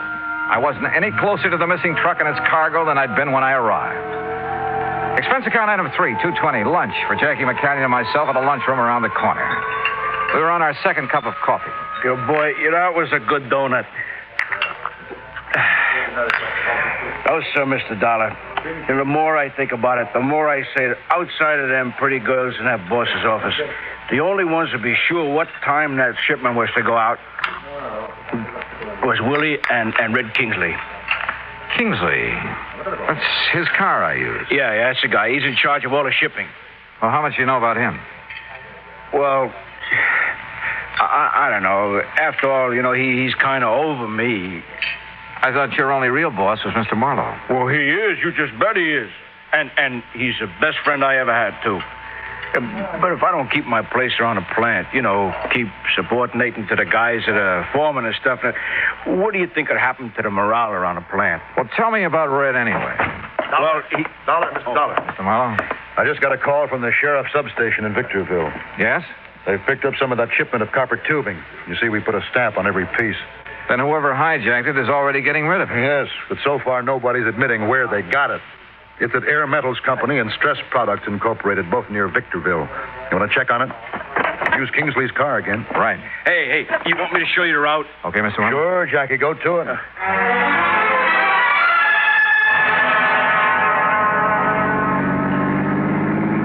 And believe me, we went. I don't know whether the police along the route have been alerted to let us by or not, but we earned more than one speeding ticket before we hit the cutoff around Victorville. The cutoff that would take us on past Edwards Air Force Base where the plants we were looking for were located. All along the way, Jackie had carefully scrutinized every truck we passed, going in either direction. No. Same make and model, but she ain't Betsy. Oh, Jackie, don't you realize that truck of yours is no doubt thoroughly disguised by now? You think a father couldn't tell his own little baby no matter how disguised it was? Maybe, but a truck. Here, now, look at that one up ahead. See the one we're pulling up on? Also, same make and model, only this one is painted green. Yeah. Want me to slow up as we pass it? No, she ain't Betsy. Even from here, I could tell.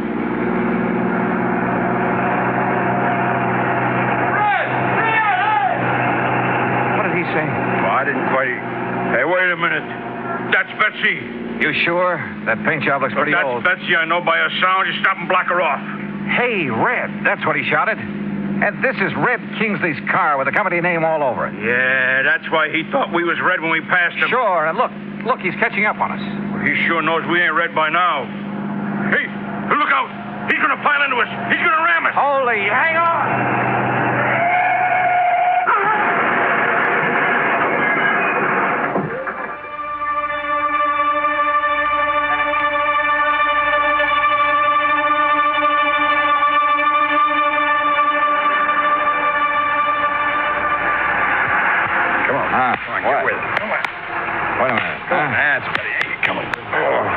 Look, I hate to keep slapping you on the push this way, but come on. Oh, it's okay. It's okay. All right? I'm okay. Hey, your pal's up the road with that other truck. That's the sheriff's car. Up there where a couple of 1,000 miles of copper pipe spread all over the countryside. Oh, yeah. I edged him off the highway and he flipped over. Well, why did you do that? Why? Well, to hear those cops talk, you'd think I was a hero or something. The guys in the green truck rammed you off the road, didn't they? That's right. Well, when the cops seen that happen, they tried to force the truck off. Mister, that takes something like Clarabelle here. Clarabelle? Yeah. That's what I call this tractor-trailer rig of mine. It's not the first time I've given the police a hand.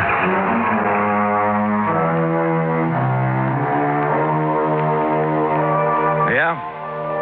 They've given a lot of people a hand, those boys who drive the big interstate trucks and trailers. They're a pretty fine bunch to have on the road. Well, I guess it's pretty obvious that Red Kingsley and Marlowe's shipping department was back at a hijacking operation. The two who were aboard the stolen truck turned state's evidence and sang plenty, and the courts will take care of them. Expense account total, including air transportation and incidentals back to Hartford, $50105.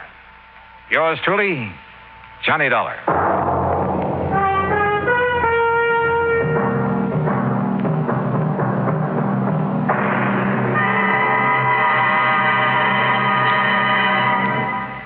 Now, here is our star to tell you about next week's story. Next week?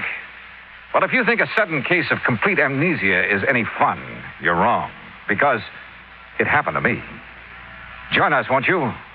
Yours truly, Johnny Dollar.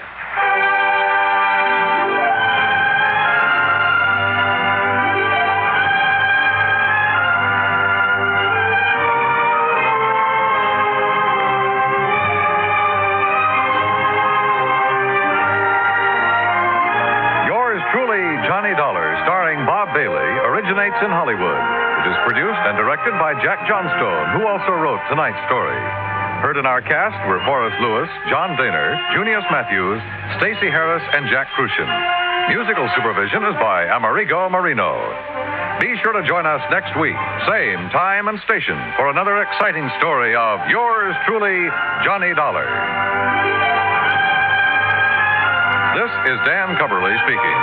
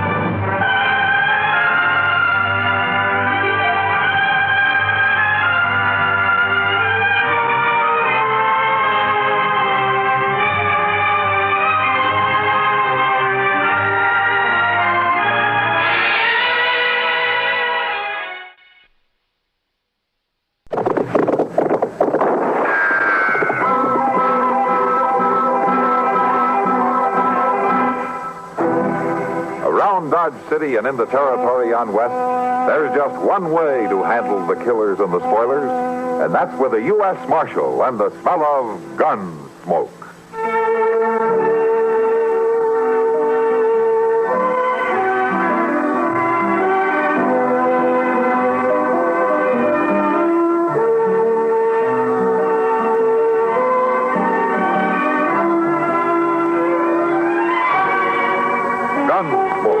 Starring William Conrad, the story of the violence that moved west with young America, and the story of a man who moved with it. I'm that man, Matt Dillon, United States Marshal. The first man they look for and the last they want to meet. It's a chancy job, and it makes a man watchful and a little lonely.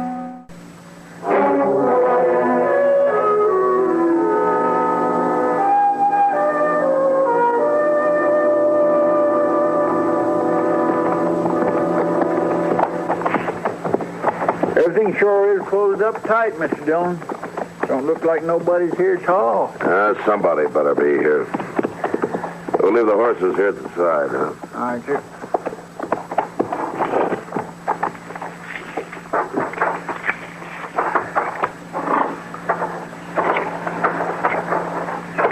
It don't seem likely that Will Hunter would just be sitting out here when he's supposed to be in court. Well, he's got to be someplace, Chester. This is as good a place as any to start.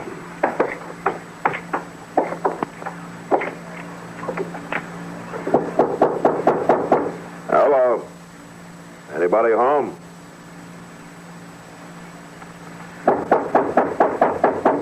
Open up. It's Matt Dillon. I want to talk to you. Sure don't seem like nobody's here. I'm not so sure. Open the door, or I'll break it in.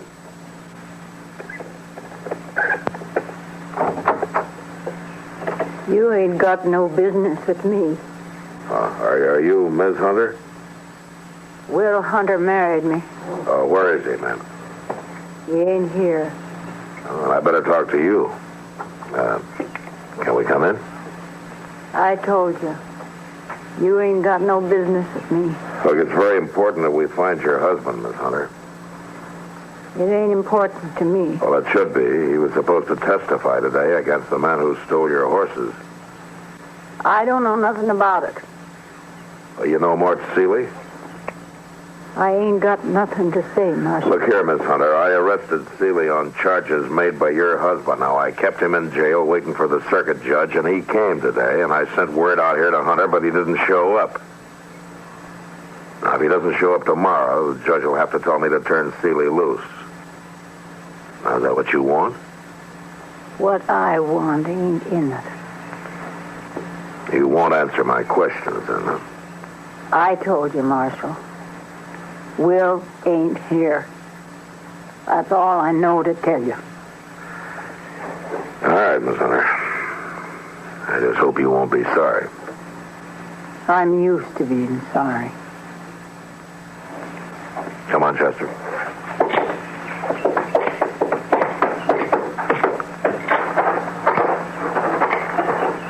What'd she mean by that? I don't know.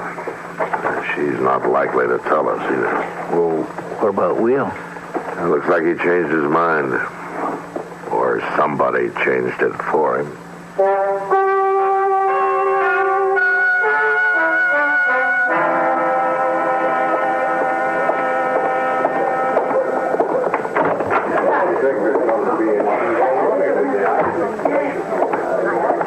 Well, Chester, did you find Will Hunter?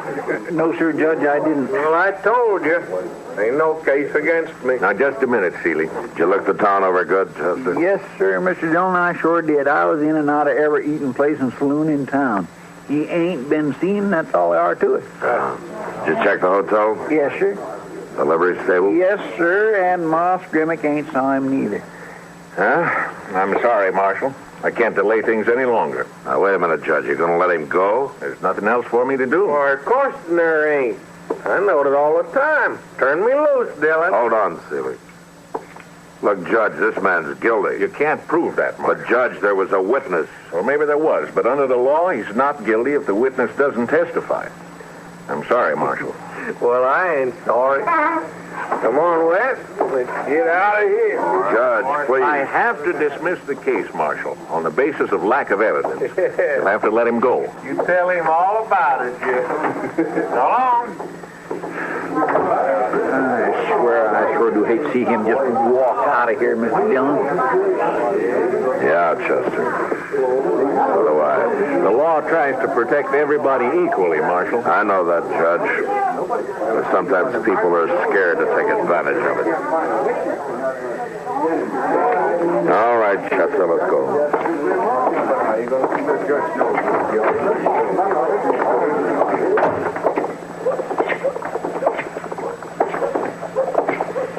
You know, Mr. Dillon, I got me an idea that it's just as well as not if a body don't know too much. Oh, how's that? Well, now, if the judge hadn't knowed so much out of them law books, there wouldn't have been no trouble at all. How do you figure? Well, we all knowed Seeley was guilty, didn't we? Yeah, he's guilty. All right, then. I believe knowing all that legal business just got in the judge's way. You know something, Chester? For once, I'd like to agree with you. Mr. Dillon? What? Sitting in the courtroom that way sure does make a man hungry, don't it? All right, Chester. You go on. Go on, get your dinner. Why, ain't you coming? No, not yet. I got some work to do in here. I'll see you later. Go on. All right, Mr. Dillon, I will just go get it.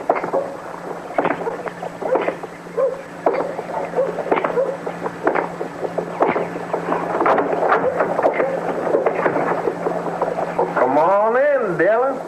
It's your office.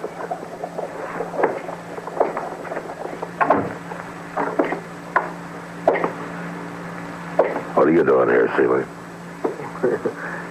That ain't a very friendly question, Dillon. You've been right anxious to keep me here up till now. What do you want? Tell him, Wes. Me and Brother Mort come to pick up his gun. You riding out of town, Seeley? Why, what's that got to do with it? You don't get your gun until you do. The Marshal sure ain't real polite about it, is he, Wes? You fix it, Mort. Well, ain't nothing to it, Wes. Marshal just heard that judge tell him to let loose of me, and he knows he can't do nothing about it. Don't you, Dillon? I can keep your gun as long as you're in Dodge. Sure sounds like that Marshal don't trust me, don't it, Wes? You can't do nothing about it. Don't count on it. Well, you heard the judge. Let me tell you something, Seeley. I know you're guilty, and you know I know it, and there's somebody else who knows it. And who is that? Will Hunter. I ain't worried about him. I'm going to tell you something else. I think you fixed it so Hunter couldn't show up today. You'll have plenty to worry about if he ever does. Dillon, you forgot something. I don't think You so. forgot a man can't be tried twice for the same crime. I'm not worried about that, Seeley. If I ever find Will Hunter, there'll be a brand new crime to try you for.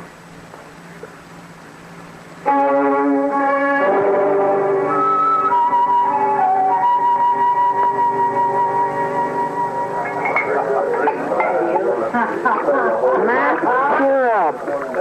You're acting like a lawyer. Just lost a big case.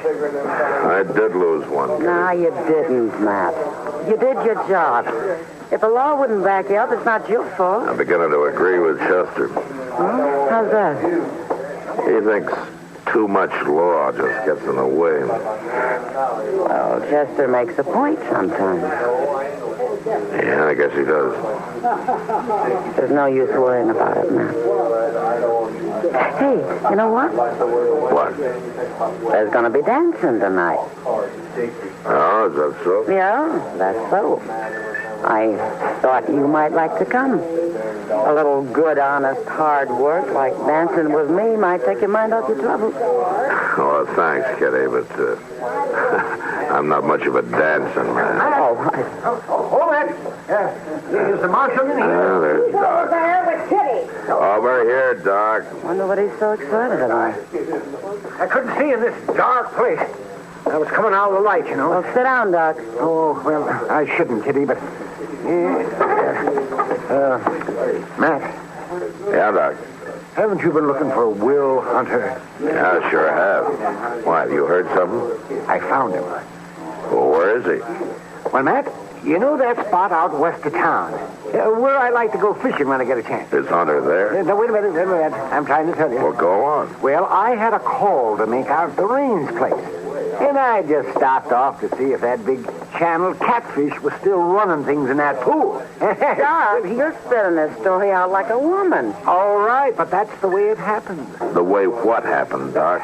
The way I found Will Hunter. I heard him moaning in the bushes, man. And there he was. And he was hurt bad. Awfully bad. Was he shot? He might as well have been. He'd taken as bad a beating as a man ever took. And he was left there for dead. And he just about was. Well, what did you do with him? Well, I got him into the buggy, and I took him home. Oh, Mrs. Hunter took on something terrible when I brought him in. Well, she hadn't heard anything from him for 3 days. Yeah. Is he going to make it, Doc? I don't know, Matt. I did everything I could. I'll be looking in on him tomorrow, and I'll try to find out something for you. Thanks, Doc, but I think I better try to find out for myself. Right now.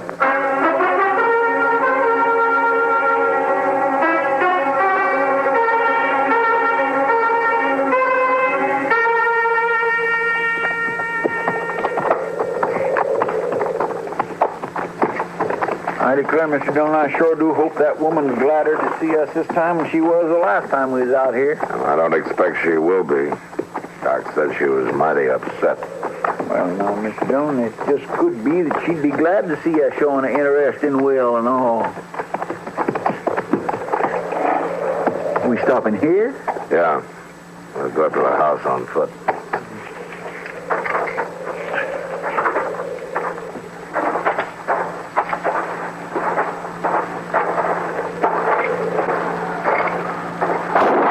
Get on, Chester. She sure ain't no friendlier, is she? No, not exactly. Miss Hunter. She's standing there on the porch, Mr. Dillon. She's got a big old squirrel gun. She aims to kill us. Yeah. Miss Hunter. It's the Marshal. I want to talk to you. I'm coming in.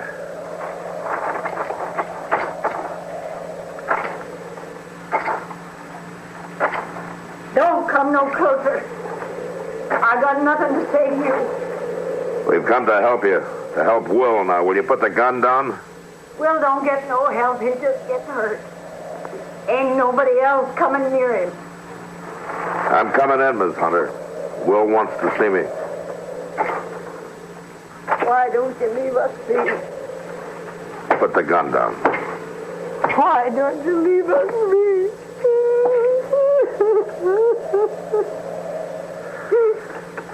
Give me the gun, Miss Hunter.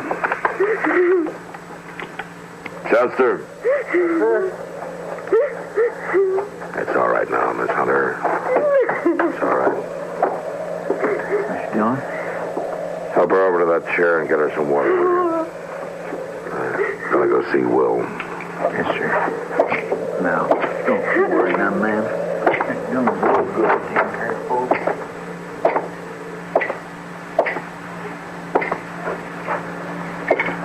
Will? Will? Yeah.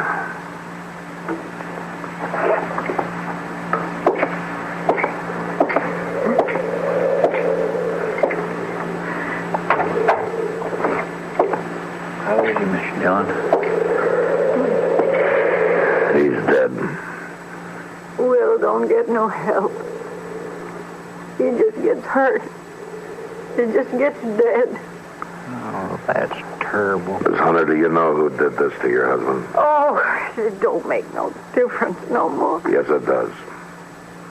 Seeley's brother Wes was out here, wasn't he? Going after him won't bring Will back. No, Miss Hunter, it won't. But if I know Will Hunter, it'll make him rest easier. It ain't no use. It's over. I'm done. Now, you listen to me. Will was no coward. If he'd had the chance, he'd have spoken up. And I know he'd have wanted you to do the same thing. No, he didn't hold with cowards. All right, then tell me, Miss Hunter. Was Mort Seeley's brother out here while I was holding Mort in jail? He come 3 days ago. He told Will he'd take him where the horses was. The one Seeley had stole. And Will rode off with him. And he didn't ride back. Dr. Adams brought him back. To die. Chester. Yes, sir.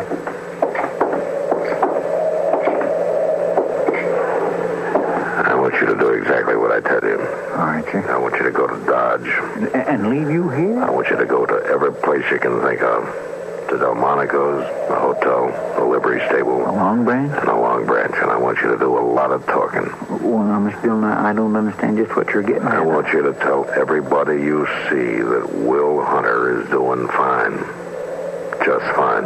But, Mr. Dillon... You just do what I say, Chester. Tell the story all over town. Yeah, but now, if them Seeley brothers hears about this, they'll head right out. That's what I'm counting on. Well, now, I ain't going off and leave you alone to get a pat hand like Get that. going, Chester. It just ain't Chester. right. Yes, sir, Mr. Dillon.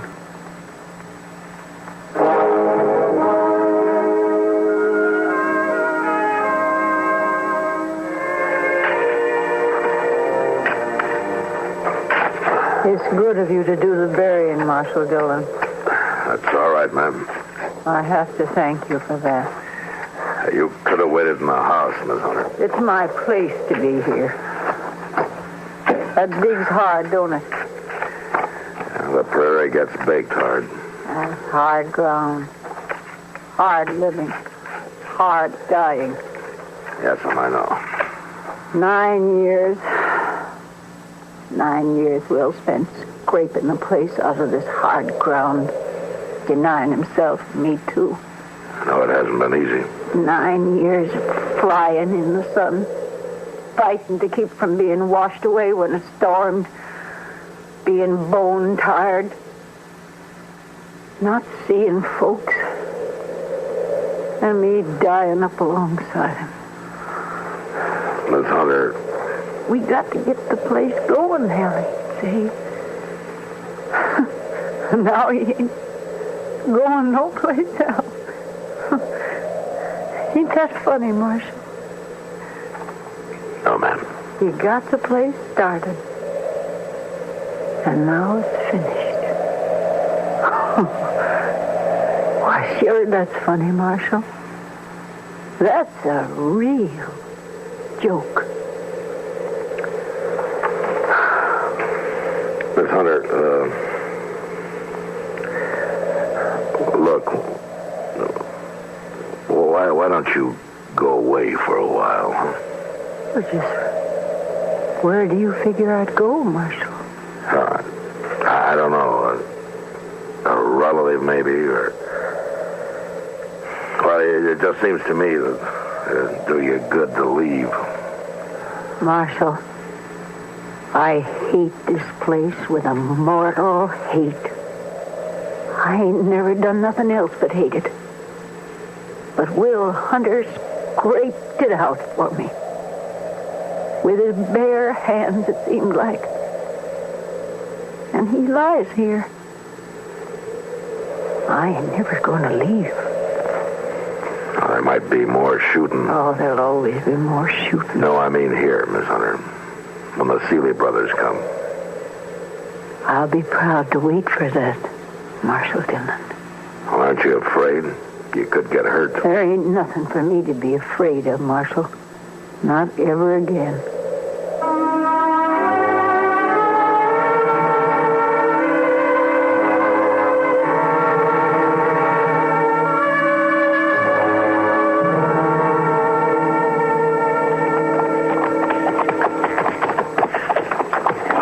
I tell you, Mort, I hope I won't be making this right many more times. I should have known you never could do nothing right the first time.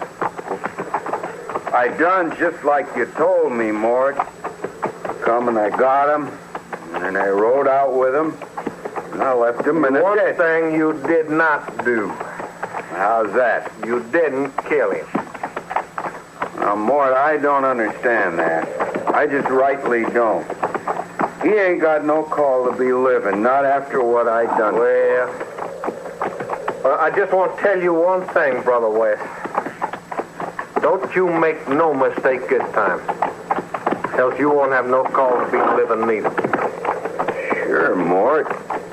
There won't be nothing to it. Just see to it that there ain't. Mort, what about the woman? Well, she's a witness, ain't she? Sure, but I don't want no witness living.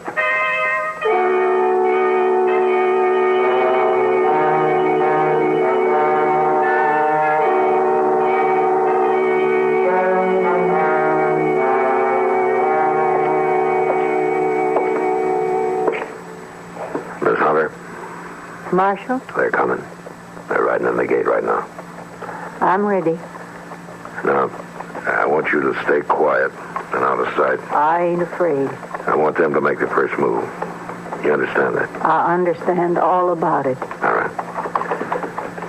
I'm waiting till they come up on the porch. You just stay quiet. I'm going back to the window.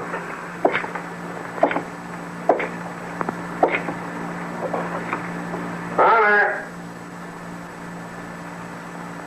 Come on out, Hunter. Ain't gonna do you no good laying there and hide. Hunter, me and Wes, we gonna finish it this time. They're leaving their horses.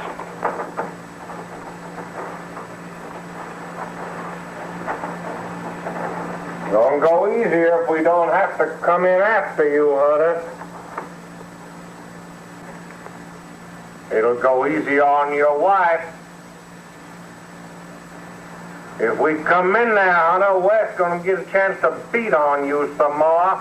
Ain't that right, Wes? No! That's right, Mort. No, you ain't coming in! No, Miss You're Hunter. gonna beat on nobody! Hunter! Hunter, come back, they'll kill you!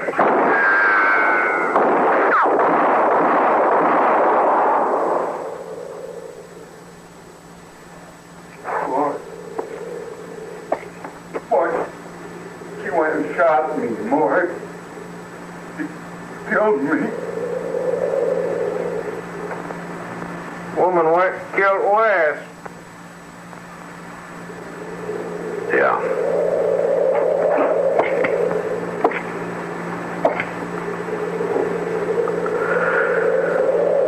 You killed her. Crazy woman. Running around with a gun.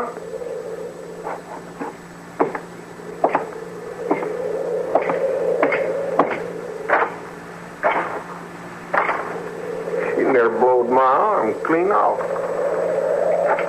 You know, that's a terrible thing. Woman running around shooting people. Anyway, she sure ain't gonna be no witness now. That's right, Seeley. You only got one witness to worry about now. Who's that, Marshal? Me. Now you stand steady while I bind up that arm. I want you in good shape to stand trial.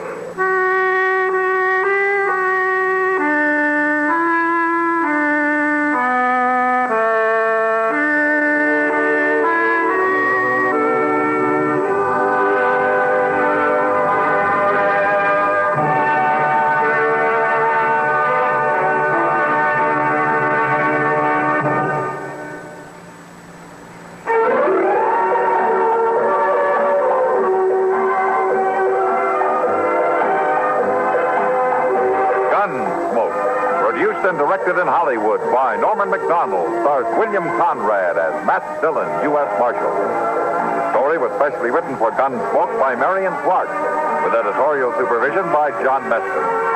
Featured in the cast were Jeanette Nolan, Lawrence Dobkins, Vic Perrin, and Frank Cady.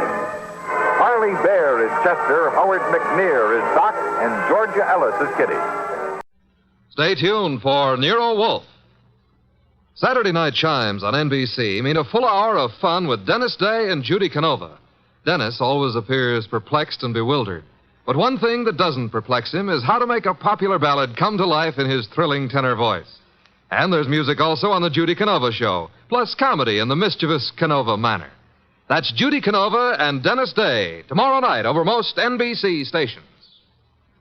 My boss is the smartest and the stubbornest, the fattest and the laziest, the cleverest and the craziest, the most extravagant detective in the world, Nero Wolfe.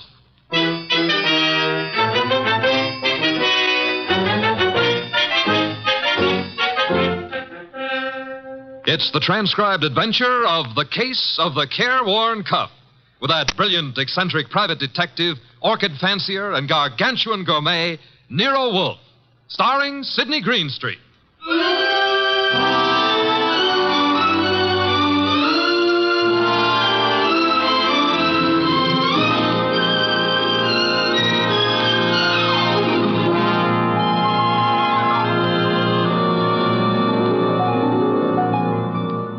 The place is Nero Wolfe's office.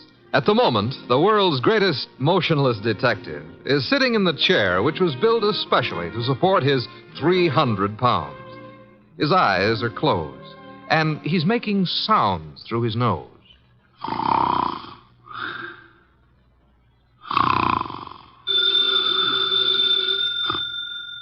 Archie. Archie. Archie! Yes, Mr. Wolfe, what is it? The phone, if you please, Mr. Goodwin. Well, it's on your desk, only 8 3/4 inches from your left elbow. All you have to do is lean forward. Found it, Archie? What do you think I am, an athlete?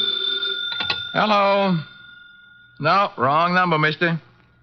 Well, I'm sorry, Mr. Wolfe, if that old phone awakened you. Wrong number, and I was not asleep. I was merely concentrating. On what? We're out of work. There's nothing to concentrate on.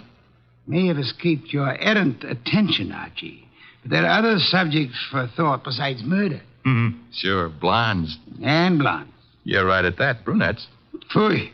That's not a nice thing to say about any girl, even if she does happen to be a brunette. Archie. Yes, sir? Go away. You annoy me. Suppose I did. It would get you beer for you. Fritz. Tonight happens to be Fritz's night off. However, you can always get your beer for yourself. Don't be an idiot. There are exactly 23 steps between here and the kitchen. As you very well know, I abominate strenuous physical activity. 23 steps times 2 is 46. You could walk very slow. Nonsense. Now that you mention it, I happen to be mildly thirsty, Archie. Would you... Now that I mention it, you'd better let the beer go for tonight. Why? Our stock is running low. You being careless? I've been careful, because something else is also running low. What? Money? Fiddlesticks, there's plenty in the bank. Sure, but very little of it is yours. Mr. Wolf, do you remember that batch of orchids you bought last week? Of course I do. Magnificent and very rare specimen. I got a magnificent bill for him this morning, too. It was large? It was large. Confound it, Archie. I shall have to do some work. You turned down half a dozen cases in the last few weeks. One of them may still require me. Most of them hired other detectives. However, there is a Mr. Wenceslas who might still be in need. His problem is what? As I remember, he's being followed by midgets. He wanted you to do something about it. Not that he minded the midgets so much. It was the elephants they were riding. The man needs a psychiatrist, not a detective. Anyone else? I can check my files, but I don't think... Ha-ha! Saved by the bell. Another cliche like that, and I shall... Answer the phone yourself? Assassinate you. See what it is. Okay. Hello? Yes, Mr. Wolf is in. Yes, he'll be in. He always is. What? But... That was a Mr. Charles Porter. He was in a hurry. He's on his way over right now. Should be here in 10 minutes. Prospective client, I trust? $1,000 worth of prospective client. Splendid, Archie, my beer. Okay, but, look, I'm not sure you're going to accept his offer. Indeed? What does he want me to do for his paltry fee? That's the point. If I heard him right, he wants you to do nothing.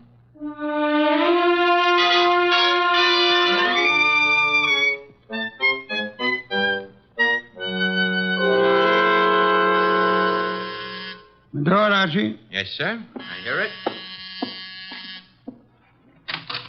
Mr. Porter? Naturally, I'm Charles Porter. Who else would I be? It's a large field. Never mind. Come on in. I'm Archie Goodwin. Where is Wolf? Mr. Wolf is in here. Mr. Wolf, this is Mr. Porter. Good evening. Fat, aren't you? It's moderately noticeable.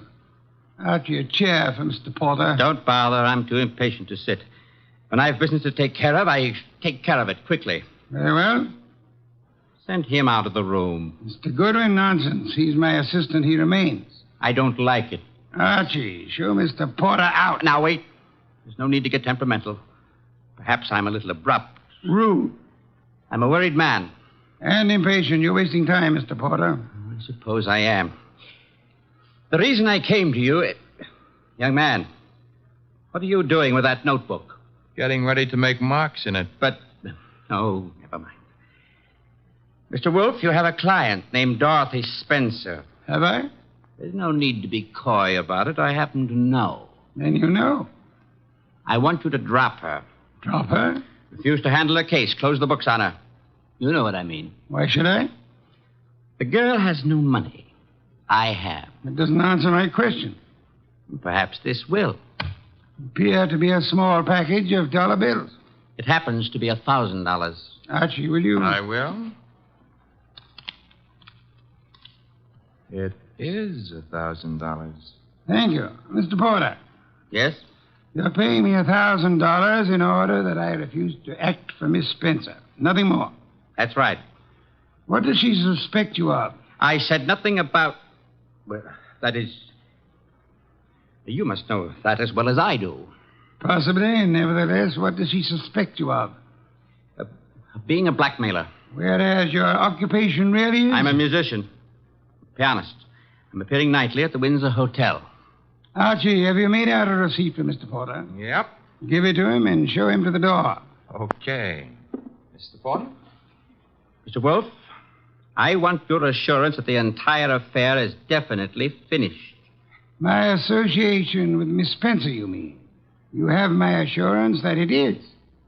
You will forgive a classical allusion. The carver. Thank you. Good night. Mr. Wolf, I have a secret about Mr. Porter. He smells. Some perfume or other. More important, his right coat cuff is more worn than his left cuff. And a carver happens to be a musical term meaning start again from the beginning. Oh? Porter thought it'd been finished. Therefore, Mr. Porter is a liar. His ignorance of common musical term indicates that he's not a musician. The worn right coat cuff, that he is an office worker. That's kind of leaping to a deduction. But even if Porter's a liar, Mr. Wolf, there is something else. He paid you $1,000 to drop a client named Dorothy Spencer. Mr. Wolf, you never had a client with that name.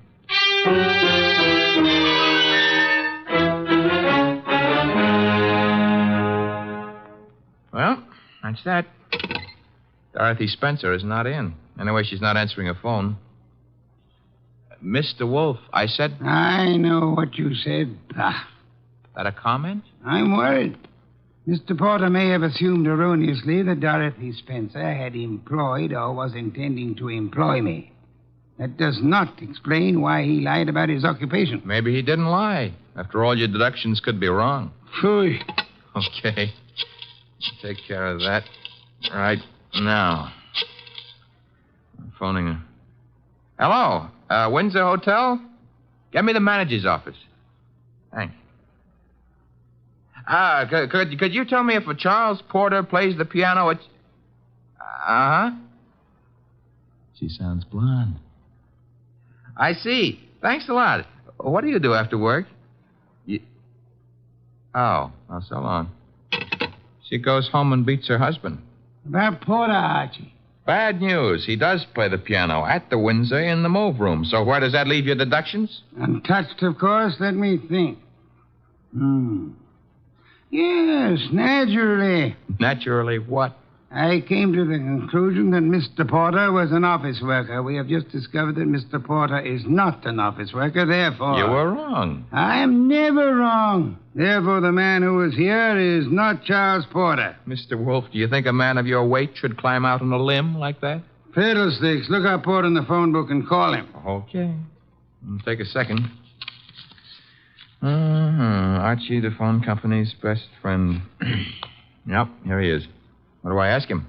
There'll be no need to ask Mr. Porter anything. Just phone. You're the boss. Yeah. I have to say something to the guy. Hello. I'd like to speak to Charles Porter.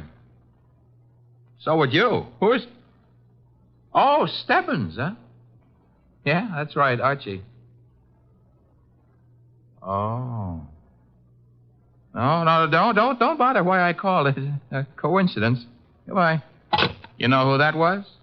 No. That was Sergeant Stebbins, Sergeant Pearlie Stebbins. I might add, as though you didn't know, that Stebbins happens to be a sergeant in homicide. Indeed. You expected this. I still don't know what your conversation was about. It was about Charles Porter, who maybe was a liar, but who isn't going to tell any more lies on account of he was just shot to death.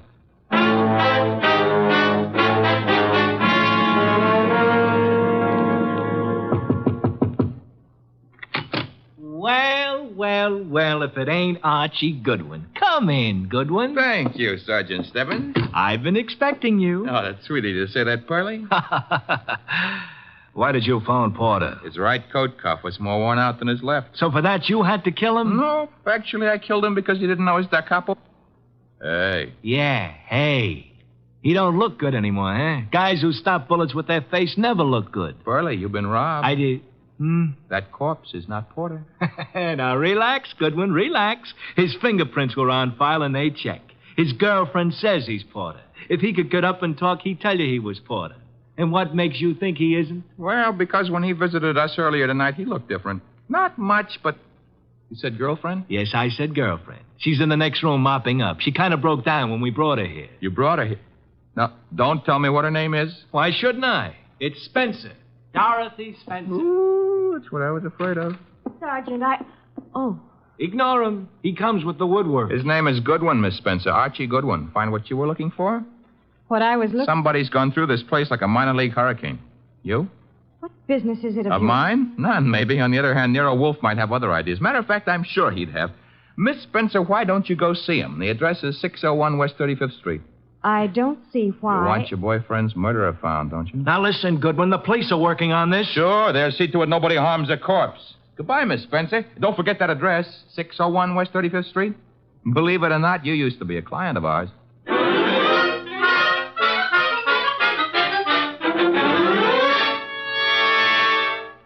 know, Mr. Wolf, you're getting to be so brilliant, it's boring. Boy. That is, All right. Tonight you deserve it. I'll get you another can of beer. But this is the last one. What's your promise to do some exercise, like maybe standing up and sitting down 5 minutes a day? Thank you. And why should I indulge in such idiotic behavior? Well, after a while, you might be able to see your shoes. I've already seen them. Oh, that was 20 years ago. Things had changed. No more buttons. Hey, that must be Dorothy Spencer. She's undoubtedly young and beautiful. You deduced that from the way she pressed the buzzer? I deduced that from the gleam in your eye, Bah. Bah, all you want. I'm going to keep that gleam shining. Hello, Miss Spencer. Come in. Thank you. Mr. Wolf. Is the large sitting-down gentleman behind the desk. This is Dorothy Spencer, Mr. Wolf. You will forgive me not rising. It is due to a necessary conservation of energy rather than rudeness. Archie, a chair. Sure. Here you are, Miss Spencer. Thanks.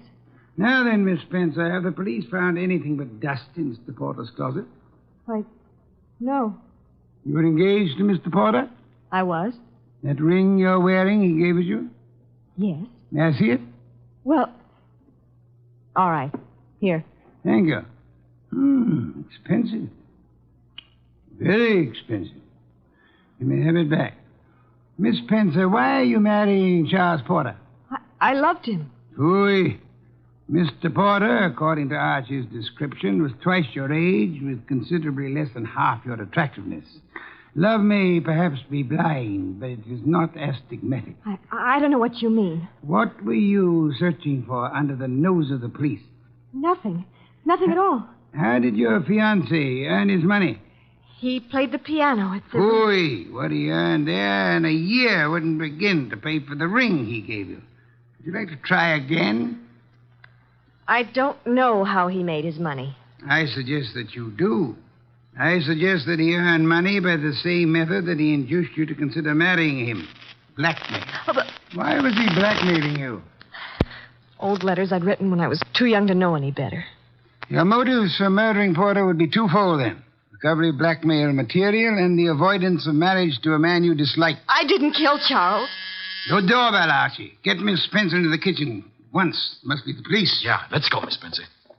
Right through that door. And stay there until I call you. Front door, Archie. Mr. Wolf, do I know Dorothy Spencer's here? You know nothing. A simple role for you to play. I haven't got time to resent that insult right now, but wait until the next time you drop a collar button. Well, bless my soul, if it isn't dear old Inspector Kramer. How is the homicide department? Where's Wolf? Big surprise. He's sitting. Mr. Wolf? Good evening, Inspector. Where's Dorothy Spencer? This is not the Bureau of Missing Persons. The district attorney would like to talk to her. I shall tell her so the next time we meet. Yeah, that could be right now. She's in this house. I don't see her. Mind if I look around for myself? You have a search warrant, of course. It so happens no, but... Archie, the inspector's leaving. Okay, I'm leaving. I suppose by the time I get back with a warrant, she'll be in Hoboken. Hoboken? Where's that? Look, Wolf, you can go too far. One of these days you won't be able to talk yourself out of it. Trail me to the door, Goodwin, to show what a good detective you are. Ooh, Inspector Kramer doesn't love us anymore. Unfortunate. Archie, take Miss Spencer to a respectable hotel. Register her under an assumed name. She is to stay there until notified otherwise. Luckily, the good inspector neglected to inform us that she was the leading suspect in a murder case. Hence, we're not accessories after the fact, and I don't want her arrested for murder as yet. Her beauty has won you over. You will then return here immediately. Okay.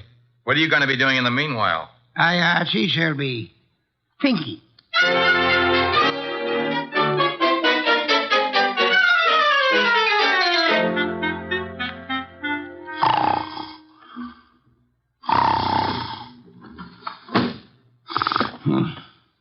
Archie? No. No, not Archie. Our impatient and non-musical friend came in through the window. How are you, Mr. Not Porter, of course. Where's the girl? Question is beginning to bore me. I don't know. I think she's here. So did the police. I might add that they were slightly closer to the truth. Incidentally, what makes you think she was Porter's accomplice? She must have been. Nonsense, she wasn't. Porter was blackmailing her, just as he was blackmailing you. In her case, it was letters. In yours, a previous criminal record, perhaps, that your employers might be interested in. I want to know where she is. Maybe this would help you remember. Good heavens, don't point a pistol at me. It annoys me. Ah, the police, I should think, opened the door for them like a good fellow. Oh, no. I'm leaving. But if I don't find that girl, I'll be back. Knock the blasted thing down if it isn't open. All right, well, I've got the search warrant. Also, no doubt, a fine tooth comb. Bah. By the way, Inspector. All right, boys, cover the house. All right, Inspector. Yeah, what did you want? As your men go through the house, will you have one of them shut the back window? I've just had a burglar, and I suspect he left it open. Unless the matter is attended to, the house might be filled with fresh air.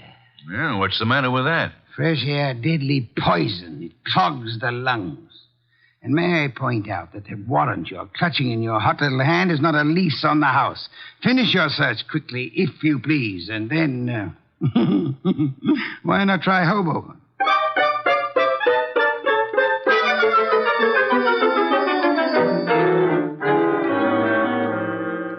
So I just missed the inspector, huh? You did? That I can stand. I'm sorry about the burglar, though. Perhaps we can arrange to have you meet him in the morning. He left his calling card with name and address on it?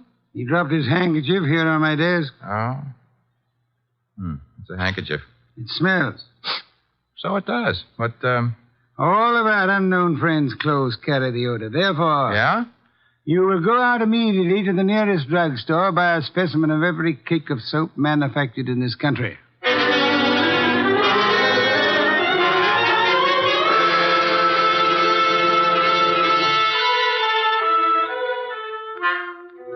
Mr. Wolf? Be still. No. I never realized just how many different brands of soap are made in this country. You should listen to the radio more often. So far, we've sniffed at 37 cakes. None of them smell like porter. Let's see. 38. Hey. Let me have it, Archie. Yes, the soap. It's labeled Orchid Ovals. I should say basely mislabeled. Orchids have no odor. Our task for the evening is finished. Why? All we know is the guy washes with a basely mislabeled soap. No, the odor would not have been so persistent in that case. Unquestionably, our visitor works for a soap company that makes orchid ovals. Every employee of a plant in which perfume in large quantities is used inevitably carries the odor on his clothes. Oh. And you already deduced he works in an office. Uh-huh. I go see him in the morning? You do? You know, Mr. Wolf, what with hiring rooms for girls and paying visits to a perfume factory, I'm beginning to feel like a maiden aunt. No one would ever mistake you for a maiden aunt, Archie. Thanks. Is that another deduction? Maiden aunts rarely need a shave.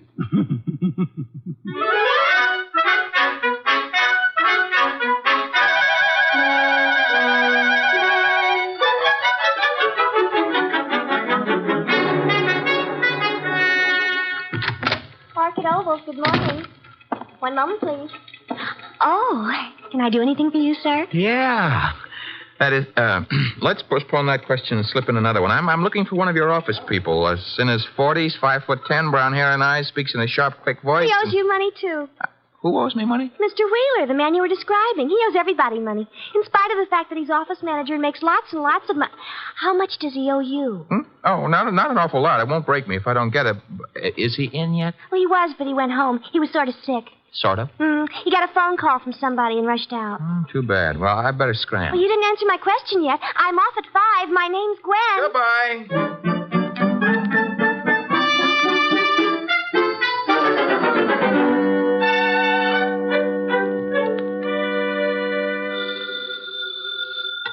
Wolf speaking. Archie here.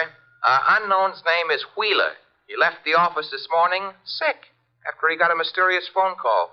Bad, probably. Get to Dorothy Spencer at once and bring her here. Right. I'm at Wheeler's house now. Thought I'd better check. His wife's here, too. Blonde? Uh-huh. How could you tell? Fatuous smirk in your voice. Get out of there fast, and don't stop to console Mrs. Wheeler.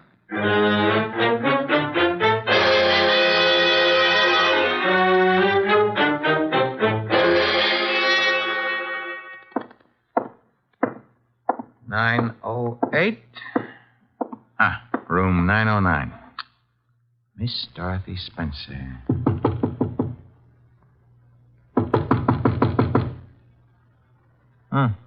Nobody home.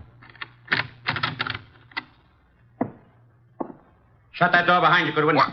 Never mind pulling triggers. I'll shut it. Oh, Archie. I would prefer silence.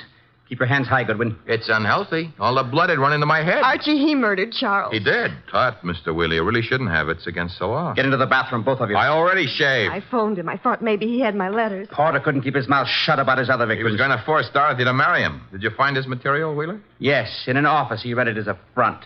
It's all burned. And why all the melodrama? You know about me, so does she. I can't trust anyone. Get into the bathroom, I said. Look, let's not lose our heads about this. Get moving, Goodwin. I like it here. All right, then. Here is where you'll get it. Hey, wait a minute. Something's wrong. I got shot and Wheeler fell down. I shot him, Goodwin. Stebbins. Dear Sergeant Stebbins. Oh, you little flat-footed angel. It's lucky for you my flat feet got staked out here in time. Just for that, I'll buy you a pair of arch supports for your next birthday. But I'm beginning not to believe this. You had it all figured out? Well, not exactly. Well, that is... Wolf sent you here. Well, he kind of phoned in and suggested one of us shoot down here and do some rescue work. That old devil. Hey, you're not kidding. What are you laughing about? Wolf wasn't sure whether you'd need rescuing from Wheeler or... Stop killing yourself with your own jokes. Or whether Miss Spencer would need rescuing from you.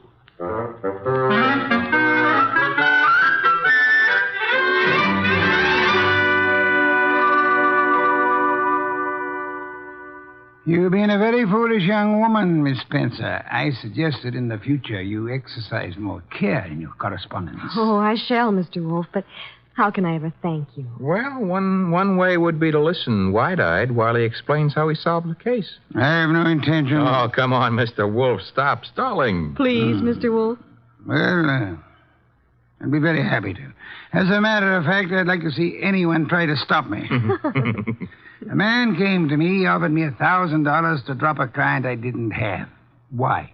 Because obviously he wished to direct my attention to that client. Me? You, Miss Spencer. Now then, he identified himself as Charles Porter, a musician. But I tested him and discovered that he knew nothing of music. The da capo routine. Precisely. Therefore, he was an imposter. His purpose? Yeah? To indicate by no means subtly that enmity existed between Porter and Dorothy Spencer. Huh? Thus, when Porter was found murdered, I would presumably be convinced that Dorothy Spencer, balked in her effort to enlist my aid against Porter, had resorted to most foul and bloody murder. Most foul and bloody murder is very fancy, Dorothy. Shows he likes you. I thereupon asked myself, why should an unknown seek to convince me that Dorothy Spencer was Porter's murderer? And you answered yourself? One reason only, because he himself intended to murder Porter, as he did. For which peccadillo he has, thanks to Sergeant Stebbins' accuracy with a revolver, already paid with his own life. Quodirat demonstrandum. Latin for that's what you wanted to know. I think you're wonderful, Mr. Wolf, and I'm going to... Ah, be careful. Kiss you. Archie, Miss Spencer is a very dangerous young woman. Today I feel brave. Do you, Archie? Very brave. What are you doing tonight? Nothing. Let's do it together. Bah. Oh, is that Mr. Wolf? I said bah. Would you very much mind conducting your romance elsewhere? I would not. And do so at once. I have a very important matter to attend to. Goodbye, Mr. Wolf. Goodbye. Night, sir. Very important. Very important.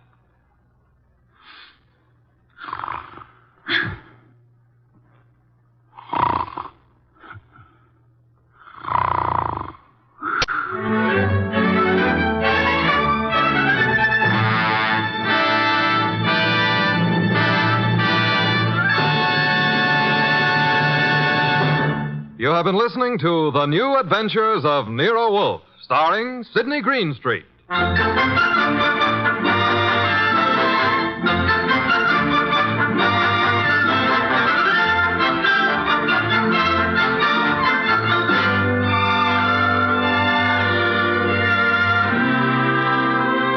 Tonight's transcribed story was based on the characters created by Rex Stout, produced and directed by J. Donald Wilson. In the cast were Lamont Johnson as Archie Goodwin, and Jane Webb, Peter Leeds, Bill Johnstone, and Wilms Herbert. Next week at this same time, Nero Wolfe and Archie will bring you The Case of the Dear Dead Lady. Don Stanley speaking.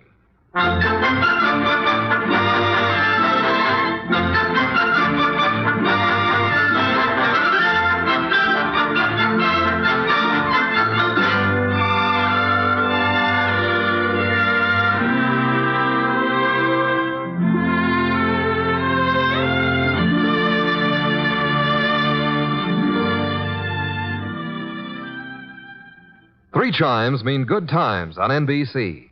The NBC chimes are excited about the big show. An hour and a half every Sunday night with Tallulah Bankhead as Femme C. Comedy with stars like Jimmy Durante, Fred Allen, Jack Carson, Groucho Marx, and a host of others. Music with Meredith Wilson, Mindy Carson, and many more. It presents drama with Mr. Jose Ferrer and many more leading stars of Broadway and Hollywood. It's The Big Show. Starts Sunday, November 5th on NBC. This is Chester William Bendix Riley. The Man Called X follows on NBC.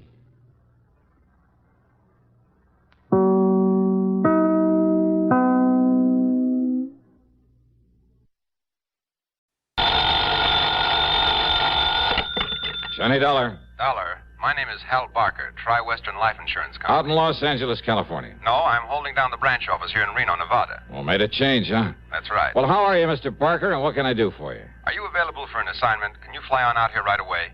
I don't see why not, as long as you're willing to pay the freight. Good. Yeah, you mind telling me what it's all about? Well, not at all.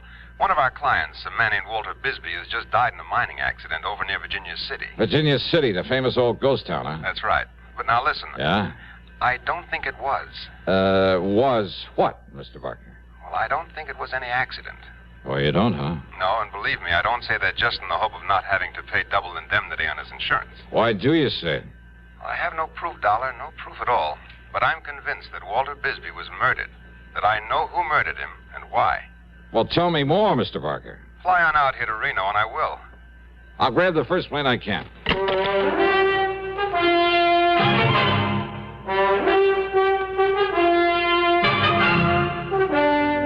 CBS Radio brings you Bob Bailey in the exciting adventures of the man with the action-packed expense account, America's fabulous freelance insurance investigator. Yours truly, Johnny Dollar.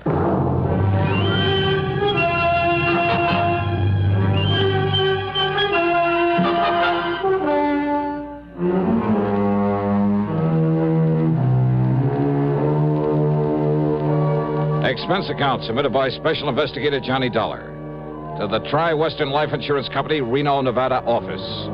Following is an account of expenses incurred during my investigation of the Stope of Death Matter.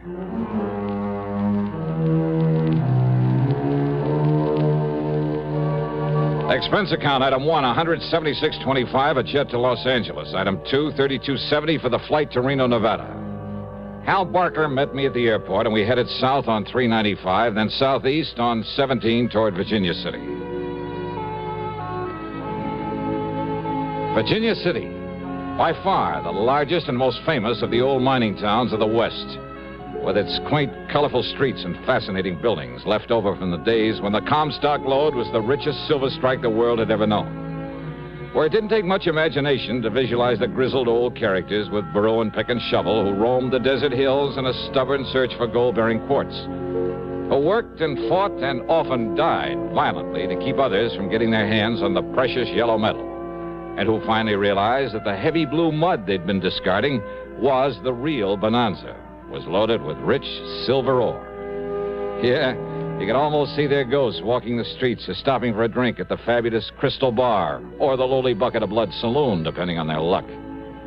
During the 23-mile ride over to this fascinating historical spot, Hal Barker filled me in. Yeah, thanks to modern methods, modern tools of the trade, so to speak, Walter Bisbee and his partner did fairly well, Dollar. Uh-huh. They'd explore these old abandoned mines around here, supposedly all worked out, and they'd locate new ore strata that would pay off.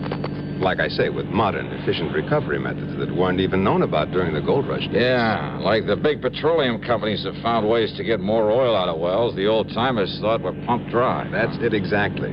And Bisbee and Hargrave would locate these profitable veins, then take a royalty from whoever worked them. And they'd go off and hunt for another spot. They made no fortune, but, well, they did pretty well. For a while, at least. Hey, you said Hargrave. Bisbee's partner, Hal? That's right, Bill Hargrave. Each of them claimed he couldn't do the job without the help of the other, so we wrote a partnership policy for them. How much? Upon the death of either one, the other was to receive $35,000. Double that for accidental death. And now Bisbee is dead. Want to tell me just how it happened, Hal? Well, the old mine where it happened is up here just off the 6 Mile Road, the old Caterwall number 2. Caterwall number 2? That's the name of a mine? Yeah, well, you should hear the name of some of them. Anyhow, old Bill left Walter at the mine a couple of days ago, exploring one of the stopes, while he drove into Carson City for supplies. When Bill finally got back here to the Caterwall, he says he found the ceiling of the stope had collapsed. Hey, wait a minute. He says. Why do you put it that way, Hal? According to a state geologist I talked to early this morning, a man who knows the mine, has been inside of it many times.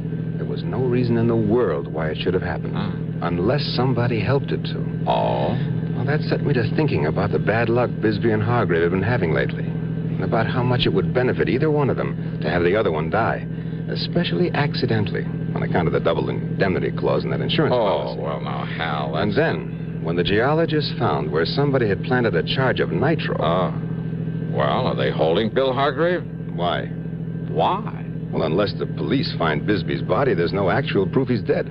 Remember, Dollar, Hargrave was in Carson City when it happened. Plenty of witnesses to that. I see.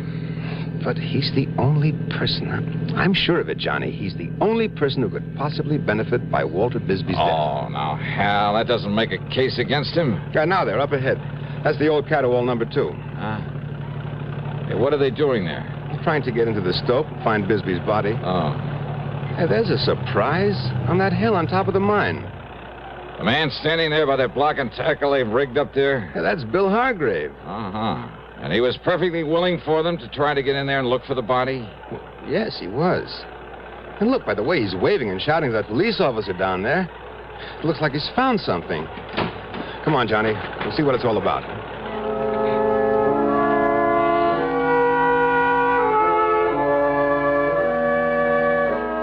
On top of the small hill was a vertical ventilation shaft driven down into the mine. Hargrave had rigged up a support, a kind of tripod with a block and tackle on it, then lowered himself to the stope where Bisbee had been trapped, or to what was left of it. When Hal and I and the police officer got up there to him, Hargrave looked like a ghost, or as if he'd seen one. There was a strange expression in his eyes, his mouth half open, and his weather-beaten face so pale it was almost gray. When we questioned him, he simply stared at us until the police officer took him by the arm and shook him.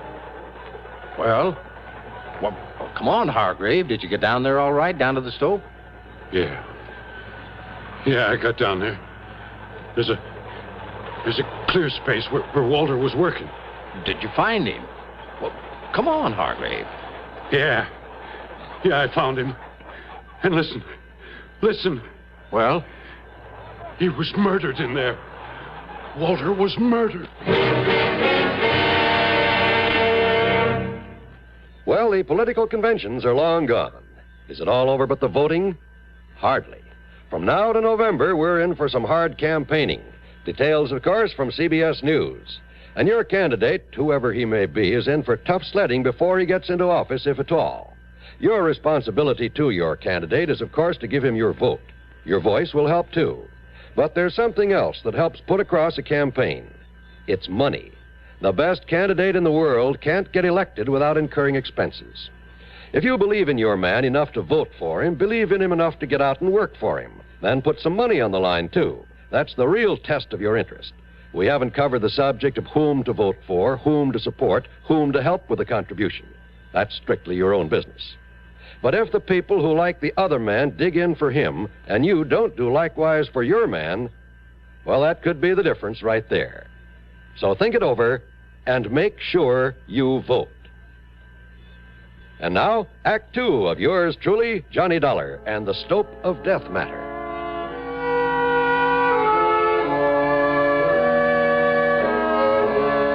When Walter Bisbee died in the gold mine cave-in, when a state geologist hinted that maybe a charge of nitro had caused the cave-in, Both Hal Barker and the police figured it might have been done by Bill Hargrave to get rid of his partner, to collect the insurance on him. But as they started clearing away into the Stope to look for Bisbee's body, it was Hargrave who took the lead.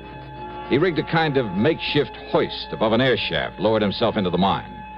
And down below, in a small space cluttered with the rocks and shoring and other debris piled up from the collapse of the ceiling of the Stope, he'd found what was left of his partner. Beaten to death.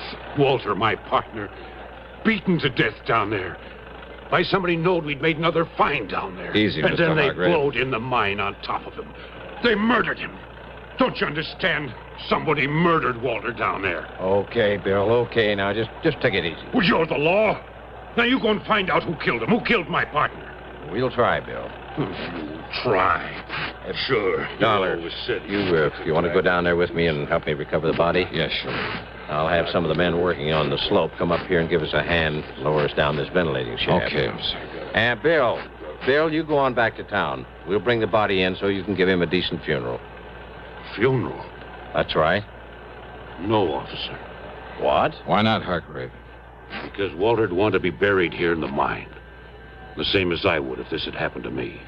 But if you made a valuable find down there... What are you talking about, Dollar? You think all the dirty yellow dust in the world would ever make up for a man like Walter Wisby? He was my partner. He was my friend. 20 years together, like brothers we were. Always together. Always share and share alike. When I found something, it was his, too. When he found something, it was mine as much as his. Well, didn't you know that? Well, yes, and I understand the two of you did fairly well for a while. Yeah. As long as the two of us worked together, of course we did. We opened up the old Higby's Folly, didn't we? And the old Yellow Jaybird. Those were gold mines? And they still had plenty in them. We showed them where. We showed them where to get it out.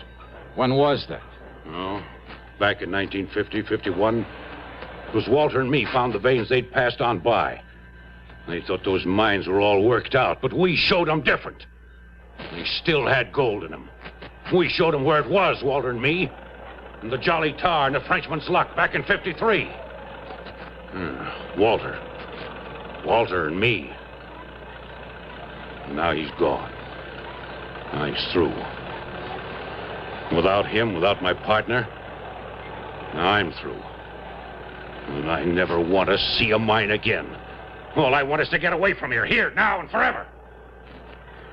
So, officer, you go on down there. You'll find him laying there, Walter, in the mine. It's the way he wanted it. It's the way that it's happened. And if the law says it's all right, you can leave him there, God rest his soul. Well, now, of course, that's something that we'll have to... And with those machines you got there on the slope, you can fill up this shaft and bury him. The way he'd have done for me, if I'd gone first. Well, maybe we can do that, Bill. Officer, I'd be mighty beholden to you if you would. Now, you go on back to Virginia City, and if necessary, we'll talk to you later. Thank you, sir. Now, Dollar, let's get down inside the mine so I can verify the death and make out my report.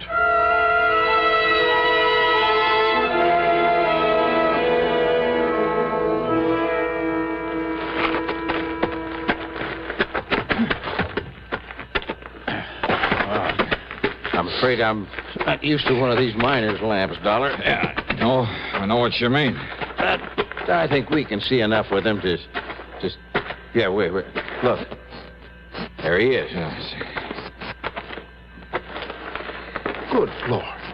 What a beating he took. Beating? Yeah, look at him. Look at his face. It's... Hey, officer. This man was knocked down, then kicked to death. Yeah, these marks on him, on his face. Hobnails. Yeah, you're right, Dollar. Whoever did this to him stood right here. You see? Yeah, I see. And you see the print of his right foot deep in the dust? Where he stood while he kicked and kicked with the other one? And he is Walter Bisbee. Yeah. Maybe we're going to have to leave him down here. What do you mean? Oh, 240, maybe 50 pounds. Up through that air shaft? Oh, yeah. Maybe you got something there. You and I, a couple of skinny guys, we barely made it. Only there was something around here could tell us who did this to him. That footprint. There isn't a hard rock miner in this whole area doesn't wear shoes like that. Here, look. Look, you see here? These other footprints, huh? Yeah, well, those are probably Hargrave's from when he came down here through the air shaft to look for Bisbee. Yep, that's right. Same kind of shoes, but newer. You can tell by the nail marks. Yeah, but does it prove that Hargrave came down here only after his partner was killed? Oh, now, wait a minute, Dollar. You're forgetting that Bill was in Carson City when this happened. Yeah? When what happened? The murder? Or the caving in of the Stope? Now, what do you mean by that? Murder him, then try to cover it up with a cave-in. Now, look, Doctor. Hal Barker says that a state geologist told him he found signs that a small nitro charge may have been used near the entrance to this mine. But if Bill... You mean you think Bill killed him down here and then had somebody else start the cave-in while he was over in Carson City? Let somebody else in on it? No. If Bill killed him, he probably set off that charge, too. But don't you see, if he was over... Didn't you ever hear of an explosion being set off with some kind of a timer? Well, yeah, sure, of course I have, but that still doesn't give us any proof that Bill did this. The fact remains that Bill Hargrave is the only one who can possibly profit by his partner's death, right? Sure. I'll go along with that, all right, but unless you can find some proof that he did this, well... Well, I don't know. But while you're poking around in the dark down here, I'm going to pay a little visit to Bill Hargrave. Go ahead. But why? Well, I told you, officer. I don't know.